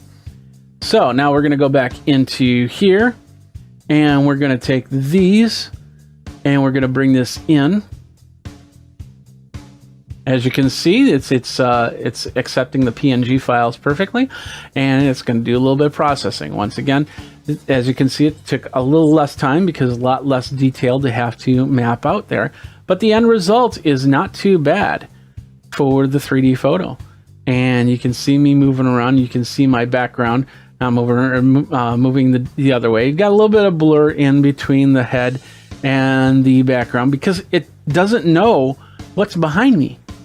And so it can't assume there's the same behind because that's not the case. So you'll see a little bit of blur, but that's basically with any type of a photo like this. And I don't think there's anything you can do unless there's a third layer that they put in that actually you can take a picture of the area and then match what is really behind me. But Facebook's not going to do that just for this simple idea. So that's basically it. We've got 3 photos, and we've got a Facebook 3D photo, and it's pretty cool. And I've been doing a lot of posting on there. And the one really cool, the even more really cool thing about that is I can now create some awesome stuff, like I showed you with the construction one. I was pretty impressed with that. Let me pull that back up here. I'll leave this page. So basically, we can have a little bit of fun with this and see what happens. So let's bring that back up. Here we are. So how do construction workers party? They raise the roof. And I'm going to play with this a little bit more with different images, trying to keep the background image as simple as possible. With this moon, it made it great because once again the gradients were there. If you noticed also, when I had the moon, it was never completely white in the middle. It was always a gradient to a slight gray. That way, it doesn't compete too much with the actual text that you are seeing move around when it says they raise the roof. And of course, the how do construction workers party, that worked very. Before this was my first one. My best friend Bob nominated me for the 10-day photo challenge. Day 1, I unfriended Bob. Now, as you can see with this one, the front. This is what I'm telling you about the white. Is it basically just sticks right to the front of the image and messes with the text and messes with the moon to the point where it just looks a little bit odd when you move around. But once I changed that with the moon, the text all came in line. And I already posted this, so I wasn't going to repost it, but it looks a lot better on the second time around. And then, of course, the third time around being this one. And I think this came out really well. And you can check it out over on my Facebook page. That would be facebook.com/Jeffrey Powers. But you get the idea. And I'll post a couple onto Geekazine, including this one right here that I'm going to be working on very soon. Let's bring this up. I'll show you this one really quick. This is an upcoming video that I had at CES. And it is for the Unreal mixed reality glasses. So I thought, hey, why not make a depth photo out of that, 3D photo out of that, and go from there. So it's going to create it, and there we are. So there is it's going to be the 3D photo when I post the article, and then I post it on Facebook. You will see this image, which will be the 3D photo moving around. And I think it turned out pretty well. For what I had there. So, and of course, if you go over to geekazine.com, you'll actually see the flat image. They won't have the in-depth movement to it.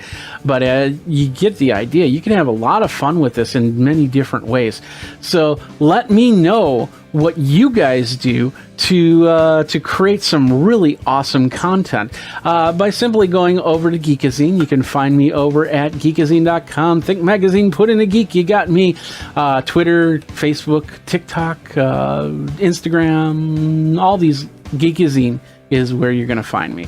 We're on Twitch, we're on YouTube. Don't forget to like, subscribe, comment, hit that bell notification so you know when the next video comes out. And hey, you can also join the Patreon movement. You can also tip me. There's a lot of great ways. It'll show you in the show notes there. Thanks a lot for watching. Jeffrey Powers here from Geekazine. Until next time, you guys geek out and create more cool Facebook 3D photos. So take care.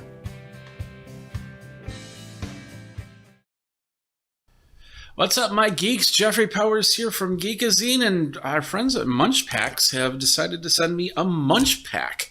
Interesting. What is Munch Pack? They're just basically you can discover new snacks from many different countries and stuff like that. You know, when I've traveled overseas, I've tried a whole bunch of different foods and snacks, and this is going to be no different. Now, I'm not getting paid for this. They just sent me a pack to munch on, and so I thought I'd unbox it and show it to you really quick. So let's do that really quick. So this is the Munch Pack. Let's open it up. It's a simple box.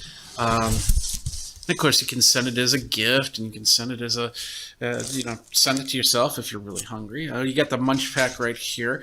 Canada, Spain, Philippines, a lot more. Let's see, we've got, this looks like from South Korea. We've got something from Canada. Oh, it says on the bottom, Costa Rica, Spain, many different areas. Did you know that South Korea's national dish is kimchi? And hopefully they don't have well, maybe they will have some kimchi in here. I don't know. So you get the whole Munch Pack, family packs and stuff like that. So that's pretty cool. We got a little piece of wax paper here, and this is going to be now showing us everything that we have in our Munch Pack. And we'll start on the top here. Let's take a look here. Chick Chack, everything flavored snacks. We got the guide right here. Oh, that's cool. So let's see, Chick Chack. Chick Chack, there we go. That's from Israel. I've been to Israel before, so I've never had a Chick Chack. So pretty cool. Delicious, crunchy, salty, everything bagel-inspired snacks. So if you're into bagels, the Chick Chack. All right, next up, let's set this over here. We got some Zapp's potato chips. I know I've seen Zapp's before. They are from the United States, so you can get some Zapp's potato chips. Going to South Korea, these are the Crown Shinseng. These look like a honey type potato snack, wheat snacks as they call them. We'll put it right here. And oh, wow, they even send drinks.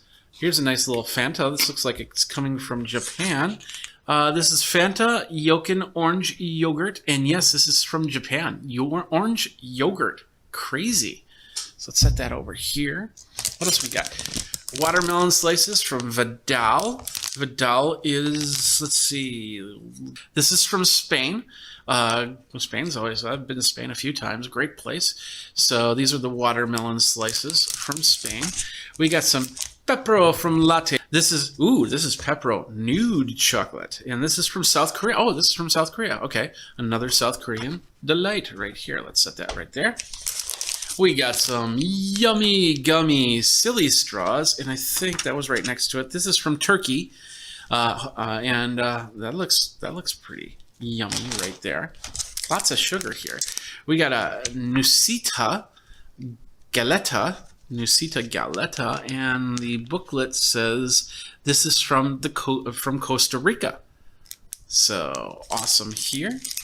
Got a couple more in here. Oh, this is one of my favorite ones. This is called My Chew. It's from South Korea. I know exactly. My Chew. Whenever I'm in South Korea, I get My Chew. They gave me the apple flavor. I don't think I've ever had the apple flavor. So, and I have never had it in this format. So I'm wondering if this is more gum than anything. Grape is my favorite when it comes to the My Chew. I love the grape, and apple. We'll see how the apple tastes here. Next up, this looks like some sort of candy tape of somewhere. This is the Extreme Fruit Sea Extreme. This comes from Thailand. So pretty cool food from Thailand. And then the last, but certainly not least, is the Double Dutch. It's a stroopwafel. And I'm guessing I know where this is coming from, but let's just double check because you never know. Double Dutch honey vanilla stroopwafel. Oh, no, I didn't know it's from Canada. It's coming from Canada. So, I thought it would be Switzerland or something like that. But this is from Canada. It's honey vanilla. So that is it. That's the Munch Pack. Let's take the box out and let's set up this candy really quick. So this is all the candy in the Munch Pack. Oh, I forgot the Fanta. Got a Fanta. Love the Fanta. That's yogurt. That's crazy. Yogurt. And I know I think I've tasted yogurt drink before, but I can't wait to try this, of course. And this is part 2 where we're going to try. We're going to eat, we're going to have fun, we're going to be yummy and everything. So anyway, Jennifer's right here, so you might see her hand, but she wants to be off camera, and that's fine. So what do you want to try first?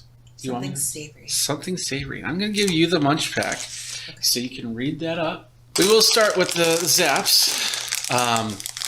These are the Zaps right here.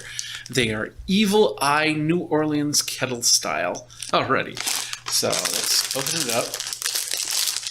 These might be a little bit spicy. I'm waiting for you to go. Okay. All right, here you go. There they are right there. That's the chip. Ready? Cheers.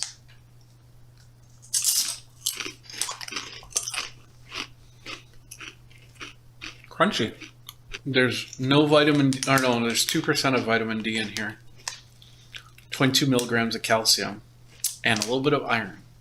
320 milligrams of sodium and 2 grams of sugar with 32 grams of carbohydrates.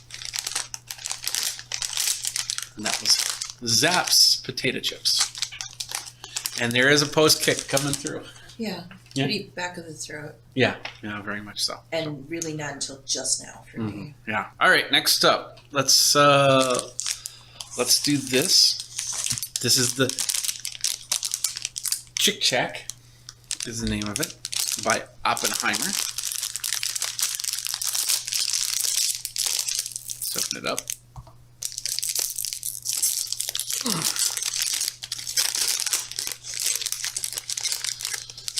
Little swirly looking items right here.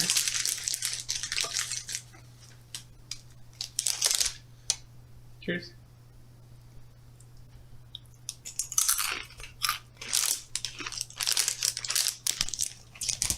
That has an interesting taste to it.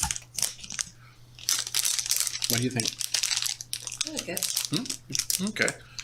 It's kind of reminiscent of, they're the big wavy square chips. Oh, like Sun Chips? Well, you're pretty close to spot on because this is made with wheat flour and maltodextrin and palm oil and natural cooking spices flavor enhancement. And that's Chick Chack. Where is the Chick Chack from? It's from Israel. Israel, that's right. And it's a bagel and everything bagel inspired snack. Mm. So there's probably a bit of rye to it as well. Yeah. Yeah. Yeah. You'll have the Chick Chacks. Mm-hmm. I'll sit that there. Take a small sip of water. That'll be good with some yogurt. Oh. You like when we were in Tel Aviv? Yeah, if we're going to do yogurt, then we're going to do the Fanta. Yogurt flavored Fanta. Yes. Can you guess where this is from? Is it Korean? No. No. Is that Japan? Yeah. All right, so this is from Japan. Ooh! A little pop. I'll let you have for a sip.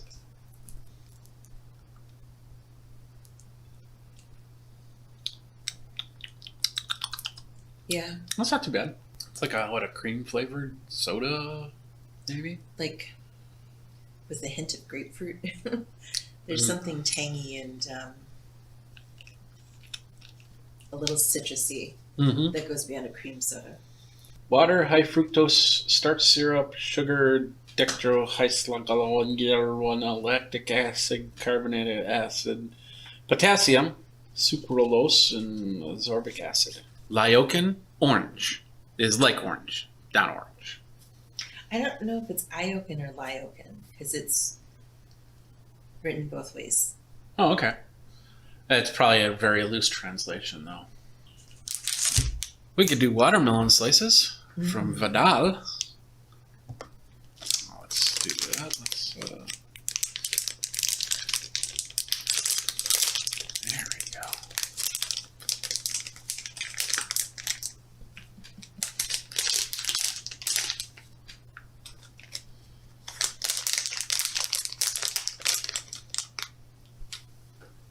Yours makes. Oh, I see it. Okay. Yeah, looks more like it looks like a watermelon right there. So kind of. Cheers. Kind of a reverse watermelon now I'm thinking about it. Wow, that's very chewy.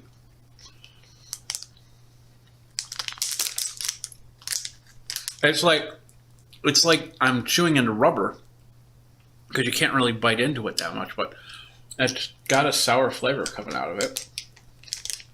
Watermelon sours are the one candy I used to love to get when we would go to the candy store. Oh, really? When I was little. Okay, well, this one's yours too. 20 milligrams of sodium, 22 grams of sugar, and 30 grams of carbohydrates. So, no vitamin A, no vitamin C, no calcium, no iron. Yeah, very firm. Some people like. Firm, yeah. Well, this is from, where did it say it's from? Oh. It says it's from New York. Oh, there it is. I'll let you look it up. No, you can. Spain. From Spain. Yes. I don't know what part of Spain, though. I don't remember seeing this while I was in Spain. These marvelous sugar-coated gummy watermelon slices look and taste surprisingly just like the real thing. These sweet gummies will be sure to satisfy your sweet tooth. Spain. I definitely think there's a sourness to them. Yeah, definitely. It doesn't really say on here. Yes. And again, I like watermelon sours. I prefer that to just straight watermelon. Okay. It's just really firm. Yeah, very firm. Yeah, absolutely. All right. What shall we try next? Something salty. Salty. So we're going to go back to South Korea. And I don't know if I had these while I was in South Korea. Can you read this? Jennifer's been working on her Korean. I'm just looking to see if it's written in a better font anywhere. Yeah. That's the problem with some of the Korean food is they create this really outrageous looking font, and so sometimes it kind of looks odd.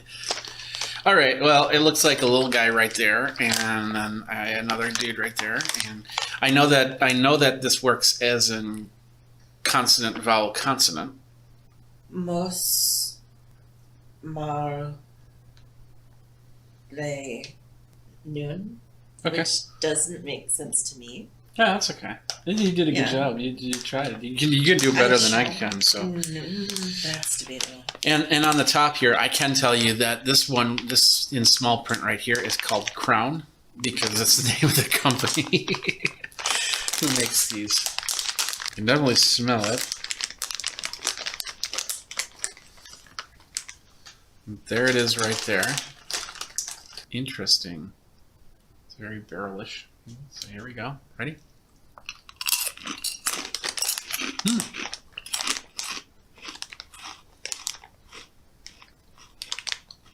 Pretty good. Light, airy, crispy. Yeah. It's Korean. I'm guessing it's rice based. Yeah.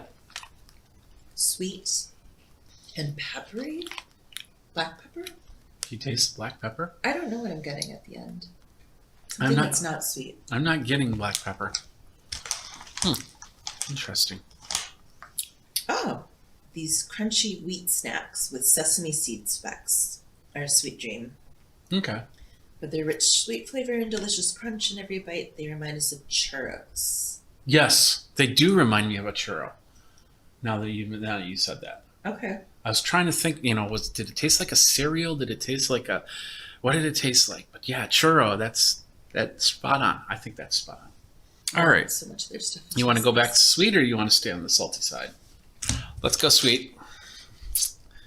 Yummy gummy. Yummy, yummy gummy in my tummy, tummy, tummy. We got multiple colors, blue, green, red, blue, yellow. So it's multi-fruit here. So let's open it up. Do you prefer a color? As a general rule, red. Okay. Oh, okay. That's interesting. It's a package within a package. Just do that. There is one red in here. Here it is right here. So they look like those pool noodles. Yeah. So I'll let you pick the red. We can split it. I don't care. Yeah, okay, let's split it. This is interesting. This is like a part red, part purple. I wonder if it's, well, I don't know what country it's from. No, I'll do the blue. And it looks like there's like a white core in the middle of that. So, you ready? Oh, you okay, so here we go. Wow, that's tough to bite into as well. Mm. I thought that was a lot easier than the other gummy. Oh yeah, absolutely, but And nuts gummy almost up. I wouldn't be surprised if the white core were marshmallow texture-wise. that's probably true. It's either strawberry or raspberry. Okay. Those are the two reds on here. Is my guess it's guess. strawberry because raspberry would be traditionally blue. Yeah, no vitamin A, no vitamin C, no calcium, no iron, but 21 grams of sugars and 27 grams of carbohydrates, 3 milligrams of sodium. It is egg-free and fish-free. It's from Turkey. From Turkey.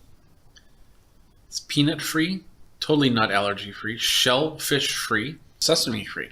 So, and they had just like a little label on the back here with all of the what it's free of. So that might be a label that they have to put on their bags there. So not too bad.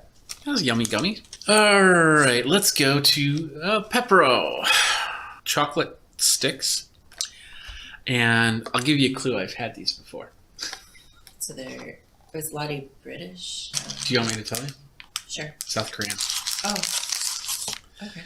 But I think there is a Lottie in. No, Lottie is the grocery stores in South Korea. That's where I know the name. Yeah. Okay. So, and we've visited the well, they're not really grocery stores. They're like a full service department, grocery and stuff like that. So. Thank you.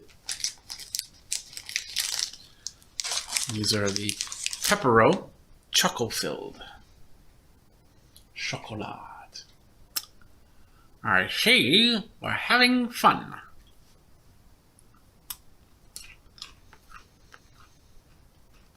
Oh. You don't like these. And there's a reason why. Why? Because the outer shell is the outer shell is pretzel. Yeah. Thank God it's not salted, but Yeah. it's still pretzel. All right, let's have a little bit of yogurt. You want some yogurt? Mm. No? 4 more items here. Let's go back. Let's go to this one. Nusita Galetta. They look like some sort of cookie. And it looks like they're going to have a fruit or a chocolate flavor. If I can open them. There we go. Ooh, okay. So do you want the fruit one or are these oh, these are like Neapolitan. So they're the cookie with some sort of red filling in the middle. With a face. The little face. It looks like at first it looks like a Ninja Turtle face. Is it a dinosaur? I don't know. There we go. Right there. And oh, there's on the vanilla side. There's one too. So, cheers. Need some milk, maybe. Mm-hmm.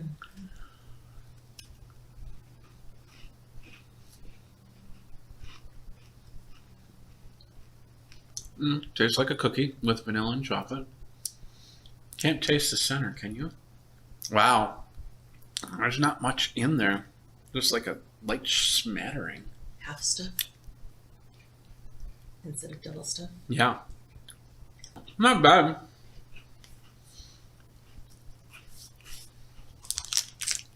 Very dry. Crumbly.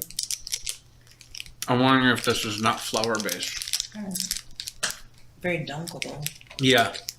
Wheat flour, yeah. I'm from Costa Rica. Costa Rica. Nice. Vanilla and chocolate cookie sandwich. A delicious strawberry cream. All right. That leaves 3 items. One we've had already. Is that our favorite? That's yeah. So let's go with this. This is like a blue tape. It's called Fruit C Extreme Z. So this is perfect for Sesame Street because it's got 2 letters in it. No numbers though. There we go. I got it. She's smiling over here. There we go. It's a fruit tape. Can I blue? They'll probably make your tongue blue. What? Do you think it will? Probably. Well, not this small amount, but if you eat the whole thing, I bet you it'll be blue. Once again, a tougher texture. Still softer than that. Yeah, still softer than the watermelons, yeah. I'm guessing it's a blue raspberry. Sour. Yeah, with a post-sour taste to it. You're getting more sour than I am, apparently. Okay, we'll try a little bit more. Yeah, I'm seeing them blue on your tongue. Okay, great.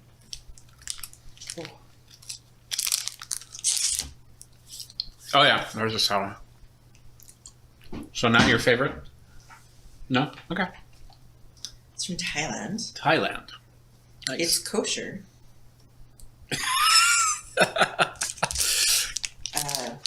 Blue raspberry.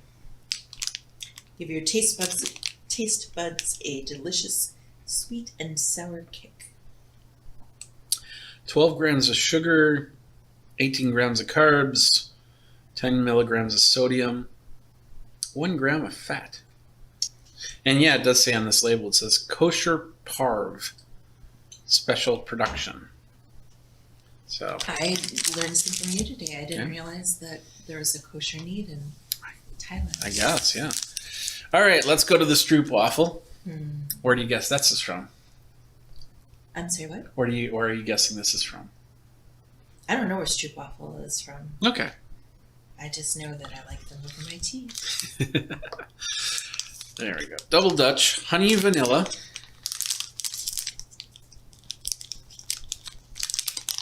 You want a whole one or a part one? Can we just split one? Yeah, sure. Or just... Okay, there is only one. I thought there were 2.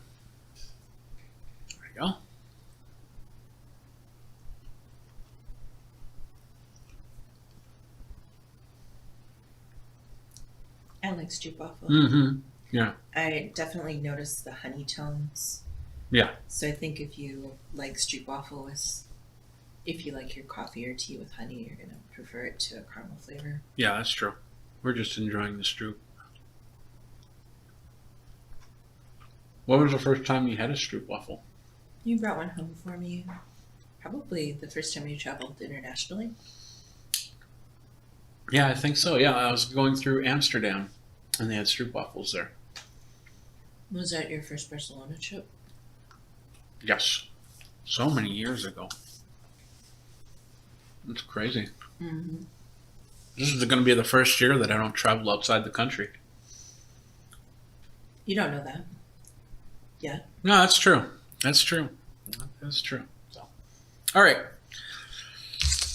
Double Dutch. Where are you guessing that this is from? I know the answer already. Does it say on the side? Yeah. No, I read it before. Canada. Yeah. Do they do a lot of honey in Canada? Well, yeah. I would. Oh, honey. Yeah, I suppose they do a lot of syrup. I don't know. I would guess so. That's probably not natural honey. It's probably No, it's just... real honey. I don't know. It doesn't say real honey, but I'm guessing that's not real honey. What do we got? 10 grams of sugar, 23 grams of carbohydrates, 75 milligrams of sodium, and 6 grams of total fat, including 3 grams of saturated. All right, that leaves one item left, and this is... Now, I'm not sure how this is going to be. Usually, I've gotten these in... We've had them in chiclet form, and then individual wrappers.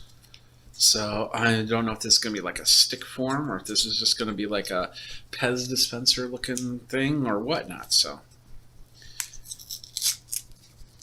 we'll open it up like I would some gum or something like that. right now you look like Charlie. Charlie. Oh, I get the golden ticket. Oh, okay. There's a little... It looked like I technically did it right. There looks like, there we go, a little foil. Love the grape version. They also have the cherry version, and maybe I have had apple. So I remember the yellow. So there's apple's your favorite. Oh, sweet. Well, this is yours.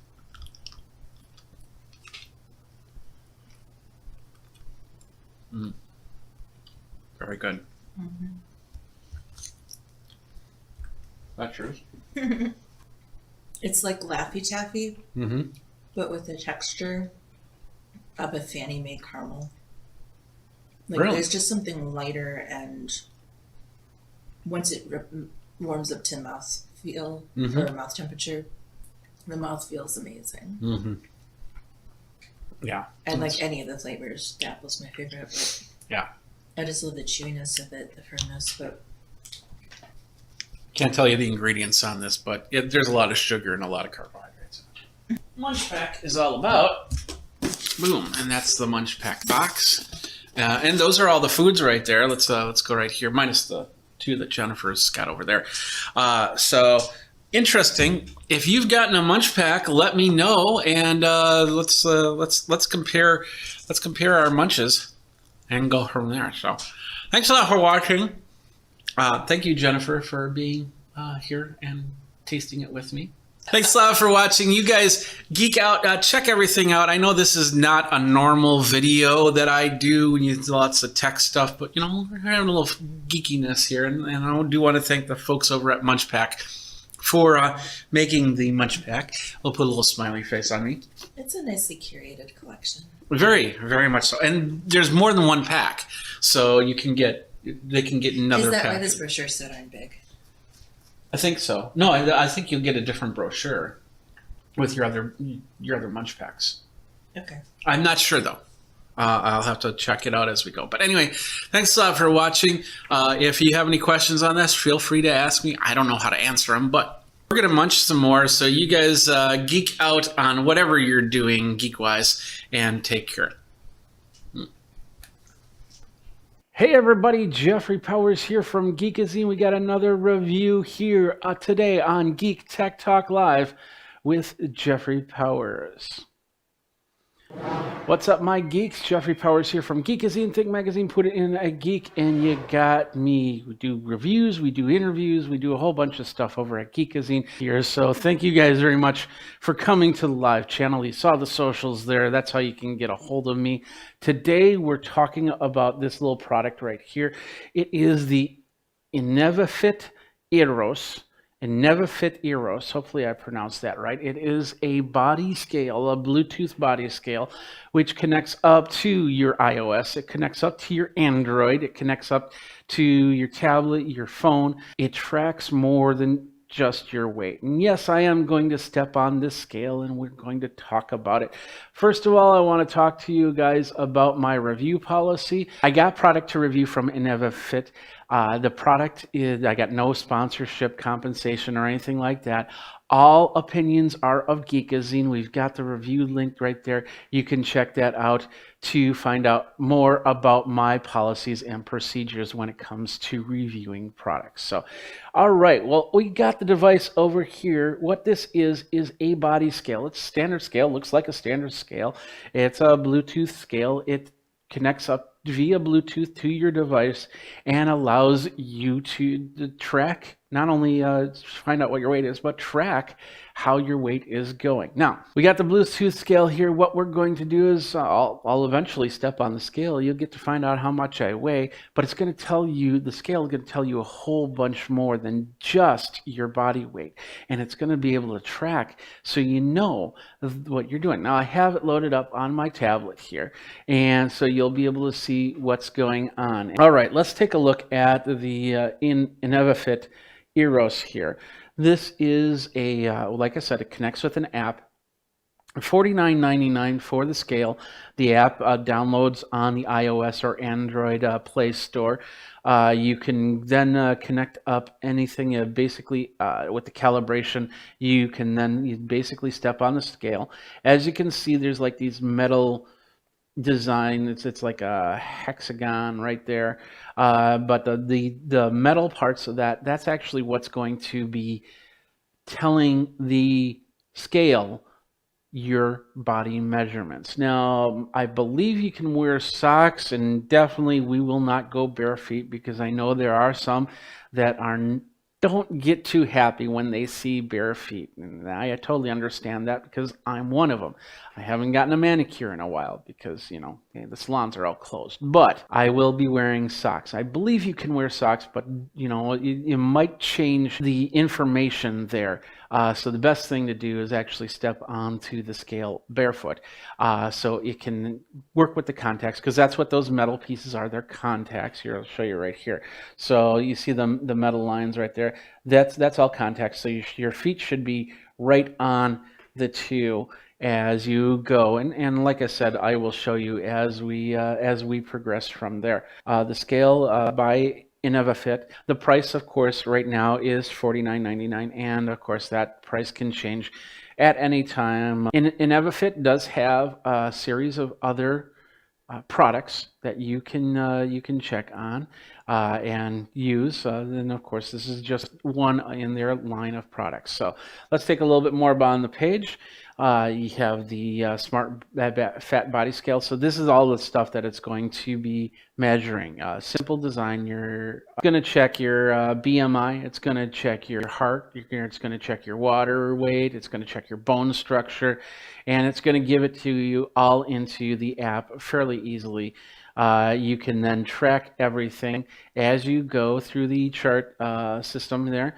And of course, anybody can use it, and all they have to do is you can set up a profile on your app and then say these are the users, or they can just set it up on their phones. Of course, Jennifer and I both have the app set up on our phones. She tracks her weight. I track my weight. There was only one time where my weight came onto her phone, but I think that's because of the fact that her phone was closer than mine to the scale. This does connect up Bluetooth, so it's going to try and find the Bluetooth device. It's best if you open it up, just like any program like this, best if you open it up, the app, and then step on the scale. And of course, you might want to set it on the sink or something like that, because you don't want to add the extra weight of the phone onto your scale, unless you want to really feel a little bit better, because you're seeing the scale add and subtract numbers. Now, in this case, what we're going to do is I have all my clothes on, so that's going to add just a touch more weight to my to the scale here from what I normally do, which is usually before I step in the shower. I know you got a perfect visual on that right there, and of course that's when everything reads and sends over to the phone. So the scale does come. Basically, you get the scale. There's 2 batteries, AA batteries in the back. We've been using this scale for I'd say about a month and a half now, and the battery life is still there. So basically what it does is it stays off until you step on the scale, and then then the sensors say, hey, somebody's on the scale, let's get this going. If you step on the scale and step off the scale, it'll go through a calibration process. So in this case, like over here, we have it on a carpet.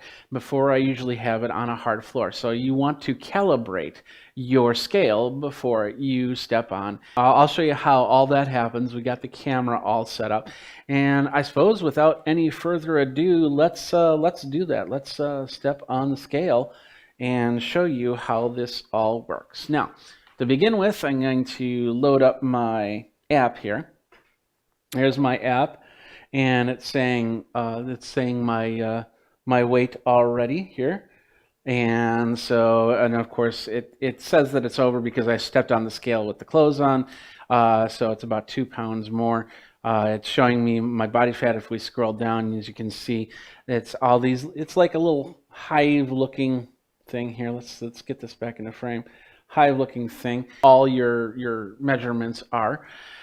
So we've got that ready. Let's set this over here. The app does make sounds. So if you gain weight, and I'll probably end up gaining another pound because now I have my body pack from my microphone on here, you will hear sounds. I'm not too keen on the sounds because I hate negative sounds, positive sounds when you're doing something like this. So I'm going to step in the middle to get this going, and then I'm going to let go. As you can see, it's now calibrating. It's going to be at 0. So now I'm going to step on the scale. Notice where my feet are, right on those metal pieces right there.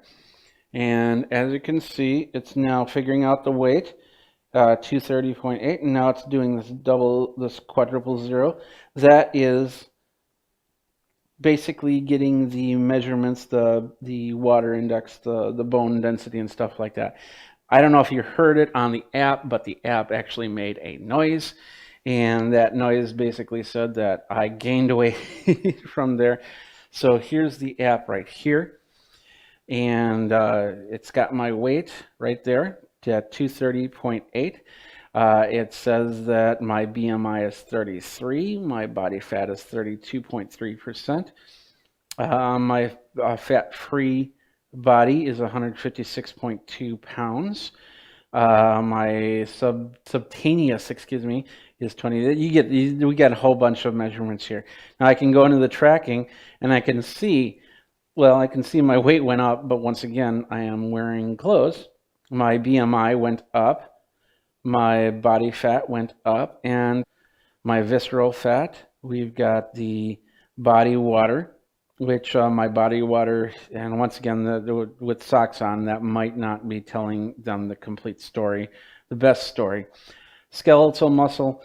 So as you can see, now I can track that. And it's been tracking that for a few days. We got week, we got month, and we got year options here. So that's basically the whole app here. As you can see, if you go to each of these numbers, if you just want to see body water, 48.9. So the body mass index, I'm in this red area. I should be planning. And that's what I'm working on. That's why, got the treadmill out, got some exercise equipment out here because I can't go to the gym anymore. And yeah, that's pretty much it. That's how that all works. And then of course it turns itself off, so it saves on the battery, and then you can go about your day. You can do whatever you need to do. The cool thing about this is, before, you had to do a whole bunch of stuff, different apps to find out more than just your weight. I mean, there were some weight tracking apps and the scales tracking apps early on. but now reading through the feet, that it does have the ability to tell you a little bit more about what's going on inside your body. And that's great. It's not going to be perfect. If you want perfect, you're going to have to go to your healthcare professional, and they'll have the high-end equipment that will do this. But this gives you a good idea of where you're at, so you can continue on in a positive manner. And you can definitely share this information with your healthcare professional, because it helps them try, and especially nowadays, you'll have to do some communication with them. And this is something perfect for that. And that is the InnovaFit Eros. It's a body scale. It's perfect for getting your body measurements, trying to analyze and track how your progress when you're trying to lose weight, when you're trying to gain muscle, when you're trying to stay as healthy as possible. And that's pretty much it for this product. What do you think on it? Let me know by tweeting me over at Geekazine. Of course, all the socials. Think Magazine, put in the geek. You have got me.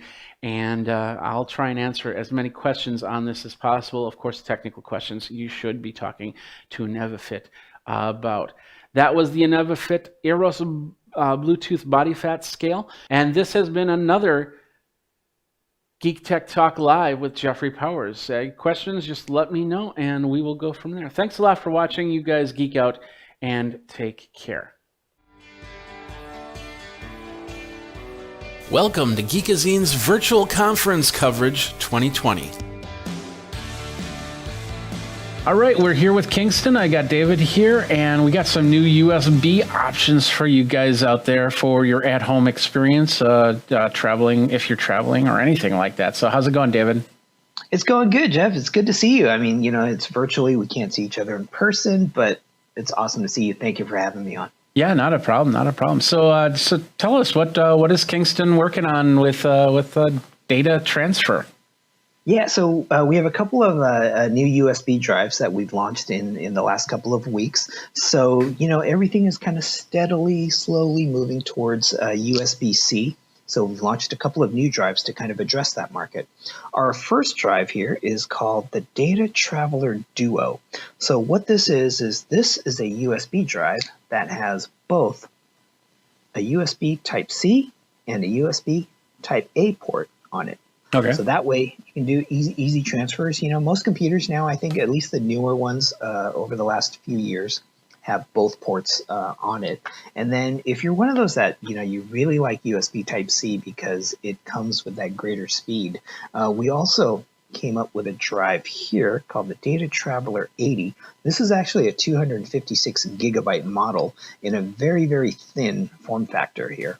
Okay. And this is a full-on USB Type-C drive, so fast read speeds, fast write speeds for like the content creator. Okay, so it is USB-C. Do you have a USB-A model or no?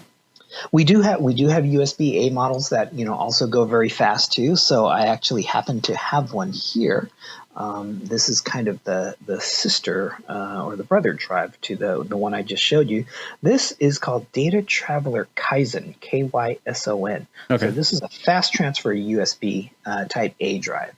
And when I say Data Traveler, I should let everybody know that Data Traveler is just simply the name that Kingston uses to address all of our USB products. So it's always Data Traveler is the family name followed by a specific model name or number. And then a couple of other things. Since we've all been pretty much relegated to working from home and depending on what part of the country that you live in, some are opening up faster than others. Like us, for instance, we started returning to the office a couple of weeks ago. Okay. Up to that point, just one day a week for us, but up to that point, for us to if we had sensitive data, of course we have the cloud that a lot of us use to store, photos, music, videos, that type of thing in. But for work items that maybe you want to keep, or even home documents like taxes and stuff that you want to make sure you have some security around. One of the things we have here is called our Data Traveler 2000. This is an encrypted keypad USB. Okay. So what we're doing here is you're typing in an 8-digit code, and 8-digit code unlocks the drive before you plug it into a computer. So the beauty of this drive is that it doesn't require an OS. So you can use this in pretty much any device that has a USB port. As soon as it's pulled out of the device that it's plugged in, it goes back into a lock mode. And if you're worried about losing it, chances are your data is going to be very, very safe, because after 10 unsuccessful login attempts, the drive will go into will kind of freeze and force a reboot. And when it does a reboot, it throws out all the keys. You have to enter in a new password. All the data is wiped. So your data is pretty much secure in case you misplace this. Okay. So it doesn't need a PC to do that. So how would you go about putting in? And first of all, do you have to have an 8-digit password, or can you have a 4-digit password, or? Yeah, so it's actually out of the factory. We do kind of an 8-digit minimum, because it's you can do a password or passcode, right? So because it's got the letters on the keys, it's kind of the old days of texting on flip phones. Got it. Yeah, hit the button 3 times for the letter T or whatever. No. There's no letters on A. What was it? C C F F C. Anyway, yeah. Yeah. I was really good at actually driving and doing my texting. So I was looking at the road and I was like texting. I'm on my way, and then hit the send, and then I wouldn't even look at the phone. And I kind of missed that. But now I can do that with my thumb drive, because I can just go da da da da da da da da, and then plug it into my car stereo, and then all of a sudden my car turns into, I don't know, Knight Rider or something like that. Do you put the code in first and then insert the drive, or do you insert the drive and then put the code in?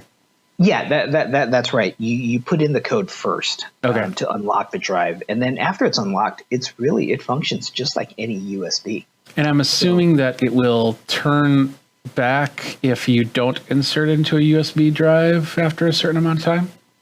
So what'll happen is, as long as you have the drive plugged in and you're working to it, it'll stay unlocked. But let's just say, for instance, you're at work, it's plugged in, you're working on it, you get called away to a meeting or something like that, and you accidentally leave it plugged in.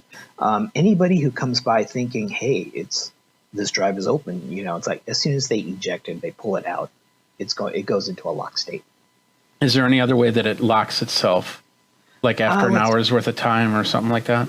Yeah, there is a time limit on this. So you can, you have a certain amount of time, probably up to 30 seconds, from the time you unlock the drive and you get a green light that shows you it's unlocked, to plugging it in. If you don't do anything with it in that after that amount of time, then it will go back to a lock state. Okay. What's the battery life on something like that then? So every time that it's plugged in, it's always charging the battery. So for instance, this unit is actually a brand new unit that I just took out of the packaging yesterday. Okay. And I charged the battery for 30 minutes before I started using it. So all I did was I simply plugged it in and let it sit on my computer for 30 minutes before I unplugged it and entered my own passcode.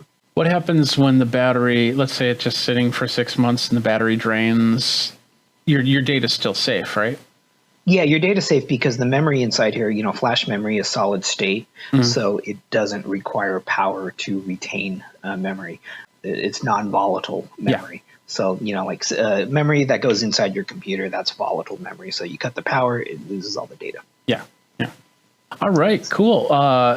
Well, let's check out prices of all these cool little items. Or did you have any more items to show? I have one more if you don't mind. Absolutely. I'd like to show you the Kingston Nucleum Hub. So this is a 7-in-1 USB Type-C hub. And what we have here is, especially on MacBooks, MacBook Pros, ever since I think about 2016, 2017, when Mac started going to Type-C ports, you're really limited to buying a couple of different models there. It either has 2 Type-C ports or 2 Type-A. So what we did and work with. So we've got on both sides here, let's start with the USB Type-A. Okay. There's one on this side and then one on the opposite side. And then we also have additional 2 USB Type-C. One can be for data transfer, one can be for charging. So what you could do, for instance, is you could plug your charging cable into the Nucleum. We also have 2 additional card slots. So we've got a micro SD and an SD card type slot. And then the final thing on this is we have an HDMI connector. Is it a 1080p monitor? Is it a 4K monitor? What?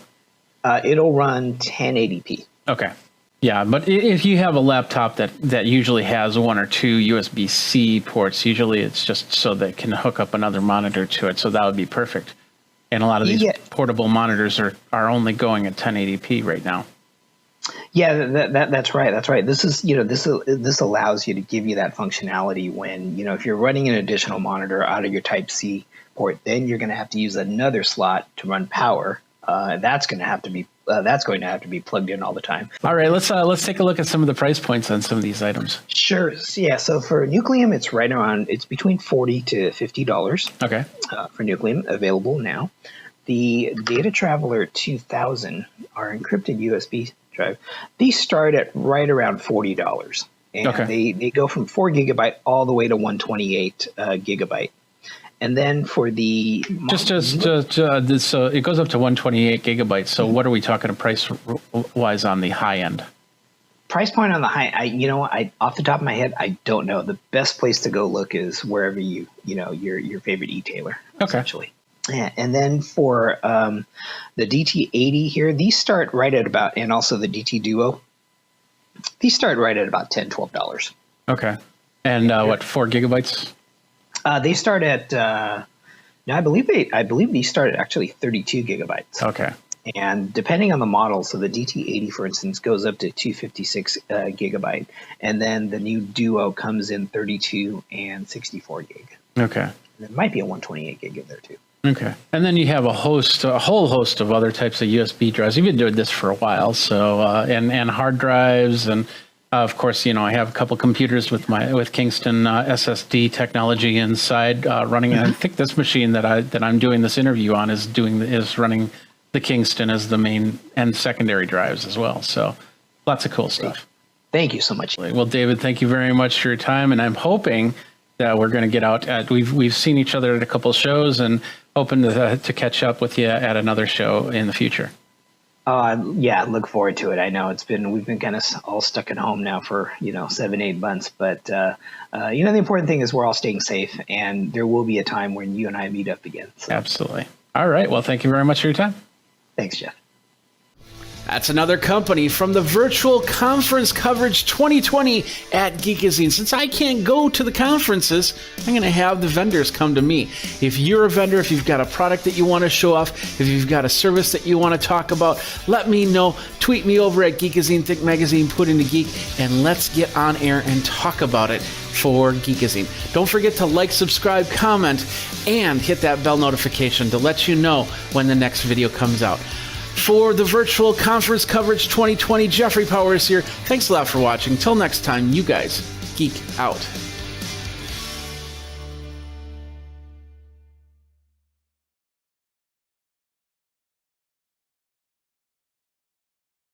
Security all around you. You need to worry about that, as especially nowadays. You want to find out, you want to know who's at your front door, you want to know who's at your back door. And if you start going out again, you're going to probably go, hey, I need some sort of security system here. I unboxed another Solium before. This is the S600. The cool thing about this one is it has a solar panel on top of it. So you will not need to recharge the batteries or plug it in other than solar. And all you need is an area where it gets enough sun. It's self-sustaining solar panel. It's got the ability to talk and listen on there. It connects up to your Wi-Fi 2.4 gigahertz channel. Hey, I'm going to probably put this in the backyard just to see who's coming up the driveway, who's coming up into the back area, the front door, and the garage and everything like that. Because especially in the winter, and that's the one thing I'm pretty interested to find out is how this is going to hold up during the winter months, when the sun is not as bright as, of course, during the summer months. So without any further ado, let's go ahead and open this up. And we got a little cellophane, so we're going to start at the bottom for the little slice in there. And we'll take the cellophane, we'll go up to the upper cam here. And we'll take off some of this cellophane. And as I was talking, they just showed up with another item that I'm going to have to unbox at a later time. Or maybe I'll do this on this one. Maybe we'll take a second to go get that item and go from there. So anyway, this is the Solium S600 right here, solar security camera. Let's open it up. Don't forget to claim your free gift. So here we are. We've got this. Let's here's the panel. And so we got a card, just like last time. They gave us a card for Solium. We've got the wireless outdoor security camera manual. Shows you what you need to do and how you need to do it. Set that there. We've got a sticker, and basically this is the drill sticker, so that you set this on your wall, you make your holes, and then you can put everything into place without a problem. So surprise is next. Surprise. Thank you. It's the thank you card. Oh, there's some gift options you can get. I can get either an extension cable or a memory card. So I'll have to take, if I write a product review, probably. All right, and let's see what we got here. First of all, we got the solar panel. And my understanding is this solar panel can be placed in another spot. So if you are, like, for instance, my front door has a little lead off in there, so I'd need to move this over to where the sun is accessible. So I can take this and move this over. I don't need to have this connected right on top of the camera. So let's take a look here. The solar panel, we've got just a cord in. That's the power cord right there. We've got looks like a connector, some sort of support connector that you can take off with a couple hex nut. And then on the sides, we have these they look like little doors. Okay, on this side is a charging port. I wonder if I can charge other devices with the solar. It looks like a micro USB, so maybe it's charging in. And then on the other side, we have another door. It's an on-off switch, and I'm not exactly sure what that means, the on-off switch. And we got something on the side. Looks like, well, the Allen wrench and a screwdriver and all the screws and anchors needed to put that in. Looks like we got the USB to micro USB cable right here. We'll pull this up, and we'll throw this over here.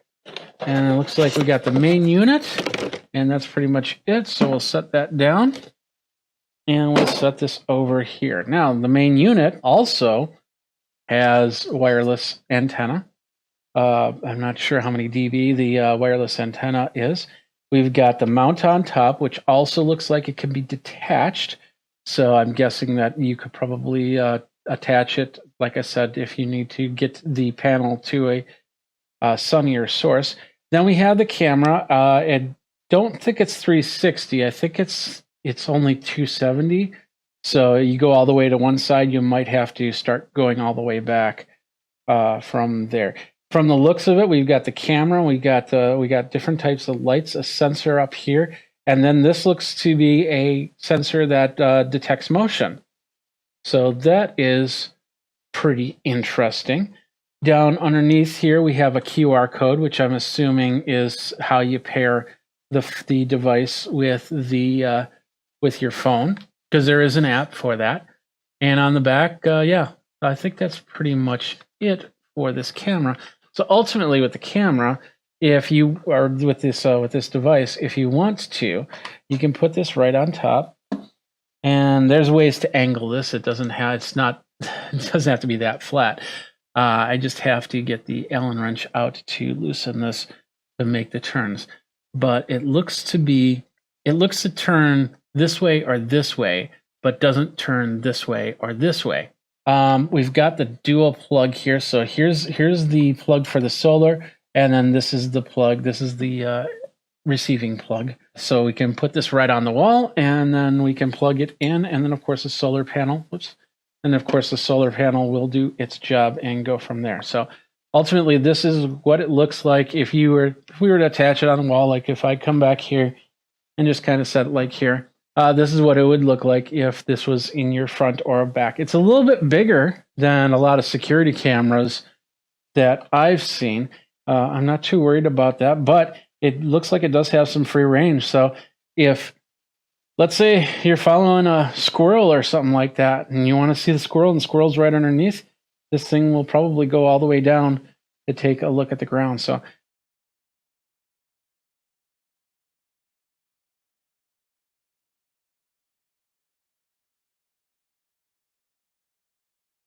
after I take a sip of coffee, and then we're going to take a look at this. So what this is an action camera. So I'm doing it for live streaming, but you might be doing this for capturing your bike rides, your snowmobile rides, your car rides. And I've done that before. I've put it on a selfie stick, and like when I was in Vegas, I needed to get some B-roll. Took that thing, hung it outside the car window. Of course, somebody else was driving, and then got some pictures of the strip. Let's go ahead. Let's get to the overhead camera. Here it is right here. Let's go ahead and unbox this. So let's see if there's, oh yeah, there's an easy rip cord right there. So down here, just pull that, and there we go. And this unbox is actually going to be pretty easy because it's unboxing to the case, which is the pretty sweet carrying case for the GoPro 9. In here, let's zip this open. Let's open this up. Here we go. We're going to start with this stuff right here. Subscribe to GoPro, which I've already done. Got a little instruction manual. It says, hey, there's an app on the App Store or the Google Play Store. Go and get that. We've got tells you the instructions on how to insert the battery, how to turn it on. And then on the back here, it looks like, oh, could have got some stickers right there. And then different mounts that you can use for it. And then, of course, the instructions. And I think this is, yeah, these are in different languages. So you can definitely look at this, or just go online and get the instruction manual. And that's what I normally do, is get the instruction manual. We're going to save this for last. What do we got here? We've got a USB-C to USB-A cable for connection. We've got, this is the battery right here. Let's pull it out. It's a little bit thicker battery than the Force. We got the battery right there. We've got a thread screw mount, and we've got, this is for, like things like helmet cams and stuff like that. You'll affix this to the top of your head like this, and then you put the camera, and then you drop it. And then there's another part of the mount here. There is no tripod mount, which is a little disappointing. Maybe, nope, nothing on the bottom here. Maybe it's underneath the camera, hopefully. Let's pull out the camera. Nope, that's pretty much it. And this is a recyclable thing, so, but I have a feeling I'm going to be keeping this in here, or getting some foam to really wrap this around on the GoPro. So let's just move this to the side here. And let's, there it is, the GoPro. We got some film we need to pop off here. So this is the first piece of film. A little effort. There we go. We've got, this is the front. Then you have the ability to actually use it in selfie mode and see what you're recording. So let's pull off that. And then we got the camera lens. And then on the back, we have a bigger LCD. Remember when the GoPros used to not have, well, actually the 4s didn't have LCD monitors to them at all. And now you got them right on the camera. So that's pretty cool. The GoPro 9 is, looks fairly straightforward. Do I have a 4 nearby?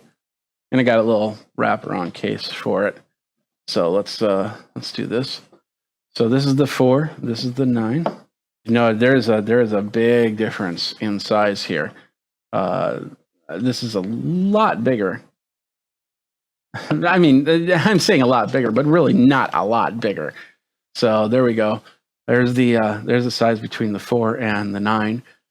So that's, yeah, okay, a little bit bigger, maybe a couple millimeters bigger in height and width, and then just a little thicker. Of course, you have the monitor. This doesn't have a monitor at all, just a little LCD panel, which is always hard to see in dark light, whether I had good sight or not. So pretty cool.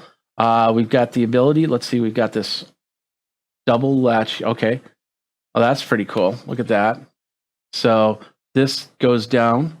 So if you want it, If you don't want to hook up anything to it, you got it right there.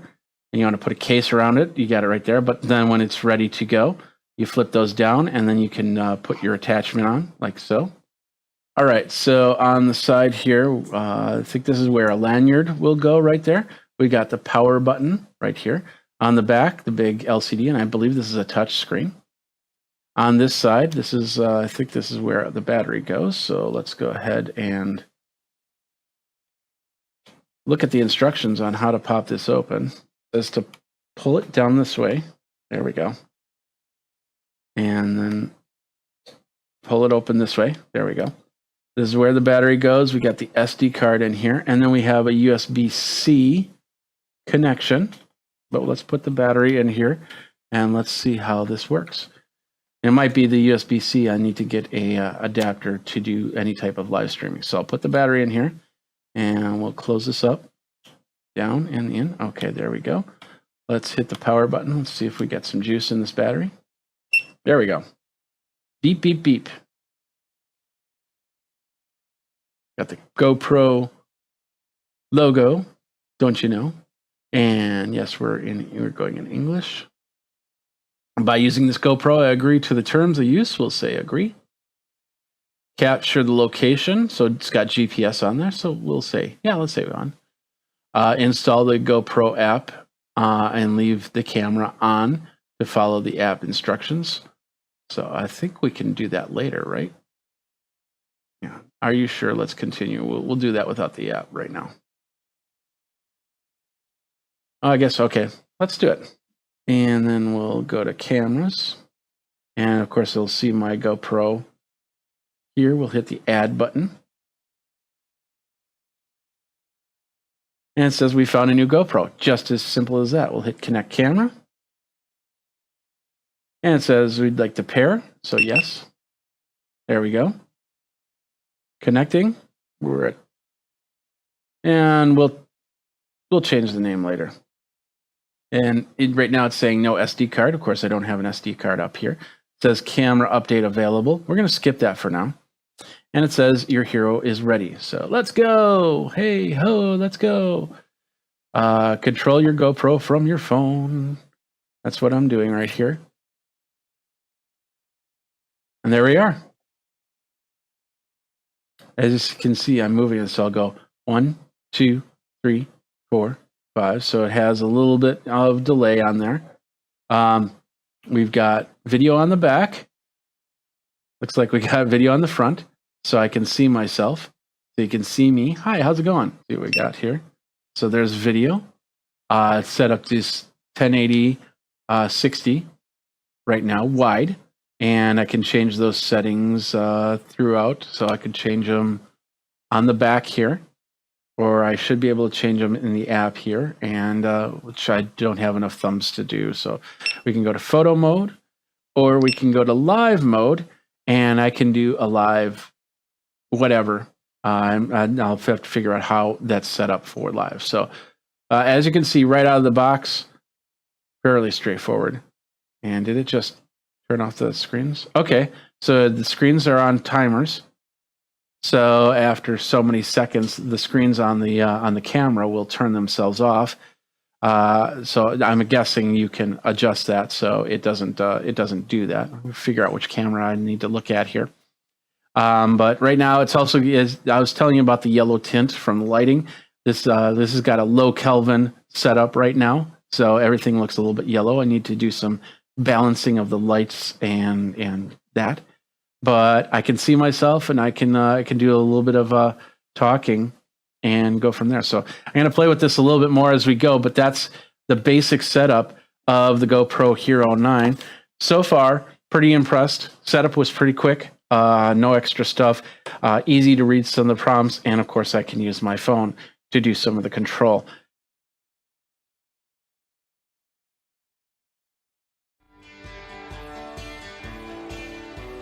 Welcome to Geekazine's Virtual Conference Coverage 2020.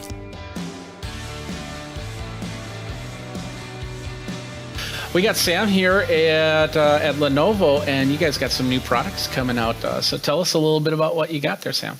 Yeah, we've announced quite a few products over the past month or two.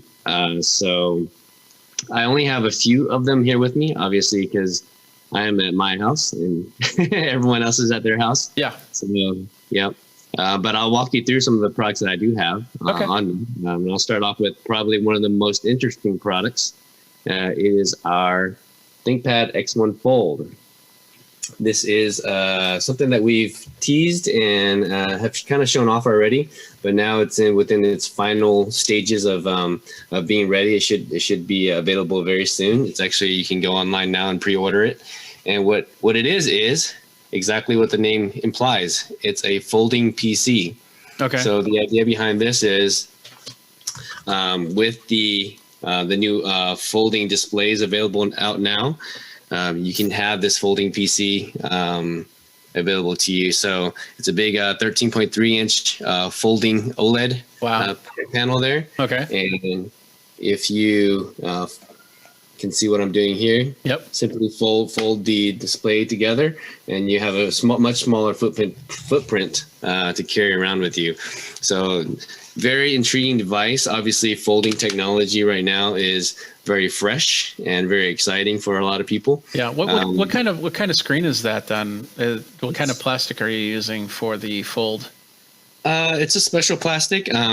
We don't necessarily disclose the exact technology, but the covering here is our development, and then the display itself is made by LG. The OLED part of the display, it's made by LG, and then we have developed quite a few different, Yeah, that hinge looks really nice. I like how you have it designed. It looks like it's going to be pretty sturdy. If somebody tries to pull it the other way, it's not going to. It doesn't look like it's going to pop or anything like that. Yeah, we've put a lot of development into making it so that it's very sturdy, and when you're writing or touching the screen, it's not going to scratch or bend. Okay. Yeah, and I noticed on the screen, I don't see any ribbing or anything like that right in the middle, because usually with the foldable, you'll see a little crease by design in some cases, so the screen closes properly. Right. So let me see if I can get this logged on.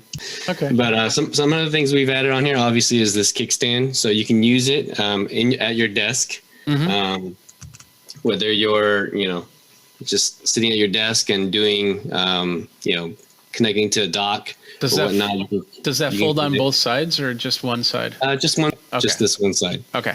Right. But this folio does have a unique function where, as I fold the tablet, you'll see that the folio cover here slides to adjust to the curvature of the device. That's nice. Yeah. It's just some unique mechanical functionality that we've added to it.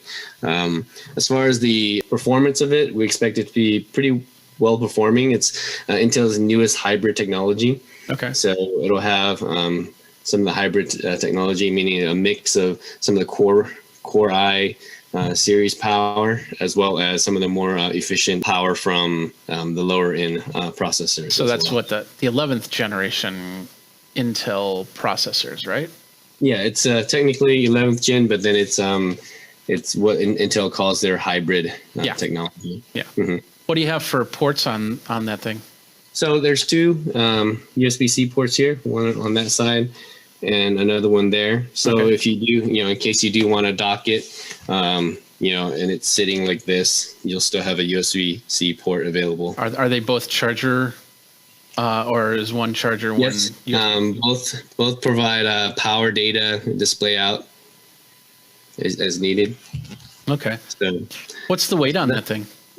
It's just over 2 pounds. Sorry. Just over 2 pounds? Yeah. Oh, that's not too bad. 2 pounds. Yeah, 2.2 pounds.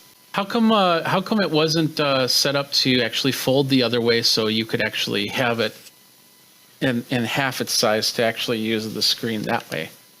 Yeah, so there's a lot of different philosophies on that. You've seen other, I guess when smartphones first started implementing the folding technology, you've seen some of the devices that folded the display outwards. Yeah. And we've just decided that, this rendition of it would be most appropriate. Okay. Okay. And do we have price points on this yet, or? So this one will start out at $24.99. Okay. Obviously, at that price point, it's really an early adopter type product, right? Similar to what you've seen on some of the folding phones. So, but we still feel like the $249.99 price is still, Yeah, it's a bit high for the average person that just wants a laptop. But everything that you get off of it, including that 2 touch screen, because I'm assuming you can fold it kind of like a laptop, and then use half of the screen as keyboard. Is that how that works? You can do it like this. Sorry, it's want to do some updates. Oh, so there's an actual keyboard attached. Oh, that's nice. Yeah, so there's a keyboard that comes with it. It's an accessory that you can purchase separately as well. Okay. And then the pen comes with it as well. Okay. So there's a pen available for it. If you don't have the keyboard with you, can you fold it like this and then have like a virtual keyboard or on-screen keyboard for that? Okay. Absolutely. Mm-hmm. Okay. Is there any haptics on there or no? On the touchscreen keyboard? I don't believe there's haptics on it. Okay. So you won't feel the keys, basically. Yeah, you won't feel the keys. Okay, that's not a problem. So that's the main features. I mean, the real selling point of this is the folding display, right? Okay. That's the highlight of this product. Okay. Yeah, and you've got some other stuff. Really quick, just run through the other ones so we have an idea of what's out there. Yeah, so we have a lot of new laptops, a lot of new products within our yoga line. We have an update to our our 900 series yoga. Okay. It's going to have a leather top cover, and some of the configurations will be optional. They'll have this really unique touchpad and palm rest. It's all one glass piece. Oh wow! Yeah, it's really for aesthetics. So we've added a lot. We really designed this with that kind of purposeful design, give it a really nice look, but then also, this very functional touchpad here. It's all haptic feedback on the touchpad. Okay. Do you find something with a longer move to the keyboard a little bit harder to work with or easier to work with? Trackpad seems to be a little bit bigger than a lot of other laptop keyboard trackpad combos. Unless I'm just seeing it because we're on a Zoom call or something like that. It's a large trackpad, but we found that the larger the trackpad, the more the better the improvement in usability actually. Okay. So most of our users are actually calling for, hey, can I have a bigger trackpad? Okay. So absolutely trying to improve the trackpad experience. Okay, perfect. And then we have some other ones, some updates to our 700 series, but the one I have on me here is our Legion 7 Slim 7i. Okay. And it's our thinnest gaming laptop to date. And the idea behind this product is most folks who want a portable gaming laptop, they either have to sacrifice between compromise between having a big heavy laptop or a thin laptop, and then you lose some performance. Yeah. So we really worked really hard to make this device still have some of the performance of a gaming laptop, but then also some of the function and features. So it's got a SD card reader, USB ports, power, and 2 Thunderbolt 3 ports. So it's going to give you plenty of power. So if you're using your gaming laptop for general like creativity work, then this is going to be something that's great for that. Okay, perfect. And what's the price points on those? So this one depends on the configuration you'll get. So I would have to look that up. As far as the starting configuration, okay. I would say over $1,000. Okay, and then it can go from there depending on the configuration. Okay. Only other one is something that's maybe more affordable.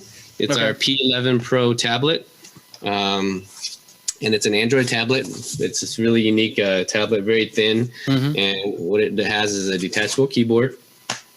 It all comes with the device. And it all goes for I believe it's for $499. Okay. A detachable kickstand, and it's Android based. And the idea behind this is just a really premium Android tablet. It's a nice Android tablet that actually opens up as a laptop. I know a lot of my friends will want that for the basic stuff that they need to. So, all right. Well, Sam, thank you very much for your time, and check it out over at Lenovo.com, correct? Absolutely. Okay, cool. Thank you very much. Thank you. That's another company from the Virtual Conference Coverage 2020 at Geekazine. Since I can't go to the conferences, I'm going to have the vendors come to me. If you're a vendor, if you've got a product that you want to show off, if you've got a service that you want to talk about, let me know. Tweet me over at Geekazine, Think Magazine, Put Into Geek, and let's get on air and talk about it for Geekazine. Don't forget to like, subscribe, comment, and hit that bell notification to let you know when the next video comes out. For the Virtual Conference Coverage 2020, Jeffrey Powers here. Thanks a lot for watching. Till next time, you guys geek out.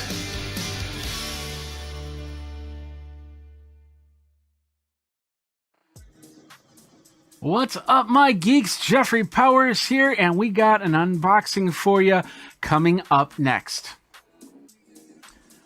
How you doing, everybody? Jeffrey Powers from Geekazine, Think Magazine, Put Into Geek, and today we are going to be taking a look at the Amazon Fire HD 10 tablet. This is the 2019 model, otherwise known as Gen 9, and we're going to be unboxing it and taking a look at it. You can find me over at Geekazine, Think Magazine, Put Into Geek. If you got any questions, you can always go over and talk to me on any of the socials, and of course on YouTube. Go ahead, like, subscribe, comment, hit the bell, or don't. However you do it, that would be great. So, I got the Fire HD 10, and there's a reason why, and that is because of a new show that's coming out that I can't kind of talk about. I can kind of, but can't talk about just yet. But when I make the announcement next week, it'll be awesome, and we'll be doing some great stuff, and we'll be using the Fire HD 10 tablet with this. So, but for now, we're just going to unbox it and open it up, get it ready, and do a first look and see what we can do from there. So let's get into it. First of all, I want to let you guys know, hey, this is a review process, and of course, I purchased this all on my own. Nobody paid for it. Nobody's paying any sponsorship fees or anything like that. So this is on my own. All opinions are of Geekazine. You can go over to geekazine.com/review for all my policies and procedures when it comes to looking at items, unboxing items, and everything like that. So let's get into here. Let's check out the specs of the Fire HD 10.1 9th generation tablet. It's a 10.1 inch display, 1920 by 1200. Now, that means that it's a 16 by 10, whereas a regular TV screen is 16 by 9, which is also wider angled, so wide angle ultra screen. It's an octa-core processor with 2 gigahertz and 2 gigabytes of RAM. Dual band AC Wi-Fi, so it'll use your older devices if you've got a B, G, or N, but of course it'll do AC for a wider band for your Wi-Fi, so you can get whatever movie you're downloading and whatever game you're playing. Front and rear cameras are both at 2 megapixels, so it's not going to be the greatest camera in the world, but it'll definitely take some pictures if the cat's doing something funny. It's got Dolby Atmos sound. And it's USB-C, but only USB-C 2, which it means that you can't really, you don't have high speed transferring files in here, but you have many different ways to put files on wirelessly. The AC will help you with that, and of course there is an SD card slot in there, so you can do more. Let's take a look at the page really quick. This is the Fire HD 10, where you can get it on Amazon, of course. 64 gigabytes of storage. There it is. Of course, you can get it with the case. You can get it with ads. You can get it without ads. The price is very dependent on what version, 32 or 64, or with special offers or without special offers. It goes up to $204.99, and the lowest price is $149.99. And of course, you can get different colors from black to plum to twilight blue to white, which is pretty cool. And there's also a 15-watt charger and a case that you can get with that. Lots of different things right there. So, but you're here to see me unbox this thing, so we're gonna do that right now. So let's get over here. We've got the HD 10. This is the tablet. I got the 64 gigabyte model, and looks pretty straightforward looking at the package right here. It just tells you some things that you can do. So let's go ahead and get this opened up here. There we go. There's a little arrow system right here that says open it up this way. So we're going to peel that back and we're going to lift this up. And we are going to pull it out.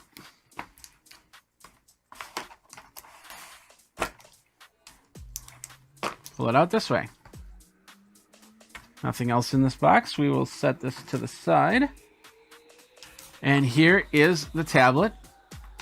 It's in a little cardboard thing, so the little box down here, which has probably the cable and the plug. That's I think a 5-watt charger, and of course you can get a 15-watt fast charge. This is the tablet. It's pretty wide. In fact, I have the Fire 7 tablet right here. Let's do that. Let's do the comparison really quick. So there's the 7, there's the 10. As you can see, it's a bit of a difference in size. We'll just set that right here. We'll peel back some of the plastic. Are you guys ready for this? Let's get ready for the peeling of the plastic. So, yeah, that's it. That's it right there. All right, there we go. That was the peeling back of the plastic. That's pretty cool. So anyway, this is the tablet right here. Like I said, is bigger. It's a little bit heavier, of course, than the 7. But yeah, it goes from there. Let's just turn it on and see what it looks like when we turn it on. Maybe. There we go. We got a little welcome type sound, and trying not to get the light in on this. So there's the Fire tablet. Excuse me. And while that's doing that, it goes to the next part. So, all right, let's zoom in just a touch and take a look at some of this right here. So it's saying, welcome, what language would you like? Would you like large font? That's down here. So I can adjust the font right away, which is cool. I'm going to say United States English and hit the next button. Even though I sometimes wonder if I actually do United States English, but anyway. And it says, hey, it's installing certain updates, so we're going to let that happen. We're going to set that there. And of course, yeah, it's going just a sec right now. So let's open up the rest of this really quick. Oh, it's already ready. So we'll hold off on that. I want to get through this really quick. So it says, hi, Jeffrey Powers. This device has been connected to my Wi-Fi and using the credentials of previously saved to Amazon. So it knows me already. And that's one of the cool things about having an Amazon device is how it connects up. If you said, I'm ordering this for me, they're going to connect it up for you. If you say, I'm ordering this for Joe Schmo, and this is their email address, they're going to connect it up and set it up for them. So that is an important factor right there. Now, it said hello. So if this was meant for somebody else, then I'd have to reset this up. Not a big deal. So I'll hit continue. And it's going to say, hey, just a second here. Now, it's saying, hey, are you restoring a Fire? You can restore all the apps and games, Fire settings, Wi-Fi, email configurations, bookmarks. And the last one I did was on, the last backup was on March 4th, which is this Fire 7 tablet. So let's restore it. What the hey? So we're going to have to sign in my Amazon account. Sorry, you don't get to see that part. There we go. And it says, now wait a while.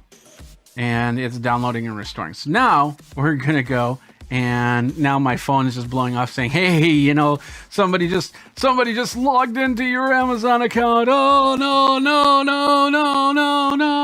Okay, so let's get back here. Let's take a look at some of the features, or the extra pieces here on the unbox. We got the charger. Like I said, this is a 5-watt charger and a lot of plastic around it. We'll just leave the plastic on for now. We've got things to try. Do more with, and then of course this word. You can call mom, show the front door, have Sam Jackson tell you a joke, things like that. Hello, is it me you're looking for? Maybe. This is, this is instruction, the overview of the Fire 10 tablet, the getting started part, charging your tablet, and all the good instruction stuff. And then there should be a cable in here, and I think that's it. Yeah, there it is. Nice USB-C cable. Remember, it's USB-C, but it's only a USB-C 2.0.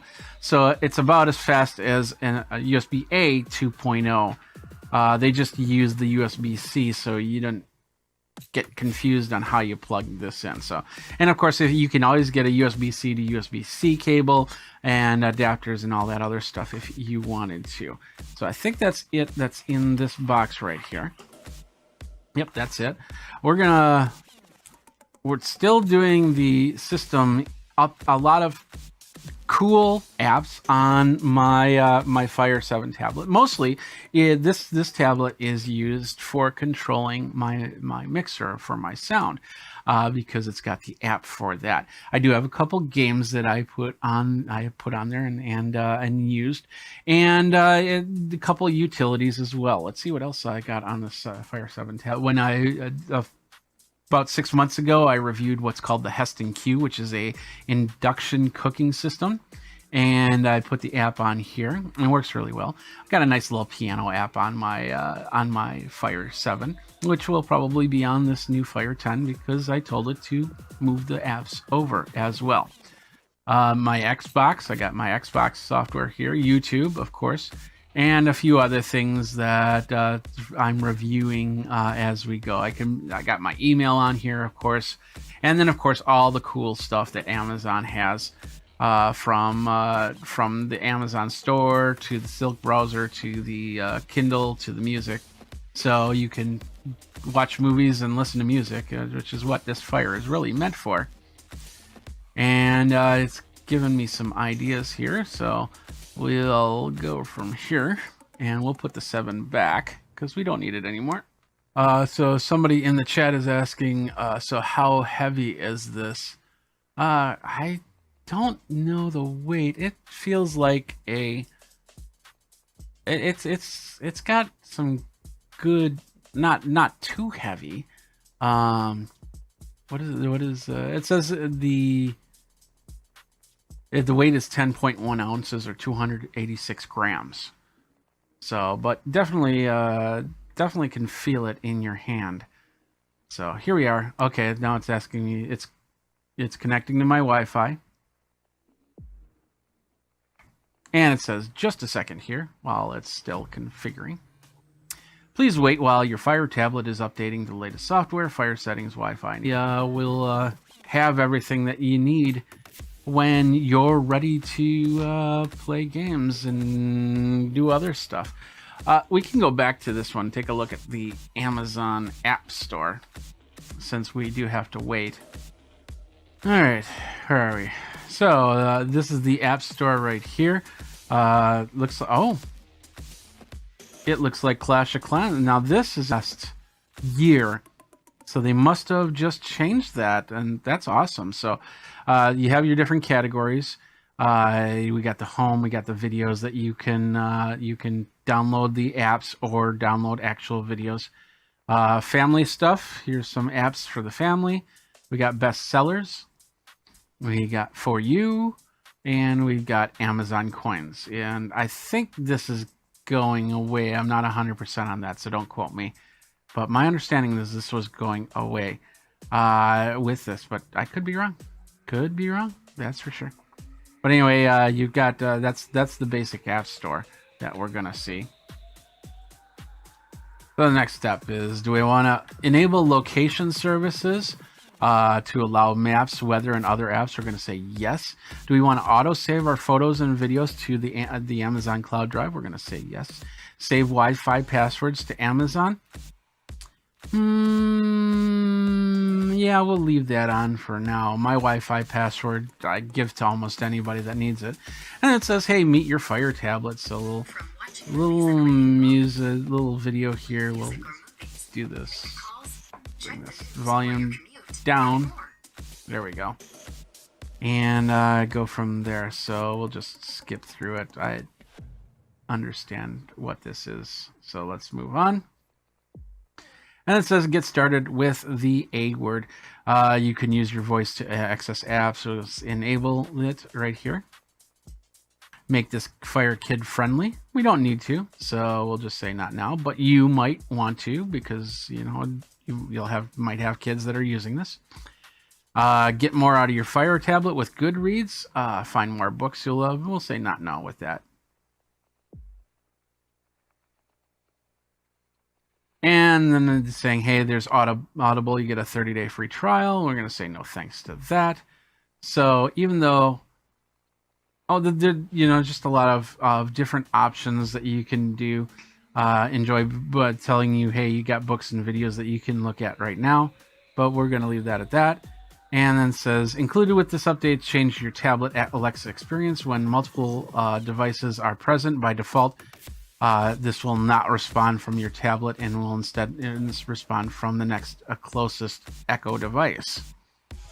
So we'll just say okay. So basically, if these two tablets are close, and then I have an Echo and I say the magic word, not all of them will react to it. Just one of them will react, and it'll go for the Echo devices first, and then the tablets. So. So far, what I see is that a lot of the apps I have are not on here. It looks like I'm going to have to install apps again, but it's not a big deal. So, but those are the apps. These are the books, the videos I can get. And of course, I have Amazon Prime, so I can watch Hunters. I can watch All or Nothing from the tablet. I also have a lot of the features like Bluetooth and the Wi-Fi, AC, and the voice enabled. You can turn it on and off from up here. And it's saying updates available for download. So it's downloading. Yeah, it's starting to download the apps that I have on this 7-inch tablet here. So, and of course I can add whatever I want. You get the idea of how that part works. It's a nice clean screen. Let's compare it to the 7. Sorry, the 7 is a little bit dirty, but you'll see the idea between the two screens. This does look a little bit darker, but I might have the contrast down on this a little bit. And this one, the 10, does look a lot brighter. There's 224 points per inch for the screen. So I'm not sure what the LUTs are on this, but it looks pretty bright. I'm in a bright room right now. I'm assuming there's a sensor in here, I think up here, that can adjust the lighting here, but we'll go through all the settings. Actually, let's do that. Let's go through the settings right now. Settings right here. Internet, connected devices. We can do Bluetooth, USB, and printing. So it might see my printers. Let's go over here. Connection settings. There's one print service on, so we can add service, so we can find our printers. That took us here. We won't get into that too much. We can pair a new device if we want to. So that's with that side. Battery, actually, battery's kind of nice at 72%. So it says should last till about 5:45 p.m. Not too bad. Hands-free mode, screen locks, wake word, and things like that if we want to choose. So we could actually, I think we could change the wake word on this tablet as opposed to the other devices. We can do the show mode, what we want to see, a display. So let's go to show mode first of all. So if we want to see the home screen, well, we can choose that as the default. We can choose our Amazon photos, or we can go to the default. The display. Once again, we can see an ambient clock or a photo slideshow. Accessibility, Alexa captioning, calling. Oh, sorry, cancel. I said the magic words. The settings, including access restriction, hands-free mode, wake word. So we can change the wake word from. It looks like one of two options. So. Trusted networks, multiple Alexa devices, and communications. Yeah. What else we got? We got storage, and you can put an SD card into here. I got internal storage of 64 gigabytes. but I can put up to 512 gigabytes of an SD card in here for more storage. If I have movies and videos, let's say I'm using this to show wedding pictures or videos that I do, recordings that I do, I can put it onto the tablet and take it with me. Security and privacy, we've got screen lock options, administrative options, my account information. We won't get into that, so you won't see that. Profiles, so if you've got many people here, you can set that. You can also set the parental controls. Accessibility, if you can't see it or if you can't hear it, you can do that all here. High contrast text. And it's saying some videos might not look properly, so work properly, excuse me. So that's high contrast. As you noticed, the yellow was all gone. It's all black and white. And of course, color correction is off. And we can, and yeah, it's saying that the videos might look a little bit weird. Audio descriptions, closed captioning. So you get that. You can go through all that. The help here, which I like the help because sometimes it does a video help, tutorials, phone and email help, feedback help, all right there. So, and legal and compliance. So that's all the settings right there. And you also have the help right here up on top. In some of my apps, this one is my Ultimate Guitar app, which I can use to get tabs and chord structures for certain songs so I can play them, which is cool. So I might use this as opposed to my iPad because I can set this into a stand and put this onto my microphone stand or something like that. So that's pretty cool.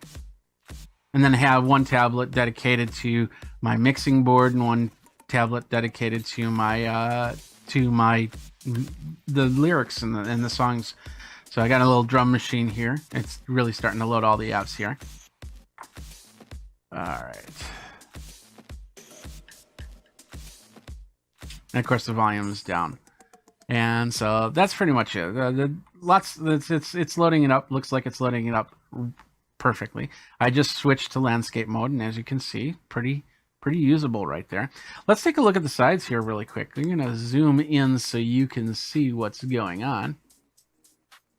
And then we're going to brighten this up just a little bit. A 3.5 millimeter jack. I think this is a TRS, not a TRRS, but I'm not 100% on that, which means that this might be a TRS. So if you have headphones with microphone to use like Skype, so it's got to have it in there. So it's probably a TRRS. It's got TRRS, so that's a 3-pole for your microphone. We got a microphone dot right there, and that's so if you don't have headset. USB-C 2.0 connector, and then the power button right here. On the side, we have. Let's see if we can. Let's focus this back in.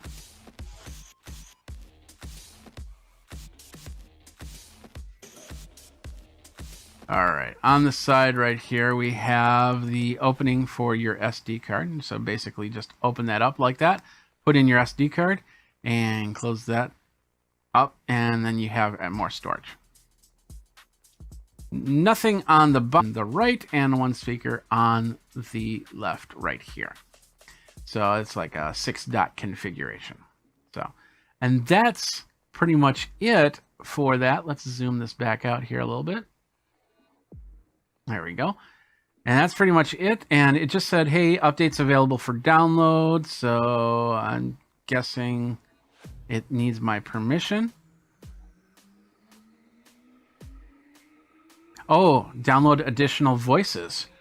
So if you want, if you don't want the standard voice for the personal assistant, you can say, hey, I want Amy from the United Kingdom, and it'll download that. Or Brian from the United Kingdom, or Chantel from Canada, French Canada, and much more. So you have a pretty good amount of voices. I don't see Samuel Jackson. Where's Samuel Jackson? Alexa, have Sam Jackson tell me a joke.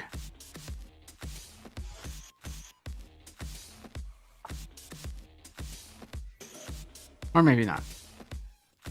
Okay, so he's not going to do that. But that's okay. So that's it. It's set up now. Within this time, and we're talking like a 30-minute time period, depending on what you have on your previous Amazon Fire. It didn't take too long, and of course the bandwidth, how long it takes, what type of internet speed you have.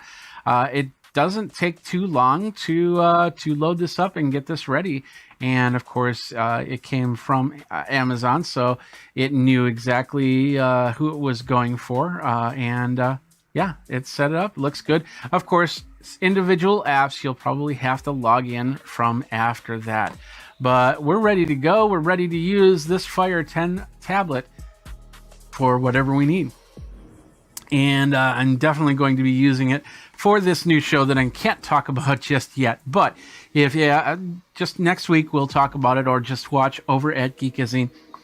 Geekazine Twitter, Geekazine Facebook, Geekazine Think Magazine, put in a geek, and you got me. That's it. That's the unboxing and first look at the Amazon HD Fire 10.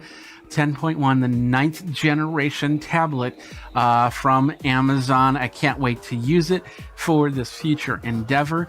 And if you want to get it, we have a link down in the show notes. Please go ahead and use that link, because it supports Geekazine and all the efforts I do for that. If you got any questions, let me know, and I'll try to answer them best I can. But the better person to answer the questions is over on the Amazon page, because if you ask a question there, you get a bunch of people that answer that right away. So that's it. So that is the Amazon Fire HD 10 tablet unboxing. Thanks a lot for watching. And until next time, you guys, hey, geek out and take care.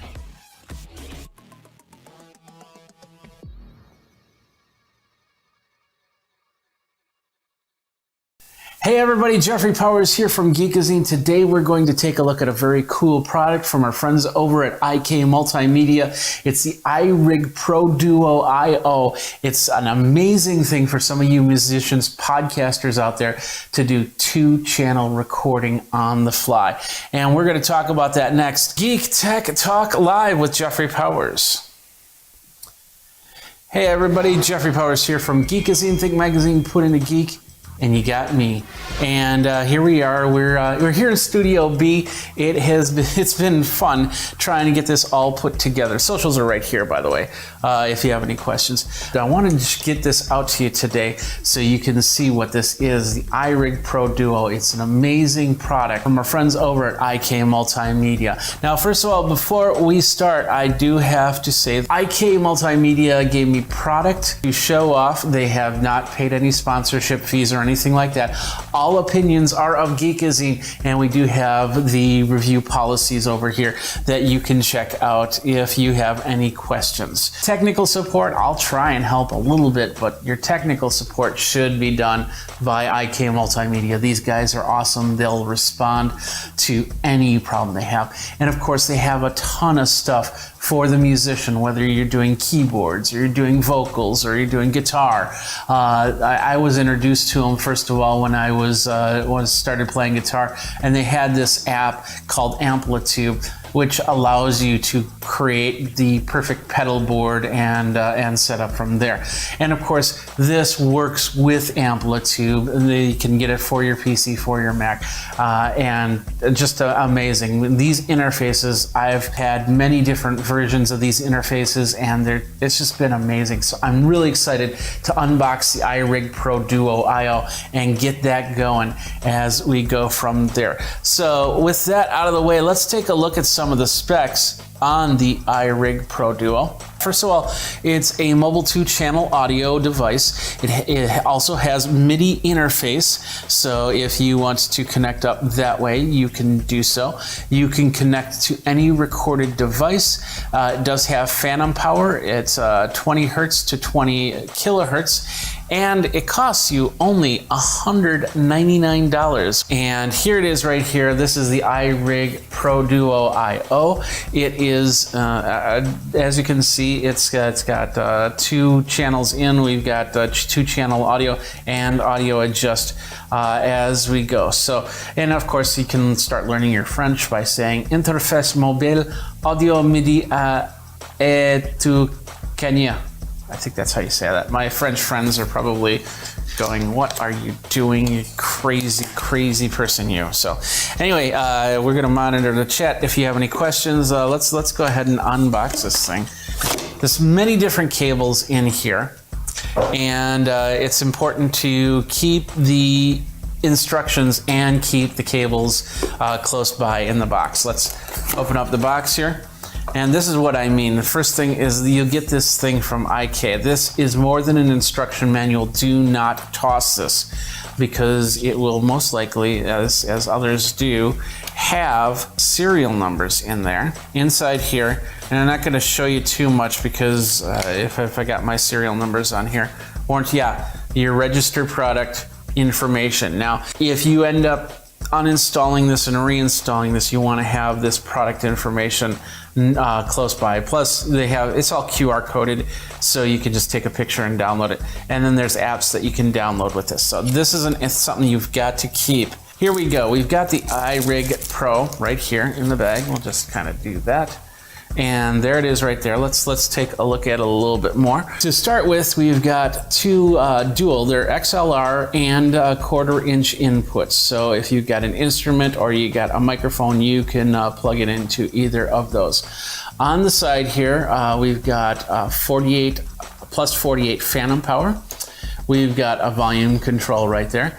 And then we have a left and right out. So you can actually set up 2 monitors to this if you want to. So on the top here, we have a power source, which I think that's sold separately. We have what's technically a breakout cable, but there's going to be several different cables to that. And then we've got the MIDI in and out, and they look like 3.5 inch jacks, but the cables, you'll see them, it'll actually be a conversion cable to MIDI. On the side over here, we've got headphones, volume, and then a direct monitor, which you can turn on and off as you go from there.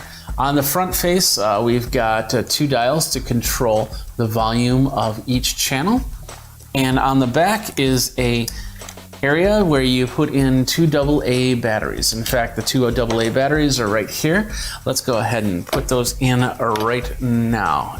Now, the battery life, my understanding is the battery life is pretty good on these. And of course, the DC power option, positive shield, negative tip, they definitely sell those as they go. So, all right, let's move on. Let's see what else is in this case right here. We got the plastic insert. We got a little box here. We'll just set that here and set that over here. We'll set the important stuff in here. And then we'll open this up. This is where all the cables are. All right, these are the MIDI cables I'm talking about. They look like headphone cables on the first side, but the other side, they have the large MIDI breakout connector. So you basically plug these in, and then of course you plug in your MIDI cables to a keyboard or another device that has MIDI input output. In individual plastic, the first breakout cable is a lightning cable. Second breakout cable is a USB-C cable.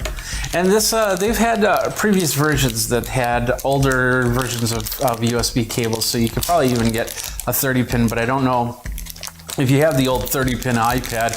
I'm not sure if it'll work or not. You can definitely try it out and see if your older iPads will work for that.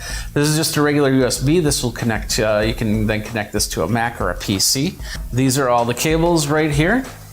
Basically, we're not going to be hooking up anything MIDI. What we're going to do is we're going to hook up a guitar and a microphone. And I've got the guitar and microphone over there. And we're going to use the USB breakout cable. So hopefully I'll be hooking it right up into my system here. And then you'll see, we'll move the tables and I'll play one of my original songs. Down here in the breakout cable, you have, it's basically, it looks like an old mouse or a keyboard connector like you have on the back of some computer PCs. So you just have to align it. There you go, simple as that, and then we can hook that up to the PC. On the bottom, like I said, we have the XLR and the 1/4 inch jack input. So we will put the vocals in one. We're plugging in the 1/4 inch jack, and this will go into the guitar. I'm also going to be using the Shure Beta 56A. There's phantom power to this, so if you have a more powerful microphone or a microphone that does use phantom power, you can hook that up. But we're just using a regular dynamic mic in this situation. Now, and of course, I showed you the IK Multimedia iRig on its own, but you know, there is a bundle there with microphone if you want to start doing some podcasting. Of course, in this day and age, we're all just trying to figure it all out. I'm going to move this table. I'm going to hook this up into the computer, and hopefully we'll get some sound. Hopefully we won't crash the system while we're doing this, and I'll play a song. Well, it's 4 o'clock, the day's done. It's time to have some beer. Wait for my buddies to get done. Well, look at that, coming over here.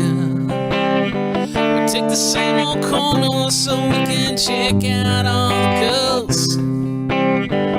Dancing to the jukebox and come on up and ask for a whirl. Then we lay our glasses down and we sing. Thank God for happy hour, where we buy drinks on the time. Treat your friends to a couple of brews and head home before the night. Enjoy a story, a song or two before you have to fly. Thank God for the happy hour. If I didn't have that, I think I'd die.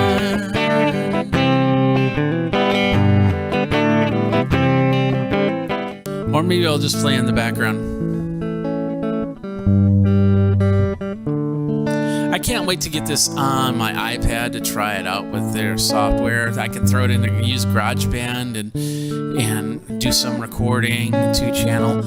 And then I could actually send the gear over to my friend's house, and he could record a bass line and do some harmonies. And then send it out to somebody else who could do the drums, or maybe I'll come back and do the drums. I don't know. And then maybe we'll get guitars in there and keyboards and all that other good stuff. Have people from all around the world create tracks for your songs. That's pretty cool.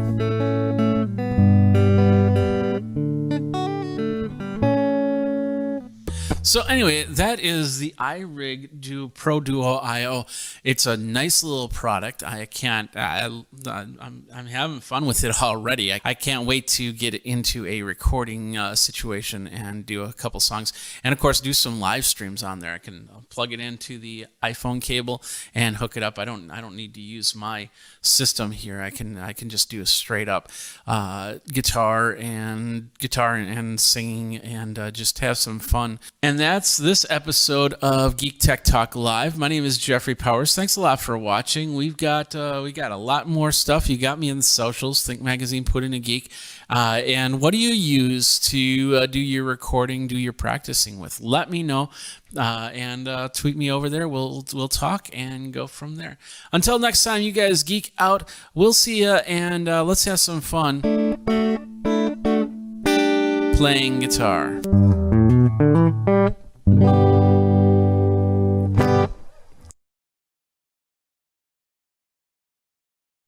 If you had a computer in 2000, you might have owned this iconic brand. Gateway since has changed and currently owned by Taiwan-based Acer Computers. They have continued to release new Windows modules, including this ultra-slim notebook. I put this laptop through a couple of its paces, and beyond a couple of issues, I'm finding it to be a pretty solid laptop.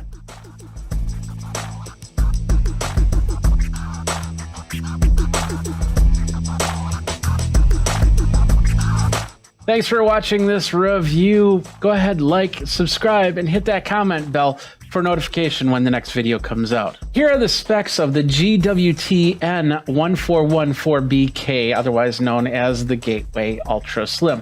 I've also verified all hardware and specs using 2 programs, BellArc Advisor and PCMark 10. Inside the machine is an Intel Core i5 103 5G1 Ice Lake processor at 1.2 gigahertz, but can work up to a frequency of 3.6 gigahertz. It's a 4-core, 8-thread system with 6 megabyte of internal smart cache. The GPU is an integrated UHD graphics at 100 megahertz. This should be able to handle the laptop with an external display at 1080p without issue. Both monitors at 1080p, by the way. This display is 14.1 inches and up to 1920 by 1080 resolution, 59.99 hertz. 16 gigabytes of RAM, which seems to be soldered right into the board. An M2 256 gigabyte SSD hard drive from a company called 4C, which is a product of Longsys with smart technology, and an empty M2 slot, which is behind a door on the bottom side of the machine. So you can update this with more storage at any time. Ports include an external HDMI 3.5 millimeter headphone jack, 2 USB-A 3.0, and 1 USB-C, which is transfer only. It's not for charging. American Megatron's BIOS backend, and man, that display has not changed since the 90s. Bluetooth 5.1 and Wi-Fi 802.11 AC. The ultra slim model also has Realtek audio, but is also supporting THX sound. This is perfect for if you have a THX headset or 7.1 surround speakers. In initial tests, I found it to be perfect for late night movie watching or some simple game playing. With the right headset, the right speaker system, you can hear things moving around. This ultra-thin laptop does have onboard security as well. The BIOS can be locked down, and you can log into the machine with the simple finger swipe through the fingerprint reader, which is right on the top part of the touchpad. There's a 1 megapixel camera on this machine.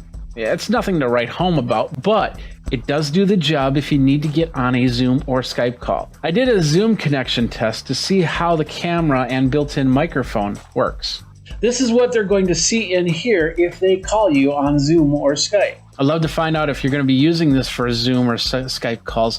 Let me know by commenting below. Now, there's been mention online that this model of Gateway was manufactured by a company called EVOO, EVOO. This is another brand laptop that you can actually find at Walmart. Now, it's not uncommon for this to happen. Gateway has also tasked EVOO to make their new line of tablets, their 2-in-1 computers as well. EVOO also has the license for installing THX into laptops, so that's an added bonus right there. Finally, EVOO makes smartphones. So I have to wonder, is a Gateway smartphone coming soon? Let's check out some pros and cons here. Now, although the screen side is aluminum, the rest of the machine is plastic. The case also can slightly bend if you pick it up, so I wouldn't suggest holding it in one hand walking around the house like this. Keyboard and trackpad are not problems at all. I was able to work on this machine on a table or in my lap. I actually put this show together using this laptop. The middle of the trackpad does do a weird double click when you press it, but it doesn't seem to affect anything, so it doesn't double click on screen or anything like that. It just is a small annoyance. Opening up the device was not that difficult. Just a bunch of screws on the bottom. You might need to do that to clean out your fan every now and then, or maybe upgrade the primary SSD. And of course, that fan, it does ramp up from time to time. You'll hear it. It noisily spins about 20-30 seconds and then back down. Now, the power cord is a simple 3-foot into 1.3 millimeter coaxial power plug. The cord looks and feels a little cheap, and the power wart is actually attached to the plug. But this is also a 100 to 240 volt plug, so you can travel internationally without the issue. What I find interesting is this has a USB-C, but that's not a USB-C charge. If they would have just added the charge ability to it, this could have been a USB-C charging plug.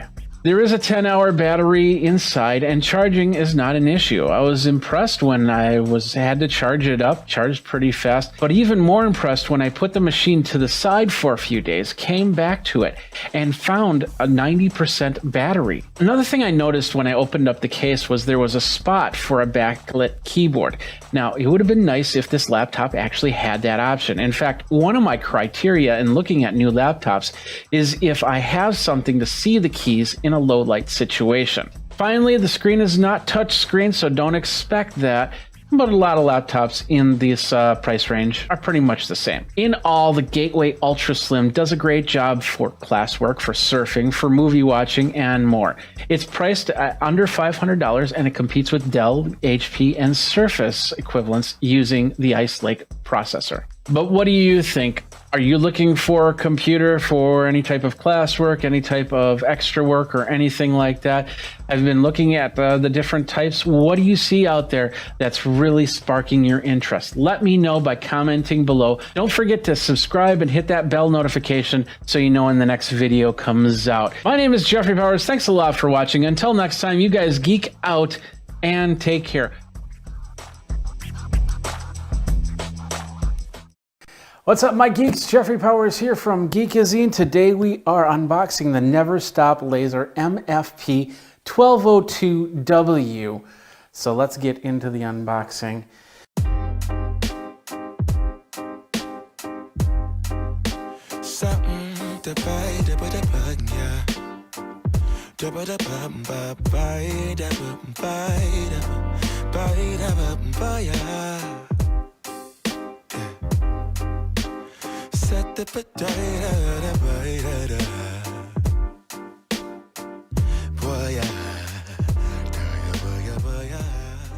This is a new type of laser printer that's been out for about a year, and first time it's hitting the United States here.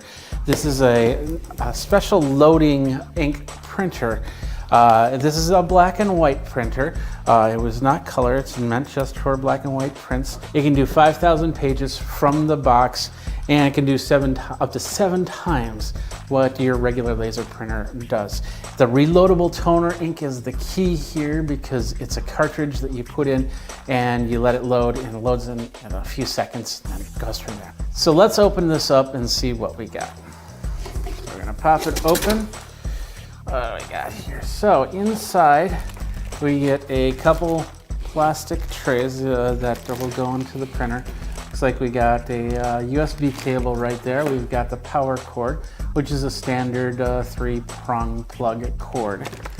And we got cardboard, and then of course the printer.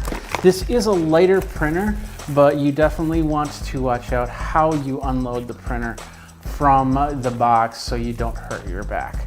We got some instructions here that show you all the places. They're usually marked with orange tape, so it's easy to determine what you need to pull out. So let's go ahead and do that. There's some styrofoam on the top. I think this is one unit here, so it can pull up right so. So you can try and pull it up. What I like to do is I like to set printers on their sides and then slide them out that way. It's usually the easiest thing to do when you're doing it all by yourself.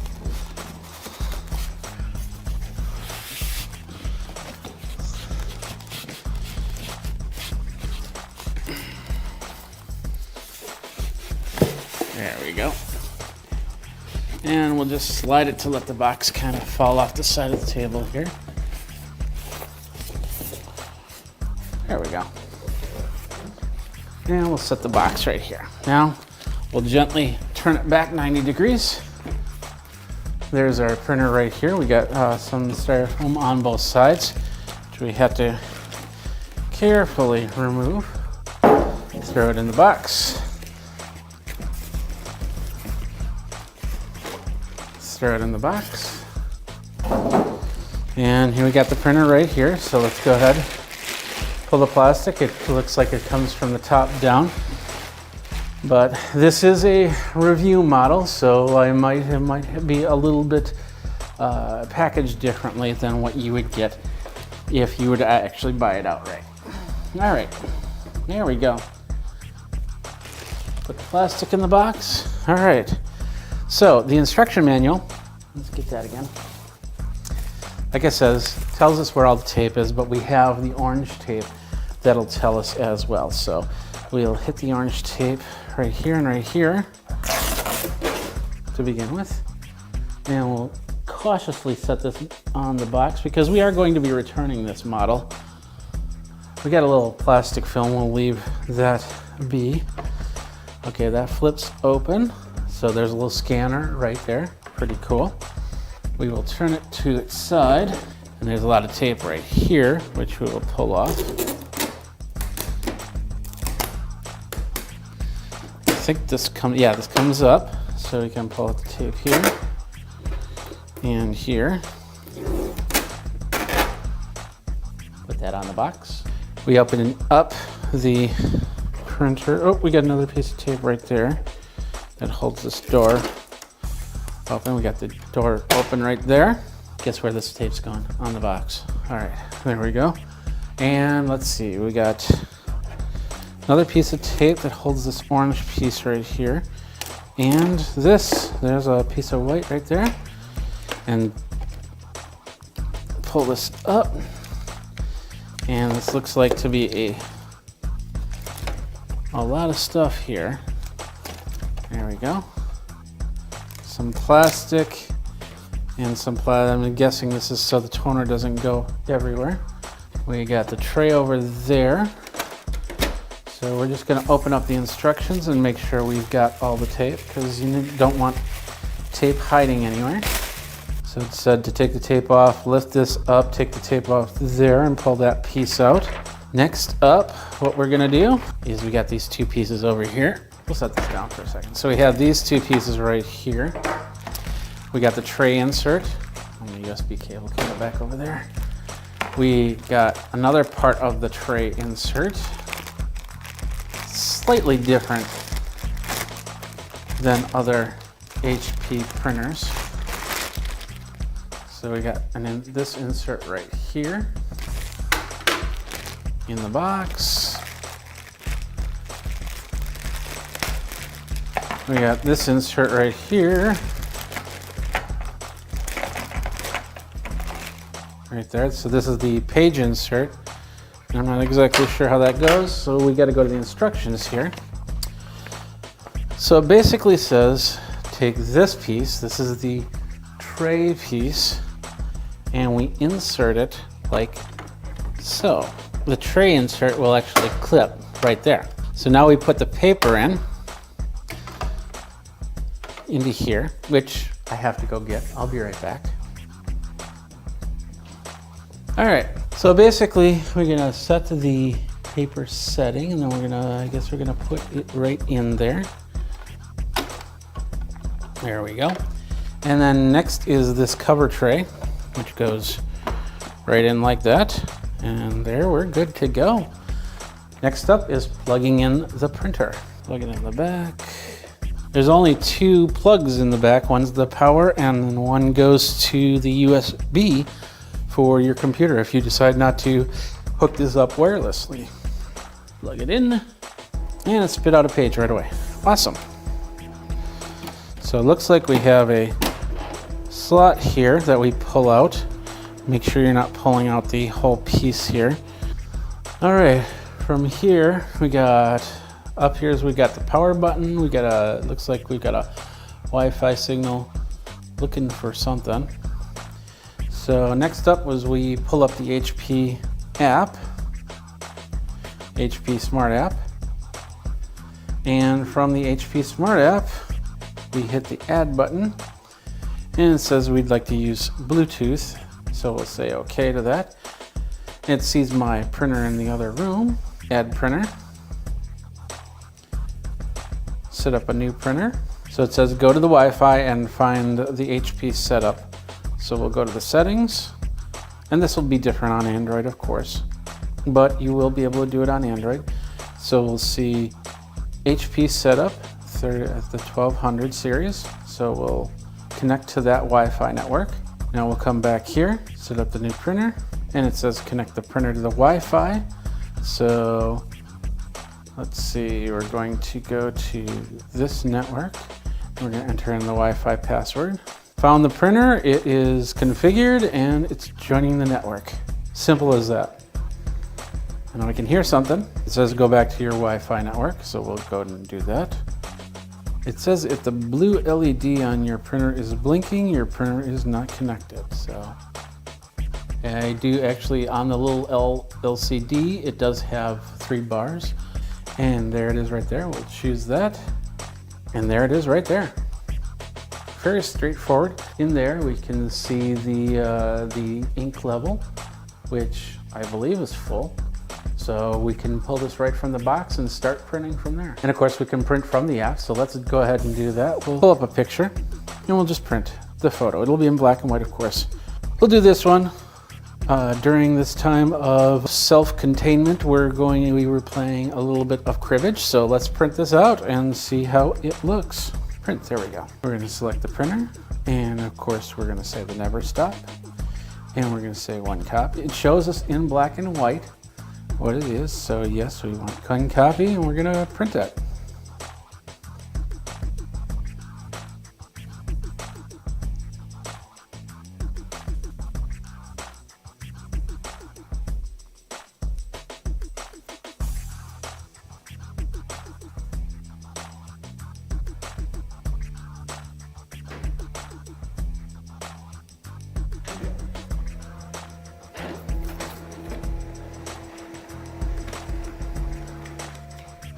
And that took, from the connection to the first start, that took about 25 seconds. And we've got the print right there. Let's show you over here. Of course, it's in black and white. There's no fanciness about it. There's our picture right there. And that is the Never Stop 1202 printer from HP Unbox. Jeffrey Powers with Geekazine. Geek out.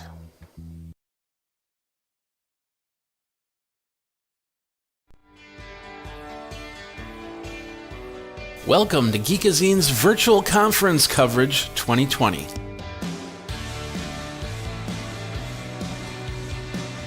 We got Sam here at Lenovo, and you guys got some new products coming out. So tell us a little bit about what you got there, Sam.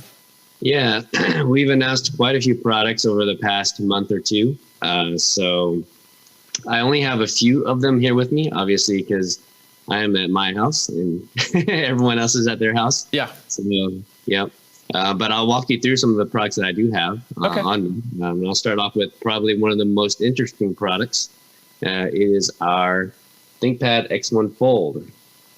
This is something that we've teased and have kind of shown off already, but now it's within its final stages of being ready. It should be available very soon. It's actually, you can go online now and pre-order it. And what it is exactly what the name implies. It's a folding PC. Okay. So the idea behind this is with the new folding displays available out now, you can have this folding PC available to you. So it's a big 13.3 inch folding OLED panel there. Okay. And if you can see what I'm doing here, simply fold the display together, and you have a much smaller footprint to carry around with you. So very intriguing device. Obviously, folding technology right now is very fresh and very exciting for a lot of people. Yeah. What kind of screen is that then? What kind of plastic are you using for the fold? It's a special plastic. We don't necessarily disclose the exact technology, but the covering here is our development, and then the display itself is made by LG. The OLED part of the display, it's made by LG, and then we have developed quite a few different, Yeah, that hinge looks really nice. I like how you have it designed. It looks like it's going to be pretty sturdy. If somebody tries to pull it the other way, it's not going to. It doesn't look like it's going to pop or anything like that. Yeah, we've put a lot of development into making it so that it's very sturdy, and when you're writing or touching the screen, it's not going to scratch or bend. Okay. Yeah, and I noticed on the screen, I don't see any ribbing or anything like that right in the middle, because usually with the foldable, you'll see a little crease by design in some cases, so the screen closes properly. Right. So let me see if I can get this logged on. Okay. But some of the things we've added on here, obviously, is this kickstand, so you can use it at your desk, whether you're just sitting at your desk and doing, connecting to a dock or whatnot. Does that fold on both sides or just one side? Just one, just this one side. Okay. Right. But this folio does have a unique function where as I fold the tablet, you'll see that the folio cover here slides to adjust to the curvature of the device. That's nice. Yeah. It's just some unique mechanical functionality that we've added to it. As far as the performance of it, we expect it to be pretty well performing. It's Intel's newest hybrid technology. Okay. So it'll have some of the hybrid technology, meaning a mix of some of the Core i series power, as well as some of the more efficient power from the lower end processors. So that's what the 11th generation Intel processors, right? Yeah, it's technically 11th gen, but then it's what Intel calls their hybrid technology. Yeah. Mm-hmm. What do you have for ports on that thing? So there's two USB-C ports here, one on that side and another one there. So if you do, in case you do want to dock it, and it's sitting like this, you'll still have a USB-C port available. Are they both charger, or is one charger one? Yes, both provide power data display out as needed. Okay. So what's the weight on that thing? It's just over 2 pounds. Sorry. Just over 2 pounds? Yeah. Oh, that's not too bad. 2.2 pounds. Yeah, 2.2 pounds.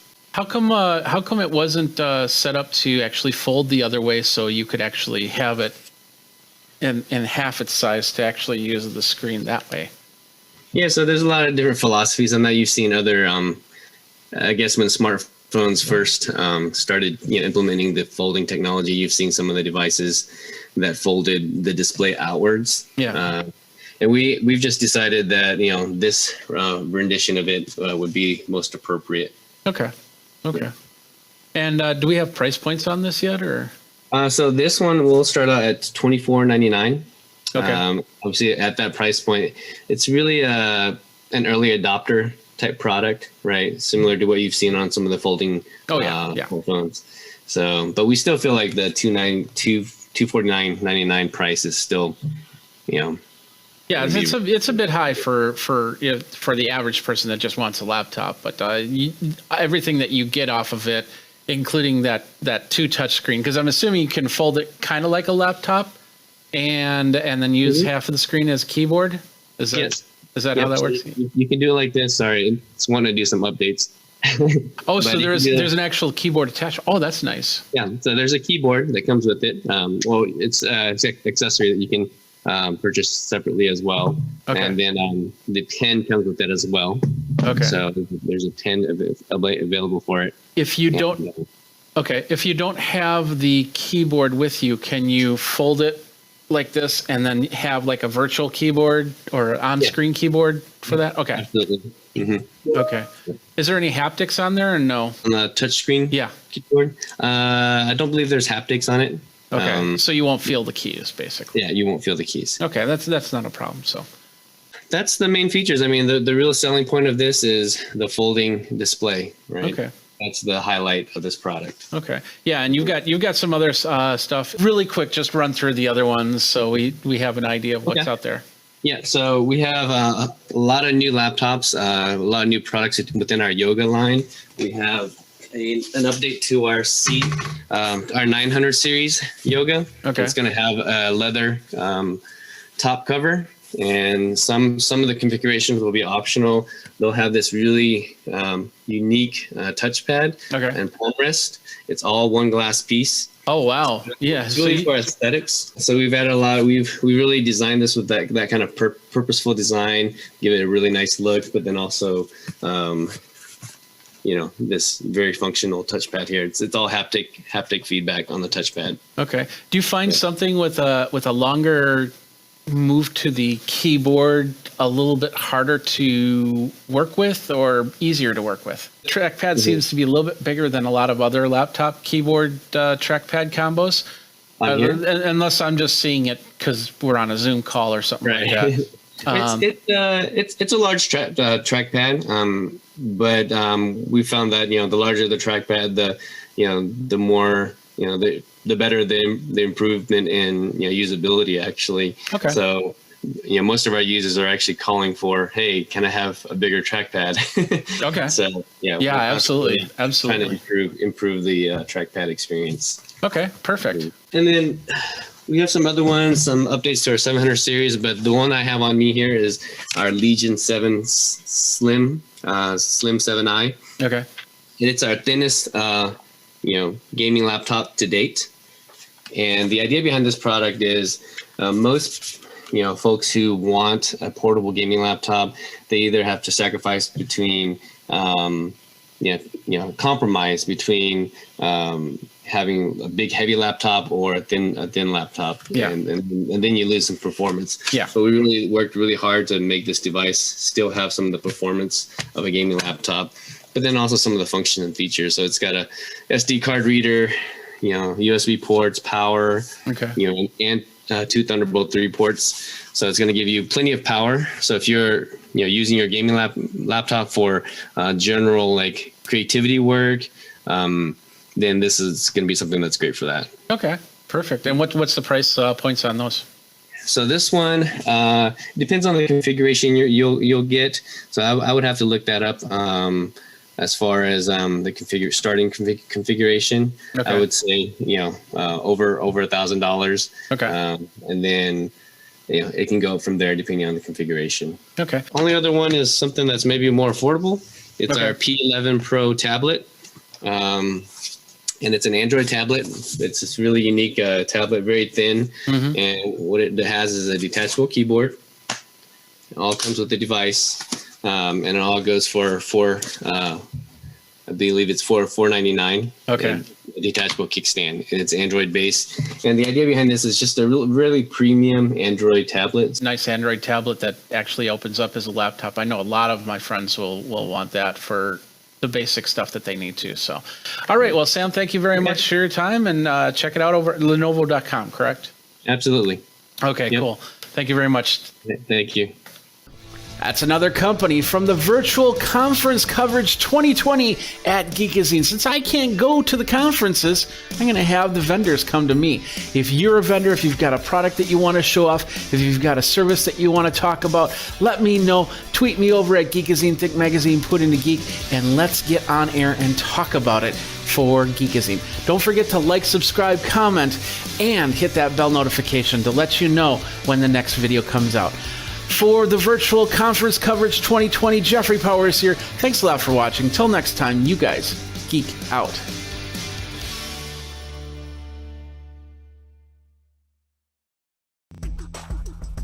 Hey everybody, Jeffrey Powers from Geekazine. How you doing? Today, we are going to unbox the Halo Band. This is a brand new device from Amazon. And before we start anything, got to give you the spiel here. I actually paid for this with my own money here. This is the Halo Band, by the way. I had it setting down. I'll set it like that. I paid for this with my own money. All opinions are of my own, and nobody has any say, as we're just unboxing and doing a first look. So we run into any problems. That's what happens.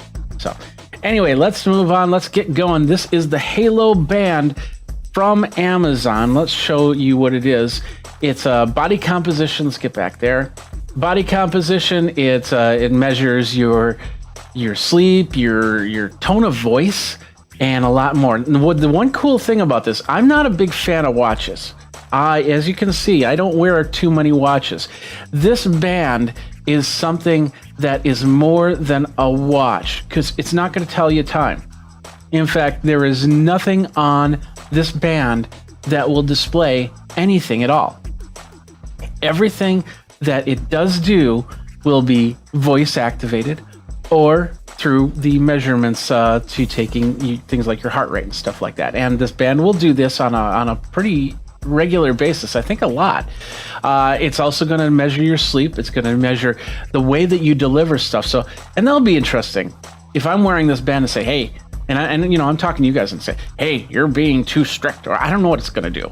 Maybe it'll come back and say, hey, you might want to think of how you say things or what. I'm not sure. I'm really excited about that tone of voice. Now, I did get the Black Onyx version, and and they do have different versions. They have the Black Onyx, they have the Blush Rose Gold, and then they have the Winter and Silver. And the bands, as you can see, you have bands, and I did put a couple bands in here that you can get for this device. We got a few right here. We'll go through the two as you see them, and then we'll go back here. But the whole idea is that if you want to change up your bands, different looks and things like that, you can. The only thing is the main unit will still stay black instead of rose gold for the backing device. But that's okay. It is also a service, which means that you get in this an introductory offer. I get 6 months for free. After that, it's $3.99 a month to have them track. And they've got an app. Already downloaded the app to do the tracking on. So we got that going, and we got that all set up. So with that said, with that done, let's go ahead and get this thing unboxed. We're gonna open this up. And there was plastic over this, so it wasn't wrapped other than this plastic, but that's okay because that's what we were showing here. So this is the Halo Band box. Become the leading expert on you is what it says. And down here it says there's a body composition, sleep, tone of voice, activity, and membership. So tone of voice, that's the one I'm most interested in. It says, analyze your tone of voice to become more aware of how you sound to others. That's going to be interesting. How do I sound to you guys? Activity, it says track active and sedentary time. So it's going to notice that I'm sitting a lot, basically. Body composition, it's going to tell me where my body percentages lie and how much sleep I get on here. So that's going to be interesting. Plus, probably some other things. I see it's for iPhone. I don't see anything on, let me flip over here. I don't see anything on the Google aspect of things. So it might just be for iPhone at this point. It is waterproof. You wear it while swimming. You can, it's got the fabric band. It's a sensor, charging clip, and 6-month Halo membership. That's what's in here. So let's go ahead and open this up. And to do that, we got these two little rip tabs right there. There's one on that side. And one on this side. There we go. No noise to those, so no excitement from the opening. But anyway, we will set this down. Let's open this up this way. So it slips right off. There's the Halo Band right there. And let's see, how does this open? It looks like we have another piece of tape. And there's I like this because they have like a little point to rip from, although there's no type sound. That's too bad. Oh, hey. Oh, don't escape. No escaping yet. We don't want escapes. All right, here we go. So there's the band. Let's just set that right there. Let's open it up. There is our wearable right here. So we're going to pop that out, and we're just going to set that to the side right there because there's more to unbox first. So let's get to the other stuff before we get to the band. We got a little band on the instruction manual. So let's pull that off. And then it says, Halo. Open it up. It says, meet your new Halo Band. Get it charged, get the app, talk about the tone, and more about the microphone. If you'd like to analyze a full conversation, press the button once at the beginning of the exchange. This will also bookmark it to review later. So that's interesting. I can't wait to try that. That's pretty exciting right there. We'll set that right here. Next up is this is the clip, and you can actually buy other clips to charge your band. So if you need like 2 or 3 like office location or home location or anything like that, you can do that. That just slides right off, and then whoop, like a little clip monster. How you doing? I'm fine. Thank you very much. I'm here. That's definitely, I'm not a ventriloquist. Jeff Dunham, I am not. So, and of course we got to pull that off right there. And there's the USB. I am going to pop the plastic off here, and I'm actually going to plug this into my Intel NUC, which is right here in the box. Nothing else. I think this is just extra packaging. And now we're going to do this nice little Amazon smile as we pull off the Onyx band. Put that back in the box. We'll close the box, and we'll slide that, and there we go. Here it is, the band in question. Now, as you can see, like I said, absolutely no face. There's going to be no lights, no LEDs, no LCDs or anything like that. Let's get this connected to the charger. I don't know if there's a specific way that it goes. Let's see. There are some tines right on this side, so the non-curved side. Before we do, got one more thing to take off, and that's this right here. Little plastic right here. Let's go ahead and pull that off. There we go. And now I see those tines. They're right there. So this thing actually goes on the side. Okay, so that makes sense. Look at that. Now it's curved, and we've got a little charge light on here. So we're going to let that charge for a couple minutes as we go, because we want to make sure that we have some sort of charge. It's not going to uncharge or lose connection when it's when we're setting this up. So we'll just set that to the side for a second. Let's go ahead and pull out the app, and I loaded the app right here, Halo. Let's go over here, and it says when I first opened it up, it said you'd like to use the Bluetooth, so I have to say yes to that, which you should too as well. And it says connect to how you feel. You want to set up your band, so we're going to hit that button. Now, of course, it's going to ask me for the sign-in, so I'm going to put in my email address. It's saying, hey, let's get started. So you say, yeah, let's get started. Who do we have to add to the band? We're going to say me. And it said, what's your birthday? And I'm going to put in my birthday. You're not going to see that. Hopefully it won't show it again. All right, so let's do that. And it says, how tall are you? So I'm going to put in my height. And we'll go like that. And it says, well, what's your weight? 154 pounds. I like that number. That's a great number, right? No, it's not my number. So what is my weight? We'll go next. And am I a male or a female? I am a male. And we'll go next. And then it's going to say, hey, let's protect your data with a mobile number. We'll get that verification code. So I'm going to submit that. Oh, I got to put in my phone. Oh, doesn't remember that. Okay. And I think I'm gonna get an access code in a second here. I know, and that's an expirable code, so it really doesn't matter if you hear that or not. So it's verifying it right now. Verified. And then it says preparing your band, plug in the charger, which is what I did. Plug in the clip, and it actually shows you. So I got a little bit ahead of myself. So it is charging. In a few seconds, a white blinking light shows and it's ready to pair. Which that is the case right now. That actually has been blinking the whole time. Let's go ahead and hit next.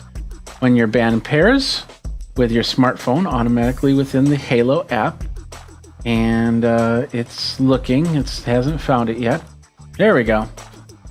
We're going to select that. So Halo membership, it says it comes with a 6-month membership, and afterwards I'll be paying $3.99 a month to do the tracking. We'll hit continue, and it says there's an update available. So let's go ahead and update this, and it's installing updates. It says it can take up to 10 minutes. So hopefully it won't do that. The one thing I didn't talk about was the labs, science-backed experiments and challenges from experts. So if let's say you say, okay, I'm going to be in workout mode, you might get a challenge. Hey, do 50 sit-ups, or I don't know. I'm just off the top of my head here while we're waiting for this update to happen. And oh, hey, it just did that. Yay. So let's see. I want to check this battery really quick. Battery life up to 7 days with the tone disabled. So if you're not using the tone, you can have this on for a whole week before you have to charge it. And up to 2 days if you do have the tone enabled. So, and I'm guessing that you'll probably turn it on and off at times. So when you're not needing to use it, you'll have it off, and then you'll see about 5-6 days worth of use. But if you have the tone on all the time, then you'll have to recharge it every 2 days. But it's more than 24 hours, and that's pretty cool for such a small unit right there. All right. So this is now saying, hey, do we want to allow notifications, reminders, and alerts? We're going to say we're going to allow that. And it says Amazon Halo would like to send you notifications, and we will do that. It says to put on your band. I'm going to put it on my left hand, so left arm, but it's asking which arm do you want to put it onto. So I am now going to unclip it from here. We've had a little bit of time, and it says to put it with the button inward. So we have this button right here, and I'm going to put it on my wrist. I don't know how tight it says. Make sure the button The button faces you. Slide the band just above the wrist. Tighten until snug. So don't over tighten or else you lose circulation. That's not a good thing. So nice and snug. And we'll put that in there. And there we go. We're going to hit continue on the app. It's going to finish the band setup. It's going to load my profile. And it says check here and it says next. We'll hit next. It says you're all set. Here are some features to get the most out of your Halo experience. And then some features. So let's just hit done here because I'm ready for this. There's the app right there. And it says activity points 0. I got to do a little bit more before I can gain some points. We got sleep last night. I didn't sleep at all last night, apparently. And tone, learn how, this is where we're going to start here. We're going to hit tone. And it says, learn how you sound to people around you. Set up tone. And it says, all you need to do to set up tone is a few minutes and relatively quiet space. This is rather quiet, so we will do that. Set up your tone. Halo Band will analyze your voice throughout the day, which will use the band battery faster. You'll need to charge this as often as 1 to 2 days. I don't know how much charge is on the band just yet, but we're going to hit continue. And it's going to say, while wearing your band, press and hold the button until you see the green light. So I got to press and hold this button until I see a green light. I don't know where the green light's going to come from. I'm hoping it's going to be it's not being covered by my... Okay, there it is, right there. So it was right there. And then it came back on. It says microphone on.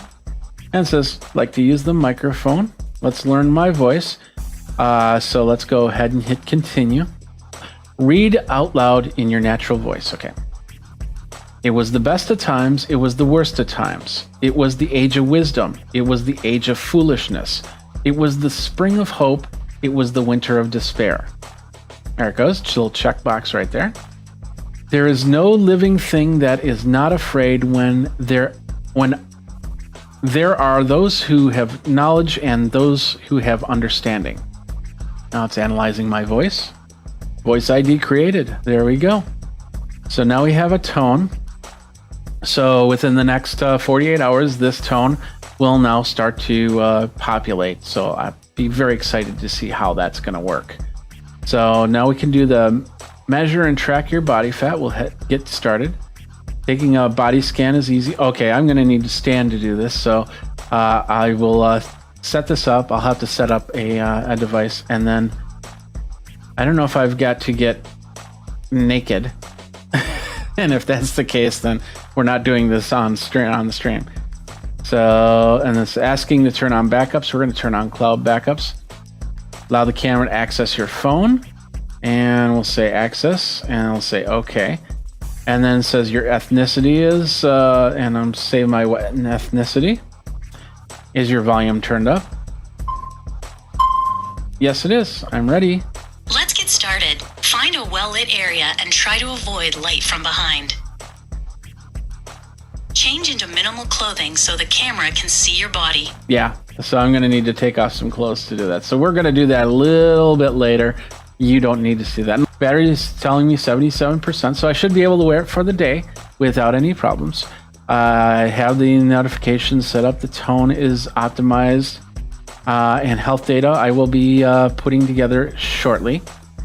The Halo Band. And this is the next thing I want to show is how do we do the Halo Band change. I'm assuming there's just a couple little tabs on this band that you can pop off. Yep, 1 and 2. So this is the device right here. Pretty straightforward. Nothing fancy to it. And of course you can change out bands, and there's some information on the top, and that information basically says the model number and the FCC ID and Amazon. Its input is 5 volts, and it's the battery looks to be about 210 milliamps. I think that's what it said. So it's a smaller battery. So I'm hoping it won't overheat. That's one of the problems I always have with some of these watches is they feel really warm after a while. So hopefully that won't happen. But I can definitely change these bands out fairly easy. And the other thing is, if I don't like attaching the band this way, I can flip it around to attach it the other way. So, but we'll keep it this way for now. Don't want to get over snug, just enough. You know, as a drummer, when I wear watches, I got to make sure that it's not loose enough where it can roll up and down my wrist, but also not too tight, as it can cut off circulation if you get it too tight. So the best thing to do is take a finger and just put it like that, and that makes it nice and snug. Move it around, see if it's moving around. It looks pretty solid there. So I think that's where we're going to leave this right here. So that's it. That's the band. That's the setup. That is the unboxing. We've got the charger. You can get extra chargers when you get your Halo band. And of course, you can get different types of bands. So, you don't need the black onyx. You can switch it up. And I'm assuming that's also will change the size, because there were 3 sizes of the Halo band. There was a small, medium, and large, I think. Yeah, small, medium, and large. And I'm not sure if that means that band, the device inside the band, or the band itself. And yeah, this is the one I purchased in the black onyx. But you can get the blush and rose gold, or the silver, depending on how you are. And of course, you can get different bands, sport bands and fabric bands. So that's pretty much it.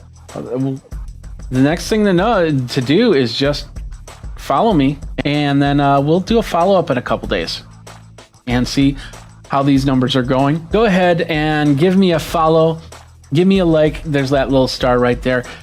Jeffrey Powers, Think Magazine, Put in a Geek. That's me, Geekazine.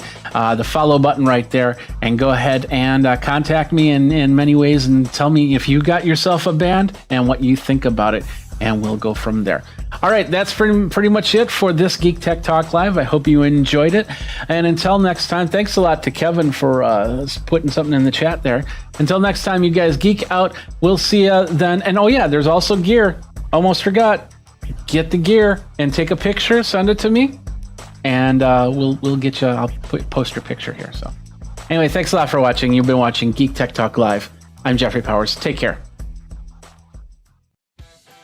I started streaming about 10 years ago, and I remember the days of streaming. I was in my bedroom, and we were streaming via Ustream and using a old Mac G4 with Cam Twist and an old USB camera, and we were doing a lot of wild things in streaming back then.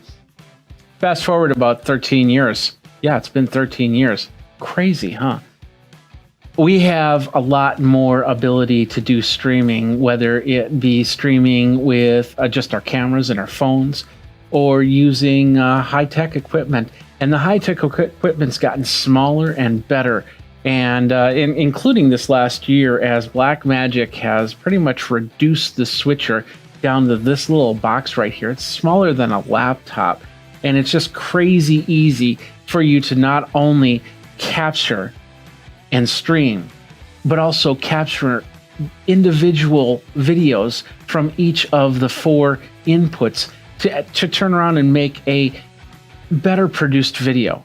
And it gets even better now. And then we have COVID that comes out, and so we can't go out to the client anymore, so we have to figure out ways to make the client come to us without coming to us in a virtual manner. And some of these streaming conference software pieces are just not cutting it, because they're either putting watermarks in the bottom corner, or they're giving you resolutions that are so low that we might as well just be doing stop motion with Legos. How do you bring a guest in for a record, not as much a stream, so you get higher quality video and audio without using the software? That's where Blackmagic has come in once again with this new device. It's coming out called the ATEM Streaming Bridge. What it is a device that you attach to your computer through a capture card. You can definitely attach it to your ATEM Mini.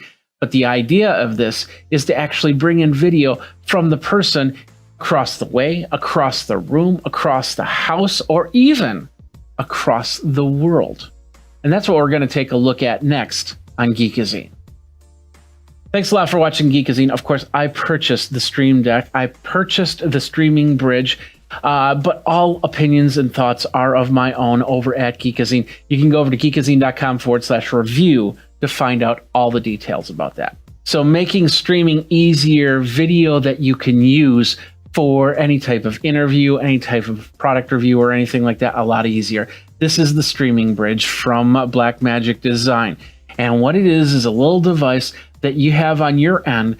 Will bring in video from wherever an ATEM Mini like this one is. This ATEM Mini can connect up to this thing and we can stream video just through HDMI. Or we can put this on the network. I can take this to another room and then have it playing on a monitor. So somebody else could be watching what's going on.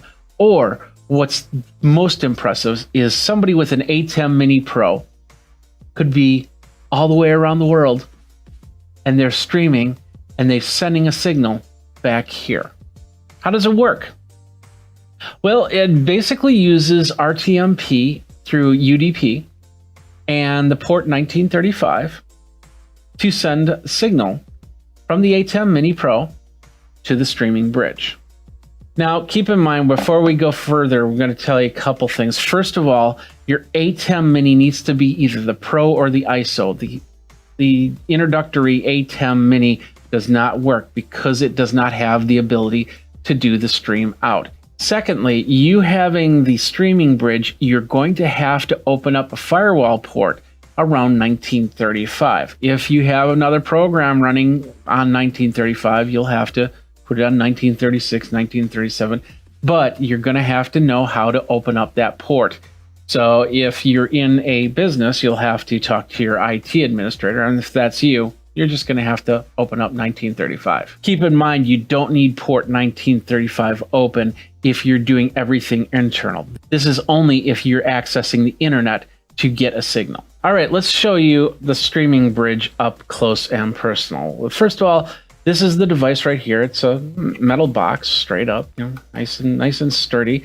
It's got several different inputs and outputs. So we're going to start over here. We have the standard Ethernet jack in here. Of course, this will go to your internet or your intranet, depending on how you're streaming out the box. You can even go peer-to-peer from your ATEM Mini Pro to your streaming bridge. So you can definitely do that.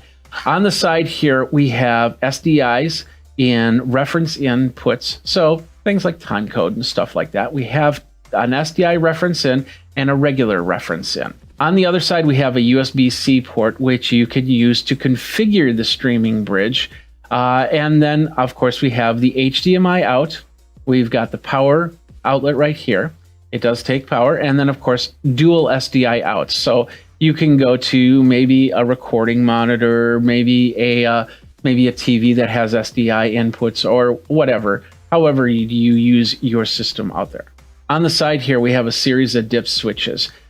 Mostly all these DIP switches are for if you have multiple streaming bridges, then you can sit there and go, okay, I want this to be identified as the first streaming bridge, so I'll bring down DIP switch 1.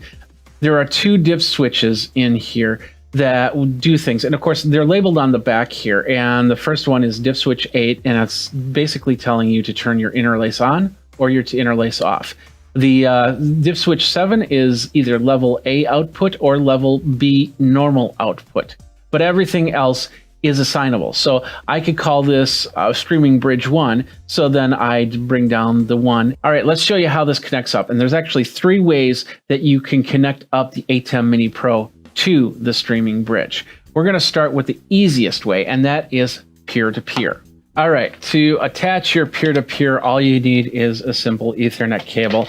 On the end, this is, once again, this is why you need either an ATEM Mini Pro or a Pro ISO. You're going to plug it right in the back here into the Ethernet jack of the ATEM control. And then, of course, you're going to plug this into the jack of the streaming bridge right here. We don't have it powered on, so let's go ahead and grab the power cord here. Now, once this does this, you're going to see some, of course, the Ethernet lights here, and you're going to see it flash here. We're not streaming yet, so this will flash like this because we don't have it configured for streaming just yet, and we will do that. And then once we have a connection, we have a couple white lights right down here, which will indicate that we're connected. All right. So in order for this to work, we need to set up the streaming bridge.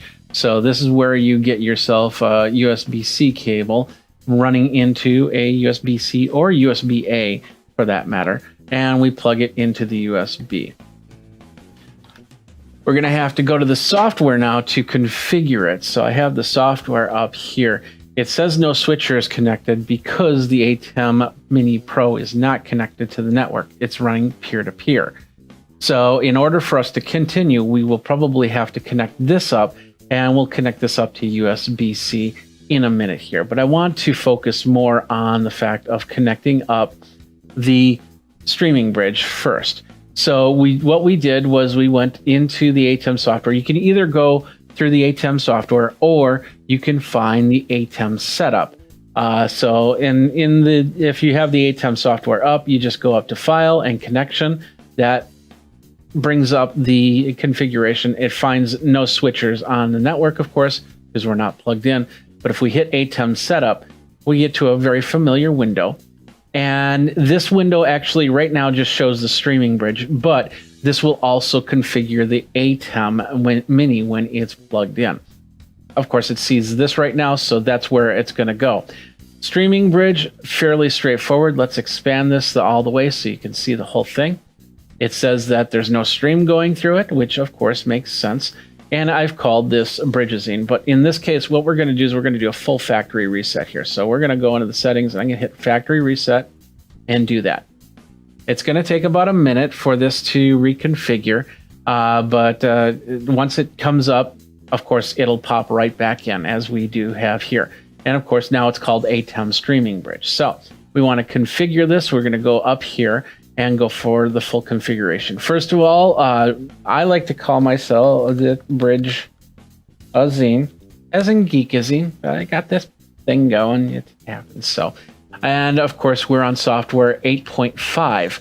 8.5.2 is the software we're running at the time of this recording. On the network, you can choose to go DHCP or static IP address. It really depends on how you set up your network.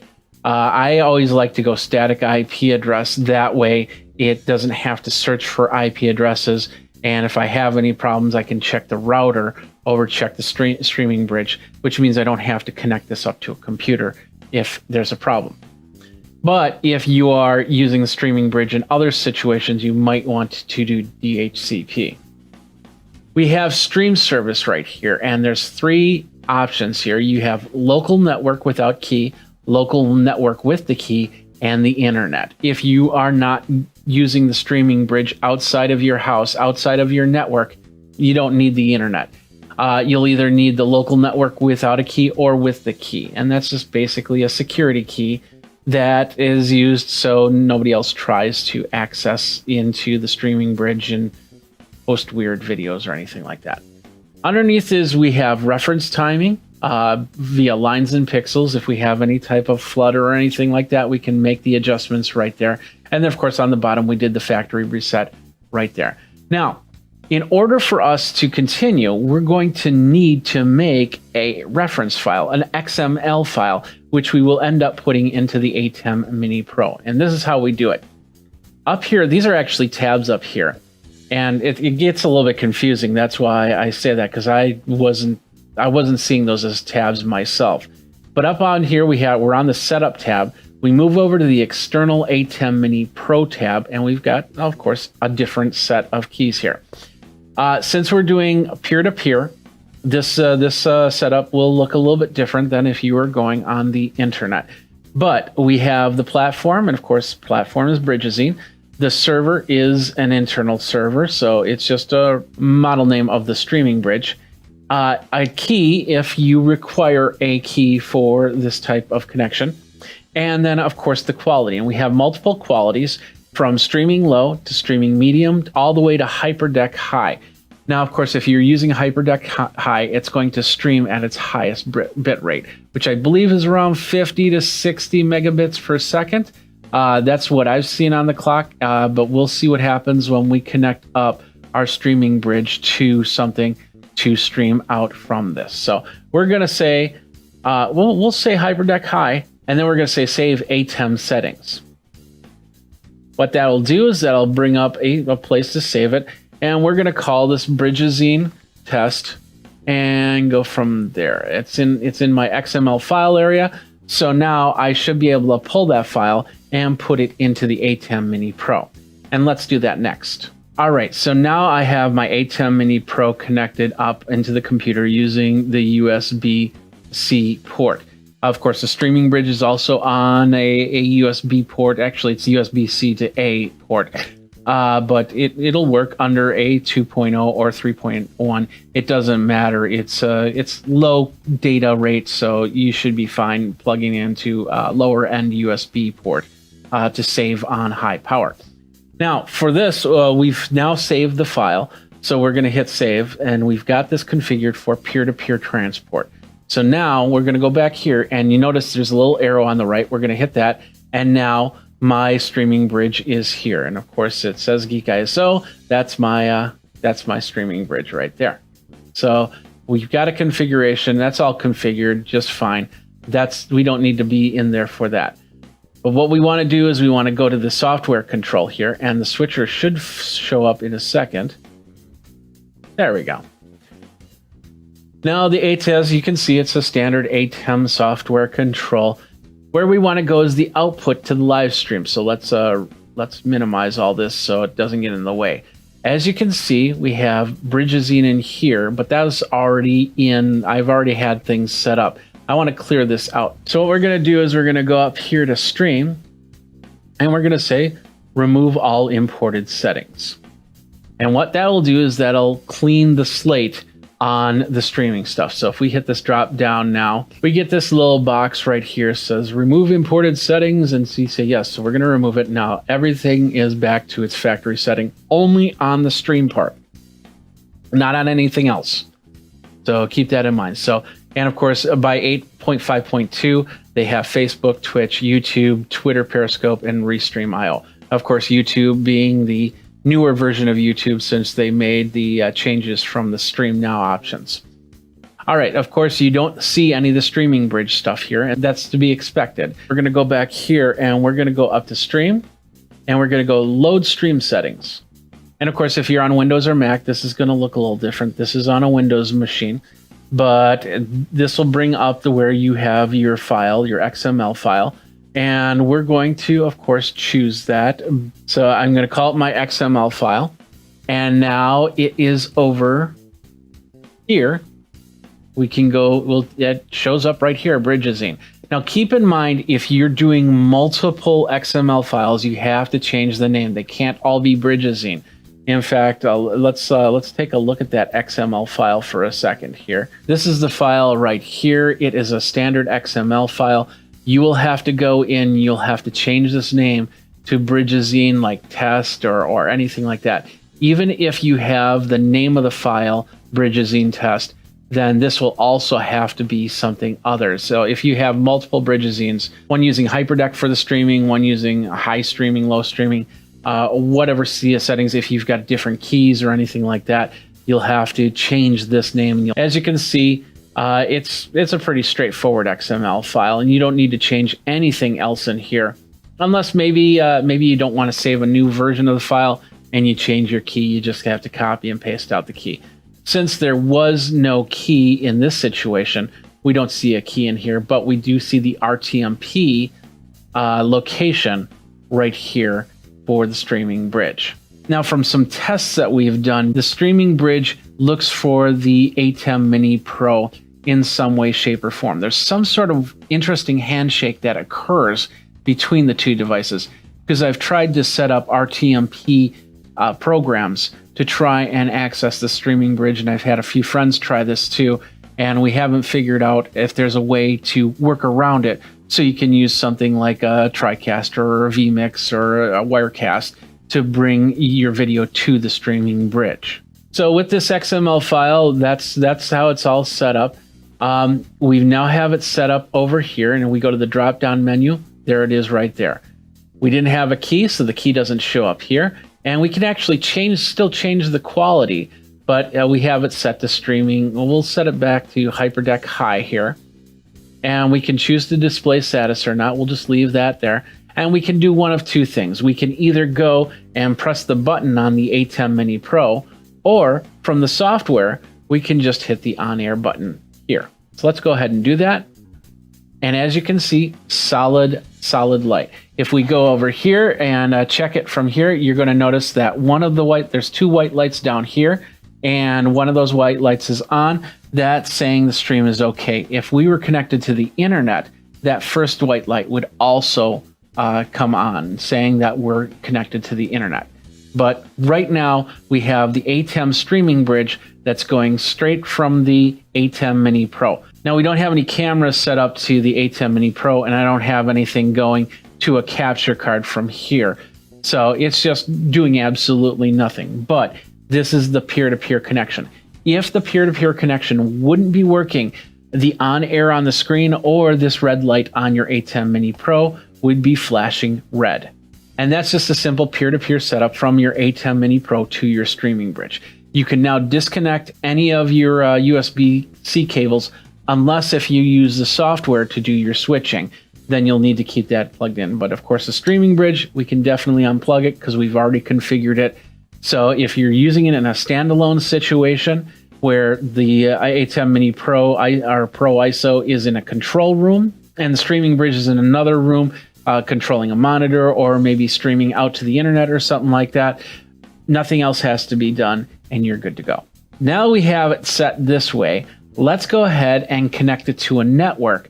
So maybe I'm in this room doing some recording. Actually, the situation that I'm going to be using this is I'm going to be taking the streaming bridge down to my 24/7 stream machine. I'm going to be plugging it in via capture card, and then I'm going to be connecting this to the network. Eventually, when I go out, I'll be taking my ATEM Mini Pro out with me with a camera or two.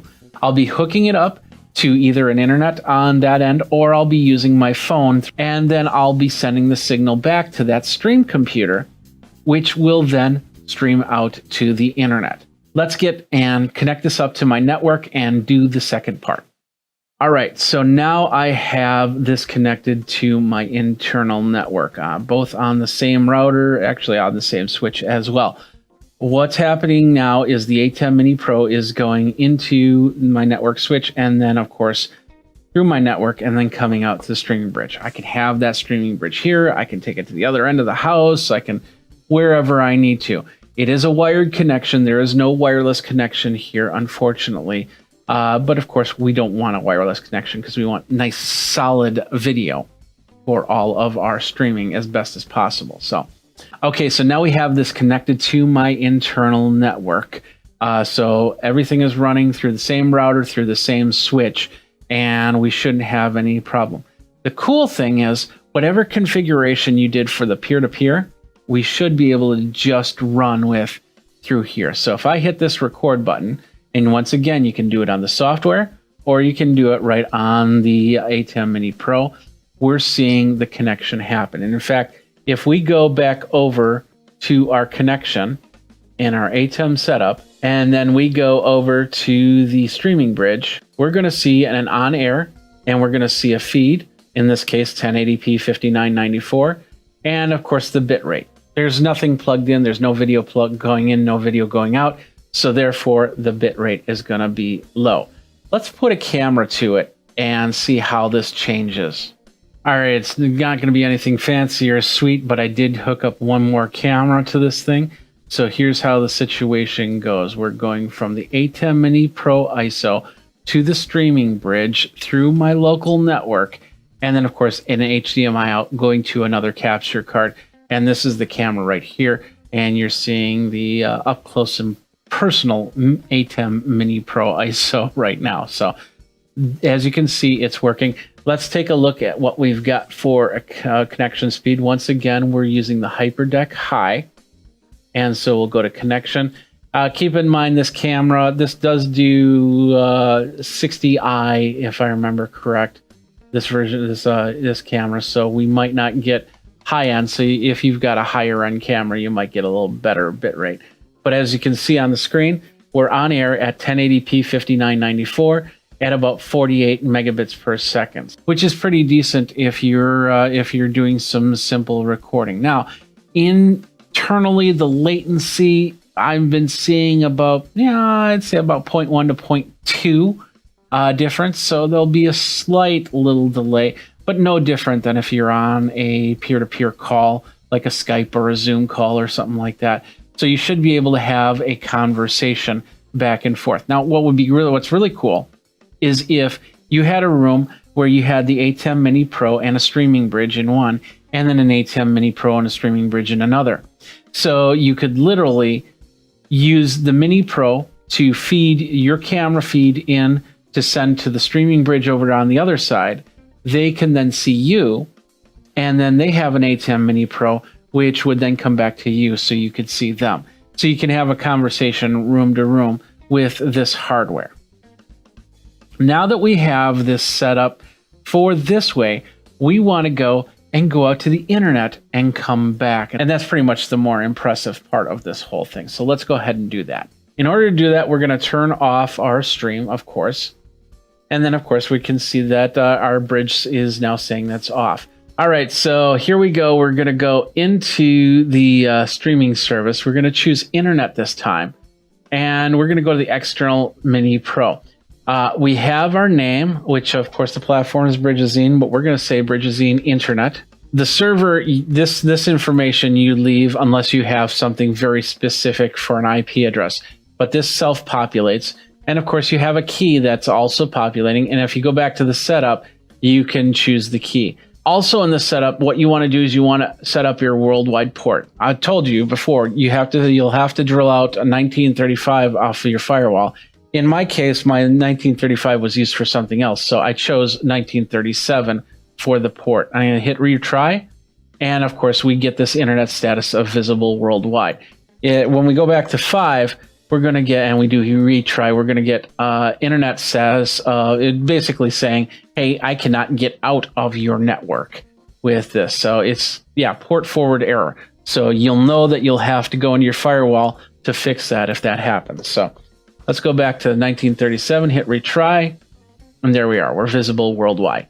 Now we'll go back to the external ATEM Mini Pro side, and we've got the platform set up. We got the server, which of course you're not going to touch unless there's some place specific you're directed to go. Somebody's telling you to go there. And then of course the key, which you can change at any time. And then the quality. And in this case, we don't have a great internet for a HyperDeck High. So we don't want to break any internet speeds. So let's go streaming medium. And let's go save ATEM settings. And this time what we're going to do is we're going to go up to stream, and we're going to go to local streaming settings, and we're going to go to that Bridgazine test out. And we're just going to open up that file to show you how it's set up now. The file is set up, and as you can see, we have Bridgazine Internet for the name, and of course our stream key, our RTMP right here, and then of course all the same stuff that we saw before. So with that said, we're going to double click on here, and we're going to go over here, and we're going to see Bridgazine, and you're going to go where to go. Well, if you do the drop down, now we're going to see a Bridgazine Internet, and when that happens, you're going to see everything populate. Streaming medium, there's the key right there, and now we're ready to go. So all we have to do is hit the on air either right here or on the ATEM Mini Pro, and we will get an internet connection. So let's do that. If we didn't get an internet connection, we would see this on-air blink on and off. So, but we know it's a solid connection because it says on air. We got a count up clock. So let's go back to the connection, and let's go to take a look at this, and we'll go back to the streaming bridge, and it says that it's on air. We're at 1080p, 59.94. And we're at 7.64 megabits per second, a streaming medium. So that's perfect for somebody like me. But of course, if you're doing more higher end stuff, you have maybe a Blackmagic Cinema 6K or 4K or something like that connected up, you'll want to have a better bit rate. And so you'll probably want to go streaming high or to the HyperDeck stuff. So there you go. It's going across the internet. We're going to start at the ATEM Mini Pro, and then it's going to move all the way over through the internet through to the streaming bridge, and then it's coming into a capture card, which is over there. Let's show you, there's a little bit of delay, so let's show you that, and we'll flip over to this. It is not going to be perfect. As you can see, there is a delay. That's measured about a second to 2 delay, depending on, I guess, internet, and of course, where you are and where your destination is. So if we do this, we go 1, 2, 3, 4, 5. You see the delay right there. So it's not going to be perfect for a one-on-one conversation live. There will be some delay, but if you're doing some post editing or you don't mind that small delay, then you should be able to go and have yourself a great conversation. And of course, when we're all done, all we have to do is hit this button right here and the stream goes off. So that's the ATEM streaming bridge from Blackmagic Designs. A couple things you need to know. First of all, this is only capturing a signal coming from an ATEM Mini Pro. We've tried to use other programs to send an RTMP to the streaming bridge, but it wouldn't accept it. You would send it out through the stream, right into the streaming bridge, and then this would go to a capture card into your computer. There's no commands going back, so this does not control this. This is simply to capture high quality video from a distance and be able to get the news story or do one-on-one interviews without having that really blocky version or watermarks in the bottom corner and anything like that. Of course, the price is really good, but you do have to have the Mini Pro, at least the Mini Pro with there, so that technically does add to the cost. But I'm glad I got it. I'm going to definitely be using it. Once again, I'm going to be putting it down in my basement on my stream machine. And so when I'm out, I can interrupt my stream with a live action and send it straight to the streaming machine, which would then go to my regular channels. And that's pretty cool. Are you going to get yourself the streaming bridge? Let me know. What do you think about it? Do that in the comments down below. Don't forget to subscribe over at Geekazine and go ahead and like this video. There's a bell notification too if you want to know when the next Geek video comes out. That's pretty much it for this video. Thanks a lot for watching. Until next time, you guys geek out. And hey, show me your live stream. Let's all stream on. Take care.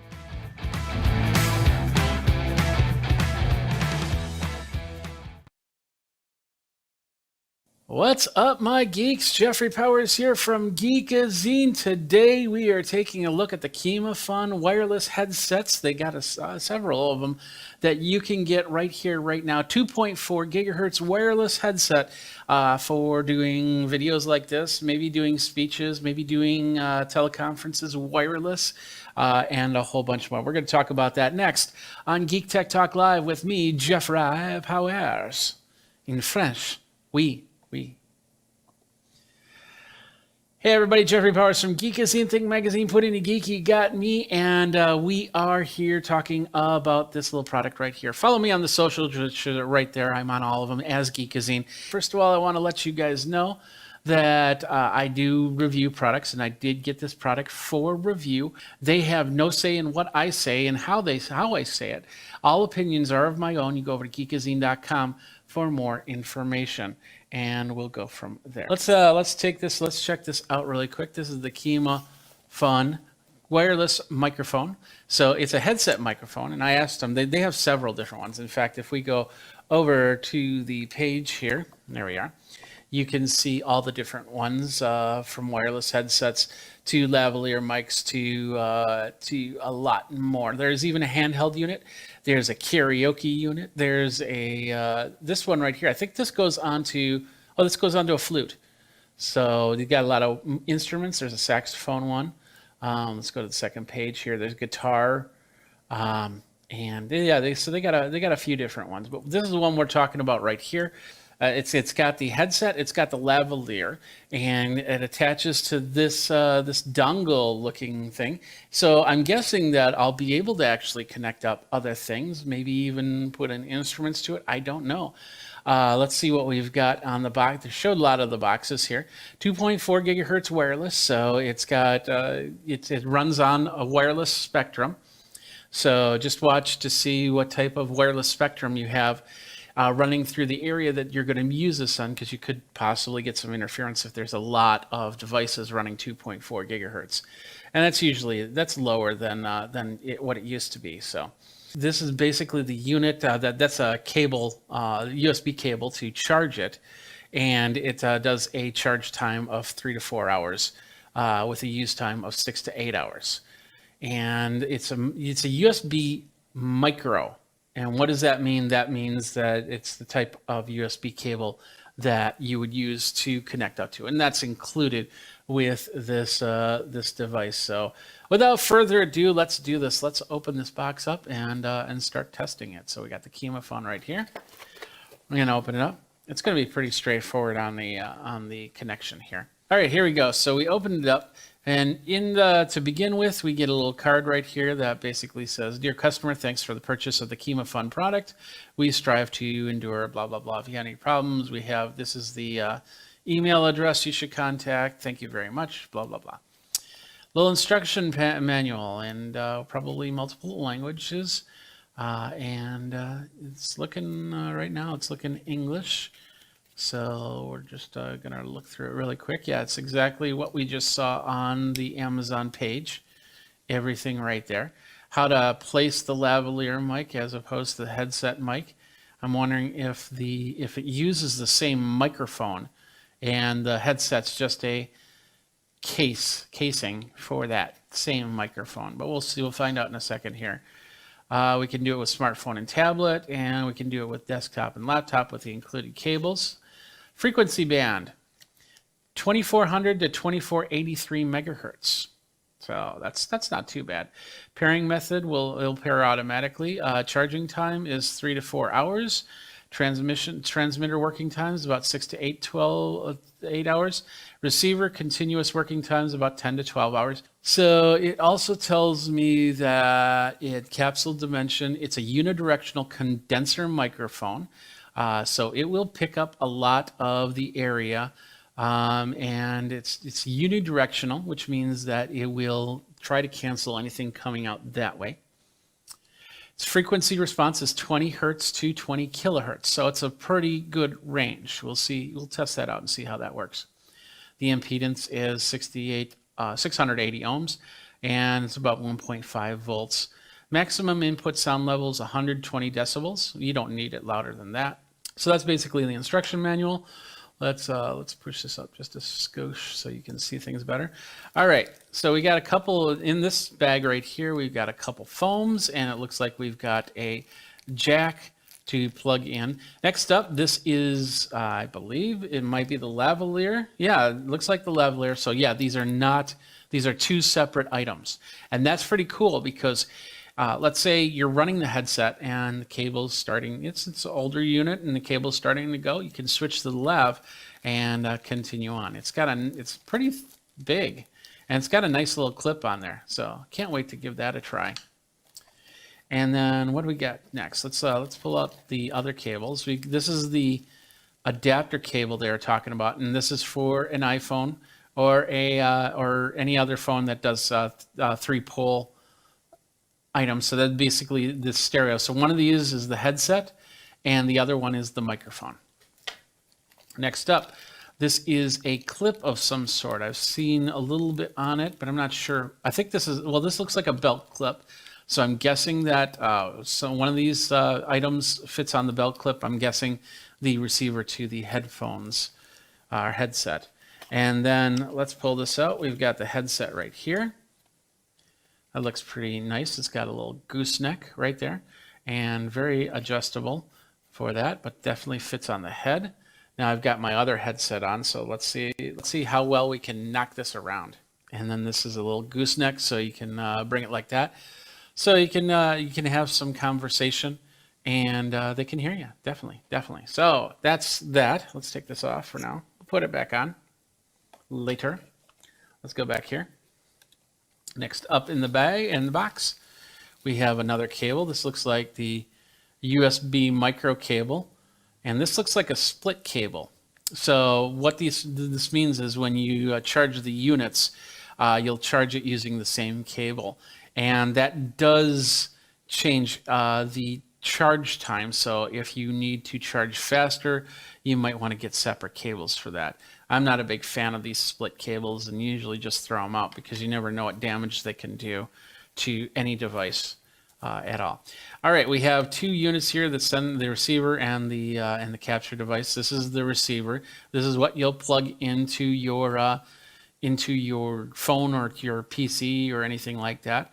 It's got a regular stereo input, and that other plug will shows you that you can plug that in into a mixer or something like that, and it'll give you the 1/4 inch jack here. Unbalanced this is called balanced, and the other one's called unbalanced, that single one. So there's a little bit of plastic on here, so let's take back the film. We all like to take back the film. There we go.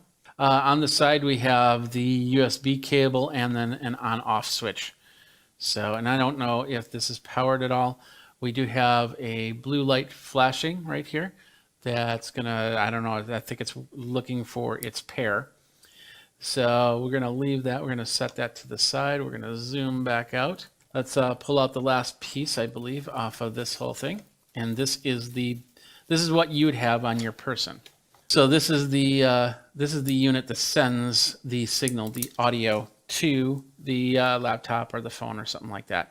As you can see, it's got the 8-inch jack input, which is a screw input. That's cool. So it doesn't unplug. You'll have to screw it down to keep it going. Just like with this headset, that's how that works.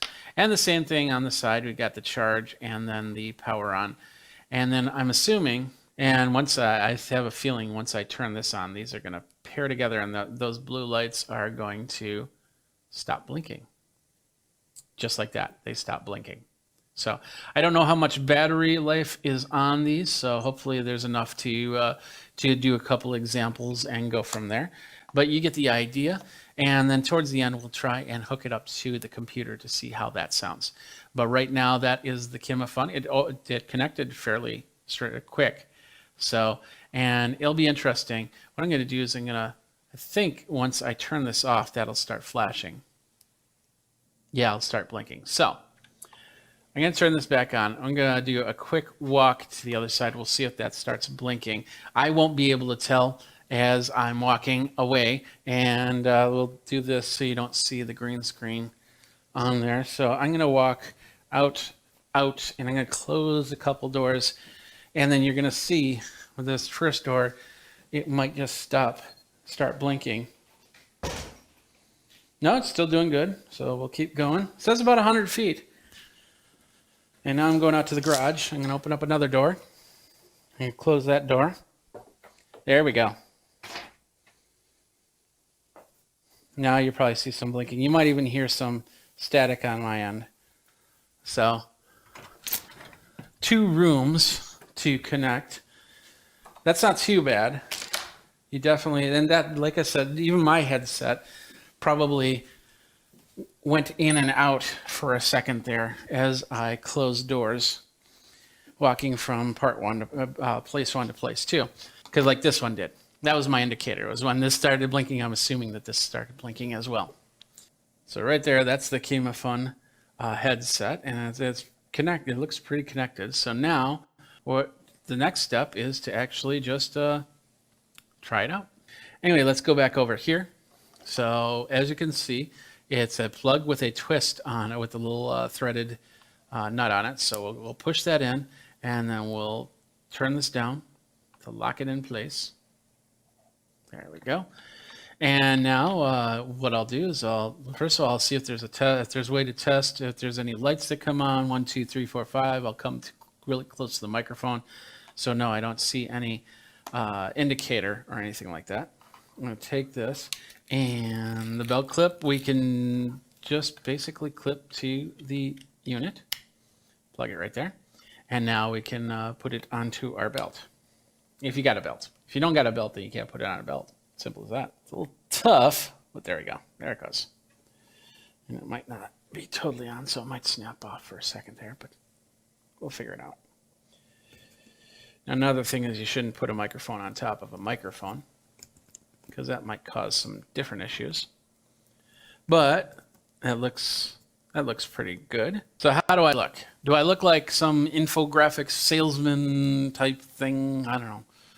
Which microphone do you like better? Do you like this microphone, the bigger and more noticeable, or the smaller one and less noticeable? Let me know. Let me know. So, all right. Any questions? We don't have any questions yet, so let's continue on. We're going to start with the iPhone. I got my iPhone 7 here. And of course, with your iPhone, you need to have the lightning splitter. So I got that.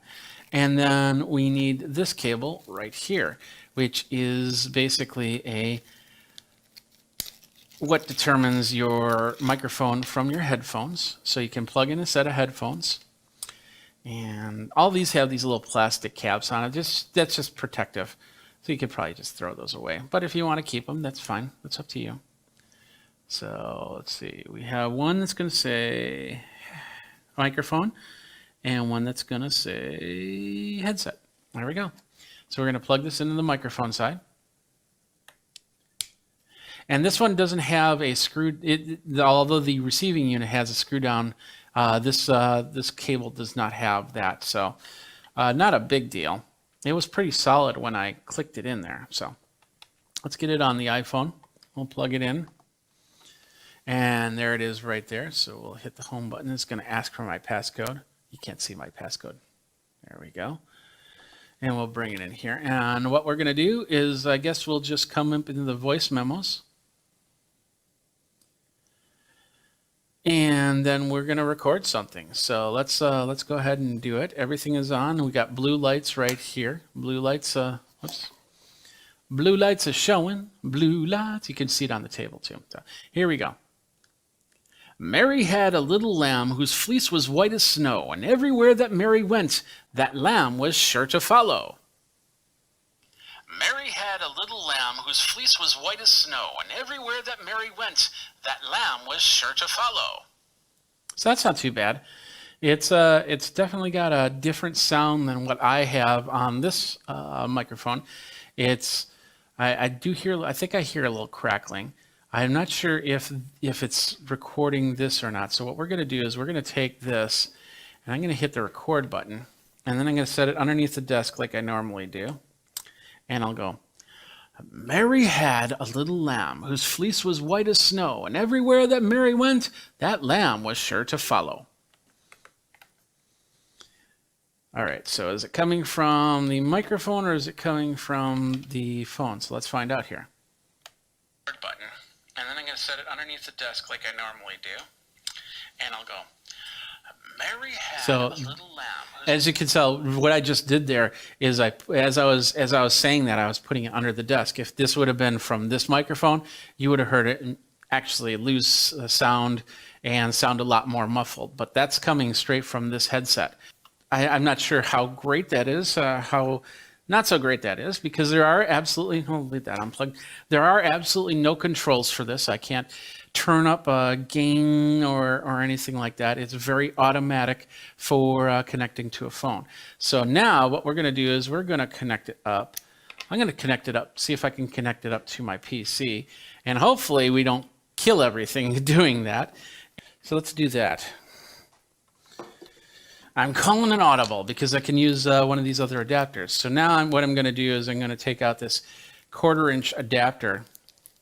And Michael's going, mixer would be best. And so that's what we're going to do. We're going to plug this in. It looks like you turn the whole unit. It's not independent from the plug there, but that's once it's turned in, it's in there. So now, like I said, this is not meant for guitar. This is meant for microphone, but we could probably try and plug in an instrument or something like that. But it probably will cause issue. So let me turn on we'll plug it in, and I want to hear it before I come over there. My headset's over here. I was using it for something else. Gotta love it. This is going to be mono because I have my headset in the other thing. So let's get this down to 0. Or if it clicks, there we go. So now I'm going to turn down this microphone, and hopefully I don't think you'll be able to hear the other one. So this microphone should be down. I'm going to even mute it. I should have just muted it. There, I muted that microphone. And now you should be hearing from the other microphone. And you might be hearing from one side. Let me make sure that it's running in stereo. That's the streaming program that I'm using. I just need to change the properties on that. Oh, no, you should be hearing it from the center. So now I am running from this microphone. It's got absolutely no effects, no compression, no room noise cancellation on it or anything like that. So I just want to hear it from here. Yeah, Michael's saying no loss in quality. It's actually sounds pretty decent for that. And as you can see from my headset microphone to the actual microphone, there's a difference. But I can even pull this in a little bit more, and that might have to turn down at the mixer. So we won't do that too much. But let's do this.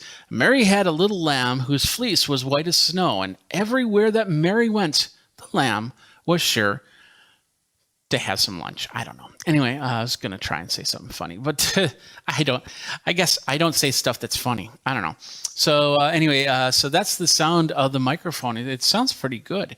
And as Michael's noticing that there's no loss in quality, it does have, like I said, it does have the range of 20 hertz to 220 kilohertz. So, I could literally put this on the bass drum of my drum set and get a bass sound off of it, or the high end hi-hat or cymbal, and it should be able to register that. So I'm not saying that you should use these microphones for miking up your drums, but you could in a pinch, and that's not too bad. One more time. There we go. Put that in. There we go. So now the high end, this is the high end all the way down. Let's go all the way up. That's the high end with a little bit of hiss, a little bit of room noise, as they call it. And then back down to unity. I'll bring that there. So that's the sounds from the mixer there. And come back. Say hi. Hello. How you doing?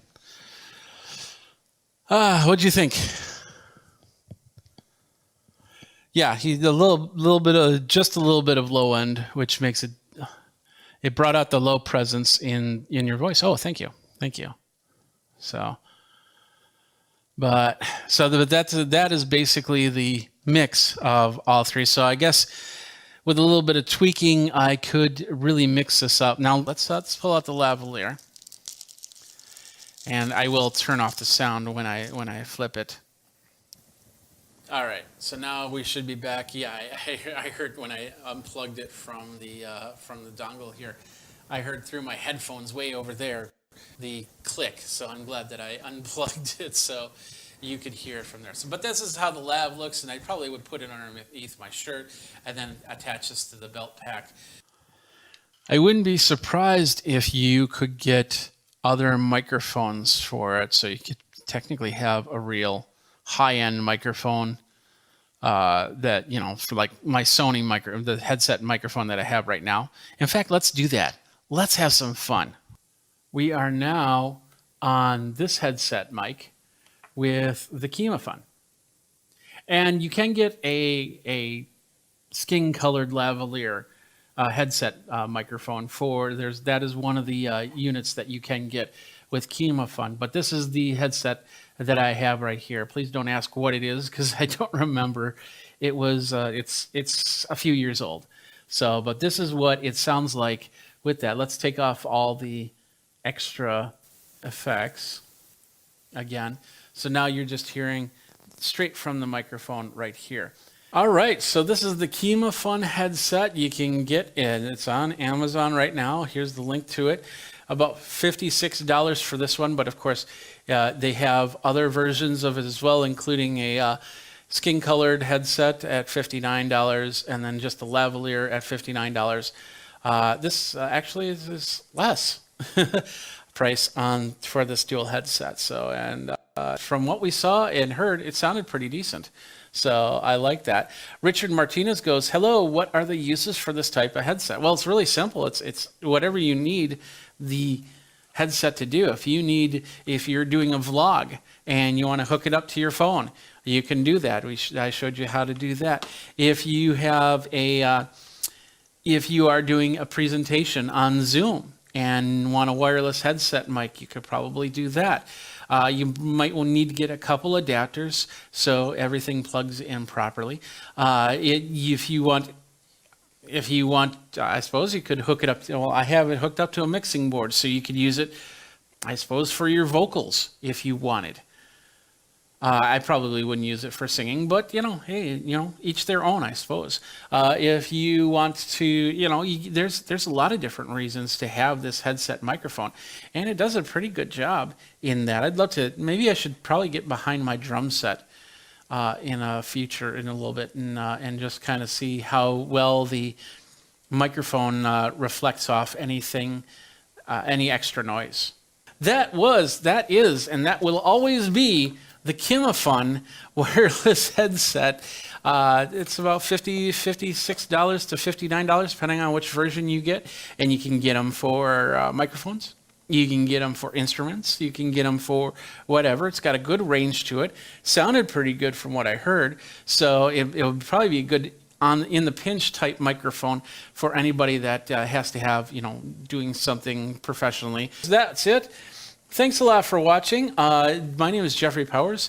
If you want to contact me, Geekazine, Think Magazine, put in Geek, go over to geekazine.com, definitely, and we'll talk about it. We're on all the socials, and we'll go from there. So you've been watching another fun episode of Geek Tech Talk Live with Jeffrey Powers. I appreciate everything. I appreciate you guys coming on. Thanks, Michael. Thanks, Richard, for doing that. And until next time, you guys geek out and take care.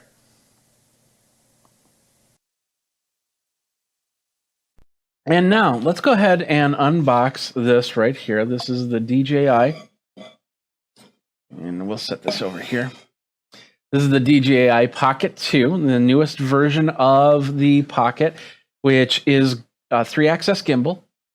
So stabilization on there. You can use this as a handheld. They have an attachment for any type of drone, so you can slide it into a drone and run it that way. You can control it through a joystick to move the head around, so you can be very stationary. I've done one-on-one conversations with my previous model, which I'd ask the question, and then I hit the button, and it would flip to the other side, and then that person would answer, and then it would flip back to me. I'd ask the next question, so on and so forth. So let's go to the overhead camera here. So there we are, and we'll grab my handy-dandy opening tool. I'll just make a little notch in there. I'm going to zoom in really quick. There we go. So you can really see what's going on here. All right, so I made the little, right there. There we are. Let's go ahead and take this wrapper off.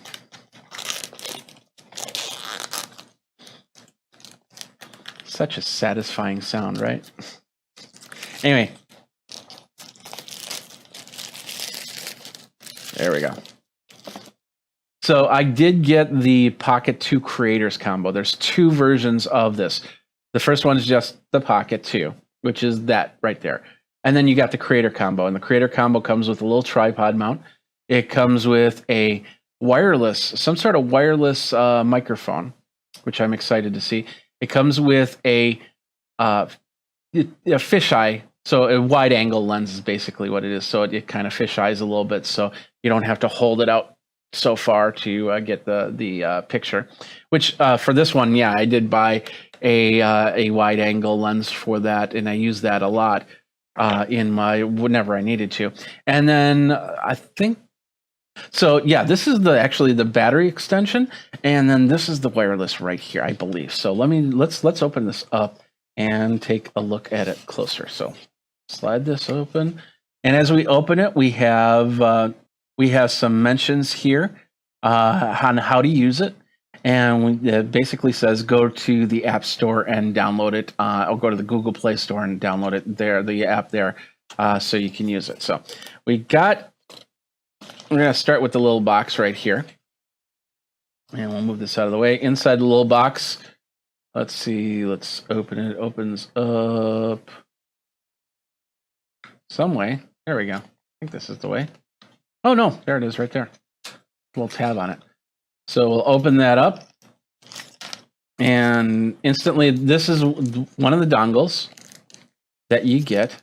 Let's pull this open.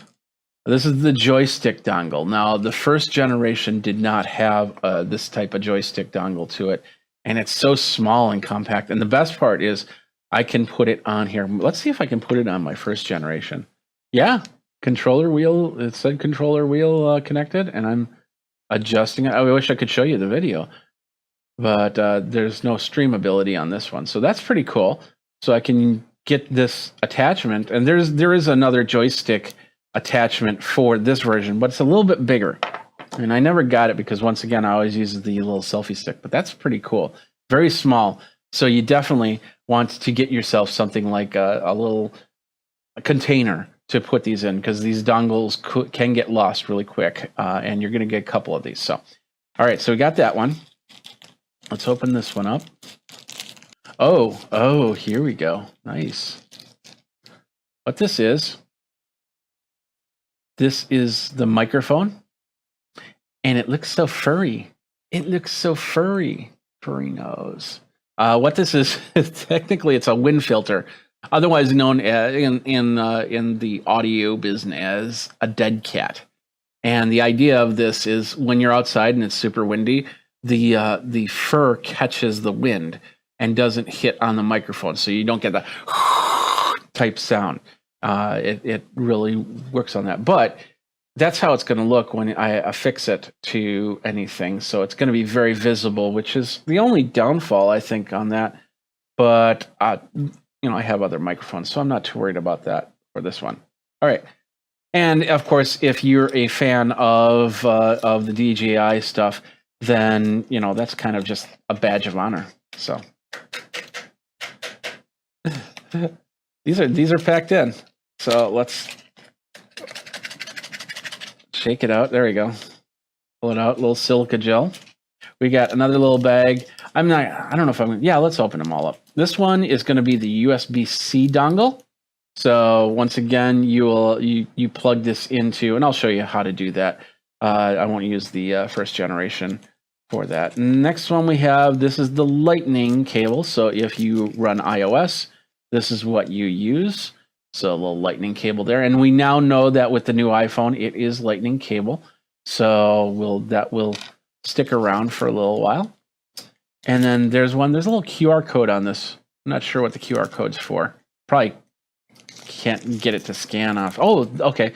This is the lens. And just a little bit disappointing that I didn't get a case with this one. It would have been nice to cover this when I'm not using it, but it's going to snap onto the. No, I'm not going to use that to show you. I'll show you when we pull out the main unit. So that's the lens right there. We got a little lanyard cable right here. It's not too stretchy, but that's okay. You put it around your wrist, and so you don't drop things, because that's happened to me before. And this is the interesting cable off of this. This is a dual USB-C. And this is meant to charge the wireless and the camera at the same time. So it must not be needing a major charge if this is splitting. This is usually a 5. You can get this USB up to 5 amps, and so this might be 2.4 or even just 1 amp each. So something to think about there. And let's go ahead and this will be next. Here we got the actual camera. We'll switch over here for a second. This is the actual camera, and it is in a case.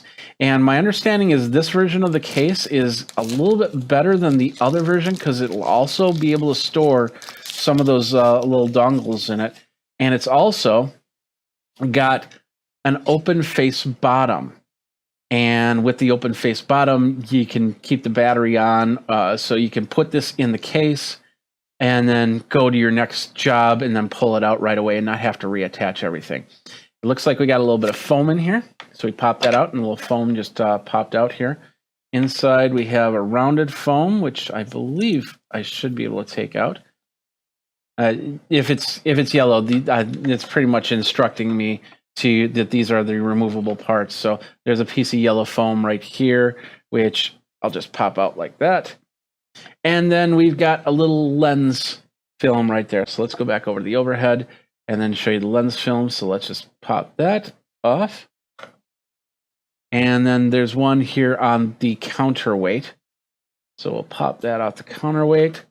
And then the front interface is one, and it has some writing on here, and it basically says, when using for the first time, follow the steps in the DJI Mimo app. Then it says, this is the shutter record, and this is the function button. So the power button usually was here, but it's not here anymore. And if I use the first generation again, I'll have to remember that, because now the power button is right here. And it looks like I got another piece to take off. There's the record button. There's the function button. We got the little case window where those dongles that I was talking about, the USB-C goes right there. The lightning goes right there. And then, of course, the third one, the little mini joystick, they'll put in like right there. That's the joystick controller. If I'm using this on its own, then this is what I would connect up with. Like I said, inside this case, yeah, you can't see it. Maybe you can see it. And then right here is where these little dongles go into.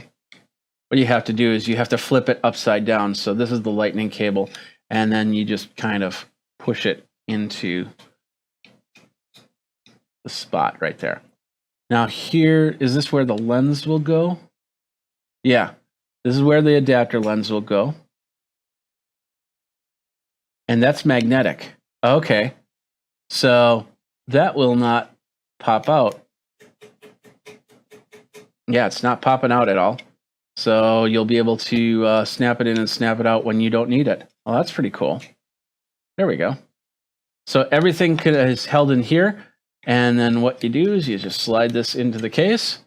And another thing that the other version had, this one doesn't, is the other one had like a little locking strap. So this one doesn't. So hopefully, I suppose if you shake it hard enough, yeah, it's sliding out. So if you shake it hard enough, it will definitely slide out.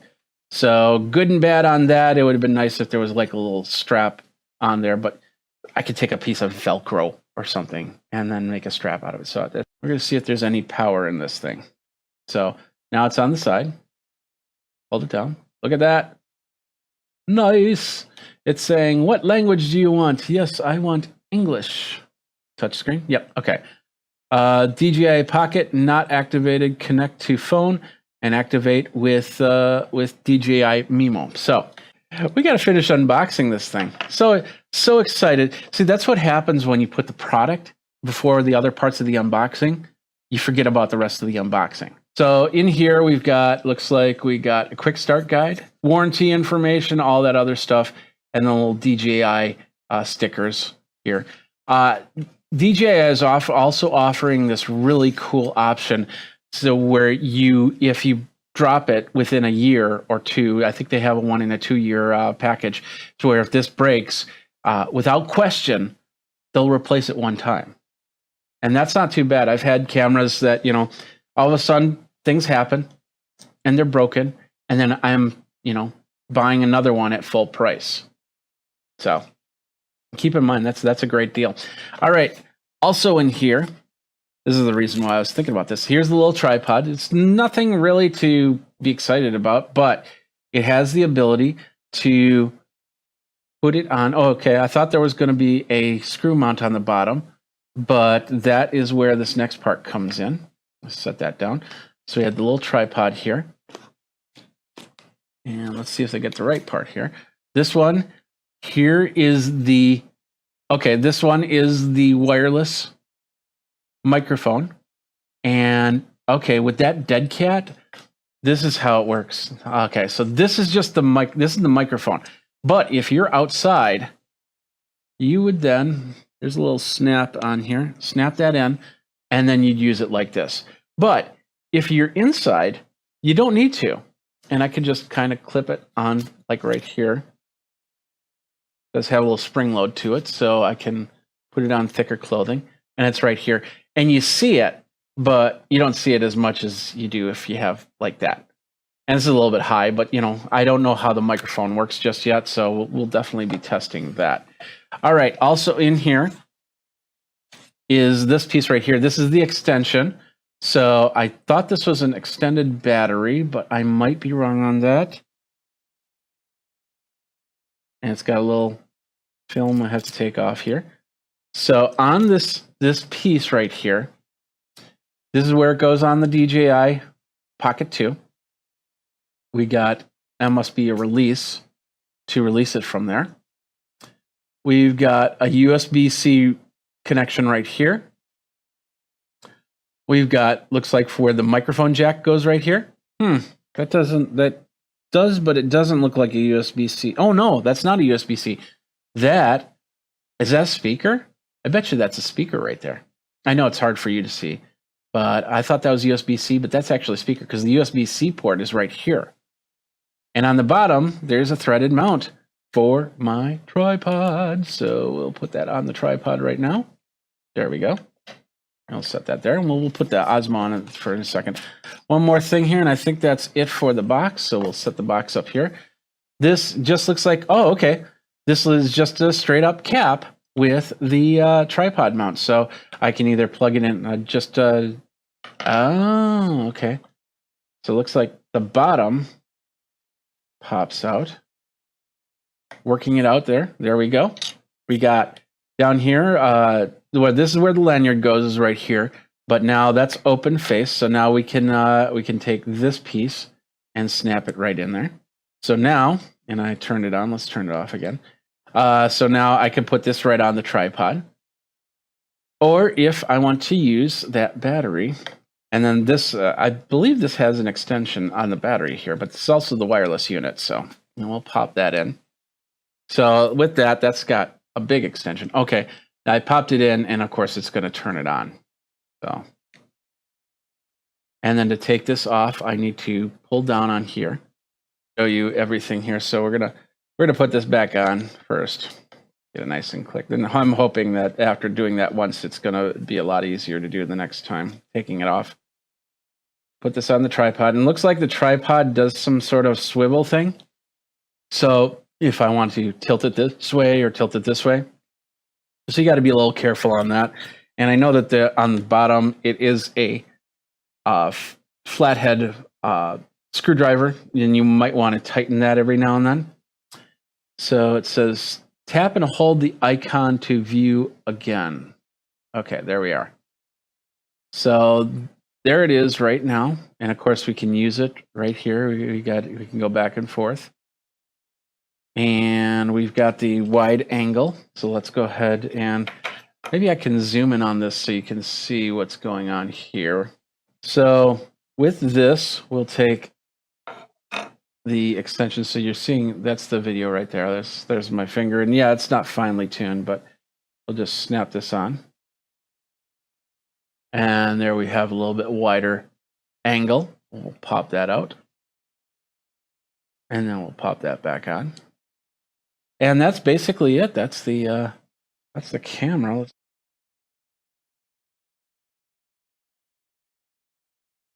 Hey everybody, Jeffrey Powers here from Geekazine. Today we're going to take a look at this right here. It is the Moto drum modeler from IK Multimedia. It is a program that allows you to create drum sounds in your DAW, in whatever you need it to do, and a whole bunch more. Jeffrey Powers from Geekazine, Think Magazine, Put in the Geek. You got me. You can find me on all the socials, including Twitch and Twitter and TikTok and all that other good stuff. And today we're going to talk about the Moto drum from IK Multimedia. Now, I've reviewed a lot of cool stuff from IK Multimedia in the past, and this is no different. It allows you to create drum beats. If you're not a drummer, you can create drum beats. If you are a drummer, you can create drum beats.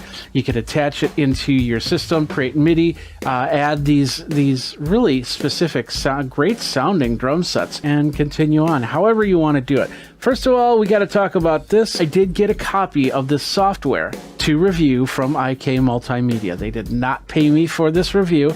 They are not editing this review. And of course, all opinions are that of myself and Geekazine. You can go over to geekazine.com/review to find out more on that. Now let's get into this. Let's get in here. First of all, hey, you you can customize your sounds. You've got multiple kits and multiple drums that you can use. You can sync to multiple MIDI units if you want to. I got a couple MIDI units that I'm using, or going to be using today. You could do real-time sounds. You can do pre-made grooves and a whole bunch more. The price, $299.99. Now you might think to yourself, well, that might be a little bit too much, but for what you get, it really is not. It's just amazing. Now, I do have to tell you that I did get this software back when it did get released, and that was back in, I believe, September, August timeframe. The program was pretty solid. But when I was attaching MIDI devices to it, I wasn't getting the responses that I really wanted to see for this. They've since then not only have updates come out from Motodrum, but also from the MIDI providers, updating it using for Catalina and for the latest Windows 10, and things have gotten a lot better. This is the website over here, Motodrum. They have a full specs range, but we're going to take a look at the most important specs, and that is if you are a Mac user or a PC user, you can use this on either machine, and they work both great on either machine. For a Mac, you need a Core i5, support for AVX instructions, 8 gigabytes of RAM, 20 gigabytes of hard drive space, and it is a 64-bit plugin. So you'll need any program that uses a VS2 or VS3 or AAX. What we're going to use, we're going to keep it as simple as possible. We're going to use GarageBand. Just going to open it up in there.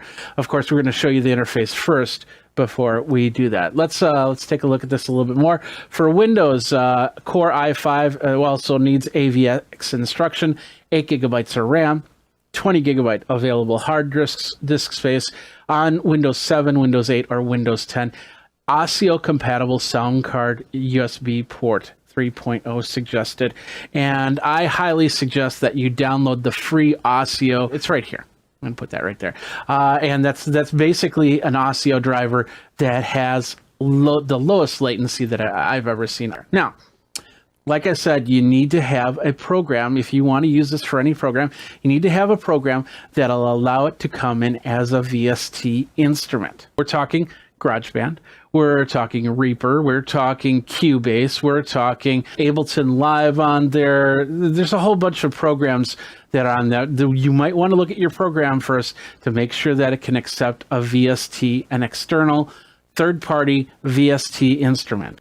Adobe Audition does not have MIDI support, so Adobe Audition, you can't use it on this. You can't import the tracks or anything like that. I really wish that Adobe would get something in a MIDI editor that would even convert it to audio so I can put it in a little bit easier in my programs, but that's neither here nor there, just so you know. But we're going to use GarageBand, and if you've got a Mac, you've got GarageBand. Simple as that. And of course, Windows, you'll have to get some software to put on for that. But there's many different MIDI editing programs out there that you can use to create that. Now let's get into the program itself. Here it is right here.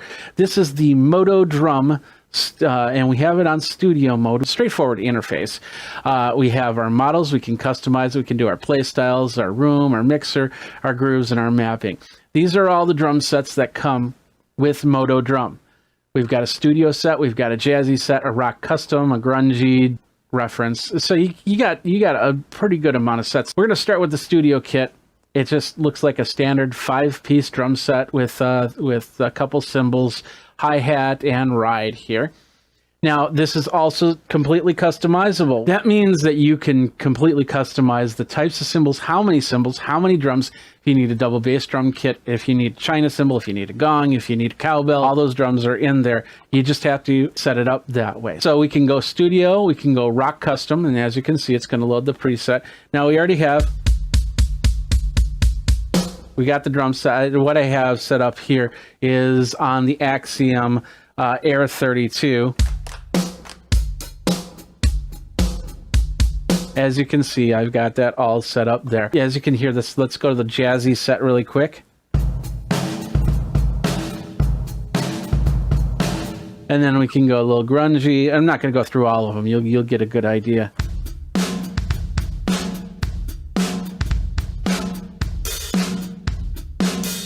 And then let's just do plexi. as one more because we like plexi. I like plexi drums.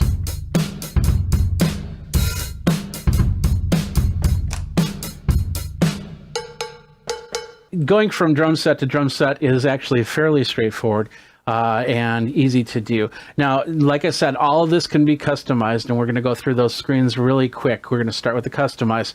Here is the drum set. As you can see, you have all the drums. You have your snare, you got your bass drum.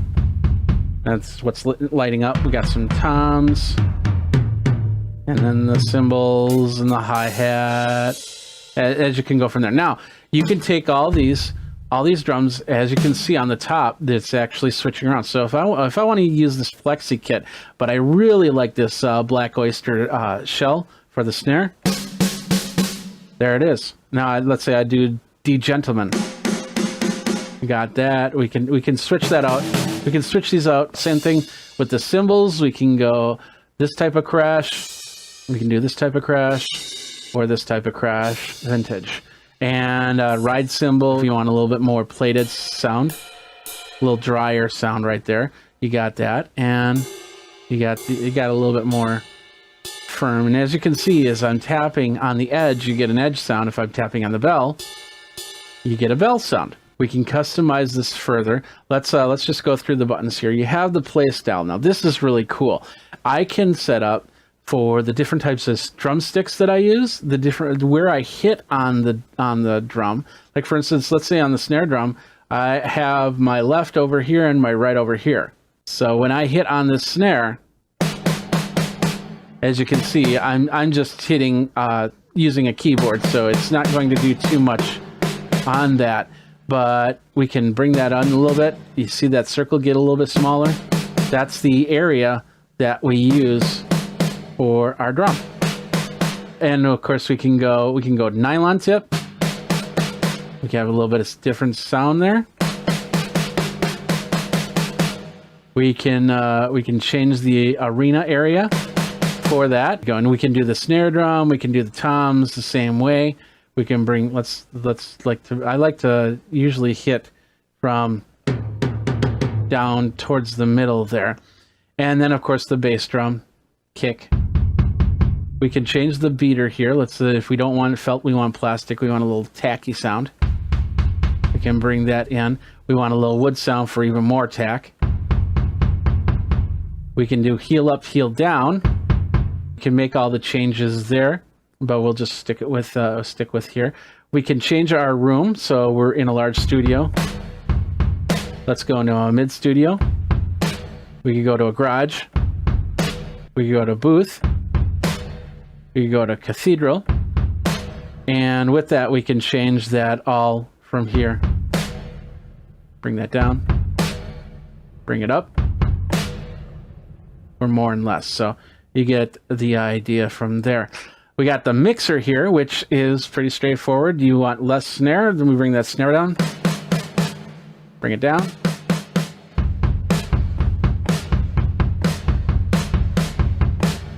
And then, of course, ultimately the main mix is right here. We can put in effects. Like, for instance, let's say with this one, we want to put in, let's do a crusher on this tom. And we can edit that. So you can see how that changes a little bit. Bring in a little bit more. We can change the cutoff. Went the wrong way. So less ring, more ring, more ring.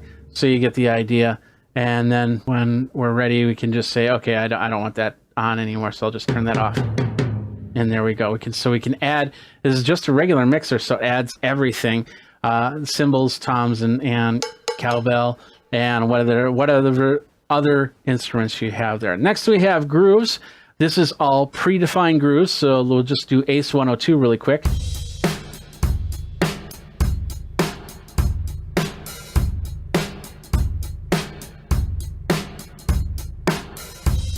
And so you get the idea on that, and you can change that up. And these are the grooves that you'll basically drag and drop into your DAW. So let's say you just want a straight up beat, you can just drag it into the DAW. I'll show you how to do that a little bit later. And then, of course, we have mapping. Now, this is very important because not all MIDI devices are set up perfectly. So, like for instance, I'm gonna grab a drumstick and I'm gonna hit the bass drum with on my DTX. Now I'm seeing that registered at the C1 level. I can go over here to kick and I say, but I want this to be something else. So first of all, I'm going to map it. So I hit this button right here and then I map it for the pad. And so basically I clicked on here where you see the little MIDI, and then I hit the pad and now it's mapped for that. And then I can change that. Let's bring it up a little bit. We'll say yes. Now it's not registering as anything, so we can bring it back down. There we go. Now in this interface, we can do a lot of different changes. Like we can do a velocity curve, basically drag and drop.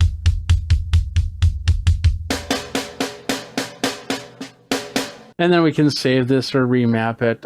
We can bring in more drums. There's the other bass drum. So with kick 2, we don't have anything assigned. We can assign it there. Let's say yes. There we go.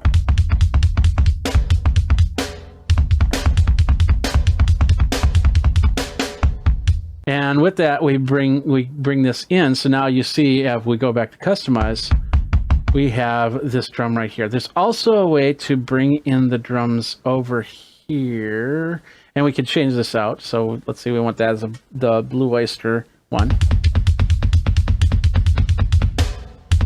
It's the edit kit. Now you're seeing all the drums, all the cymbals with that. So we can change this out. We can bring in this China. We can bring in this crash, little splash.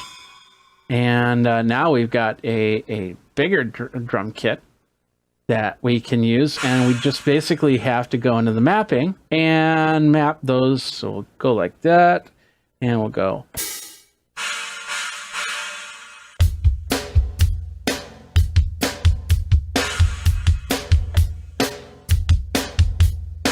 You get the idea. So we can bring in a very big kit for whatever style you have. Now, going back to the customize, we can do a lot more with the customization. That is over at the edit element.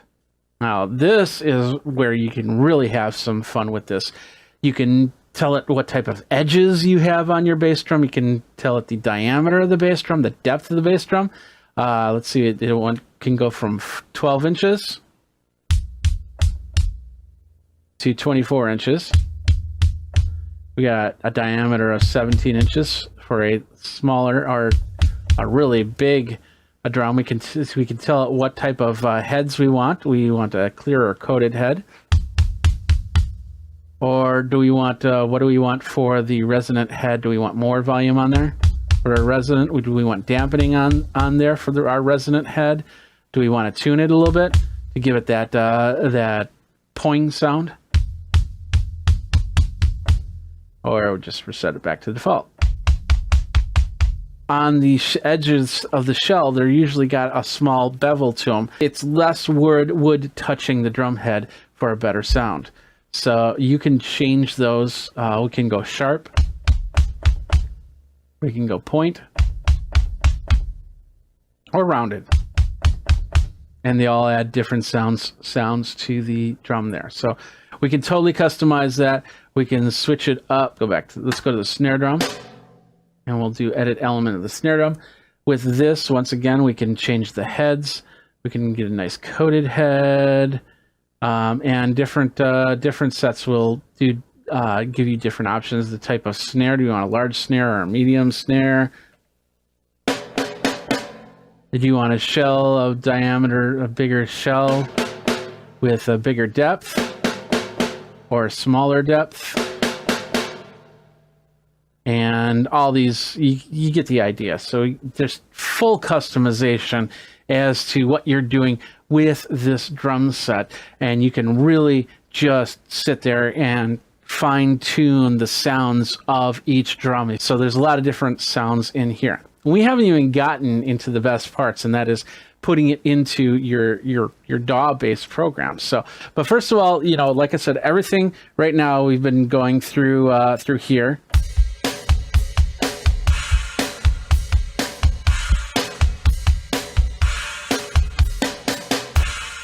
So as you can see, I have the DTX Multi-12 here from Yamaha, and I have it set up for MIDI, so I can use it.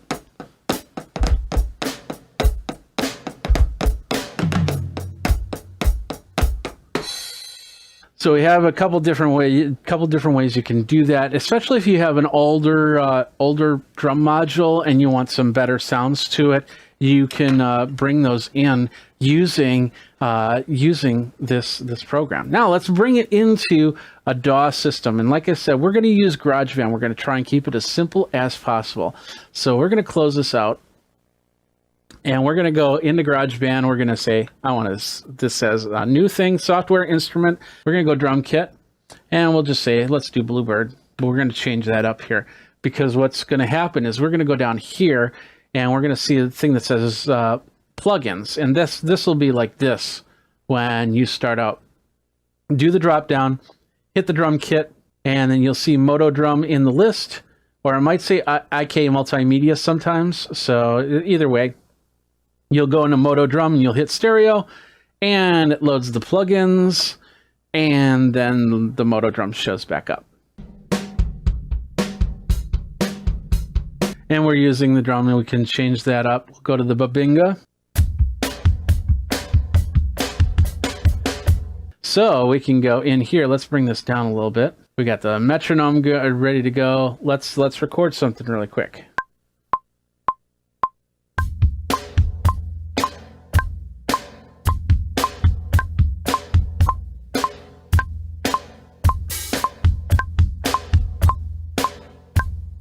And with that, we'll bring it's all in here. So we're going to hit this. Oh, let's take that metronome out. So now.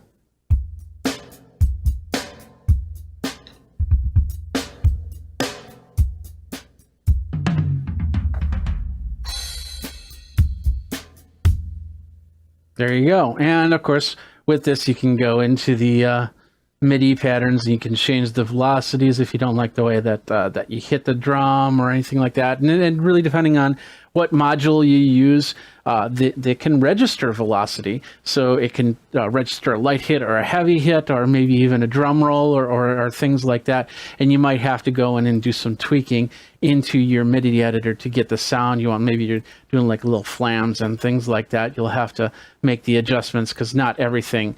It won't understand everything, and that's any program. So you'll have to go into the MIDI editor and make some adjustments here and there. So expect that to happen. It's not going to be 100% perfect. But the cool thing about this now is I can go in here, and with this drum beat that I do, and I'm going to loop this drum beat. Now I'm going to go to Rock Custom, and I've completely changed my drum set. Go to Jazzy.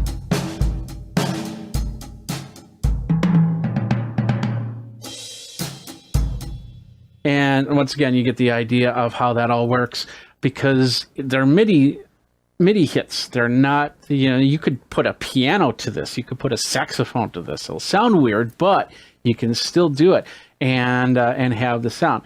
But bringing in the Moto Drum, it'll give you past the drum sets that something like GarageBand or Reaper or Ableton Live can offer, and give you different options so you can really tune it in. Now, you can also, like I said, you can also set it up onto the DTX. I have my Roland TD50 downstairs, and I'm still doing a little bit of tweaking on it. Like I said, never perfect, but you get it as close as possible so you can do some multi-track recording, and then you can bring in those sounds into whatever recordings you're doing.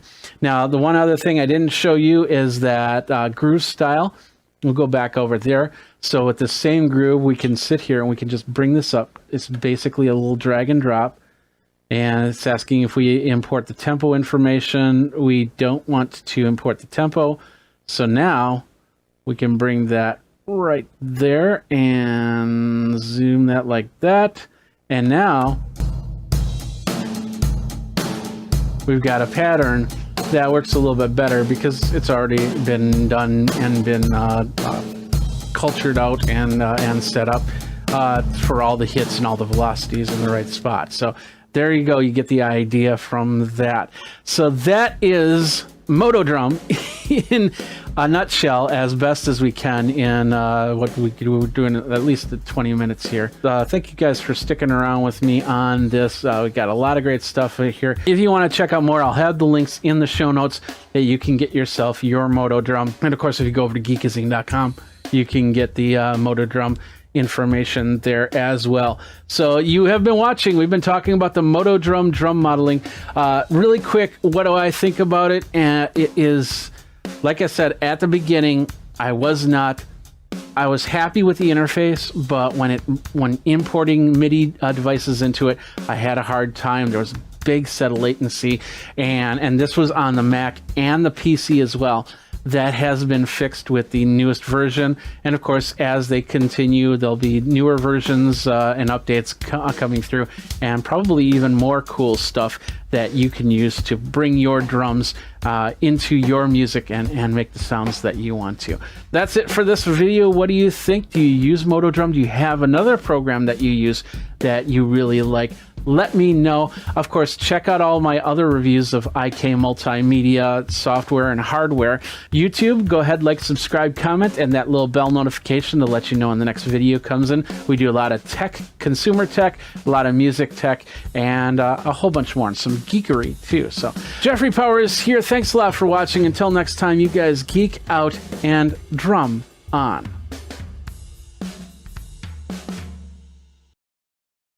What's up, my geeks? Jeffrey Powers here from Geekazine, and you are watching another Geek Tech Talk live with Jeffrey Powers.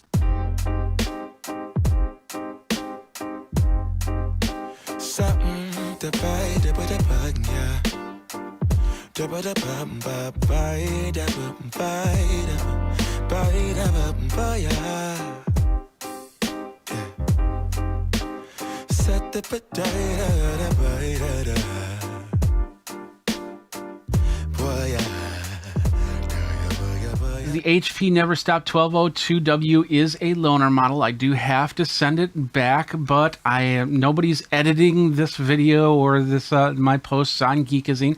Of course, if you want to find out more about this, you can go over to Geekazine and our review area to find out all my policies and procedures. All opinions are of my own. All right, ladies and gentlemen, this is the printer in question here. This is the Never Stop, HP Never Stop all-in-one laser printer 1202W, wireless laser with cartridge-free monochrome toner tank. It is a black and white printer, laser style printer, houses the toner in here, and we're going to talk about that as we go. In fact, the best part about this Never Stop 1202W is it's got 60% savings on toner for price. Prints 5,000 sheets right out of the box. It can do, when you reload it with toner, can do another 2,500 prints. It reloads the toner within 15 seconds. It's crazy. 7 times more pages than the inline printers.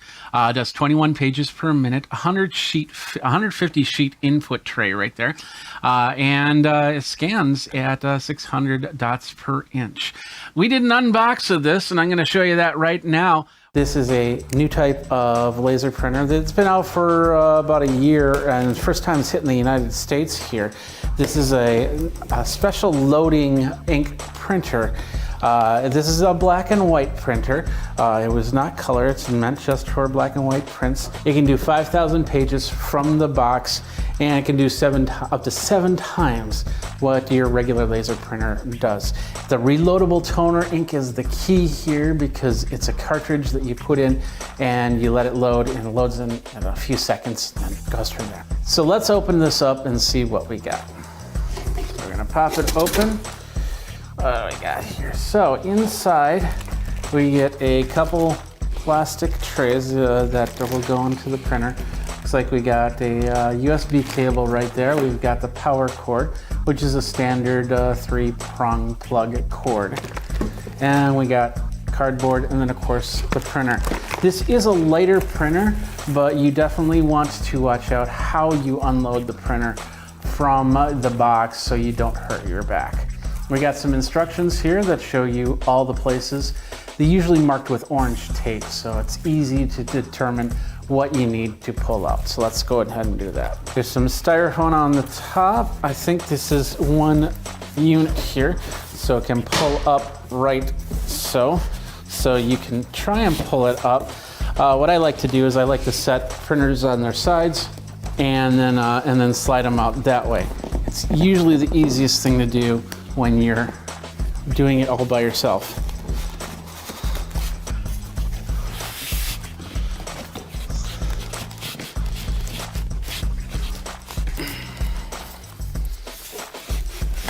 There we go. And we'll just slide it to let the box kind of fall off the side of the table here. There we go.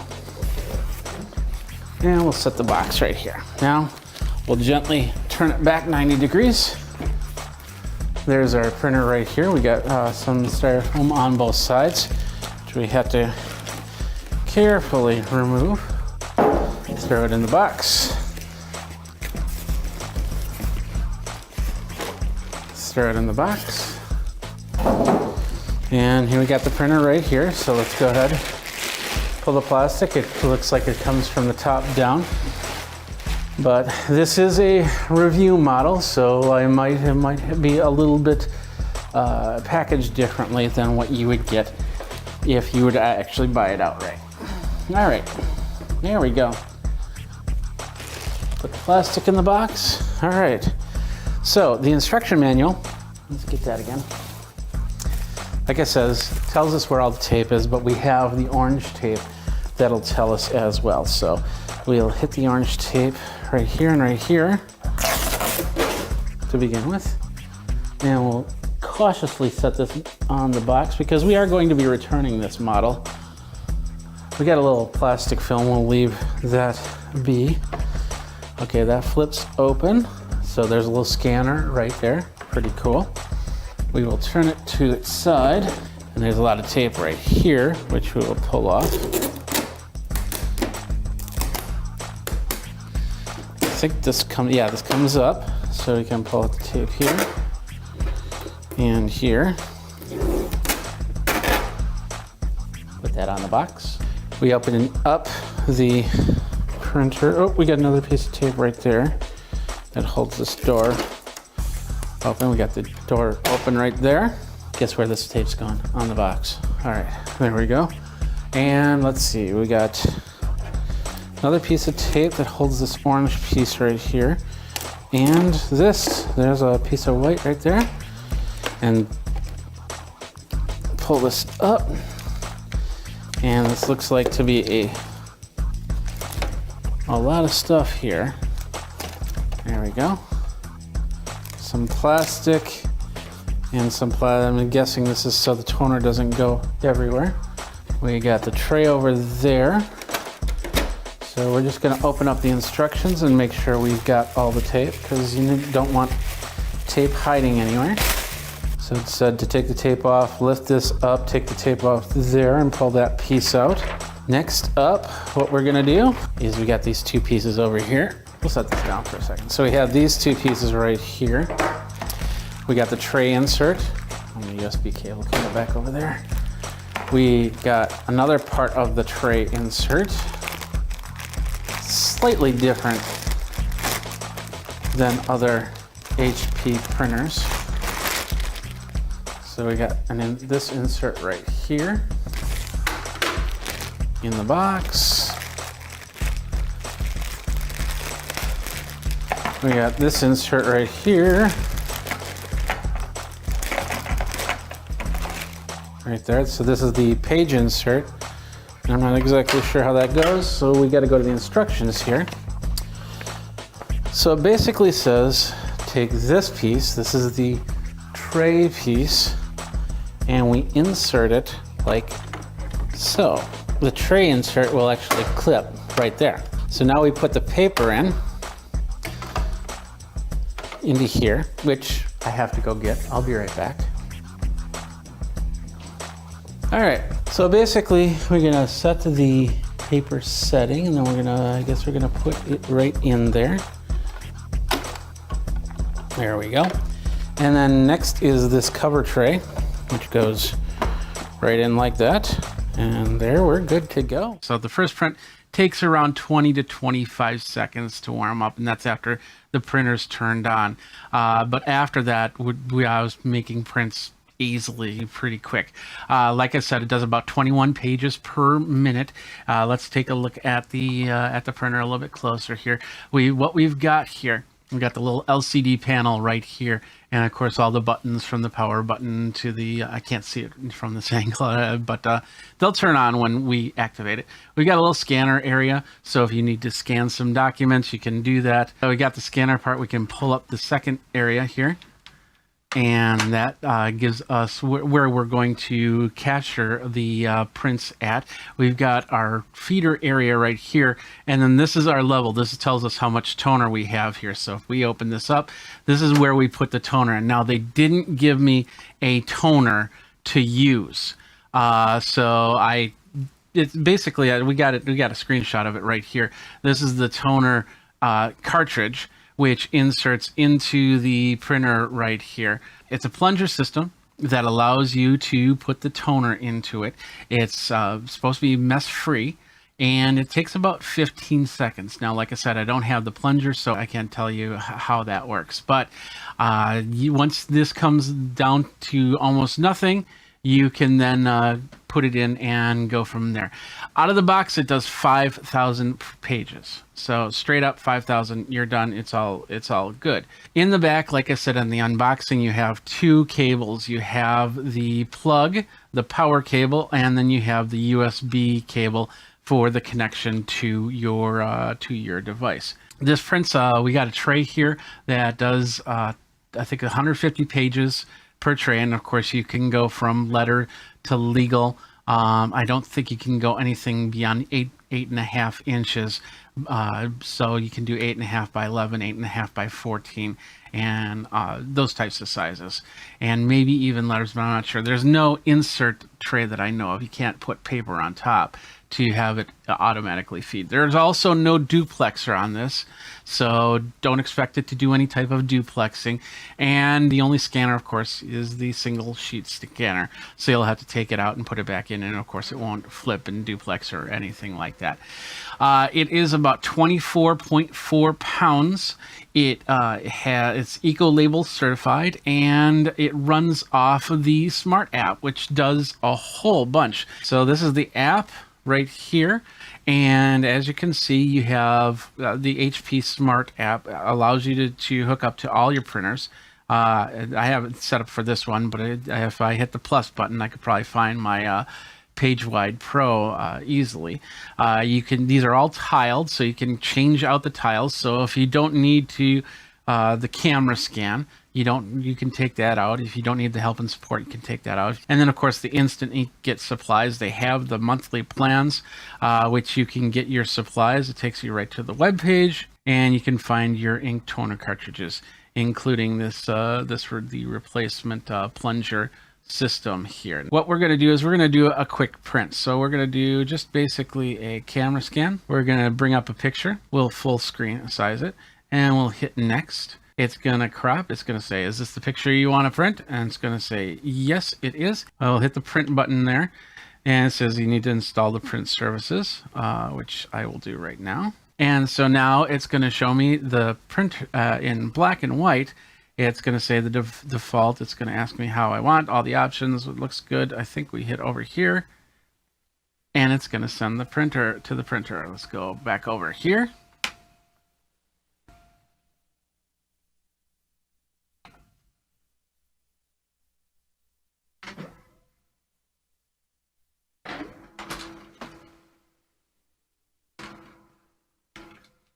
And this first one, this time it took about 15, 16 seconds. And then, of course, here we have the print. It's not my best print, of course, because This came from, I took pictures from another device to show off that device. So, but as you can see, it printed well. It's got a small little border on the sides. I don't know if we can get rid of that at all, but we can, we definitely have that right there. So that prints the page. Once again, 150 pages through the Smart App. There's also a fax option, which is really cool. I don't have it set up yet because you have to kind of leave the app to do that. But and I think this is going to be with all the printers out there, so that use the HP Smart App option. It's going to be able to do a mobile fax. You'll hit that, and then it'll take you to another page where you have to sign up. It doesn't do incoming faxes, just outgoing faxes.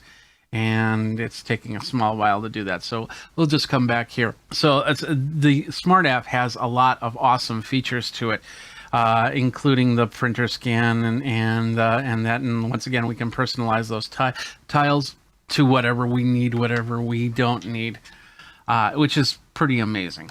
Some other things about this printer, like I said, it's under 25 pounds, so it's easy to lift on my own, as you saw in the unbox. We've got the page here. This is all the details of the Never Stop Laser MFP 1202W printer. Duty cycle of monthly letter up to 20,000 pages. Memory inside 64 megabytes, so you can you basically have a lot of prints ready to go. And it'll queue that up that way. It does do Wi-Fi direct. It does do high-speed USB. There is no Ethernet jack to this. It's not meant for hooking up via a cable like that. You can hook it up to a PC though, and then print from there if you wanted to set up a print server, I guess you could. Maximum number of copies can do up to 99. The scanner does 600 DPI. And the bit depth is at, I think it was 24-bit, 256 grayscale. That's pretty much all the other stats you can see right here on the page. That is pretty much it. I've had this for about a week now, and I've done some scanning into this. I've done some printing into this, and it's done a great job. Once again, I haven't printed 5,000 pages to warrant having to reload this at any time soon. And it's perfect for an SMB, like a small medium business, to print out something that doesn't do anything high volume, or maybe if you need to have that personal printer on your desktop, because there are some roles where you need to have a printer in a closed area so nobody can see what you print. This replaces any type of inkjet printer and prints a little bit better. I have not smelled any laser printer smell, nor have I seen any laser printer dust come from in here. Inside there is a drum that you pop here and you open here. Let's go back to this one. Inside there's a drum right here, and which pops out like that, and the toner is encased in the drum. And we asked if that needs to be replaced, and one of the things they basically said is a lot of these drums will last pretty much the lifespan of the printer. So you can get replacement drums if that is needed, but chances are you probably won't hit that drum life cycle. So that is the HP Never Stop 1202W. What do you think? Do you need a printer for your needs? Once I get the plunger in, I will test that plunger. I will let you guys know how that works. It is supposed to be a clean process. Of course, with the app, you've got a lot of extra functions, including that new fax out function. That is pretty sweet, because we don't, you do have to send some of the forms in via fax, so this will help you do that. All right, well, that does it for this episode. My name is Jeffrey Powers. Thanks a lot for watching. Let me know if you get this printer, what you think about this printer by going over to the socials and talking about it. Think Magazine, Put in a Geek, and you got me. You've been watching another episode of Geek Tech Talk Live. Thanks a lot for watching. Until next time, you guys geek out and take care. So let's do this. There we are. This is the ViewSonic. Bring it up here. This is the ViewSonic VG1655 portable monitor. What this is a little monitor that you can take with you. So what's really cool about this is I can take this and I can put it in with my laptop. And if you got a laptop with USB-C, it self-powers. So you don't need to bring a power cord with you. And then you have a second monitor wherever you need to go. You can use this for more than just your computer too. Like I said, I have the GoPro 9, Hero 9 over here.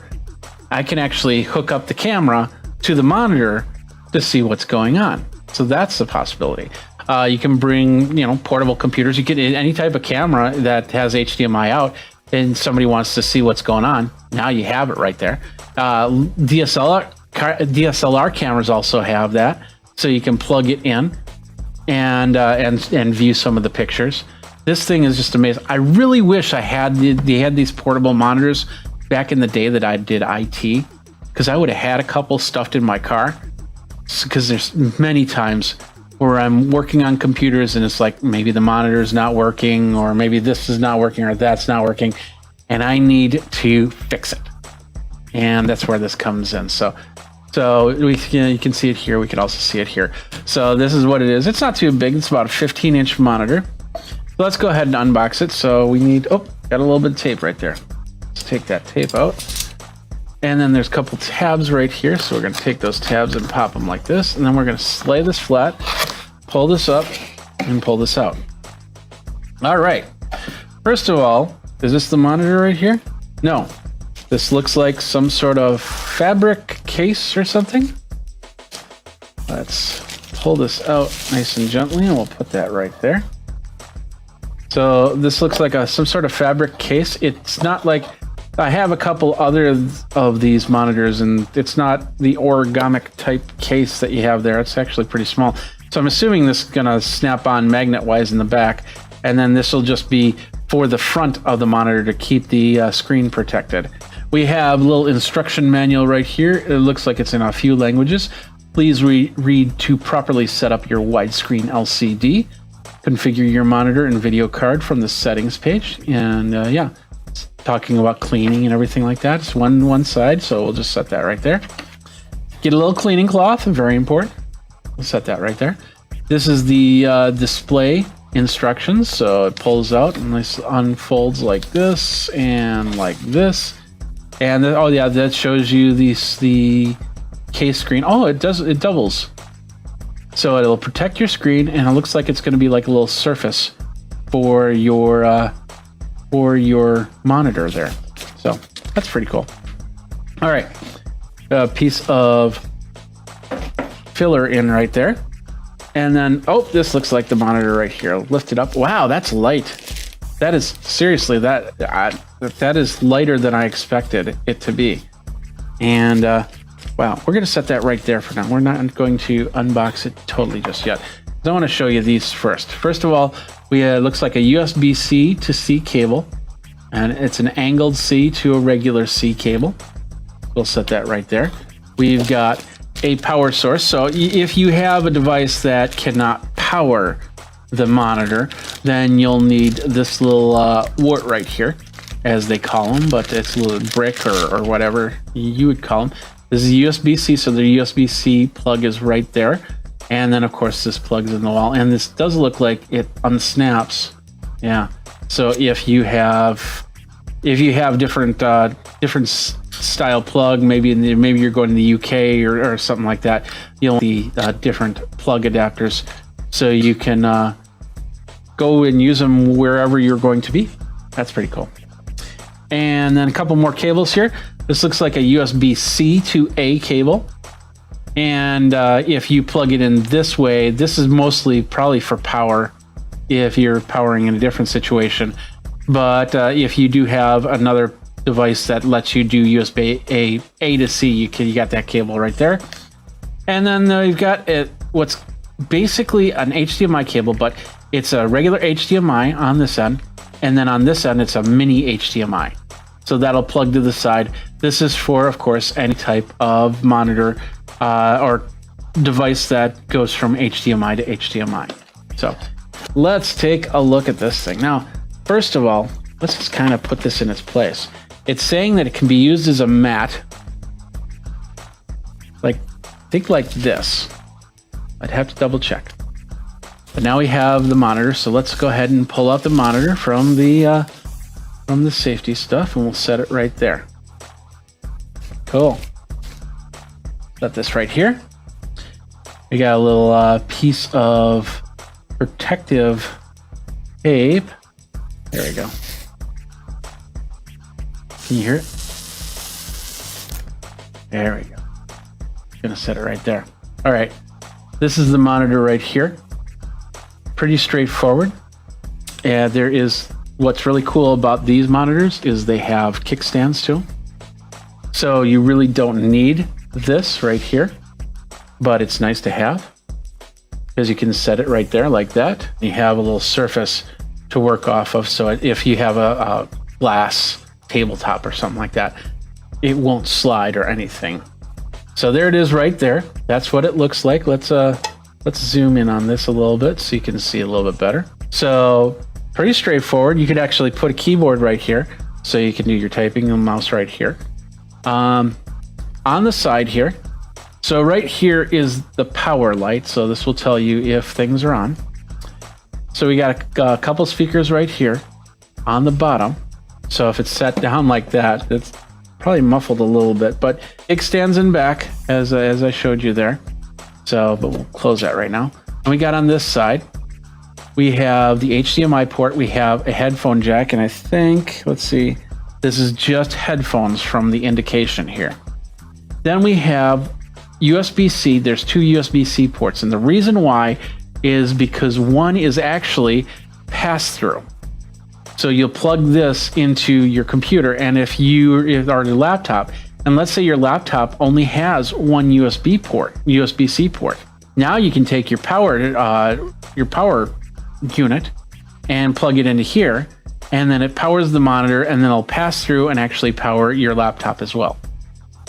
And I think this is a 60 watt power supply right here. So you should be able to pass multiple variants. If you've got a larger power supply, you should be able to pass it through without a problem. So this is kind of how thin this is. Let's zoom out just a skosh so you can see. So it's pretty thin up top, and then it bezels, and then it gets a little bit thicker down below. But the reason why is because of this kickstand. One of the reasons why. So whereas some of these other monitors, portable monitors, they have, they use the origami case. This one just has a kickstand. So you can set it up, set it down, and go. And I love it because I always have a problem folding those kickstands up to get them to work right. So this is nice. I got this set pretty quick. Down on the corner here, right here, you're going to see a little not a remote control, but a joystick, a control joystick, basically. It pushes in. You can up, down, left, right. So I'm guessing if you need to adjust the brightness, the contrast, maybe even the volume, it does not turn. So it's not a volume knob, but it's like a little joystick. That's pretty much it. That's all the devices over here. Now, what we're going to do, we're going to extend this out, set this back down, and now we're going to connect this up to something. So let's get the USB-C. Doesn't indicate importance on which side. There's our ViewSonic again. There we go. Look at that. I can work from this little nook right here into here, and that's all I need for power is just that USB-C cable into here. And if I needed to, I could use the other end to pass power through. First of all, let's see if there's the settings right there. So there's the settings right there. We'll turn it a little bit so you can see what it says. So we have input select and saying a type C down here. We have audio adjust. So if I move it over one, there's the audio adjust. So there is volume, like I showed you with the speakers. The monitor change a little bit. So we got the little game styles. We'll go back here. We'll go back view mode. We'll go up to mono. That's monochrome right there. And then we have Mac mode. And then we have movie. And look at the blue up there. That's the difference between the two. You'll see that. There we go. And then office mode, which I have different options, or just off. Down in the corner here, you have little joystick type controls. See, this isn't touchscreen, so it's not going to do anything, of course. But I'm guessing if you had the maybe if you had the touchscreen version, it might. I don't know. So some of the other features, view mode, we have the color adjust for color temperature, color space, and everything. We have a manual image adjust for sharpness, aspect ratio, overscan, and blue light filter. We'll do that, and we'll do that. And then, of course, a setup menu. We have language, OSD timeouts, pivots, auto power off, things like that. On the bottom, and I don't think there's a way to get to the bottom, you have different options, items here. One on the bottom here, we see that we're at 1920 by 1080, 60 hertz, and that we're in eco mode. So, and I'm guessing this might be for volume down here. And then I'm not sure what that last button is, but as you can see, you can definitely do all the adjustments there with that monitor, with just through the monitor there. So if you need to change how things look, like I said, if you're using this not for a computer screen, or maybe you're showing off pictures of weddings, maybe you're showing, you hook it up to a gaming system or anything like that, you can definitely make the adjustments as you go. Now let's see how this covers on the screen. We have this like this. So we take the top flap and we put it so it's bendable this way. And we put it back there. And then lower it. There we go. We've just protected the cover of the case. And what's really cool about this is now this is on my desk and I have it covered. So let's say I'm having a little bit of lunch and accidentally, food comes out of your mouth. It happens. It really does. Then I'm protecting the screen a little bit more by having that covered. And then I could just probably do this. There we go. Yeah, and there we are. But welcome to Wirecast Pros. Ask, answer, be part of the community, and do not spam. No spam tolerated here. Simple as that. So, all right, ladies and gentlemen, boys and girls, I think that was everything that I was going to talk about. Let's get into the main part here. And yeah, we're going to be talking about Wirecast 3.2 dropped last week. It is in beta. So if you are running regular streams, you should still be on Wirecast 13.1.3.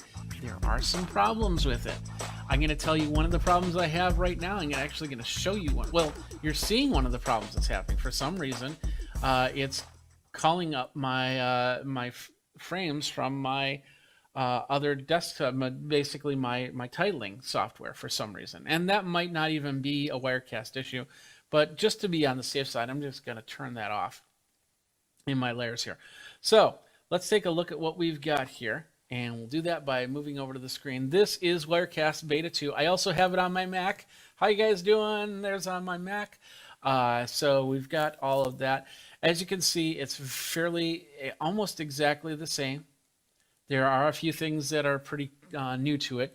The first one is, and I'm going to do this before so you don't see anything like a serial number.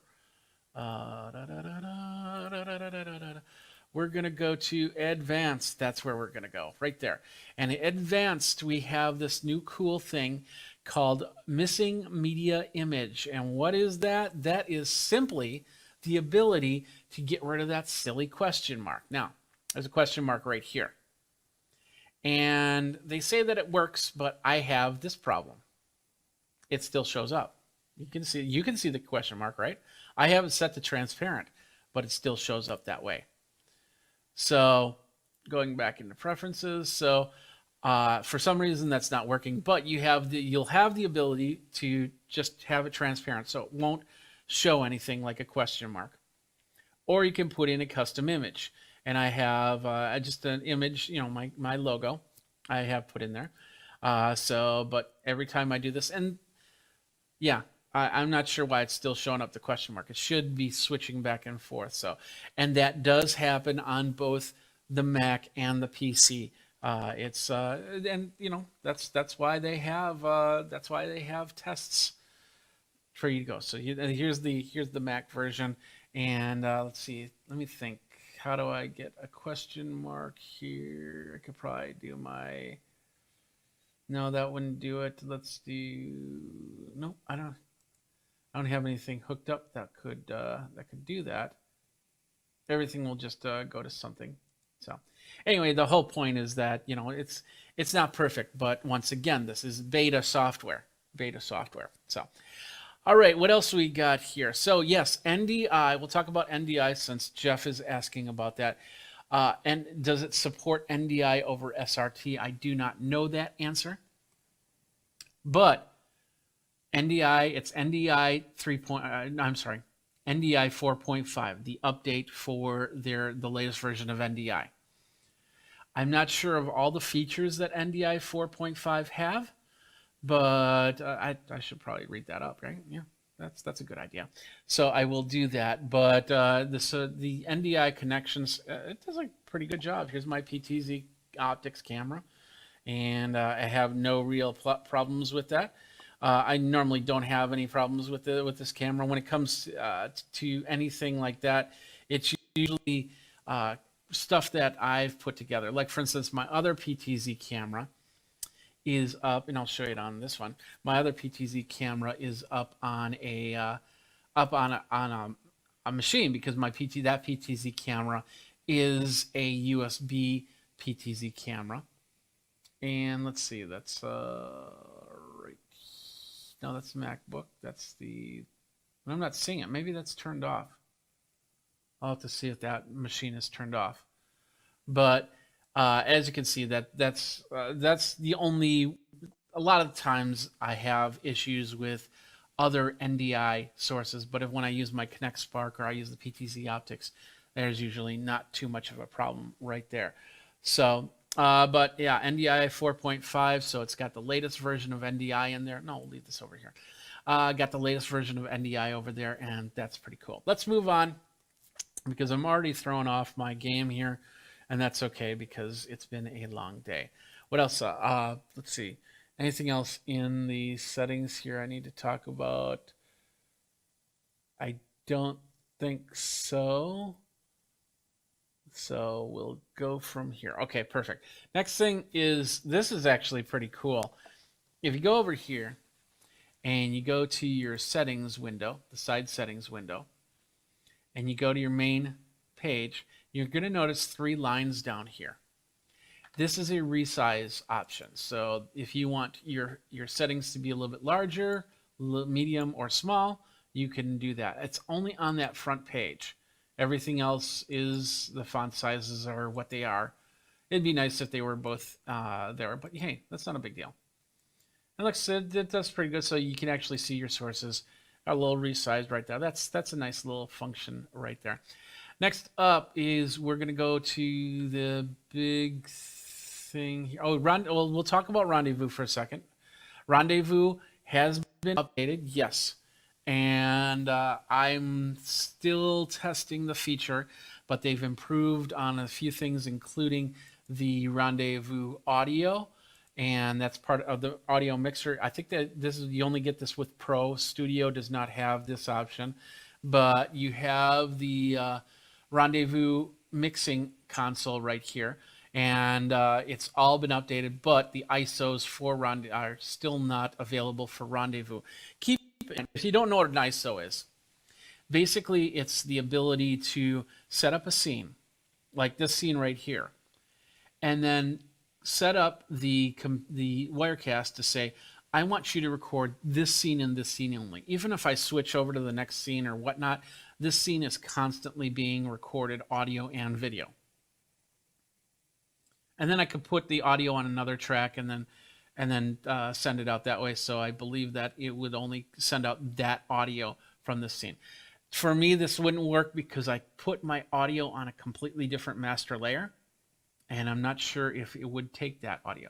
And to do that, it's actually pretty straightforward here.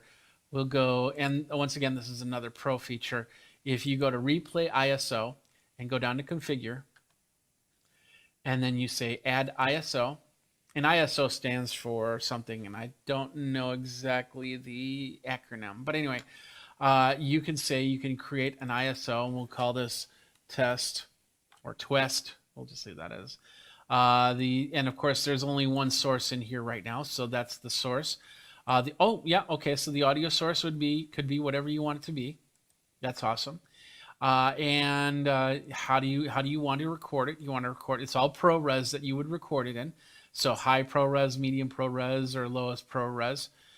So the least is ProRes 422 proxy. I don't know what the data rate is on that. I usually record, when I record in ProRes, I usually record in LT because I don't do too much ProRes work, but it's nice to have that.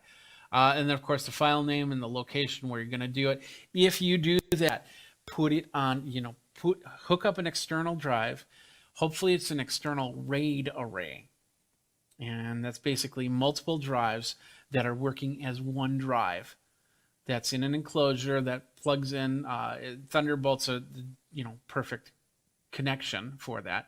You want to have that type of power when you're doing ISOs, because you're going to be recording not only the main screen that's doing all the switching like we're doing right here, right now, but also, like I said, each scene. So if I was recording ISOs, I would be recording 1, 2, 3, 4, 5, 6, 7, and this is blank. So we'll say 7 different ISOs. So think of recording things 7 different times.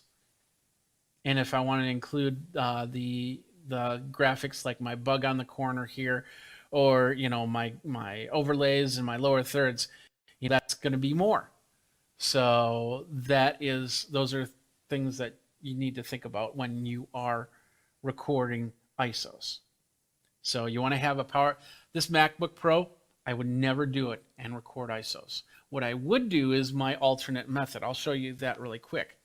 So my alternate method is simply by going up to Output and Multi-Viewer Output and Configure Displays. Now, in order to do this, you need to plug in multiple HDMI external sources. Since you can get a dongle that can do 4K, connect up to a 4K monitor, you can also record 4 1080p sources, because that's one 4K monitor. So what you would do is if you could split it to 4 HDMIs running 1080p, you can send one of each signal to the 1080p to the monitor and set it up that way. It's a little bit of extra work, but it works well when you need to record separate screens and go from there. Like I said, I don't normally do this, but maybe you need to do that for failover. If I need to record from the camera, I would most likely have an SD card running from the camera, because I usually run things through a mixer, and that mixer has the ability to record the tracks. And then if I need failover, I just have to marry the two, audio and video, and do it that way.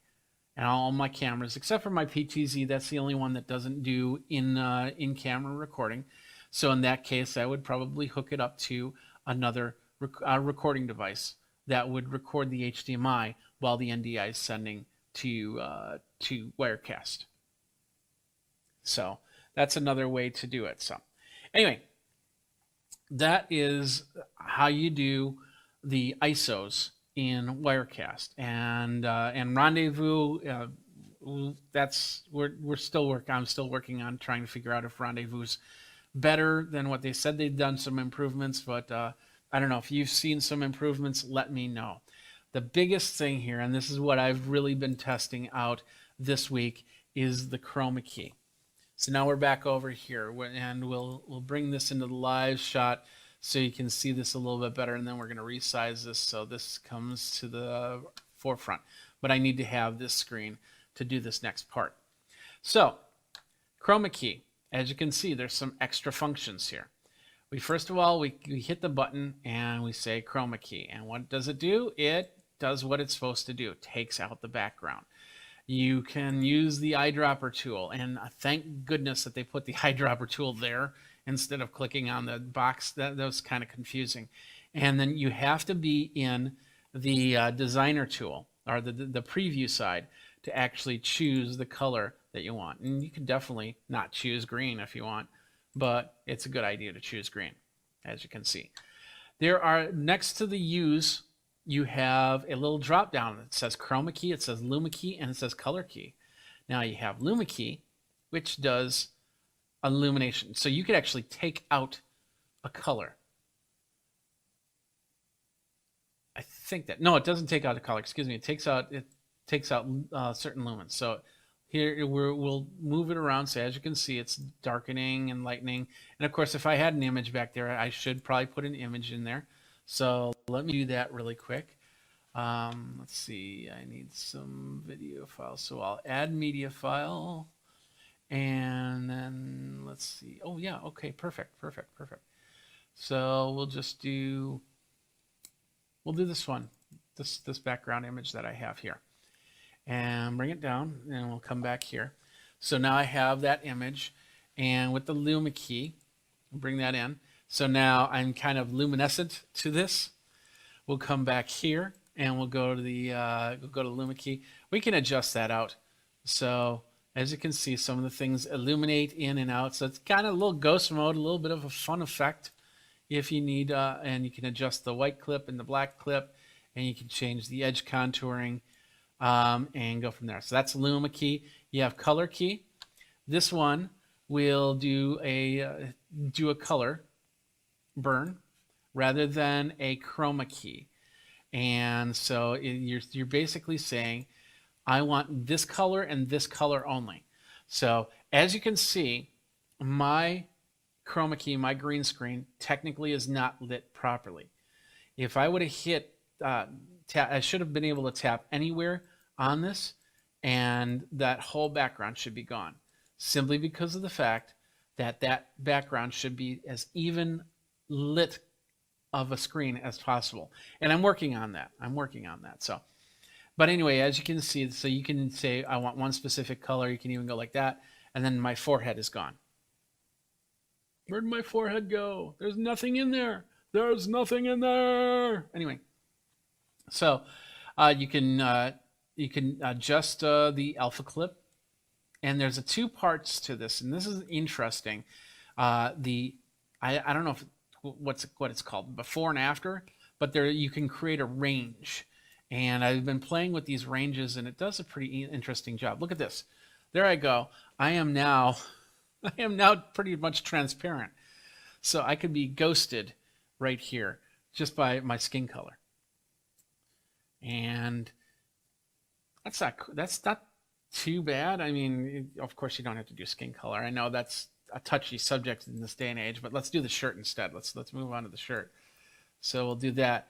And now anything with grays will be illuminated, luminescent. So you see my eyebrows are gone and my glasses frame is gone, but I can adjust this so things can come back. Let's see. Let's bring this over. There we go. I'm somewhat back, and now I'm somewhat gone. I'm somewhat back. And let's go the other way. There we go. I can be totally gone. So you have the color key, you have the luma key, but you also have chroma key. And chroma key is what we use most of the time. Now, yeah, okay, I got to change the color back. So let's do that. Boom. There we go. Out of the gate, the default settings for chroma key do a great job. But it's not perfect because there's a lot of factors that are involved in chroma key. First one is the color of your clothing. I'm wearing neutral colors, grays, blacks, whites. The other day I was wearing a blue shirt, like a sky blue shirt, and that was affecting the color key. But the cool thing is, this has the ability now to really understand the difference in the colors. Now, I was also, the day that I installed beta, I was wearing a green shirt. It was an olive green shirt. It's actually my podcast shirt, where it says Sleepy Podcast, one of the shirts that I have for sale, and you can get on my merch page. Anyway, but even with my I have shorts on, and they're basically camouflage, and I stood up, and it completely ignored the fact that I was wearing the green, and it only worked on this chroma key back here, and that was really cool. So that means you can get away with some colors. You have to do you got to do some adjusting to get it all back in. The only issue that I have with the chroma key is that it is a single chroma key. So let's say you have you on one green screen and a buddy on another green screen, and it's got to be perfect for both so it works for both.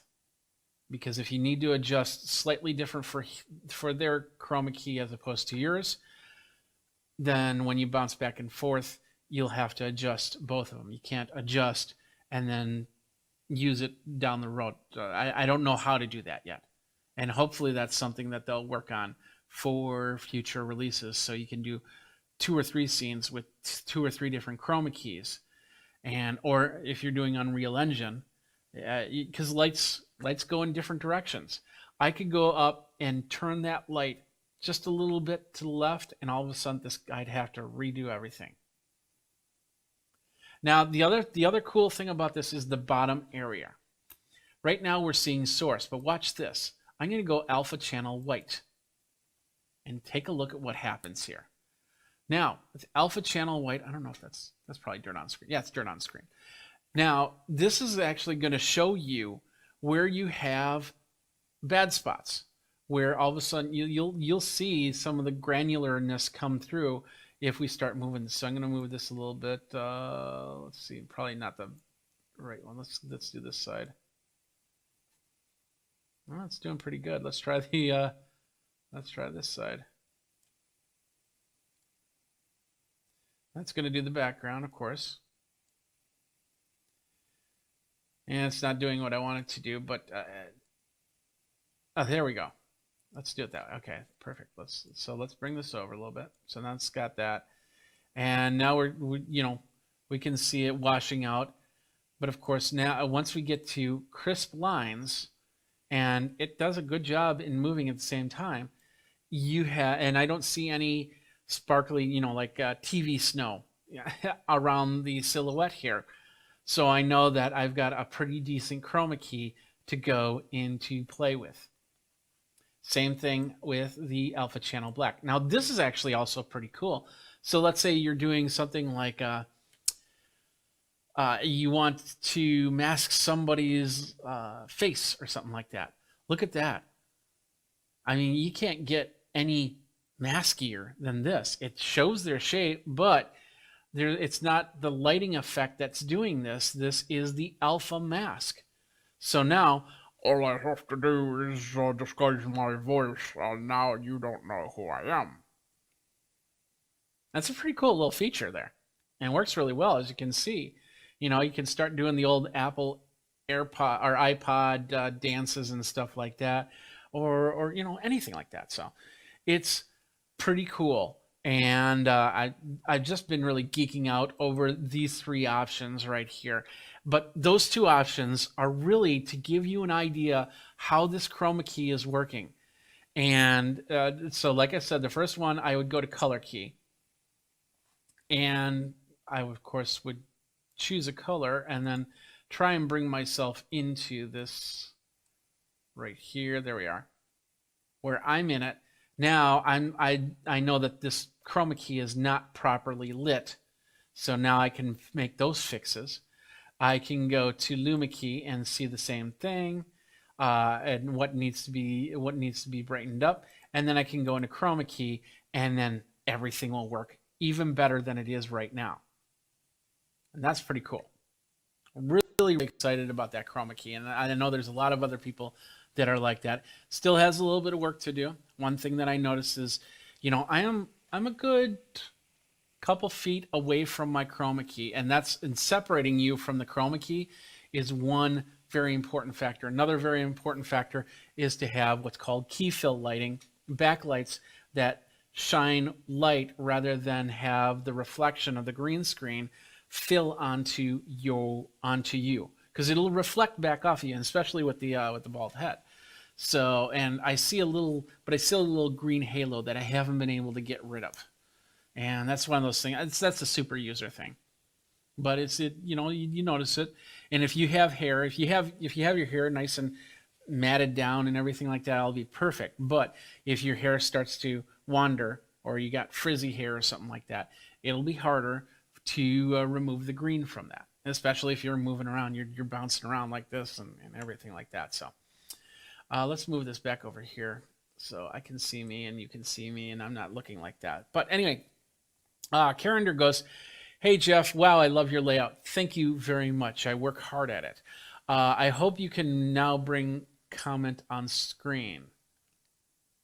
Oh, yeah, actually I can. I choose not to because there's a lot of cogs going right now and it's just tougher. So many are there. Okay, well, Carender, thank you very much for the comments there. I appreciate that very much. All right, I think that was all the features. Let me just double check before I go. Oh, and yeah, I closed that out. Nice. Let me see. Anything else that I need to talk about? So we talked about the chroma key, imported source connections. Oh yeah, improvements to Wirecast Go and the GPU on NDI sources. Oh yeah, the other thing is with the Mac, they have moved away from OpenGL architecture for Mac, and there's a thing on Mac called Metal.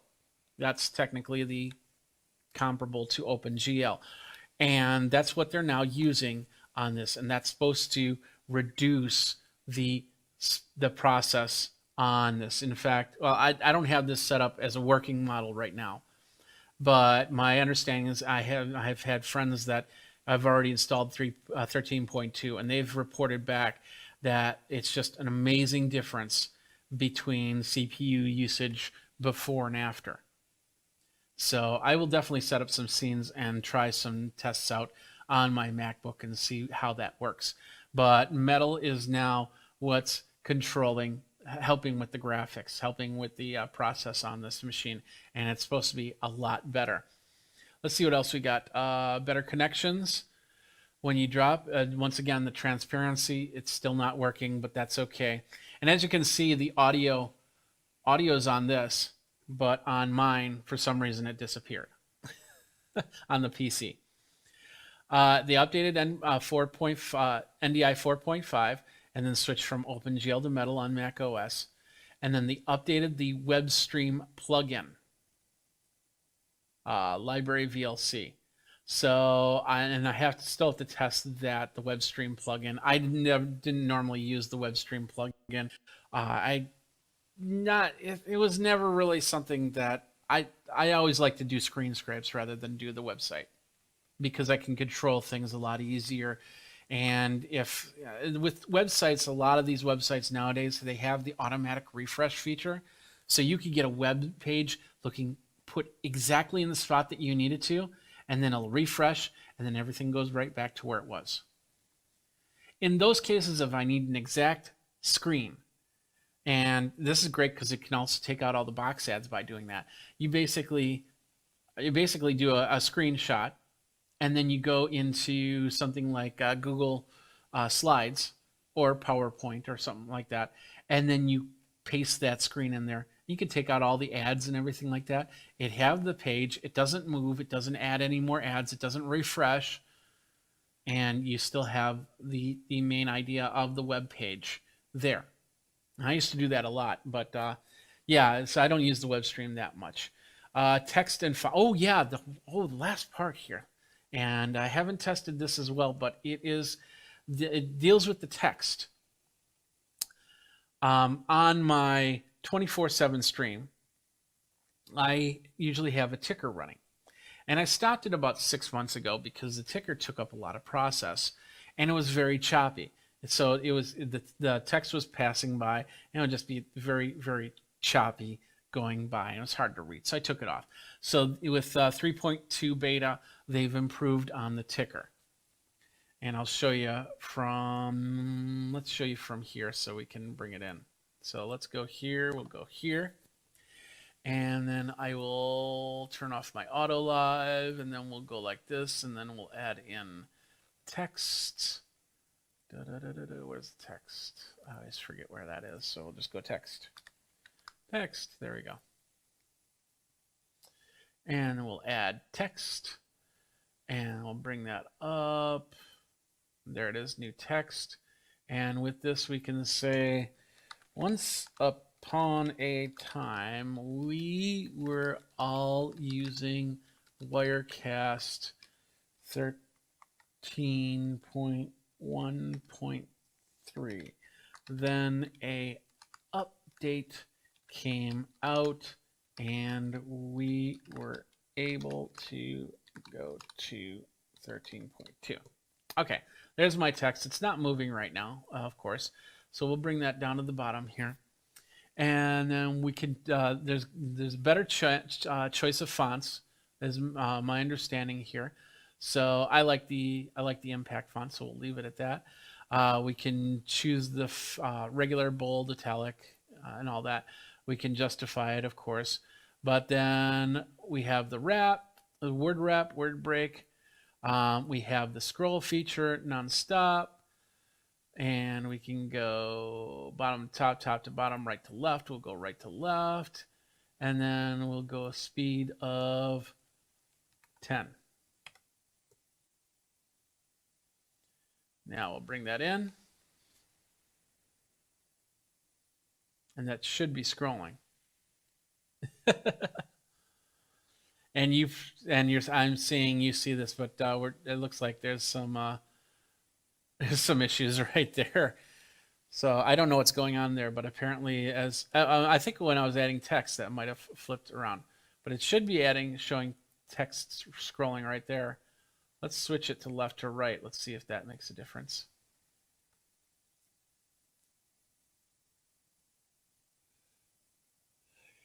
Carrinder is going, is the price of Wirecast the same? Yes, it's still $5.99 for the for Studio and $7.99 for the Pro with the $100 upgrade, I believe it is.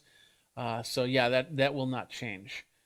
When I saw Steven's video, he had lower thirds and text scrolling on bottom. How you do that in Wirecast? Well, I just showed you. So, so basically, you just add the text, and for some reason, that's not working for me. But once again, this is beta, so is what it is. So, but yeah, so there you go. That is what we've got for that, and I'll have to play with the text a little bit more to get that going. I got to switch off the auto, back off the auto live, and we'll go back here, and yeah, you just saw an email. Sorry about that. Anyway, so that's basically it for all the functions right there. Hopefully, you got an idea of how that all worked. And as this is beta 1 of 13.2, which means that, things will get better as they go. It's important that if you're using Wirecast and you download it, you make sure that you have Wirecast 13.1.3 at the ready. And you could easily install 13.2, find problems, uninstall. You have to uninstall 13.2 before you can install 13.1.3. And on Mac, you can actually install it and say, keep the old version and the new version if you want to. But you'll have to also be ready to start over. Just keep that in mind. You might have to start over on everything if there is a crash, if you decide to put beta software on your production machine.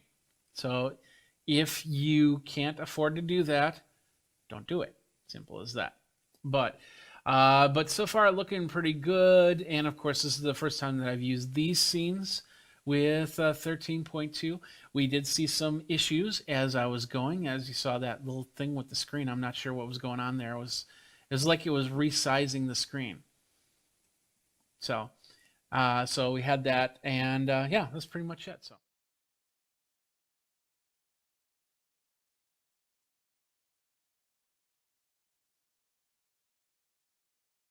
We got the Apple Home Mini here. We're going to unbox it, and we're going to set it up next on Geek Tech Talk Live.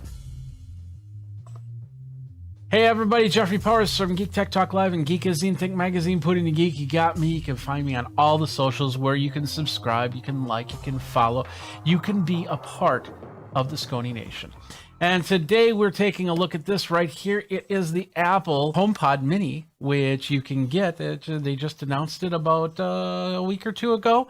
This is the Mini right here. Of course, you can find it. It's 3.3 inch high by 3.9 inch wide HomePod with a top. It does remind you of those little candles you saw on tables, right? Yeah, it definitely reminds me of that. Basically, it's a small item. It's not as robust as the HomePod. This is an accompaniment to the HomePod. The HomePod's a little bit bigger and a little bit wider there. You can definitely use it for your music. You can set them all around your house. That way you can have a whole bunch of music playing everywhere in every single room, or limit it down to one room as you go. Personal assistance, all for under $100, and which is pretty amazing. So what we're going to do, here we go. Let's open it up here. They've got the boundary pushing computational audio. They got the 360-degree audio, so you can put it in the middle of the room or at the side of the room and be content to hear its sound. One thing that I noticed about it going through the specs, wireless is 802.11n Wi-Fi. It's Bluetooth 5, yet it's 802.11n Wi-Fi on there. It does ultra-wideband chip for device proximity. So basically that's that chip that you have in your phone and in certain devices, but it's not in all devices yet, that allows you to connect in a different manner to the HomePod. So you need an iPhone SE, iPhone 6 or later, with the latest iOS, and of course 802.11n, which most routers have. You probably just don't use it that much anymore. So anyway, here it is right here, the Mini. Let's go to the overhead. Let's get the knife out. Let's go ahead and open this thing up. Let's see, we got Where's the best way to open it up so we're not going to kill the box? Maybe right about here. Let's try that.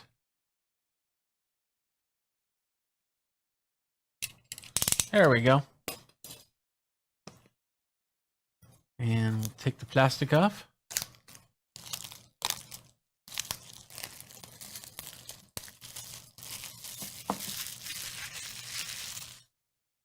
There we go. Let's go ahead and open the Mini. Which way does it open? Oh, it slides. So we're going to go this shot right here. See if there's a sound.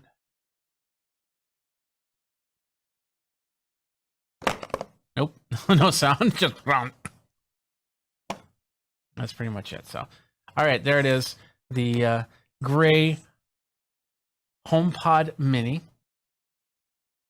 Simple, straightforward. We'll pull it out of the box. Oh, it's a detached cord. Okay, so it comes with the cord attached. So there we go. That's that right there. We're going to set that to the side. We've got a little box down here, and that just opened it up in the wrong way. That slid everything out. This is all the HomePod Mini instructions and everything like that. That looks like just a piece of cardboard, and that looks like an insert, and then there's an Apple sticker in there. And then the power plug. Now this power plug, it's USB-C, but it is, nope, I did that wrong. Let's do that again. I'll shut up while I open it. It's USB-C here. There we go. And it is fairly big for a plug outlet. So we're going to set that to the side. And there's nothing else in the box, so what we'll do is we'll put all the HomePod Mini stuff back in. So right here, this is all the controls. Tap to play and pause, double tap to go to the next track, triple for previous tap, long touch for Siri, tap and hold plus for volume up, and tap and hold minus for volume down. All right, so let's take this part off right here. There we go. And then there's a sticker down here, which has the Apple logo right there. You can see that. Cord is not detachable. And yes, this is actually a fabric wraparound here. So it really does look like one of those candles that you might have seen at a restaurant. your favorite Italian restaurant or something like that. All right, it is plugged in. Turn on or not. There we go. And it's lit up. And it's going from there. All right. The next thing, we need to have my phone nearby. So we'll have the Bluetooth. Oh, there it goes. And it's finding it right there. HomePod Mini. Let's hit the setup button. All right. What room is this HomePod in? So we're going to call, let's say office. That's where we are. We're in the office. So we're going to hit continue. It says Siri can recognize your voice and allow you to use any HomePod in this to play music. So yeah, let's recognize my voice. And we can use personal requests. And yes, Siri for everyone and Siri on HomePod. We're going to say agree to the license and accounts and settings. Transfer the settings over there. So center the HomePod in the frame. To center the HomePod, there we go. And you heard it beep. And of course, it's doing the little flashy thing right there.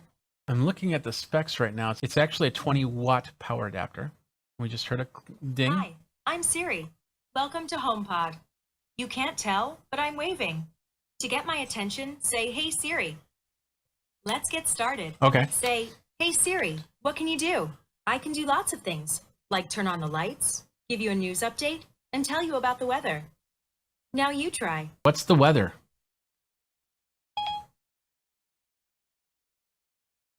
Just a moment.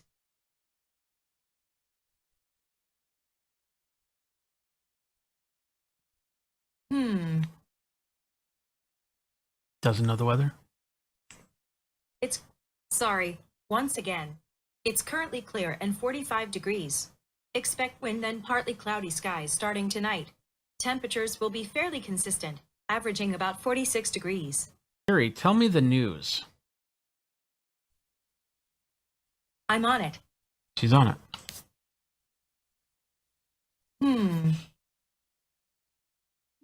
I didn't hear back. Interesting. I got the Wi-Fi on, so let's see what happens if I turn off the Wi-Fi. It should have paired with my home Wi-Fi now, and we'll go in airplane mode. So we're totally deaf on here. And now actually on the phone, I see a Office HomePod option here. Siri, what can you do? Just a sec. Working on that. I didn't hear back. Yeah, it seems that it doesn't know where it is. So let's power it down. Let's plug it back in. Let's give it a second try here. I think it's figured out what happened was there was an update. An update. Can you believe an update? Yeah. It was 4.2, something like that. There was some update. It was 293 megs and it took forever. But it finally, after about 20 minutes, it finished downloading it, installed and updated. And that was the key right there, is it wasn't connecting because it didn't have that update. So you pull this out of the box and you connect it up. Watch for it, because it really doesn't tell you that well that it's updating. It's very small on the bottom and it doesn't look like it's updating. It should, if I ask it anything, it should say, hey, we're updating right now. So check back in a little bit. But nonetheless, it connected back up. We are now ready to go. It's a little finicky on pressing the buttons, but a lot of times you're probably not even going to touch the buttons. You're probably just going to go, here you see it. Play my favorite mix. That's not my favorite mix. You can change the volume. That way it's got to be a slow press though. So as you can see, pretty intense right there. So it might not work in your bedroom at all, unless maybe you cover it or something. I don't know. In the middle of the night, if that starts flashing like that, that's going to be crazy hard to fall asleep back to. So, all right. So that's pretty much it. That's the HomePod Mini, the personal assistant on Apple's end, the unboxing, the setup of everything. I hope you enjoyed it. Tell me what you think, what you don't like. Maybe we'll revisit this a little bit to kind of give you a little bit more on that.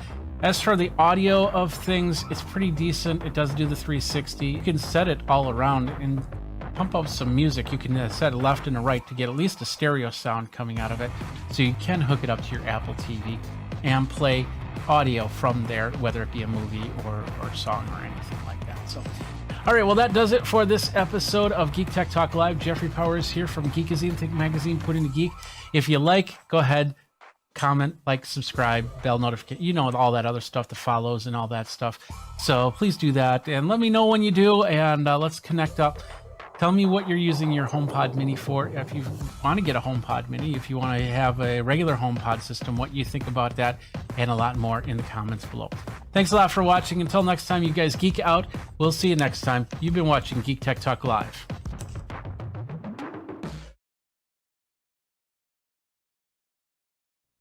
What's up, my geeks? Jeffrey Powers here from Geekazine. Today, I'm going to take a look at something here that I've been doing a little bit of searching on, because I always search and look for Geekazine. I think it's a very important part when you're building a brand to make sure that nobody else is building their brand around your brand.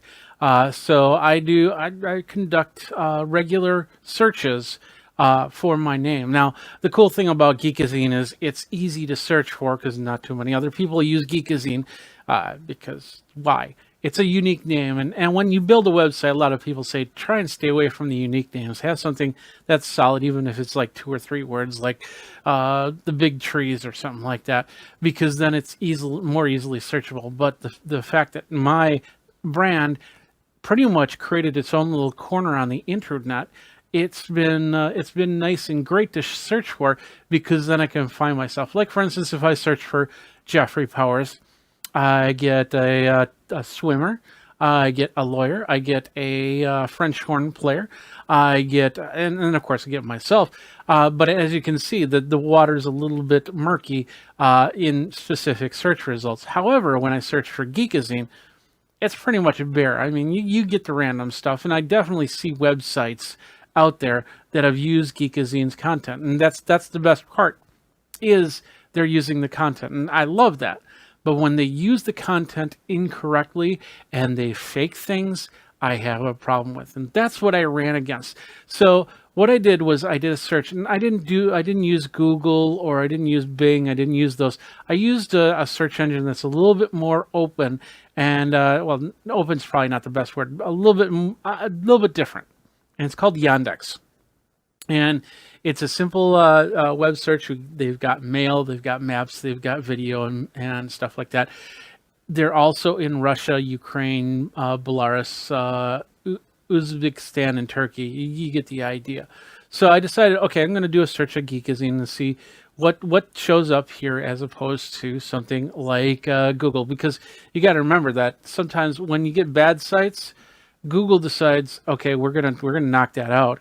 And so it doesn't show in their search results, and rightfully so.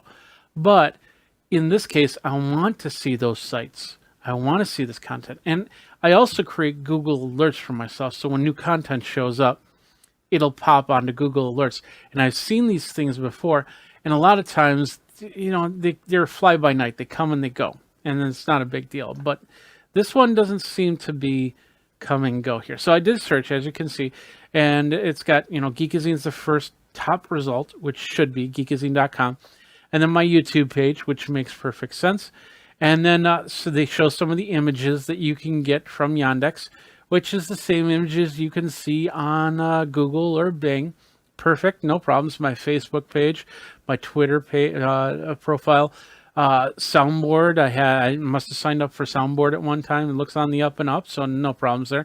My Twitch channel. See, and then of course some of the videos that they've indexed on Yandex. So that's all well and good. We get to about the 3rd page. We're going to skip the 2nd page. We get to the 3rd page, and this is where we're going to see some really interesting things. And we start with this thing, uaclips.com, and I don't know if I have that first. I don't think I have that. Yeah, it's not up there first. This is there was one before this over on trvid.com. That was it.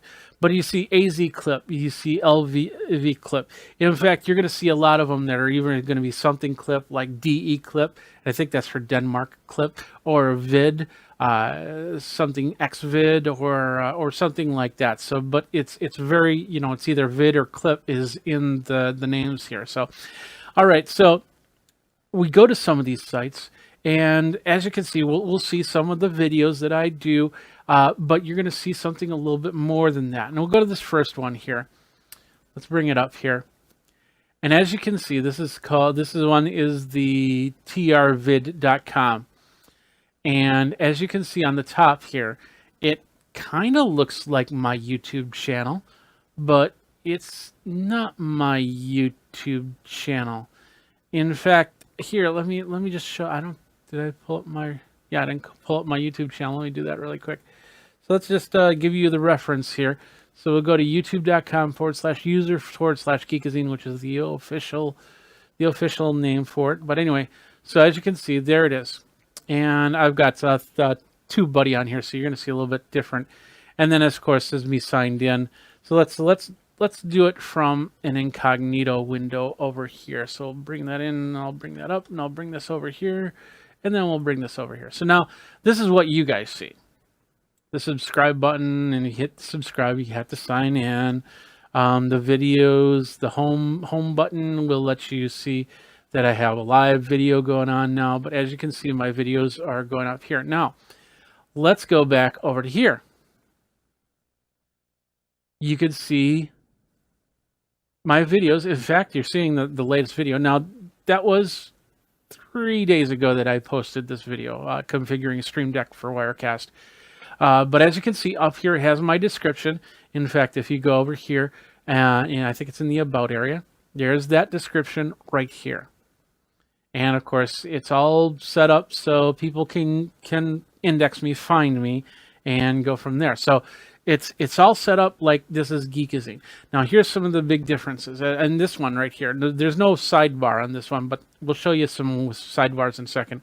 And of course, they have a unique logo here, which is great, but everything else, if you want to subscribe, this abone of, which is technically subscribe. Let's try on slate. Yep, see, subscribe. You hit that button and it just says subscribed. You remember what happened when we did it on the other one? It basically said, hey, you got to sign in first to subscribe. So, but everything here, it'll say that I have 1,812 videos, which is probably right. I got 1,812 public videos, 6,100,000 views, which is probably right. And then looks like 100 comments, but I don't know if that's right or not because I have a lot more than 100. So as you can see, it's pretty much trying to duplicate, and even down here, it's even pulling the comments from my site. It's weird. And sometimes they'll link, sometimes it depends on the site. Sometimes they will link, sometimes they don't. This one doesn't seem to link. But as you can see, looks like last 50, 60 videos I did are all here. And if you click on them, they're going to take you to a page that looks like a YouTube page. And we're just going to, we'll bring down the volume here really quick. But anyway, it looks like my page. The only thing, this is interesting. Right down here, right here, it has my old Geekazine logo, not my new one that you saw on the previous page. But as you can see, they've got their own ads. Finding single girls and new diabetes leaves doctors speechless.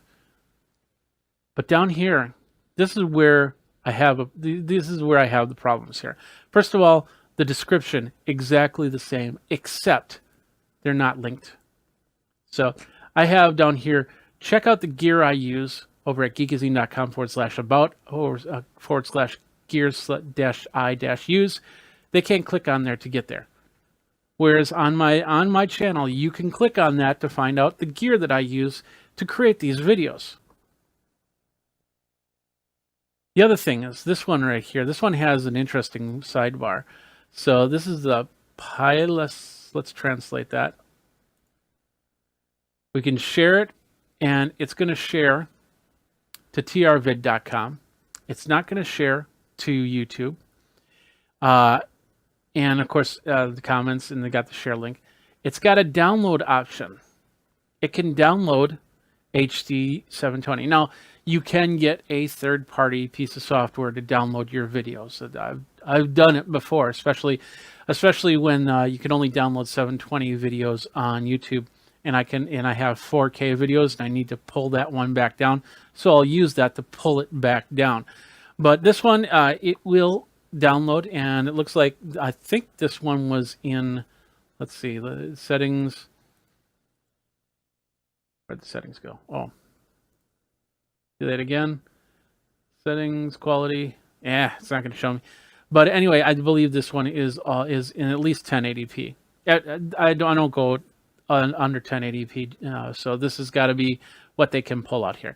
And then they have this ad here, so this looks like a watch list of some sort, or a remember to play.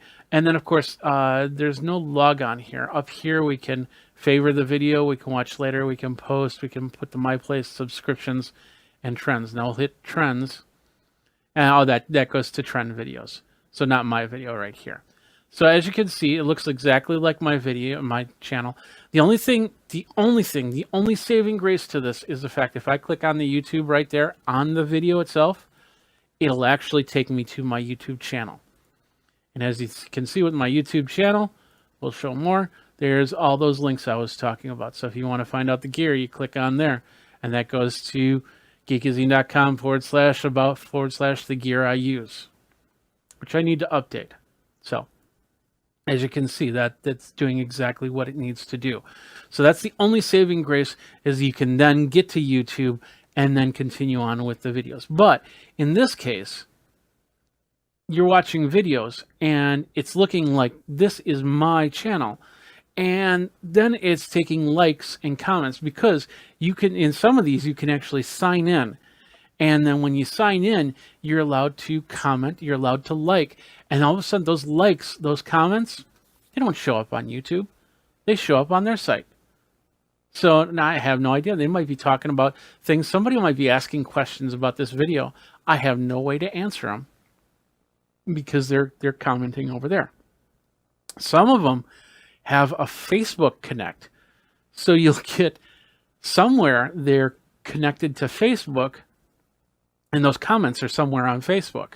And in a couple of those cases, I haven't found out where the page is, because it doesn't, for some reason, it doesn't link to the page, which is really weird.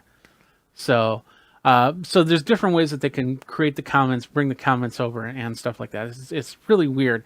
But the thing about this is this one right here, I'm showing you this one first because this doesn't look like the other ones that I've run across. So this was the trvid.com. Very unique.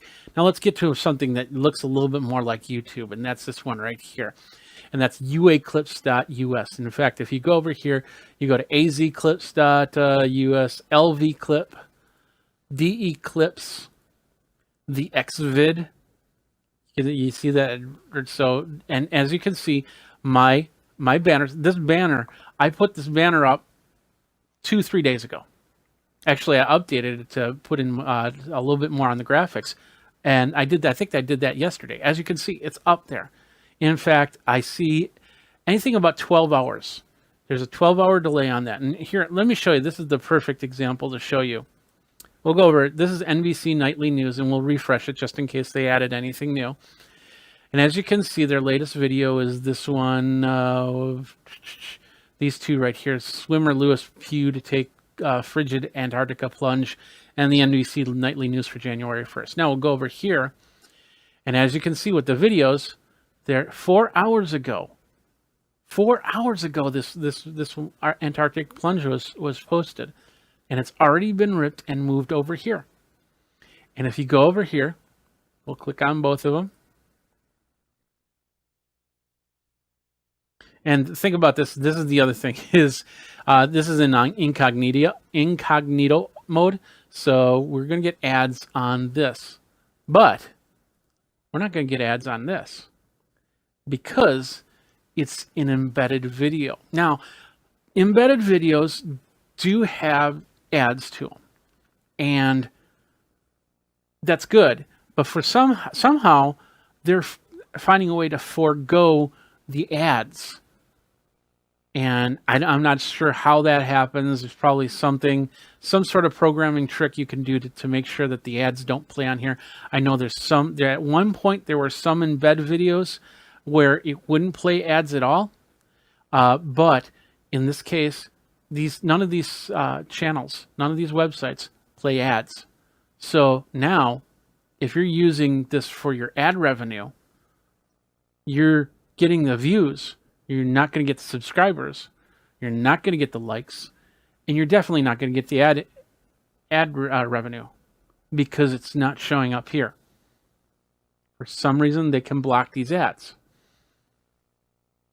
and it looks exactly the same. And this is, once again, this is not just Geekazine. This is everything. This is, like I said, this is NBC Nightly News. We find the most recent. We'll go here, and we'll go to this drop down, and we'll go to, I believe this is trending. It's in Russian. So let's just translate it really quick. And they have it as popular. So that's their popular videos right now. So we'll go to YouTube and we'll go to trending. And as you can see, there's a little bit difference between them. But 2 days ago, these videos came up 2 days ago. And even the live channels, Geekazine goes, we're live 24/7 over at youtube.com/Geekazine. So you can watch all the same live channels there. And once again, if you click on any of these live channels, hopefully we're not going to click on anything questionable. It goes straight into the video, and you can get to YouTube by clicking on YouTube, and it'll switch you back over there. And there's ads playing. So as you can see, you lose on that, and then they gain because they've got their Russian princesses that you can click on. There's probably more ads down here. I won't get into too much. But doesn't this look exactly like a YouTube experience? Not a totally, but it's definitely got something close to it. And in fact, let's go to live stuff. There's a live link here. They've just, in the last couple of weeks, they've just changed this interface. So, of course, you'll see this looks more like the older interface of YouTube. And then they switched this stuff around a little bit. So I don't think we're going to find the exact same video that we do here. Let's just see if we can find something close. I don't think we can. Okay, we won't get into it too much. But as you can see, anything live that's on YouTube is on here. Now let's move on. Let's keep going here because once again, here's the other thing. Let's go to one of these videos. This is on the xvid.us. And we'll pause it. No ads. All links. Here's another thing that I want to show you. When Geekazine shows up here, it is linked, but it will link back to the xvid, UA clips, FR clips, whatever the websites are. None of my links work. They pull my comments. Those don't even link back. And in fact, they're even doing the verified marks too. So it looks exactly like a YouTube page. But here's another difference. And this is not the replay here. Maybe this one doesn't have it. If I hit subscribe, as you can see, it turns blue. And that's not what YouTube does. If I hit the link here, it turns blue. And that's not what YouTube does. I can add to my playlist or watch later. I can share it. And this one just does the embed or share, but they're all links to xvid. They're not your links. Now is one, I want to show you one that does this, and maybe they took it off, but even 24 hours ago, they had this. Here we go. Let's hit that translate button. Download this video right here. You click on that, you got an MP4, you got a WebM, you got an MP4. Medium, I'm guessing, is 480, but the most you can do is 720. So now somebody can natively download your videos and then put them wherever they feel is necessary. And that's a problem right there. I know, like I said, I know that there's third-party programs that allow you to download your YouTube videos, but to have it right here, and in fact, if I click on it, it's gonna download it. I'd have to right click. In this case, I'd have to right click and say save as, but I can now download and save that file. And that's not right. It's absolutely not right. And whereas I got 85 views on here, if I go to YouTube,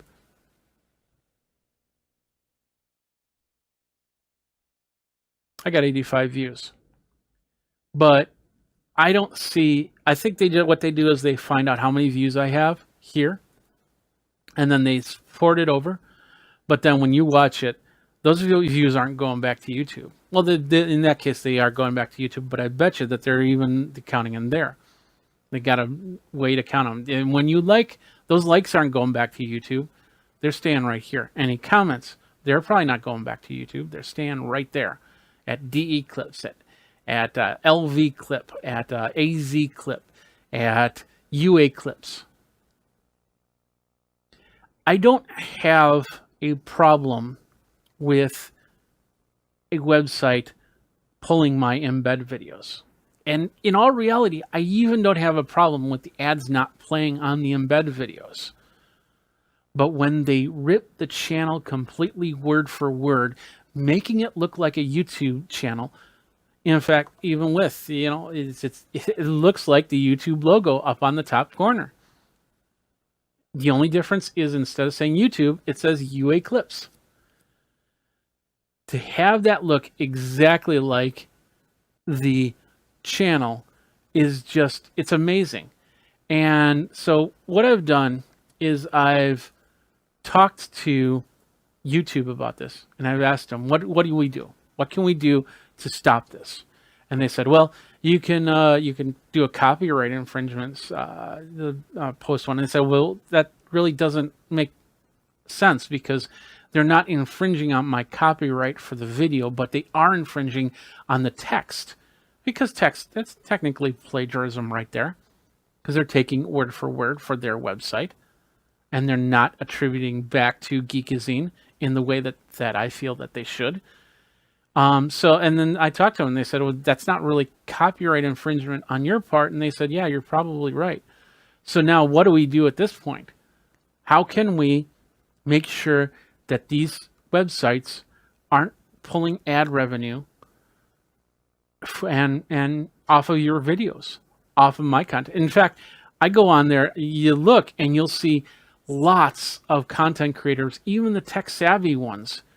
I bet you if I go here and I go, let's do this. Let's go Marcus Brownlee. There. And wait for it. Look at that. Well, there's Marcus Brownlee channel. He's got 10 million followers. MKBHD, 10 million followers. And so when this, like for instance, this one 3 days ago about 2020 tech he's ready for, 2 million views already, 2 million views.